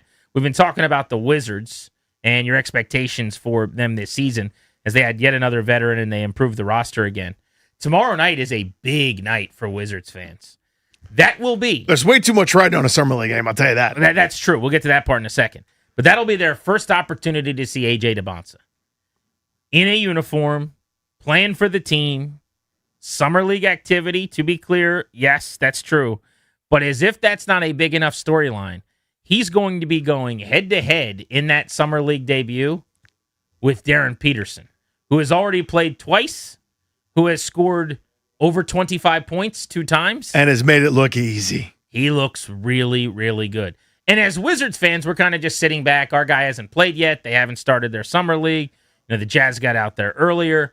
And so you're just getting chirped. Well, right? He misses that first jump shot. Oh, my God, the world is ending. We chose wrong or whatever. I mean, just as we're saying, jokingly, of course, the only thing that we should care about in summer league really is the Johnny Davis corollary. If a dude simply cannot do it, looks lost, looks overmatched, then everyone should panic immediately. That is the only time you're allowed to really have any kind of judgment off of summer league. I've seen dudes average 30 a game who could barely make rosters. You could never tell them the good. The bad, though, that's obvious. I mostly agree with what you just said.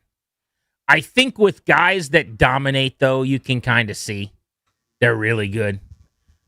I'd have to see the number of guys that averaged 30 in the summer league that didn't end up being very good. That's hyperbolic. I mean, 30, but I'm blanking on some of the names. The reason I mention that is because Darren Peterson's almost doing that, and he looks like a bucket. Well, he is. But, it's not quite preseason Redskins running back lore, when it comes to it. It's like the Marcus Mason Award. It's like the summer league. McCullough. Yeah, it's like you've seen that before where the guy go, oh, my God, this dude is going to take the league by storm.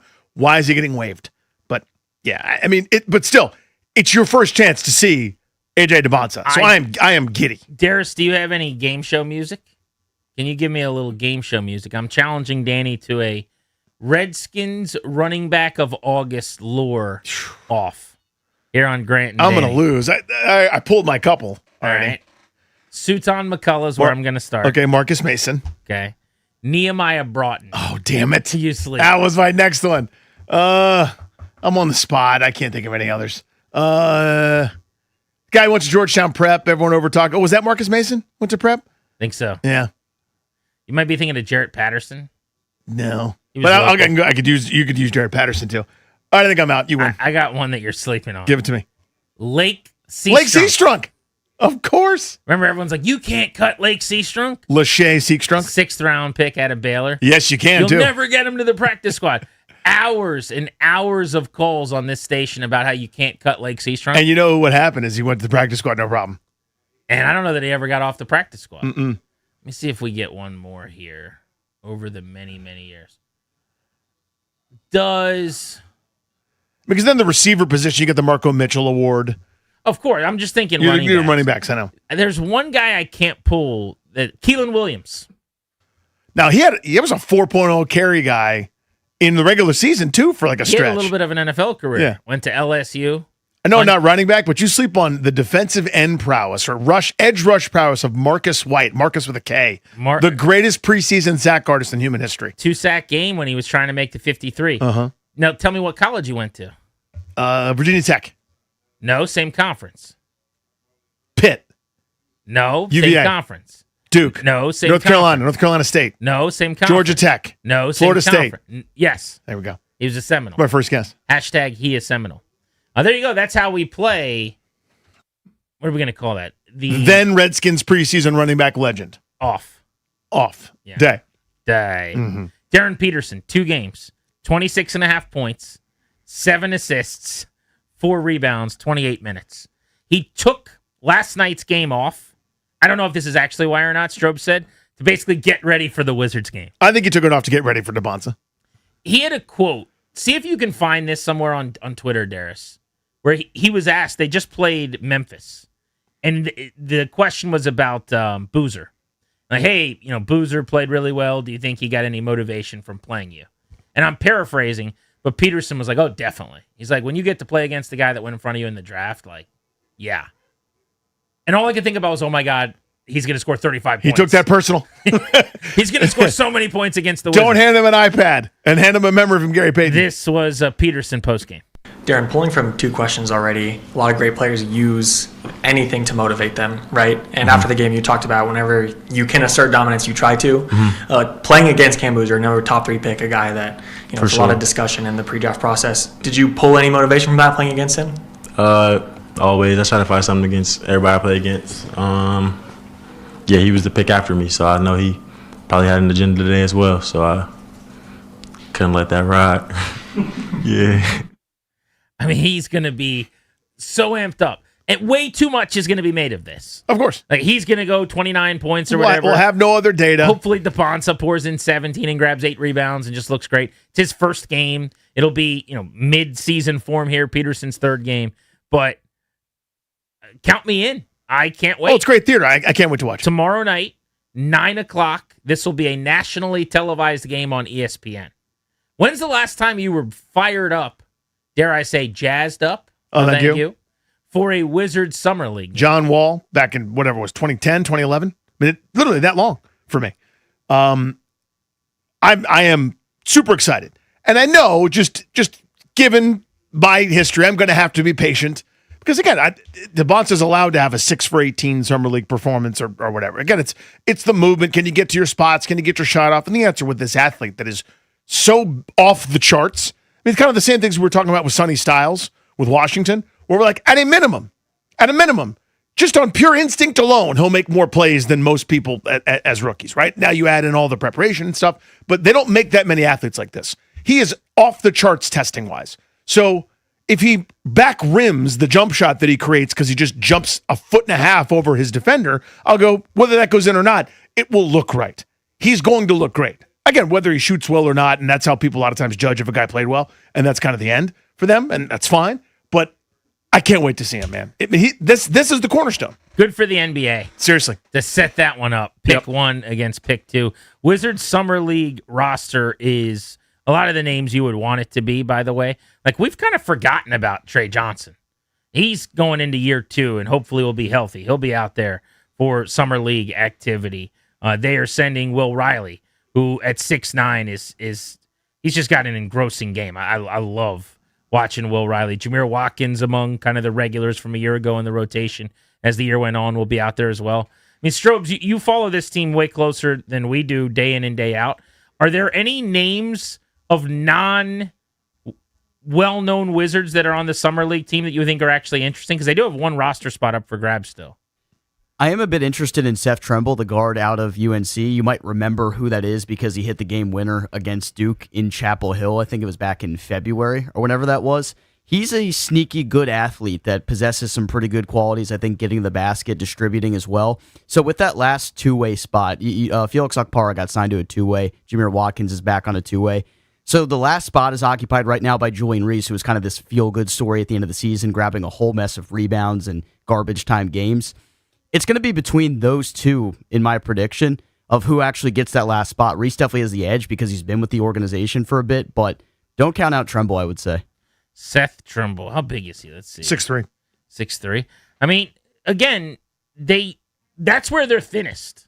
Like, if you're talking about guard play, handling the basketball, there's probably some headway to be made there. So, yeah, it'll be fun. It'll be good to just see them. I rode the elevator up with their roster, with their Summer League roster, over at Nationals Park after A.J. DeBonce's first pitch. I was the smallest guy in terms of height. Right. Probably not in terms of weight in that elevator. And it was funny. Will Dawkins was like, oh, so all the shooters are on the right. He's like, who organized this elevator? Because I guess all the dudes with the jump shots were on one side. Is that right? But it was me, Will Dawkins, and like 19 a lot of 6'6", 205 in that elevator. But they all it seemed like they had a great time watching the Bonza throw their first pitch. That's fun. Akpara was in the dugout, and I'm like, are you getting to throw a first pitch too? He's like, nah, man.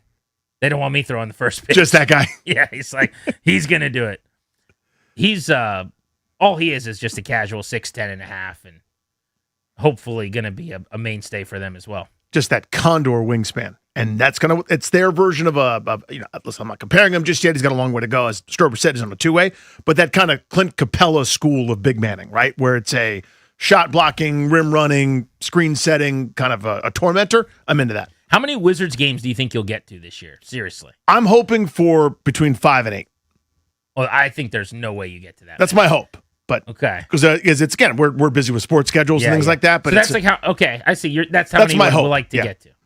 Yeah, I think I don't know what's reasonable. I mean, here's my problem that no one will care about, but I'm just going to talk out loud for a second. Sure. I mean, what are we doing here otherwise? A little therapy. Sure. So I go to so many Capitals games, and I will not be giving back any of my Capitals games because my excitement for the Capitals is also very high. But I go to a lot of Caps games to then turn around and tell my wife in what is effectively our off season, in a sense. Because, like, right now, I'm at most Nats games, doing post-game and doing different things. Sure, yeah. So, like, hey, I'm going to all the Caps games mostly as a fan, just sitting in the crowd. But now I also want to go to a bunch of Wizards games. Like, I got to give somewhere, I think. One would think. The Wizards have always been where I gave. And it was easy to give, respectfully. It has been so easy to give. You know what I mean? It's one of those, do you want to round up? You go, yeah. It's never been easier. What's my total? $21.99? Yeah, I'll give you the I'll give. Sure, Home Depot. It's a little harder to give. Uh-huh. But I realistically, I think I could do 10 is way too many. I think I could get to 5. That's going to be my goal. Or I'll just buy season tickets. One or the other. Dude, you're going to get season tickets? If I got season tickets and then took my son to every game, then you're a hero. Now everybody's happy. Right.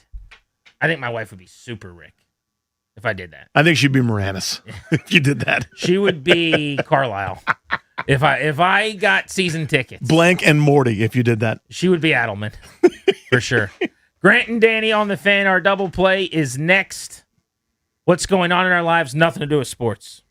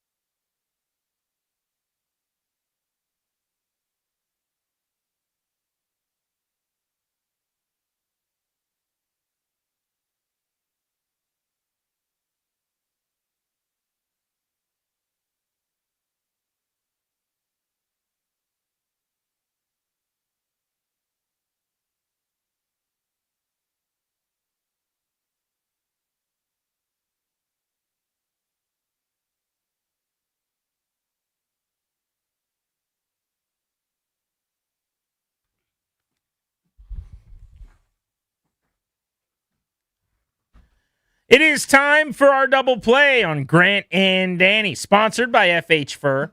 For 45 years, they've set the standard for premium comfort.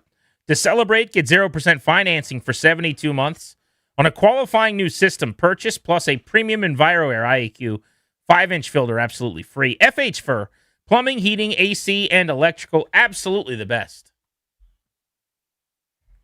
So I've been meaning to do this for a little while. We got busy and stuff happened. There was actual sports news, etc. But when we had I would say not medium, but like a smallish style gathering, it's like that 10 people. That's kind of that sweet spot, right? Where it's some family, a couple friends over. You know what we did? You've done it. You'll do it again. I've done it, and I'll do it again. This is the sound it makes. That's the Pupatella Black Card. It's a nice card. It's the best. It's the best feeling when everybody likes you, right? When you're the hero that went and got the pizza. Like the person that brings the pizza is the best person at the party. And then the person that brings the what are these? Oh, these are fried dough balls where all you do is just dip them in the marinara sauce. What are these? These are arancini balls with sausage in them. What are these? That's just your mozzarella sticks, but in ball form, so you just pop them in and you feel a little bit less like a slob because you can do 2 at a time and nobody's judging you for having the cheese pull on a regular mozzarella stick. You're just popping them in like it's popcorn. I got so much pizza and I was the hero. It's the best feeling. That's what I have for you. Yeah, Pupatella. I think what is not appreciated enough is the appetizer menu.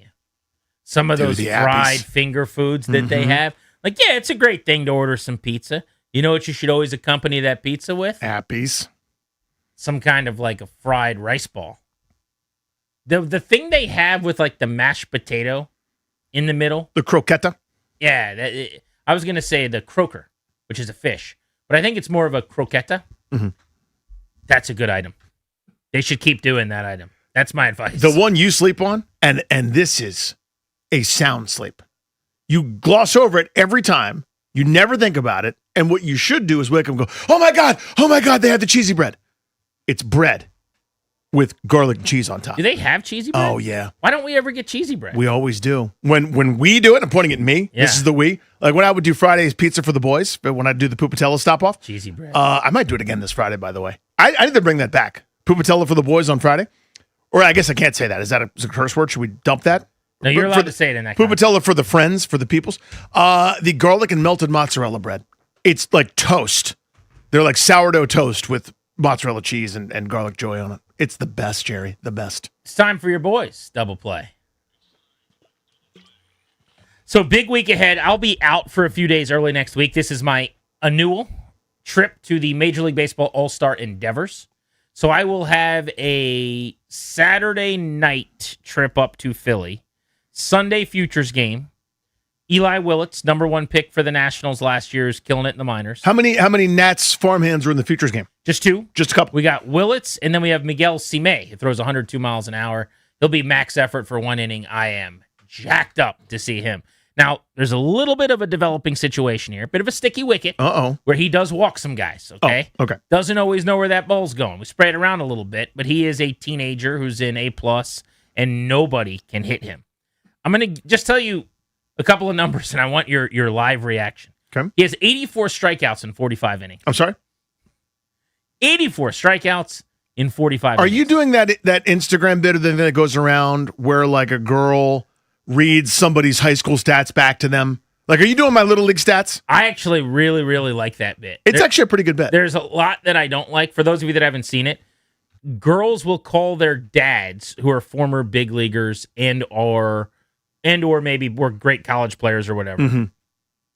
And they'll say either, I just met this boy and I really like him and he's a baseball player. He's telling me he's really good, but I want you to tell me. Yeah, these are his stats. Are they good? Right. Or a lot of times it's like, my roommate's dating this guy and these are his stats and she wants to know if he's a good player. The guy doesn't know, he's not in on the bit, that they're now reciting his actual stats. And they're like from when he played at a school years ago or when he was in the big leagues. And somehow most of them don't catch on. I guess it's indicative of the fact that you haven't memorized your own numbers. I feel like... Which is weird to me. If anybody said 2 numbers that were mine, I go, those are mine. You can't fool me anymore. The couple times I've ever done anything similar to this with you, the second I said it, you like smirk and know your numbers. Yeah. You know your Little League stats. No one knows their Little League stats. I don't remember everything encyclopedically anymore, but Yeah, I gave a 1 run as a 12-year-old because the ump screwed me. Guy, you recited your Little League stats like a month ago. You definitely know them. Yeah. What are they? Come on. It's not that important. Okay. You're not going to? 819 with 23 homers. 45 innings, 84 strikeouts, 170 average against for Miguel Cime. But here's the other problem. 45 walks in 45 innings. That's one. Hold on. Wait, 45 divided by 45. Give me a second. 1. He's only 19. Okay. So we're going to see him. We're going to see Eli Willett. So Futures game is Sunday. I got the draft show on Saturday. And then the Derby on Monday. I'll be on the field doing all the pregame interviews during All-Star Game BP for MLB Network Radios, which is going to be cool because that's a lot of interviews with the All-Stars and the Home Run Derby participants. No James Wood. I'm hearing rumblings. No James Wood in the Derby. Makes sense. I mean, he did it last year. I wanted him to do it just because it would have been cool to kick it with him for the night. But yes, that's true. Fine. No problems there. And then Tuesday night is the All-Star game, which is the best All-Star game that exists. It's the most authentic to the sport that looks like a real game. So I really, really like it. But the reason I bring this up, this is sports related. Mm-hmm. The double play is non-sports related. I have audibled. The original plan going to Philadelphia was I'm just going to drive up there. Well, I'm bringing Nooms with me. It's for like 2 years because it's super close by. He's been like counting down for like 2 summers that he's going to get to go to this game. Okay. We're bailing. We're not going to do the All-Star game or the Derby. My wife thinks it's like too much for him because he's 5 to just be in a hotel for 3 days doing all that. Plus I'm working, so it gets complicated. He's going to do the Futures game with me on Sunday, but I made the move last night to get Amtrak train tickets. So instead of driving up, big time, we're going to hop on the train on Saturday night. So what's he going to do while you're working? My brother-in-law's coming up. Okay, so you'll have an hang adult. out. That or I'll leave him in the hotel, one way or the other. See what, hey, here, kids in the stadium, buddy. Exactly. Get your press pass, wander around. But don't you like that? I love that. What do you think of this? Dude, it's the best. So that's because that's the age where the train starts moving and like he's looking out the window. 10 out of 10. I am so excited to take him with me on the train and then to some of the baseball endeavors. But I think he's going to be more excited about the train trip. He's over-talked about the hotel. That's all he wants to talk about is we're staying in a hotel. He thinks that's amazing. And now he's going to be on a train, which I haven't told him yet, but I'm going to tell him today. So, yeah, train trip. You get to see the Futures game in a big league ballpark. You're going to Philadelphia, staying in a hotel. At 5 years old, life's pretty good. Pretty money. Are you going to have time to do like good food stuff, or is it more like you're just working so damn much? Very unlikely. Yeah. Tuesday is an opportunity. Tuesday, I have nothing work-wise, and I'm going to the game Tuesday night. So there's a good chance I would say that's a lunch situation. Did you know where you're staying?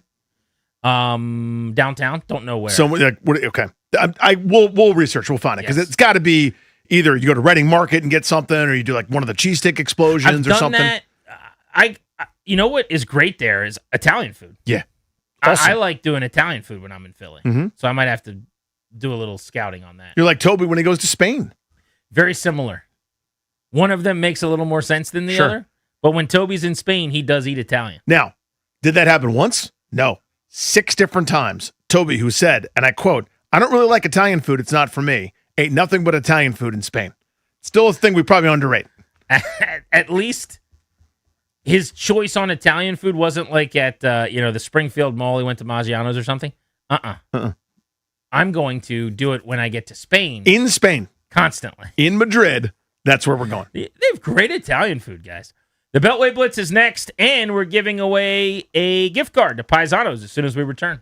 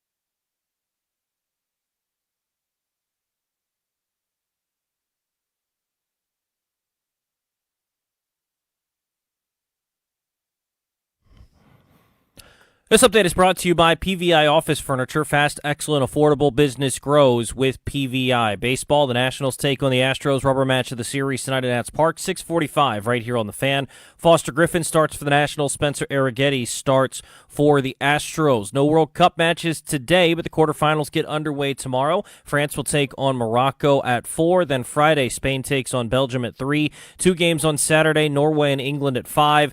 And then Argentina and Switzerland at 9 o'clock. 3 weeks from today, the Commanders will have their first training camp practice, and tomorrow, the first matchup between A.J. DeBonsa and Darren Peterson at the Summer League Wizards and Jazz tomorrow night at 9 o'clock.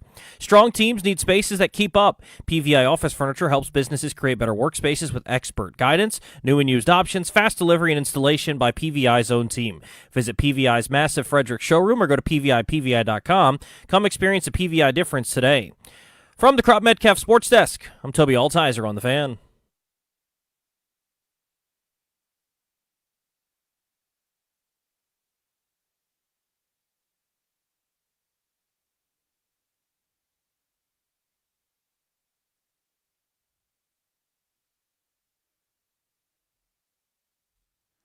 Congrats to caller 10. You're winning a $50 gift card to Paisanos. Call now at 800-636-1067. From football to football, one thing's for sure, Paisanos is the MVP of any watch party. Use promo code JP35 to score 35% off orders of $40 or more. Plus, you'll automatically be entered to win a fully catered Paisanos watch party for up to 20 people. The more you use the code JP35, the better your chances to win. Paisanos, not just pizza, something for everyone. It is time for our Beltway Blitz. We'll cover the NFL and the Commanders. We start you off in town. Wes Hall to get things going. Chris Middleton is back in the fold. What'd you think of the sign-in trade? Love that, man. First of all, thanks for having me on. Love bringing the OG back here. It's great for the locker room, great for DC to have somebody who wanted to come back. See, that's how you can tell that things are going right, that it was a mutually beneficial welcoming. So, love it.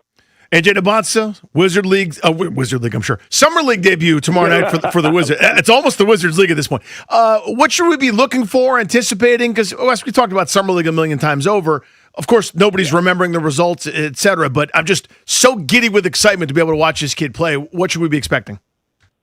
Obviously, a lot of people want to make comparisons to Darren Peterson's early couple of games that he had. Obviously, being out in Utah, they ran a couple of games, and his numbers were good. Some people want to think back to like what Cooper Flagg's debut was last year against the Lakers in Summer League. Not a great day. He spent a lot of time on the court. He only had like 10 points. But as far as A.J. DeBonsa's expectations, expect him to be exactly as advertised. He looks the part. He plays the part. I was at practice yesterday, and you got to remember this guy. If you're looking at 10 guys walking down the street and saying, which one's the basketball player? It's A.J. DeBonsa. Great ball handling skills, finishes at the rim, vocally demonstrative, and already taken on that kind of responsibility of being a number one draft pick. So, expect to see everything that you've hoped to see. What questions are still unsettled with this roster? Well, at this point, it's like, what do they want to do with the starting lineup? Who are the reserves? How are they going to make it all work? Because looking at the Wizards roster as it's currently constructed, they've got a lot of great pieces. I mean, Trae Young, Keyshawn, AJ, AD, Alex, Bud, Trey, I can keep on going. The add DeAndre Ayton to the mix. You bring in Chris Middleton. Cam Whitmore still on the squad as well. A lot of different options, and I love the addition of grabbing Felix Okpara as that second-round pick. He's just a great rim protector and shot blocker. So the Wizards really have a ton of toys in the bag, per se. What is DeAndre Ayton's role going to be? How do you envision him kind of carving out a spot on this roster? Well, if I'm looking at the starting lineup today, and this is in my opinion, obviously I'd have AD at the quote-unquote 4 and Alex at the 5. I'd have him as my reserve 5 with that second unit. And that's also a unit that would potentially have Trey Johnson and Will Riley in there as well. So DeAndre is a guy who we know is going to be, responsible for rim protection and stuff like that. And when you're going to have guys who are great on-ball guys who can shoot and light it up from deep, I think it's going to be a good spot for him. But definitely there is in a supporting role to what AD and Alex can definitely do. Wes, thank you. Good talking to you, buddy. Looking forward to the basketball season ramping up. Appreciate it, guys. Thanks so much. Thank you, buddy. Be good. There's Wes Hall of Monumental Sports. Let's talk baseball. Astros Nats 6:45 first pitch this evening for the Nationals. Danny, Foster Griffin on the mound. He's not going to be at the All-Star game, it doesn't appear, but he probably should be. 9-2 with a 2.87 ERA for the 30-year-old rookie. He's been their best pitcher. When he pitches, they win. He's also the most supported pitcher in Major League Baseball this season. A good sign that he gets the nod tonight in a rubber match with a series on the line with the Astros. It's hard to overstate how exceptional he has been. He's been the stabilizing force when innings that are premium for the starting staff. He actually goes deeper into games like a normal starting pitcher does. Not even normal, a good one does. It's a lot of sixes and some sevens, 7 1/3 against Philadelphia of 1-run ball with 9 punch-outs. The strikeout numbers have been what's really surprising to me, and that's kind of picked up business here of late, where a guy without power stuff is finding a way to miss bats. And I think all the different looks, and I think it was Blake Butera said this in one of the post games that somebody was doing, was that because of all the different pitches he's got, he can be a different pitcher to go through the order a second time, a third time as effectively. Where a lot of these guys, the data says the third time you see them, it's a lot worse off, and they're 5 and a dive guys because of that. Griffin, the third time you face him, you may see something you didn't see either of the first 2 at bats. That's kind of part of the package tonight. So this Nats offense gives you a chance, and Foster Griffin keeps you in the ballgame. Yeah, he has gone at least 6 innings in 4 of his last 5 starts. The only reason it's not 5 for 5 is because coming off 112 pitches in the previous outing, they just took the gas pedal and took their foot off of it last time, but he was efficient enough that he easily could have gone out for a 6th inning the way he was mowing down his lineup. But I want to talk Andres Chaparro for a second. He pinch hit for Luis Garcia again last night. It ended up backfiring because even though he got a lefty initially, he had to face a righty in the 9th inning during a rally at the very end of the game. Chaparro is a player with really good bat speed who has had success in his minor league career against lefties. So the idea analytically for this organization is sound. It's backed by information. His average exit velocity, his barrel percentage, his hard hit rate, bat speed, walk rate, all those things are really, really good. Metrics for, you would think, precursors for production.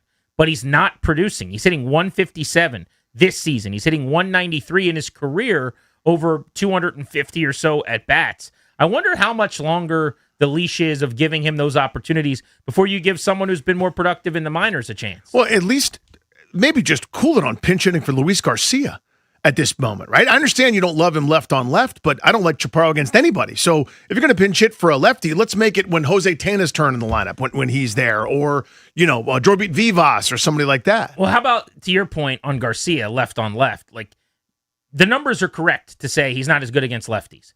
But if instead of 287 against a righty, I'm making this up, he's 229 against a lefty or whatever, Chaparro's hitting in the 100s against everybody. Right. His OPS drops 200 points. If Chaparro's OPS goes up 200 points, he's what Garcia is. And again, one guy's hotter than the center of the sun right now, and the other guy's Andres Chaparro. I'm just not pinch hitting for Luis Garcia for a little bit.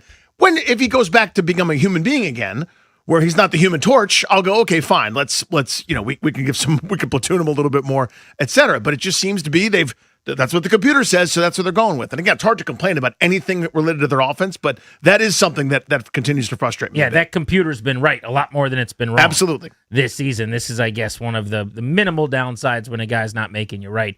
Chaparro hadn't made him look good. All right, let's keep the blitz moving. Mike Jones of The Athletic to talk about the National Football League with us. Mike, a new study came out today that found that NFL players have 4 times basically the likeliness to die of like a neurodegenerative disease. I know this is a serious subject, but I bring this up because what is being said, or at least what I've seen writers saying online, is like this is a huge deal. My take has been, ever since the last several years and information being out, there is this element of opting in for players. All we can do is give them all the information and then let them opt in. What do you think the reaction's going to be to this study, which is brand new and nobody knew until today? I mean, I think that most players, you talk to a lot of them and they say, we know what we're signing up for. This is a game that they've played since they were kids. They are definitely becoming more educated. There's fewer guys that will try to fake their way through a concussion test. and rush their way back onto the field. But otherwise, they still continue to play. And the NFL, they're constantly having testing on helmets, and they say that they're doing everything they can to make sure that they're as safe as possible, and that they have, all the observers and the medical teams that are up to par. But like you said, the players opt in and the players decide that they want to play.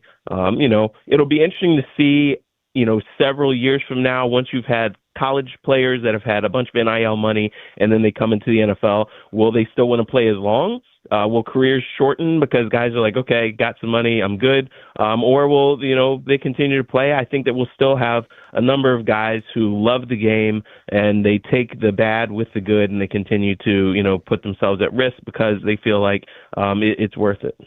You tweeted this actually last month, Mike, but I wanted to bring this up about Brendan Sorsby. I was actually talking to somebody, and he was like, why didn't the NFLPA step in and advocate for him? And I said, no. He's not an NFLPA member yet. If he was, they would go to bat for him, but he's not yet. What does that kind of inform us and tell us about the saga of a guy that's outside looking in?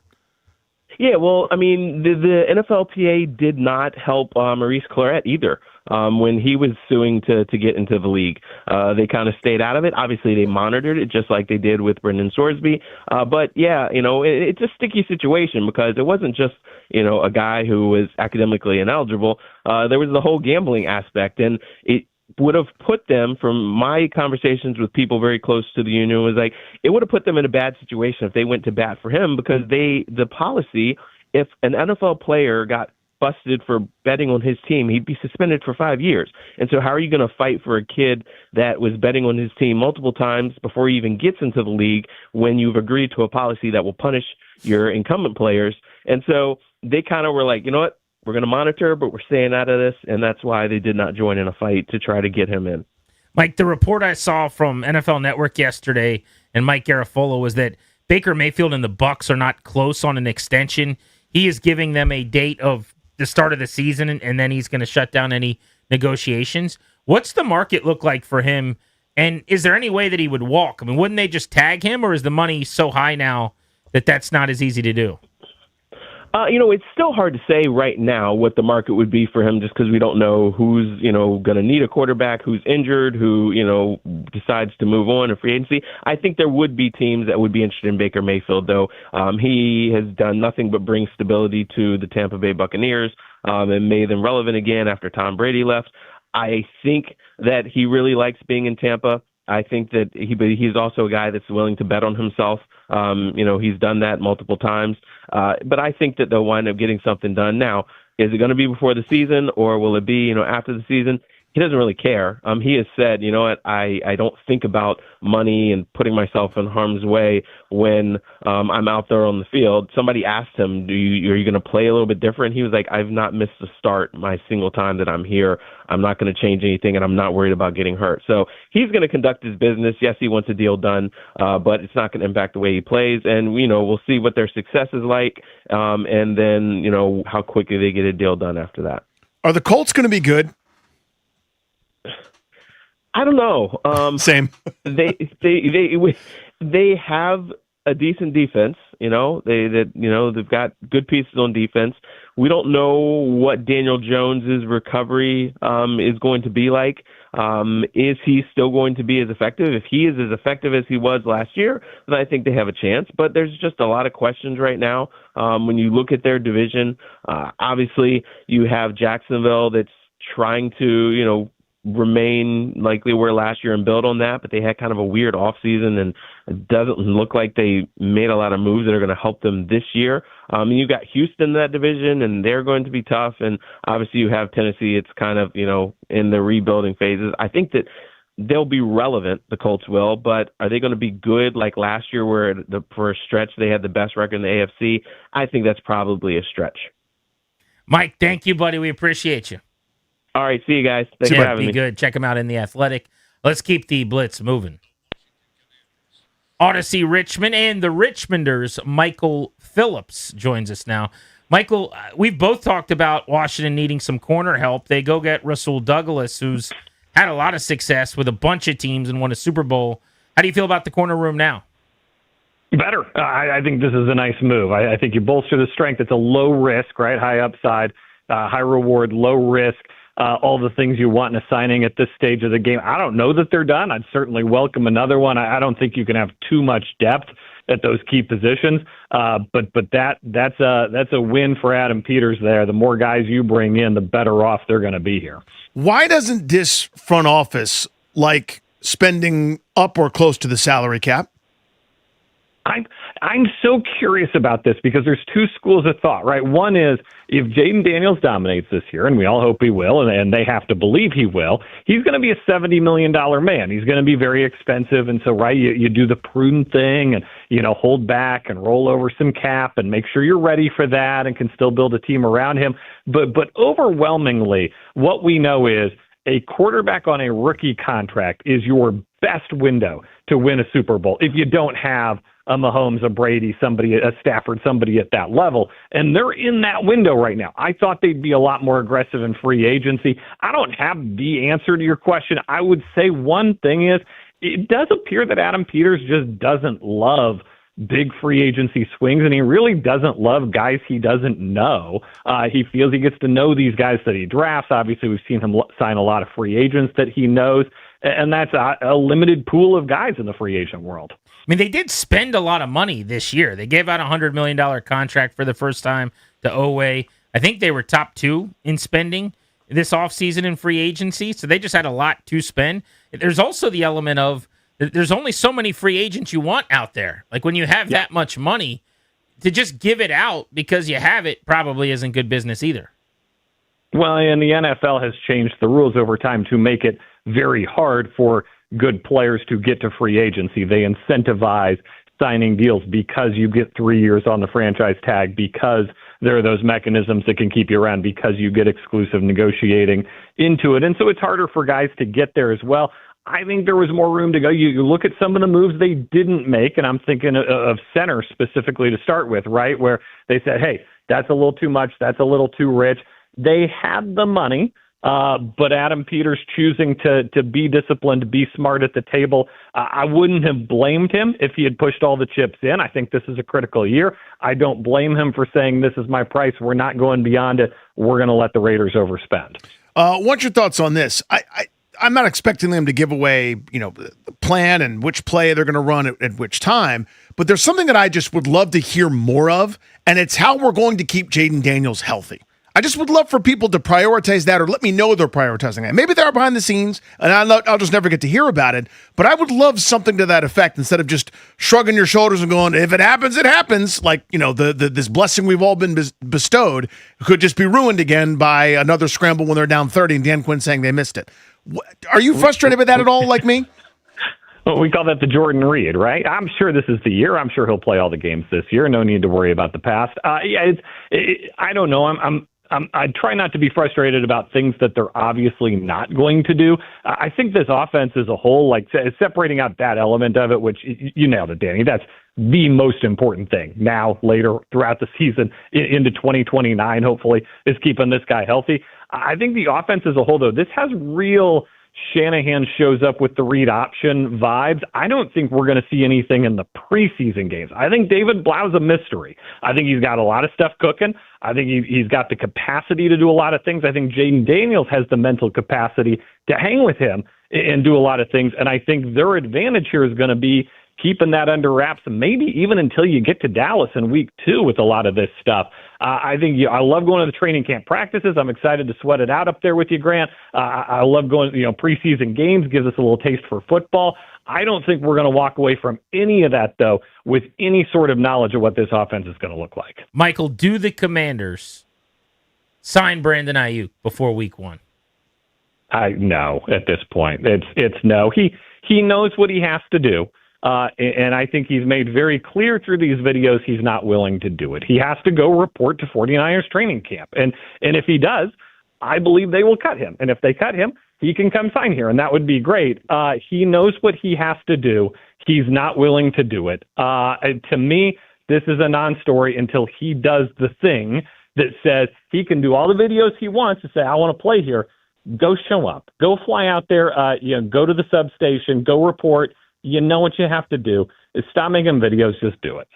Michael, thank you. And here's just a quick teaser. Here's a headline, GP. This is why you subscribe to the Richmonder. I tracked Kings Dominion's lines all summer. Here's how to skip them. This is what people are looking for. It's this. Yes, That's pretty Michael. good. Yes. I need that insight. Were you part of Kings Dominion Day during one of the Richmond training camps? I forget if you were or not. During one of the Richmond training camps, we all went up and did a day of skits and bits at Kings Dominion. That was a great moment in media history. It certainly was. I've been going to Kings Dominion since I was knee-high to a grasshopper. I'm a big Kings Dominion guy. Oh yeah, they renamed the Dale Earnhardt ride though, which is disappointing to me as a longtime NASCAR fan. It's like the biggest, tallest, scary roller coaster in the whole place, and they named it after Dale Earnhardt, the guy who died doing big, scary things. And I always just thought that was like, don't think about that. Don't think about that while you're on the ride. But they rethemed it to a jungle theme, so you don't have to think about that anymore. Yeah, I went there with my kids last year. I didn't recognize anything. Everything's renamed. No. Everything is repainted, which is probably reasonable because it's been a while. But I just didn't recognize anything. No, and my favorite roller coaster has gone the Volcano. Danny, I can ruin the surprise since you'll never get to ride it if you were never there. You went around the first corner and kind of chug, click, click, click, and then it shot you up. So instead of going down fast, you went up fast. Great thrills.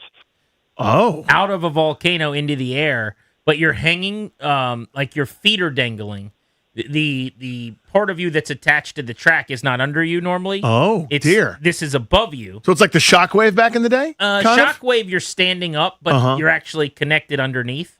You're literally connected on the top, so you're dangling from. But as you're like going up into the sky, you see your feet. It was the best ride. The front row of the volcano, I will tell you, Michael, is my number one roller coaster ever. Oh, easy number one. It was the Jaden Daniels of roller coasters, though. It missed a lot of time, but it was elite when it played. This is true. That you would normally have to sit out like 2 hours when it wasn't working every time. And you get no updates about it. Just it was so murky. It's like, oh, and now it's started again, and everyone's waiting, so the line is 2 hours long. But well played, sir. Thank you, Michael. Take care. See you, buddy. Right. Next time we have him on, we should do more Kings Dominion stuff. I'd like to do just a show on my Kings Dominion. Just do Kings Dominion bits. You want to talk about? It's not called the Rebel Yell anymore. They changed it. Yep. But that was a great ride, forward and backwards. The Grizzly would just bounce you back and forth and rattle your teeth. The move was, as the park opened, you go to the back, and that's where the Grizzly and then the Rebel Yell was, and you would just go on those until you were exhausted, and then the rest of the crowds that would come in at opening would sort of catch up, and then you could kind of go on the rest of the park. Might have been after your time. Did you ever go to Wayne's World with the hurler? That was one of the last times I went to Kings Dominion. The hurler, because that was end of '90s, early 2000s. Yeah.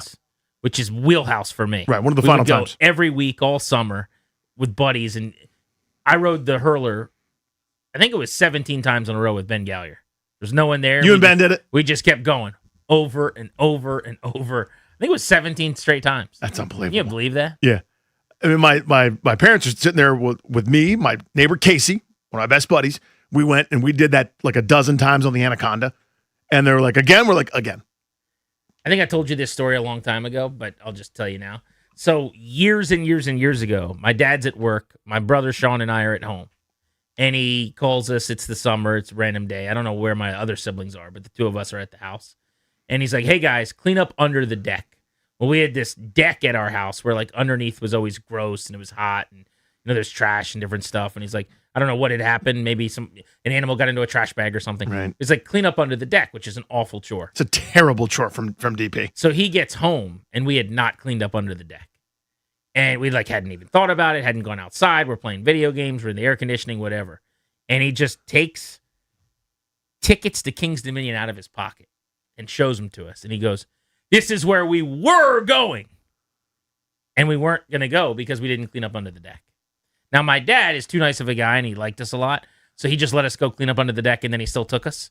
But can you imagine if he didn't take us to Kings Dominion? Because this is what we would have done. Yes. Were they only good for that day? But I think, I don't know. It's Yeah. a good question. I think they were like tickets he'd just gotten to Kings Dominion. And he showed us this is where we were going. And me and Sean look at each other like, oh my God, what have we done? We've squandered our We're opportunity. going to spend the night at Kings Dominion? Let's go. So we went and cleaned under the deck. Probably took a few minutes. Cleaning under the deck is probably that's a top 7 bad chore. They don't get much worse. Because it's not like I'll bend down and scrub. Nah, you're down there. I probably like threw trenches. a trash bag from the deck that missed, and then a raccoon ate it or something. Yeah. Now there's like weird larvae involved. So much larva. Yeah, I didn't want to deal with that. Who does? Under the deck. The pits. Nobody wants that. Speaking of Brandon Ayuk, when are his supporters in this fan base going to wave the white flag? That's next.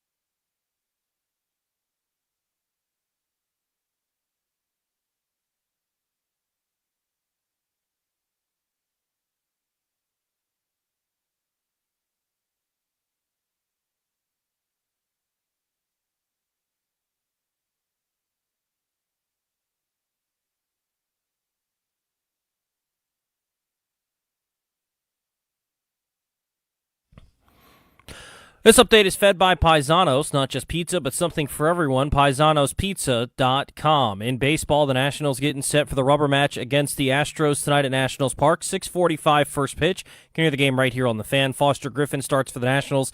The lefty is 9-2 with a 2.87 ERA. He'll take on right-hander Spencer Arrighetti, who is 7-4 with a 3.81 ERA. No World Cup matches today, but the quarterfinals get underway tomorrow with France taking on Morocco at 4. Then on Friday, Spain takes on Belgium at 3, and then 2 games on Saturday, Norway and England at 5, Argentina and Switzerland at 9. NBA Wizards Summer League gets underway tomorrow night. It'll feature the matchup of the the top 2 picks in this year's NBA draft, AJ DeBonta for the Wizards, Darren Peterson for the Jazz. That'll tip off just after 9 o'clock. Whether you call it football or football, Paisanos has your watch party covered. Now fan listeners can score JP Finley's exclusive deal, 35% off orders of $40 or more with promo code JP35. Paisanos, not just pizza, something for everyone. Order now at paisanospizza.com. From the Crop Metcalf Sports Desk, I'm Toby Altizer on the Fan.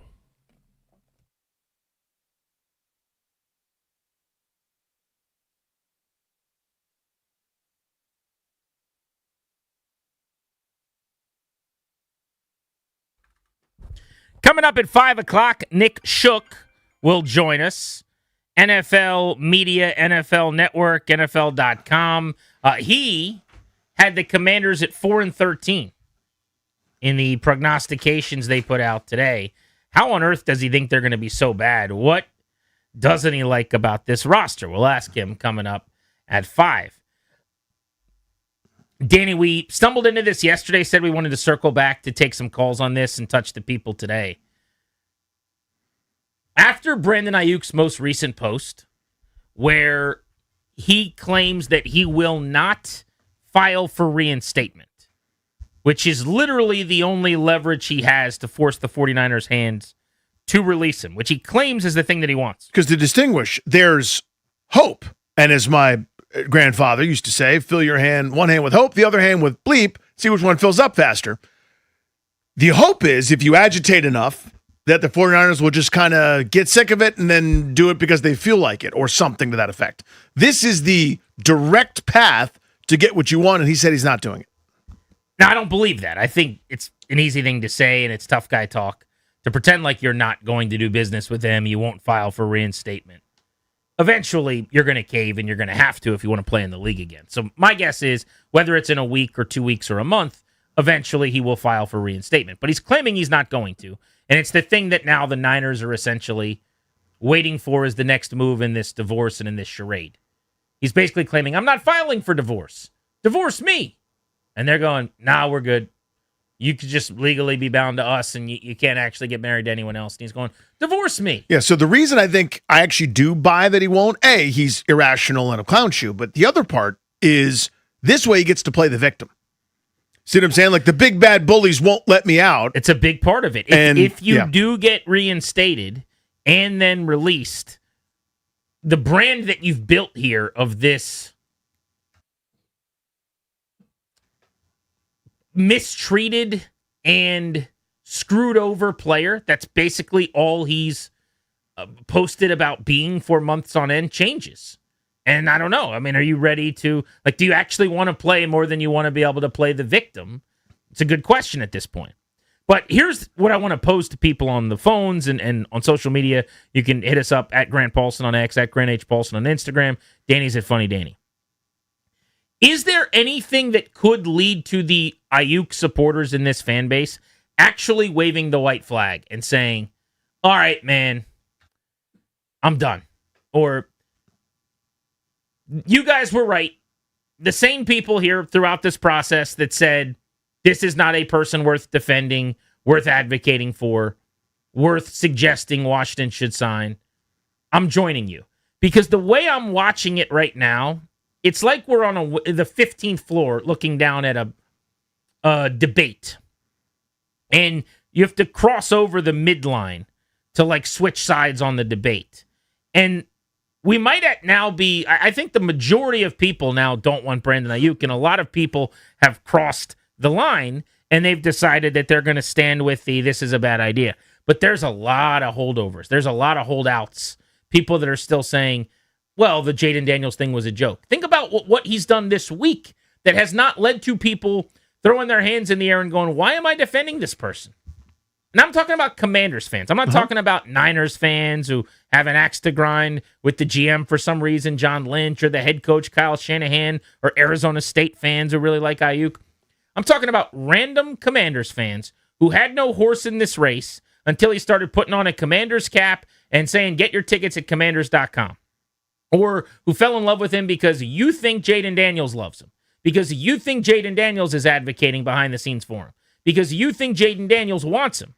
And if that's the truth, and if that's the case, then that's enough for you. Whatever Jaden wants goes, and that's fine. I don't have a problem with that either. But maybe that's not actually what's happening here. So when they seem to have been beefing, when Ayuk went at Jaden Daniels, which to me was disqualifying, should have been the end of the road, should have led to a universal rebuke from the fan base of, we don't want this guy, this is ridiculous. Our franchise quarterback doesn't need to be dealing with any kind of nonsensical drama from a diva wide receiver. That was not the response by a lot of people that have supported him. They've claimed, oh, he's just kidding. Oh, this is just a joke. He's trolling you. They made an excuse for it. It may or may not be accurate. I don't think it is, but they don't know that it's definitely a troll. That's the assumption. Then, subsequently a day later, he admits, I'm not doing the thing I'm supposed to do to play. I'm screaming about how badly I want to play into a megaphone. I'm making how badly I want to play the number one story on social media for the NFL over the last few weeks. But there's two things I could do to help myself play. One, get an agent to help get me back and advise me. Hasn't done that. Two, get reinstated. And I'm not going to be doing that.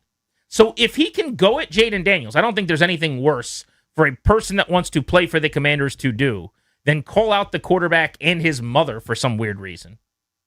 And you go, nah, he's just kidding. Okay. Now he says, I'm not going to get reinstated unless they cut me. I'm sitting and waiting. I'll wait as long as I have to.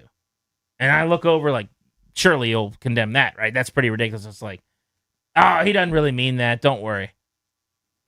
Can he do anything that would lead to these people that are saying, sign him, waving the white flag and acknowledging this is a bad idea? In that TV show with Jason Bateman and Jude Law that was on Netflix called The Black Rabbit, there's a song at the beginning called We've Been Had by DC's own The Walkmen, right? And it's about them just getting kind of put on and glossed over by people in the industry. And in the song, it says, I close the book on them right there, meaning I already know.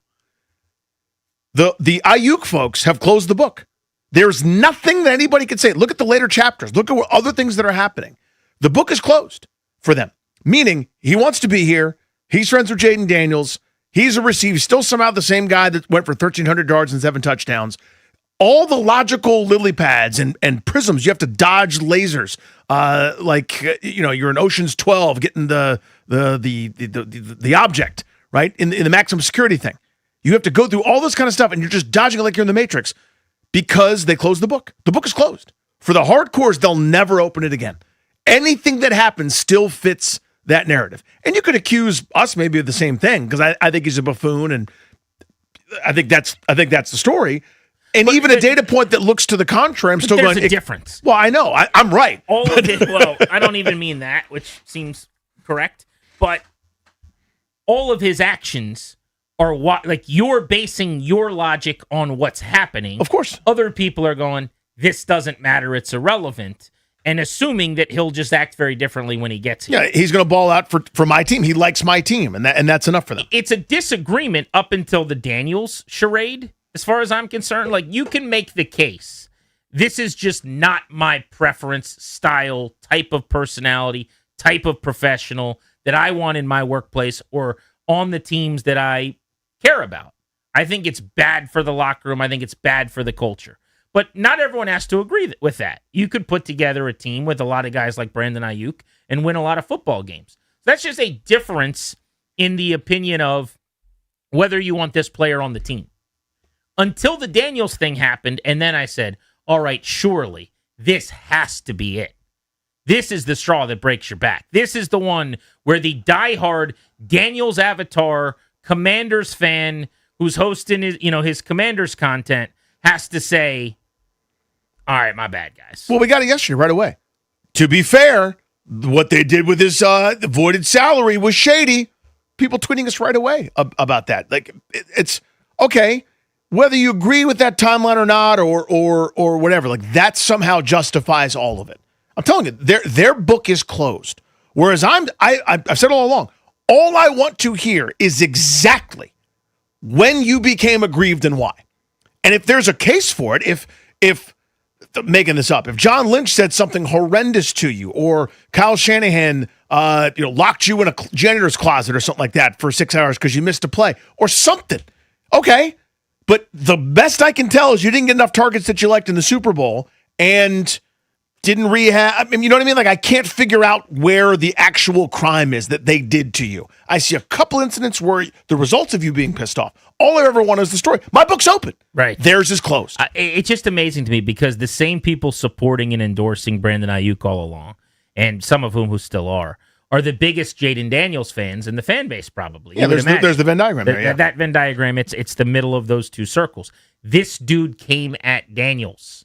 Now, they might be the ones also saying he was joking, it's a troll. And to that, I just can't relate and whatever. But can he do anything that can't be explained away? Oh, he's just trolling. Oh, it doesn't matter. So he's not going to get reinstated. So he's not going to hire an agent. So he's not going to do the things he needs to do to play. What would lead to the white flag being waved en masse by the section of the fan base that wants this player? That's my question. 800-636-1067. Grant and Danny on the Fan.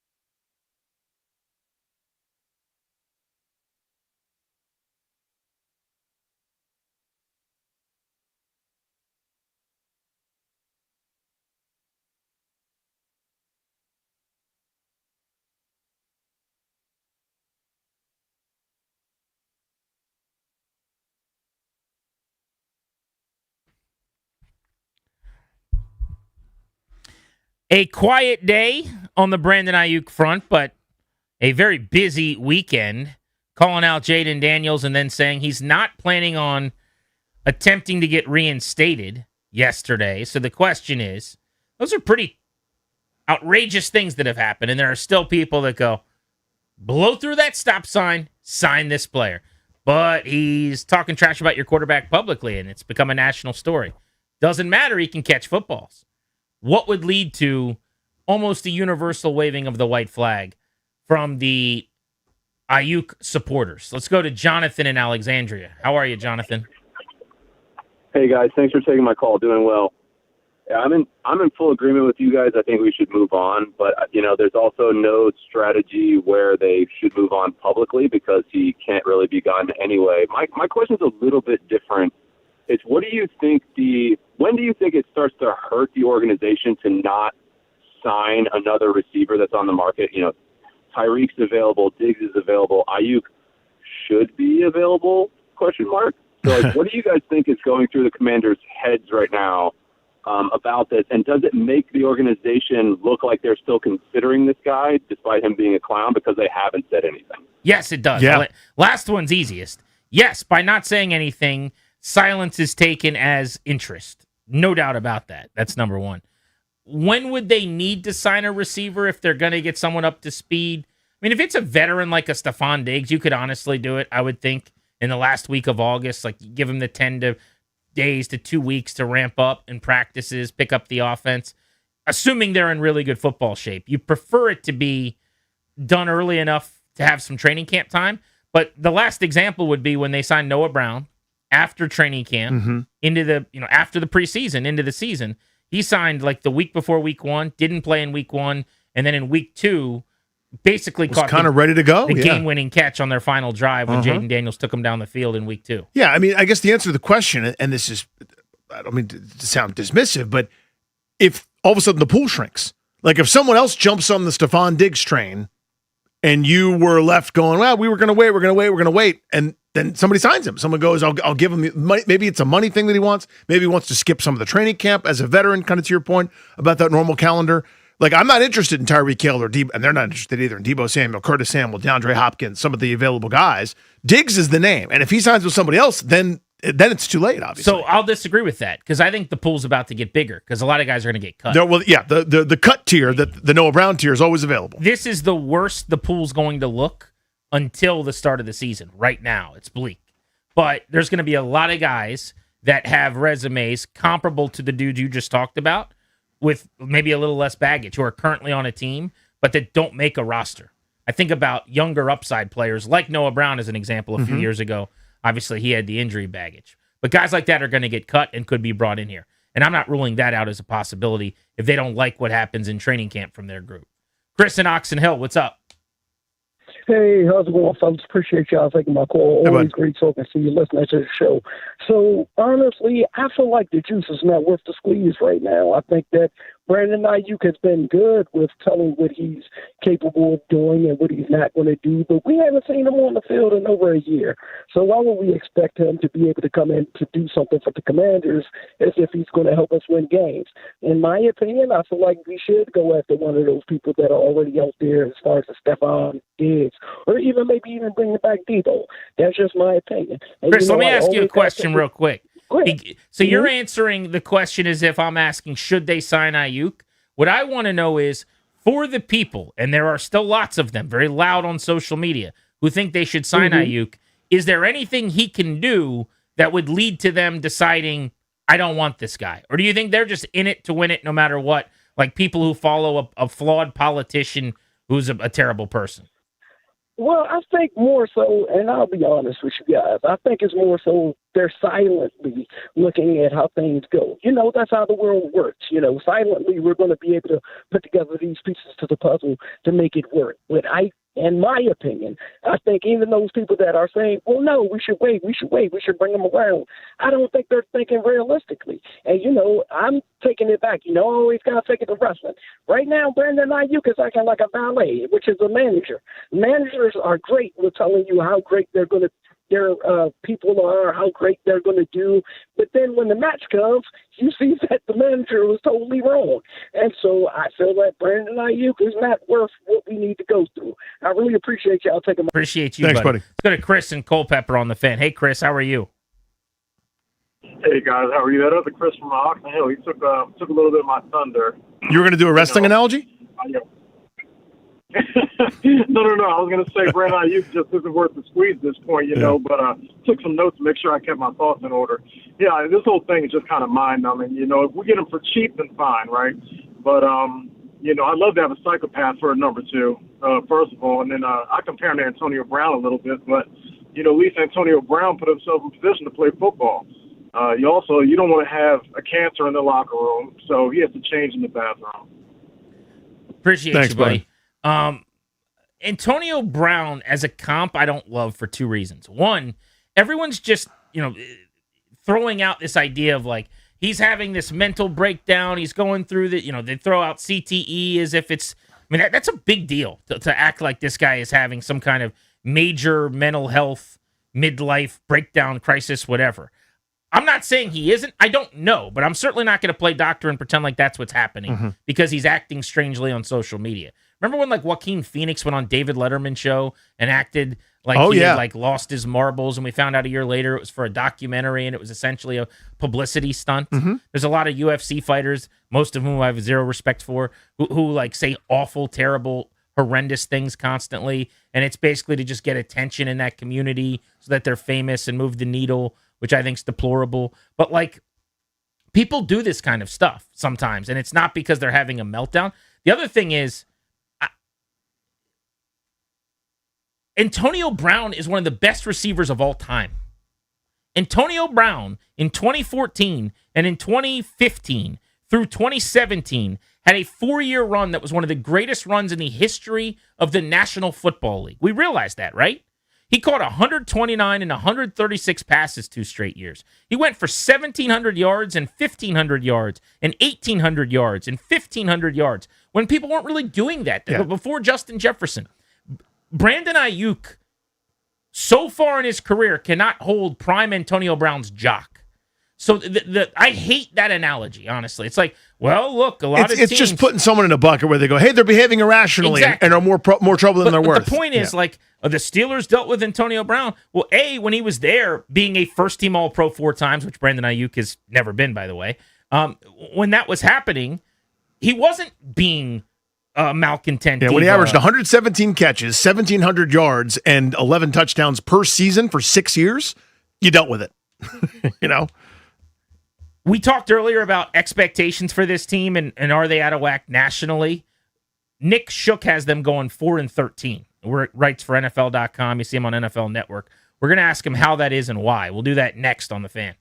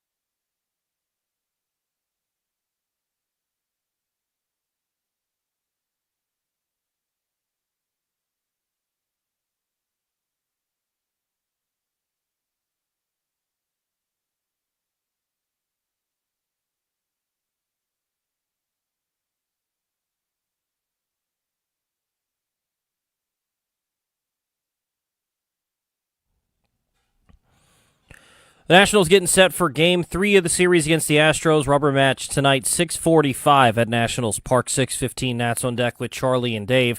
Foster Griffin starts for the Nationals. The lefty is 9-2 on the season with a 2.87 ERA. He'll take on Spencer Arrighetti, who is 7-4 with a 3.81 ERA. Basketball, Wizards Summer League action gets underway tomorrow, and a marquee matchup as the top 2 picks in this year's NBA draft will square off. AJ DeBonsa will take on Derek Peterson. Wizards and Jazz tomorrow night at 9 o'clock. 3 weeks from today, the Commanders will hold their first practice of training camp, and World Cup quarterfinals get underway tomorrow. France will take on Morocco at 4. Spain will take on Belgium on Friday at 3 o'clock. Then 2 games on Saturday, Norway and England at 5, Argentina and Switzerland at 9. From the Crop Metcalf 5-Star Sports Desk, I'm Toby Altizer on The Fan.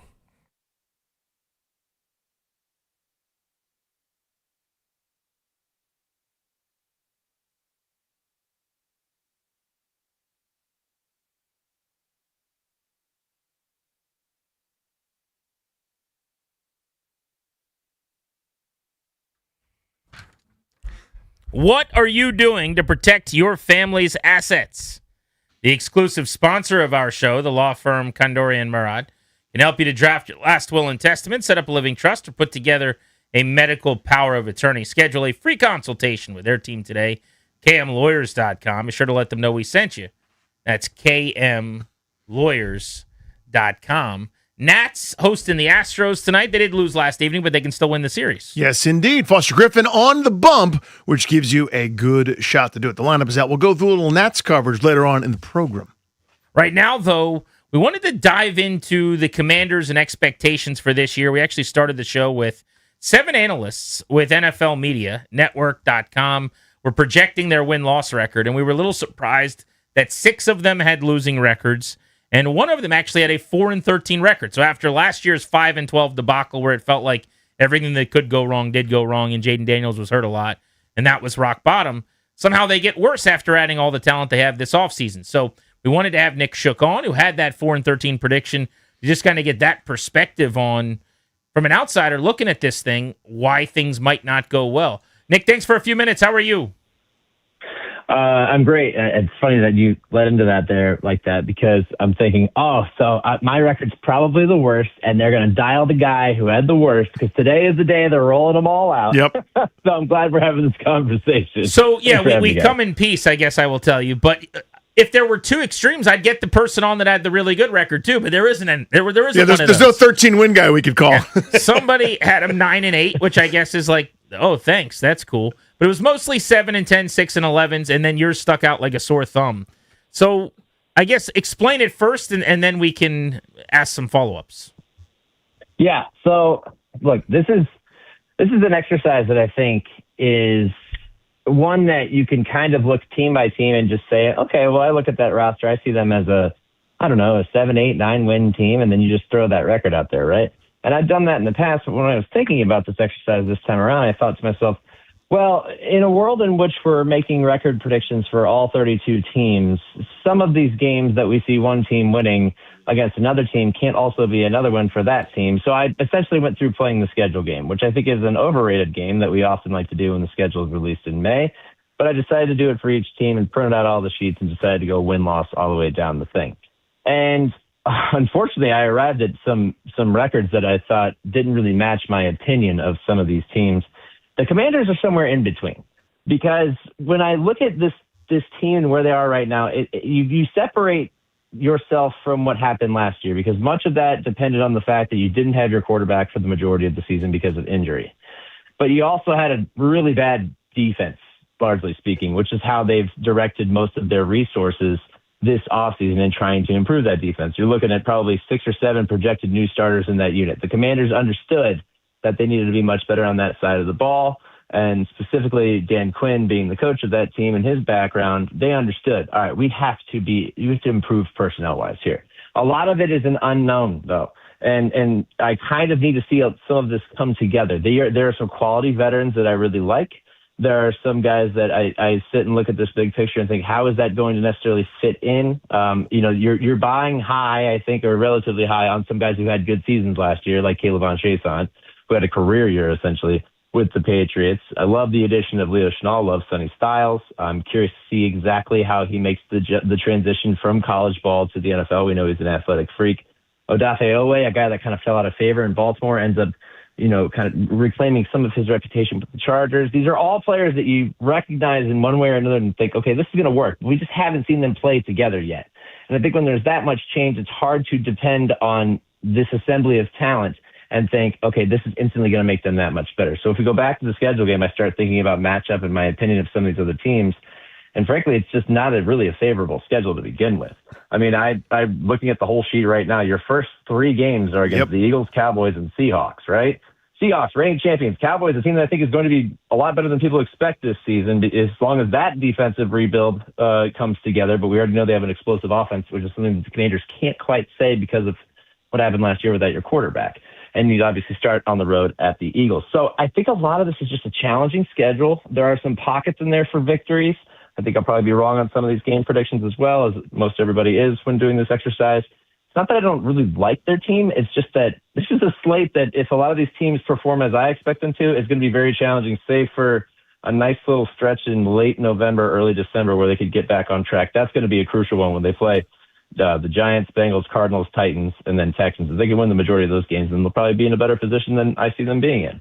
Nick, I don't disagree with any of your points there. And it's kind of been my thesis as to why this is closer to a 7-10, 8-9 team than it is to what a lot of fans around here, I think, are anticipating. Just Daniels is healthy, we'll roll the jerseys out onto the field and go back to the NFC title game again. But I guess my counter to your counter, if I may, is 4-13 is different. And I don't know how else to say it better than that. Like 6-11, yeah, okay, you were in some games, but you had some injuries and weren't as good. 4-13 is very Raidersy, it's very Jetsy, it's very Brownsy.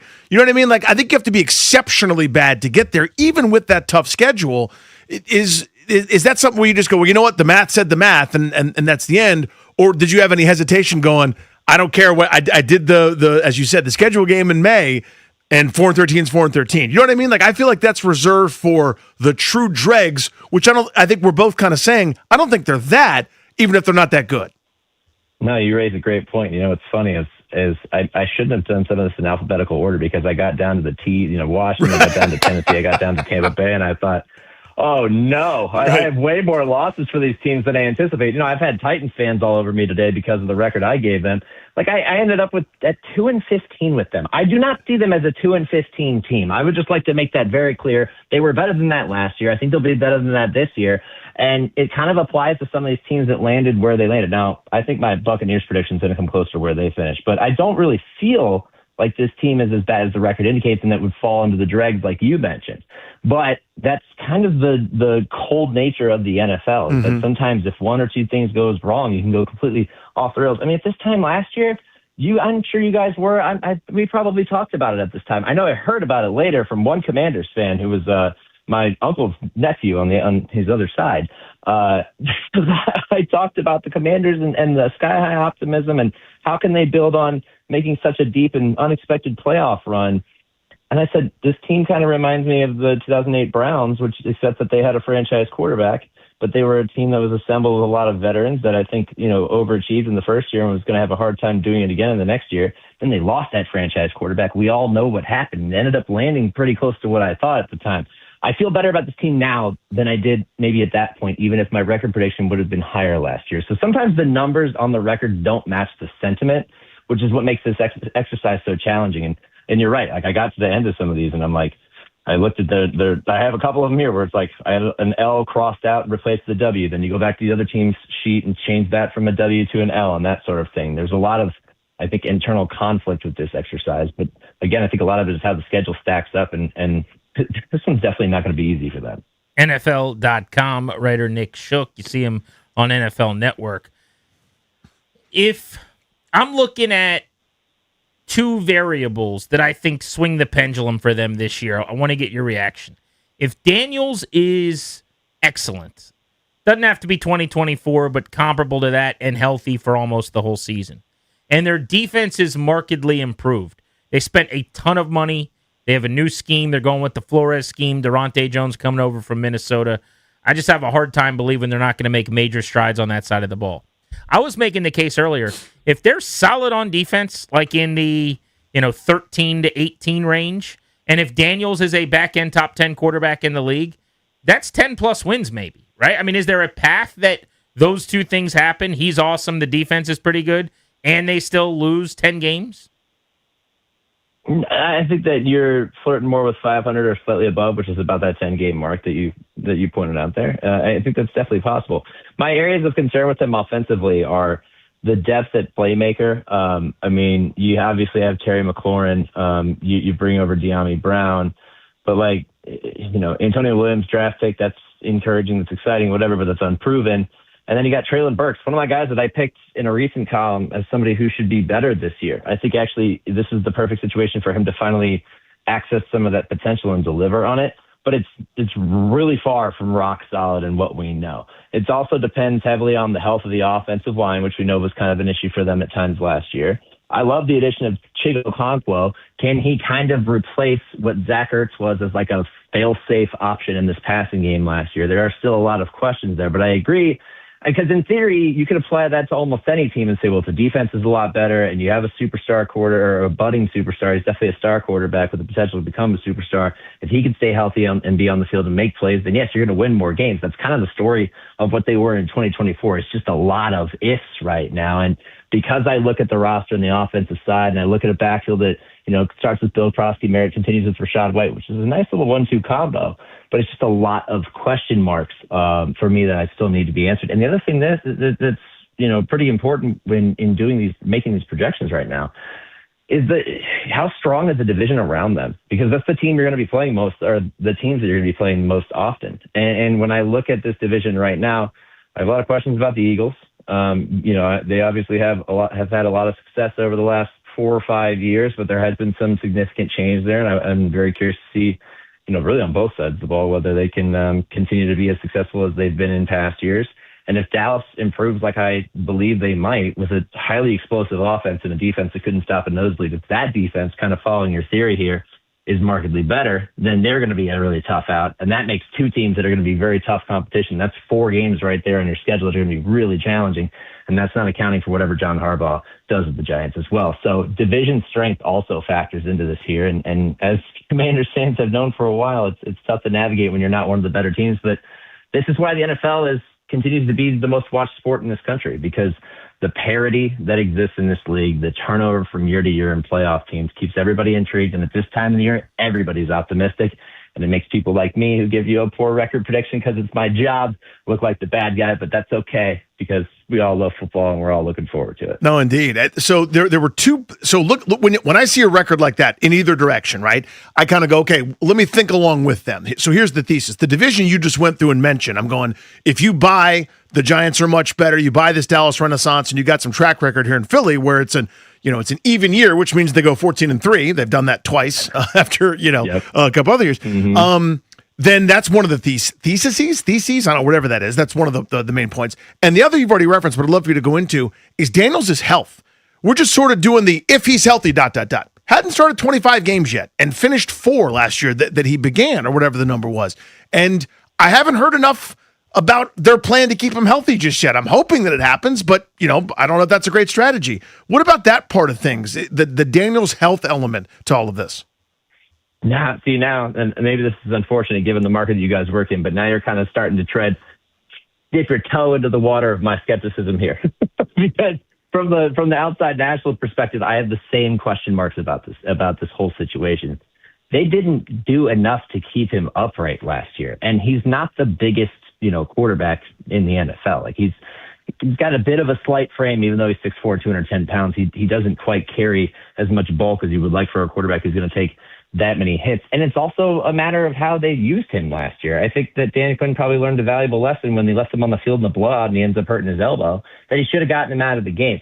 You got to give a lot of credit to Marcus Mariota for keeping the ship afloat, by the way, one of the more trusted veteran backups in the NFL. But we know what happens when you lose your starting quarterback. Your projection, your optimism, your potential for success just drops significantly, no matter who your backup is. In most cases, ruling out the Nick Foles of the world. But in most cases, that's what happens.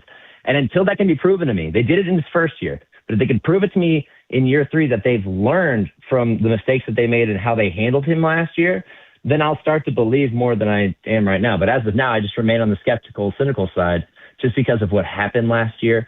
And it's also an organization with a coach in a staff that's kind of on the hot seat at this point. And that pressure can, you can either produce success or it can be all consuming. And that's another element that makes me a little skeptical about this team. Nick Shook on the Commanders.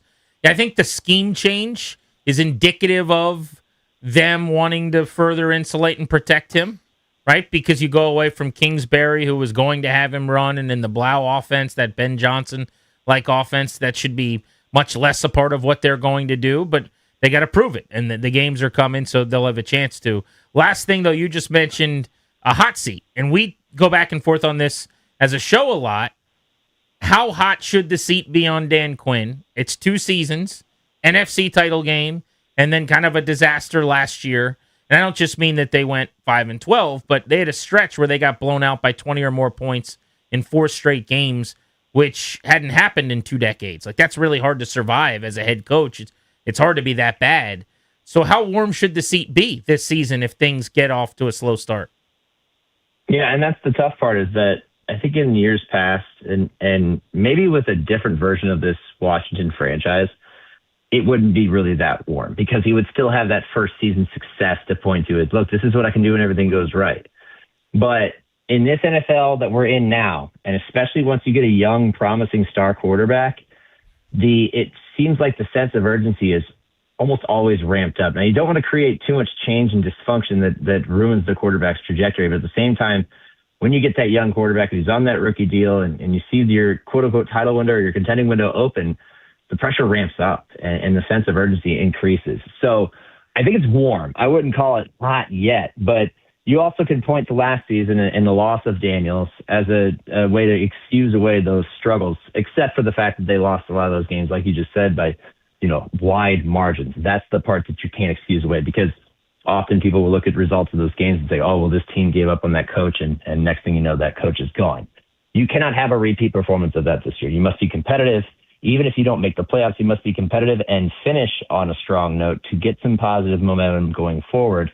And the one thing that we don't know about this team and this new ownership group is how they handle challenges. They had a reason to give Dan Quinn the benefit of the doubt last year because of the success he had in year one. If the struggles are similar again, we're going to learn a lot about Josh Harris and group and how they handle, failure on the field when it comes to making their hiring and firing decisions.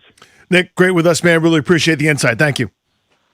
Thanks for having me, guys. Yeah, good combo. There's Nick Shook, NFL Network and NFL.com, has the Commanders 4-13, although you hear how he arrived at that. It was a literal exercise of picking wins and losses. He actually thinks on paper they're a better team than that, thinks that anecdotally they're better than the record he's predicting. So that's an interesting way to look at it. Next, I wanted to talk about the comment Christian Pulisic, the captain for the U.S. men's national team. He made a comment on Fox that he's gotten destroyed for it. I don't know how fair it is that he's gotten crushed for it. That's next.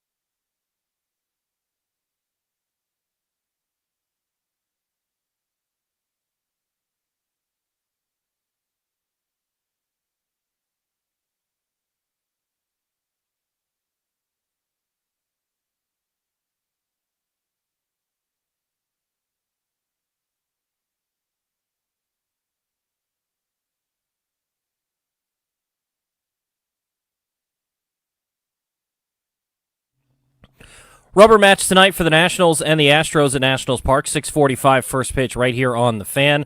Foster Griffin makes a start for the Nationals. The lefty is 9-2 this season with a 2.87 ERA. He'll take on Spencer Arrighetti, who is 7-4 with a 3.81 ERA. Nats and Stros 6:45 right here on the Fan. Also in baseball today, Justin Verlander announced that this is going to be his final season. In soccer, World Cup, no games today, but the quarterfinals get underway tomorrow. France and Morocco begin everything at 4 o'clock. Then Spain and Belgium on Friday at 3. 2 games on Saturday, Norway and England at 5. Argentina and Switzerland at 9. And A.J. DeBonsa set to make his Summer League debut for the Wizards tomorrow night. And to meet him will be the number 2 pick, Darren Peterson, Wizards and Jazz tomorrow night at 9 o'clock. From the Crop Metcalf Sports Desk, I'm Toby Altizer on the Fan.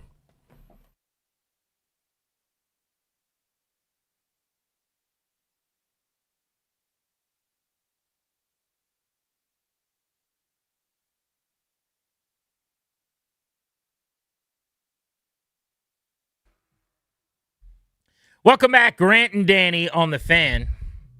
So the Americans get eliminated from the World Cup a couple of nights ago. They laid a complete egg. They played a terrible game against Belgium. You guys watched it. You know the drill. I have found the discourse around Christian Pulisic to be tired, though. And I wanted to get your take on this and play this clip and have this conversation. I think what's happening is the expectations for Christian Pulisic are so high, and everyone expects so much from him that he underperformed and didn't deliver again. And people are upset about that and they're angry. So they're taking those frustrations out on something he said after the game.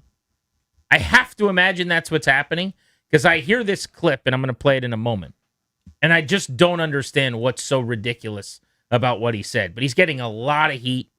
People are crushing him for after the game. He's being interviewed by Fox. He left with a pretty serious injury. He couldn't really move. They showed him a few times. Like there's the soccer injury where the guy lays and then gets up and then plays the rest of the game fine. Goes and runs around and has no issues. And then there's what happened with him where he literally couldn't move or run and his gait was flawed and he was kind of dragging his leg and then he had to come off the field in the low point of his soccer career, maybe his life professionally. After the game, he was asked about it. This is what he said. I know you were in a lot of pain, had to be subbed off. What were you dealing with, fighting through? Yeah, I mean, I just twisted my ankle and just sprained my ankle. I mean, it's just frustrating to end like that, of course. But now time to rest, so hopefully it'll be okay. So I heard that in real time, and I thought nothing of it. I thought he said, essentially, yeah, look, that was terrible, but now that we're eliminated, it doesn't matter anymore because it's not like I'm going to miss have any more time. games, yeah. The way that comment has been taken and portrayed is wild to me. A captain can't say that. You care more about playing for AC Milan, your international team, than you do Team USA. You didn't care enough about the World Cup. Competing for the United States isn't important enough to him. I think the referendum on that comment's been absolutely ridiculous. And I just think it stems from people are really upset that he played so poorly in the game and then got hurt. Yeah. We talk about this in sports all the time. The worst thing an athlete can do, non-criminal division, but the worst thing an athlete can do is not live up to the expectations in the public's mind. That they didn't create for themselves, by the way. Totally. I mean, and sometimes a guy feeds into that, right? Where if you're on the cover of Sports Illustrated as a kid and you go along with the whole ride, name yourself King James, and you go, and you anoint yourself, and then you fail against Boston, yeah, the sports talk shows are going to scream about you. It makes what LeBron's done that much more remarkable, to be honest with you, after all those initial failures. But Pulisic was the prince that was promised. Like this was the guy that was going to be our version, our Mbappe, our super elite, world class, the best we've ever seen, the best U.S. player ever, and was going to be part of this golden generation in his prime that was going to lead us to glory. That's kind of what we heard about, if you follow this thing, for more than 10 years. I'll add real quick, as a casual who does not follow the U.S. national team very closely, household name, like a guy that I could have told you a lot about years ago because this is my way of saying how famous he was. It's the kitchen table test, right? Every 4 years, Tyler Adams, or now I can rattle off 15 guys now because I've watched 5 games. But Christian Pulisic was the one name that people have been talking about since he was a kid, since he was a teenager.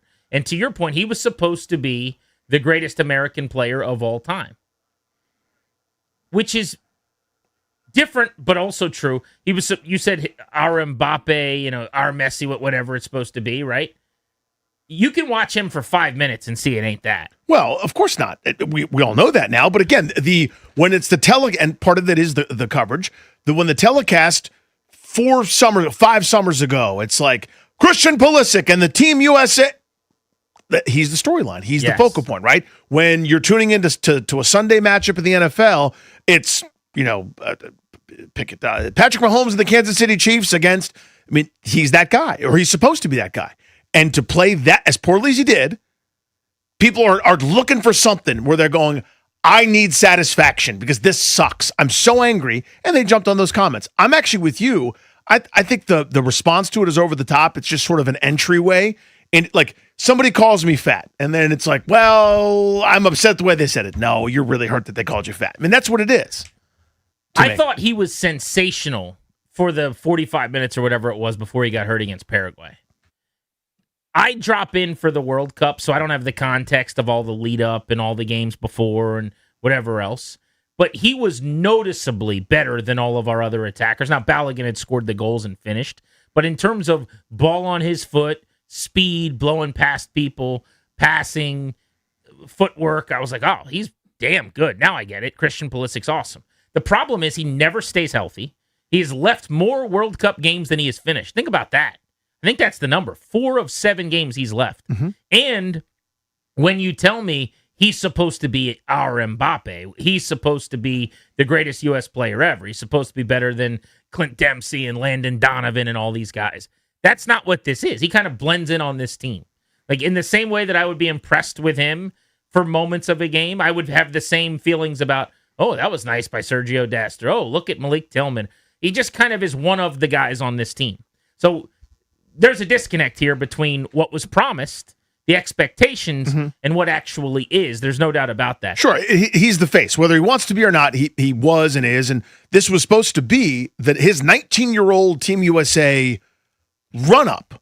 Like, here's the beginning. Watch this kid. And by the way, this was his shot because he's 27, I think. Yeah, yes. Yeah. And so he'll be 31 at the next World Cup, which is like a little bit, not to say he's not going to be on the team or he's past his prime, but it kind of is probably, the prime of your career, and it's here. So this was, they call you Captain America. He wasn't even the captain. I said going to break, he's the captain of the team. Tim Ream was wearing the strap on the shoulder. It wasn't even him, which is interesting to me because he has in the past.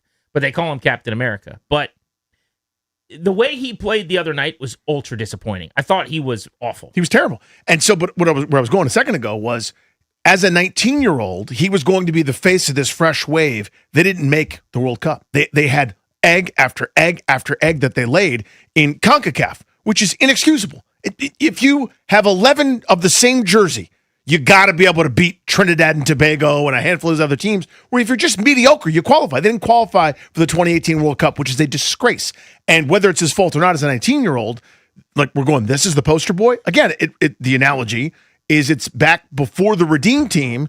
You needed to be redeemed because you had that basketball team that got blown out at the Olympics a bunch of times. So, but I'm glad you brought that up because this was my next point. Nick Wright is like one of the national people who's doing a lot of the Pulisic, like hot taking and spewing venom and all this is stuff. Not football season, so we can't do a Mahomes thing. He can't do a Mahomes thing, or he's also, he can't talk about LeBron for all the hours of his show, I guess. So he is doing an NBA bit, though. Yeah. And you kind of just did, in a sense, to me, where you talk about, like, you're right, he's part of that team, and he has to wear that. But the way I perceive it, he was vilified for that, because he's the face, and this is not basketball. I know, of course. 5 guys, and, like, the percentage that you control on the field as a soccer player, he is going to be blamed for us laying the egg more than anybody else, because he very obviously was bad. I'm not giving him a pass, by the way. I think you can say he played a bad game. He came up small in the biggest game of his life. That was ultra disappointing. If you want to even go, more career with the take, he has been a disappointment compared to expectations. He is not what was promised. Like, all of these things can be accurate. But people are, in the same way when he was a teenager, making him kind of the face of their anger for the United States not making the World Cup. he has become the guy to scream at and scream about because he got hurt again and he didn't play well in this game. And my point is, like, I think the national media, I'm using Nick Wright as an example, but like the people that jump in, it seems like he watches soccer, maybe knows soccer, or I don't know if he does. Maybe he just does a little research and pretends like he does.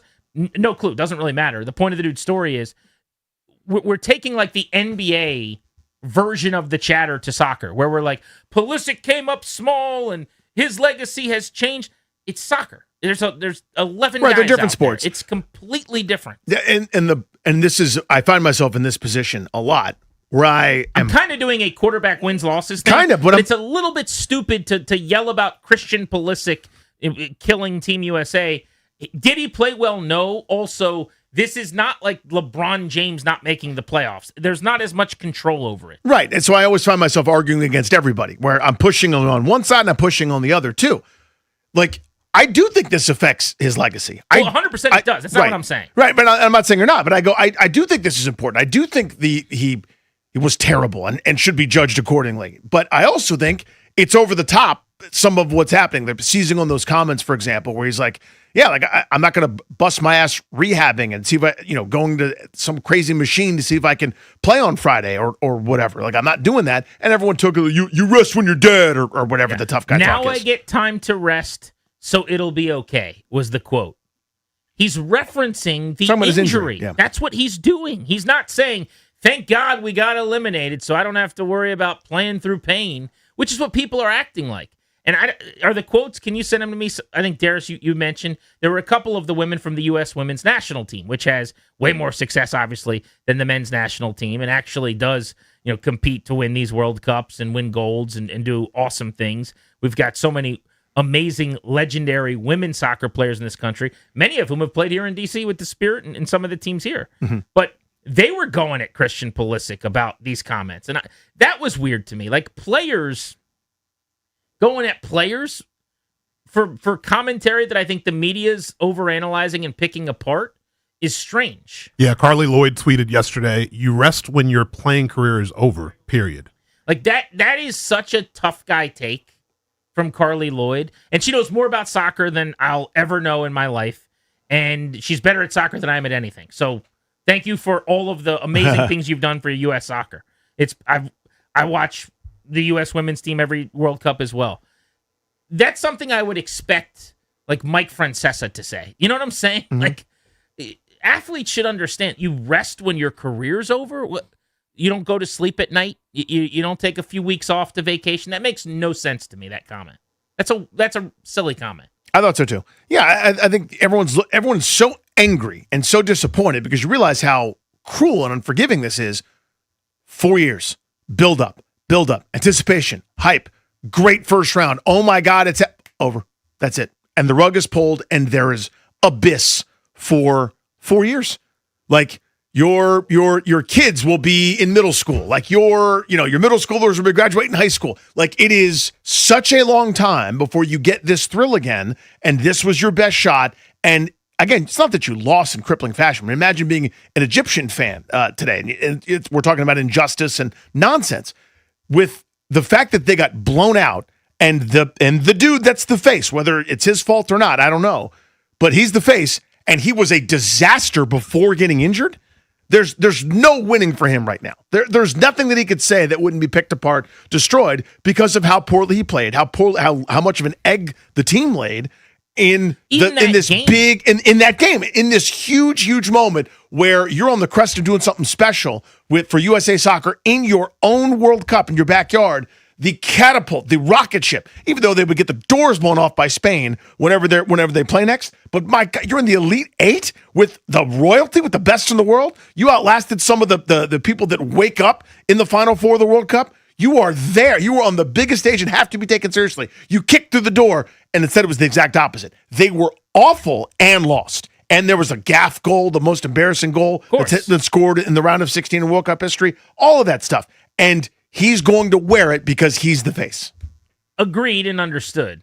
But it doesn't negate all of the good that came before that. Agreed. Where they actually showed that there's major progress that's been made with their dominance in some of those games, scoring more goals in a game than they have, having a positive goal differential, +3, those types of things. All true.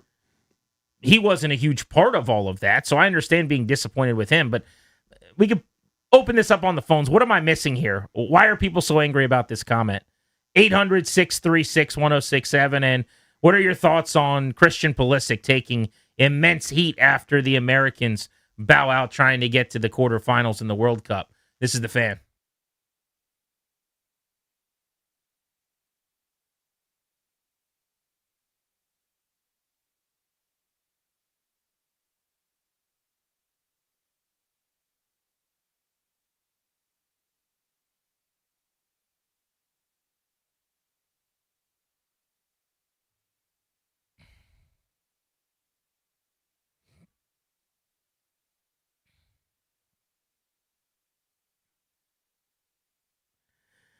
What's up, guys? It's G&D for Window Nation. Perhaps you're searching for home improvement projects like a window replacement. Look no further than Window Nation. They are the real deal. Get replacement windows and doors without the hassle. Act now before your energy bills skyrocket. The pros at Window Nation, we know they are pros because they've taken care of us multiple times in our homes.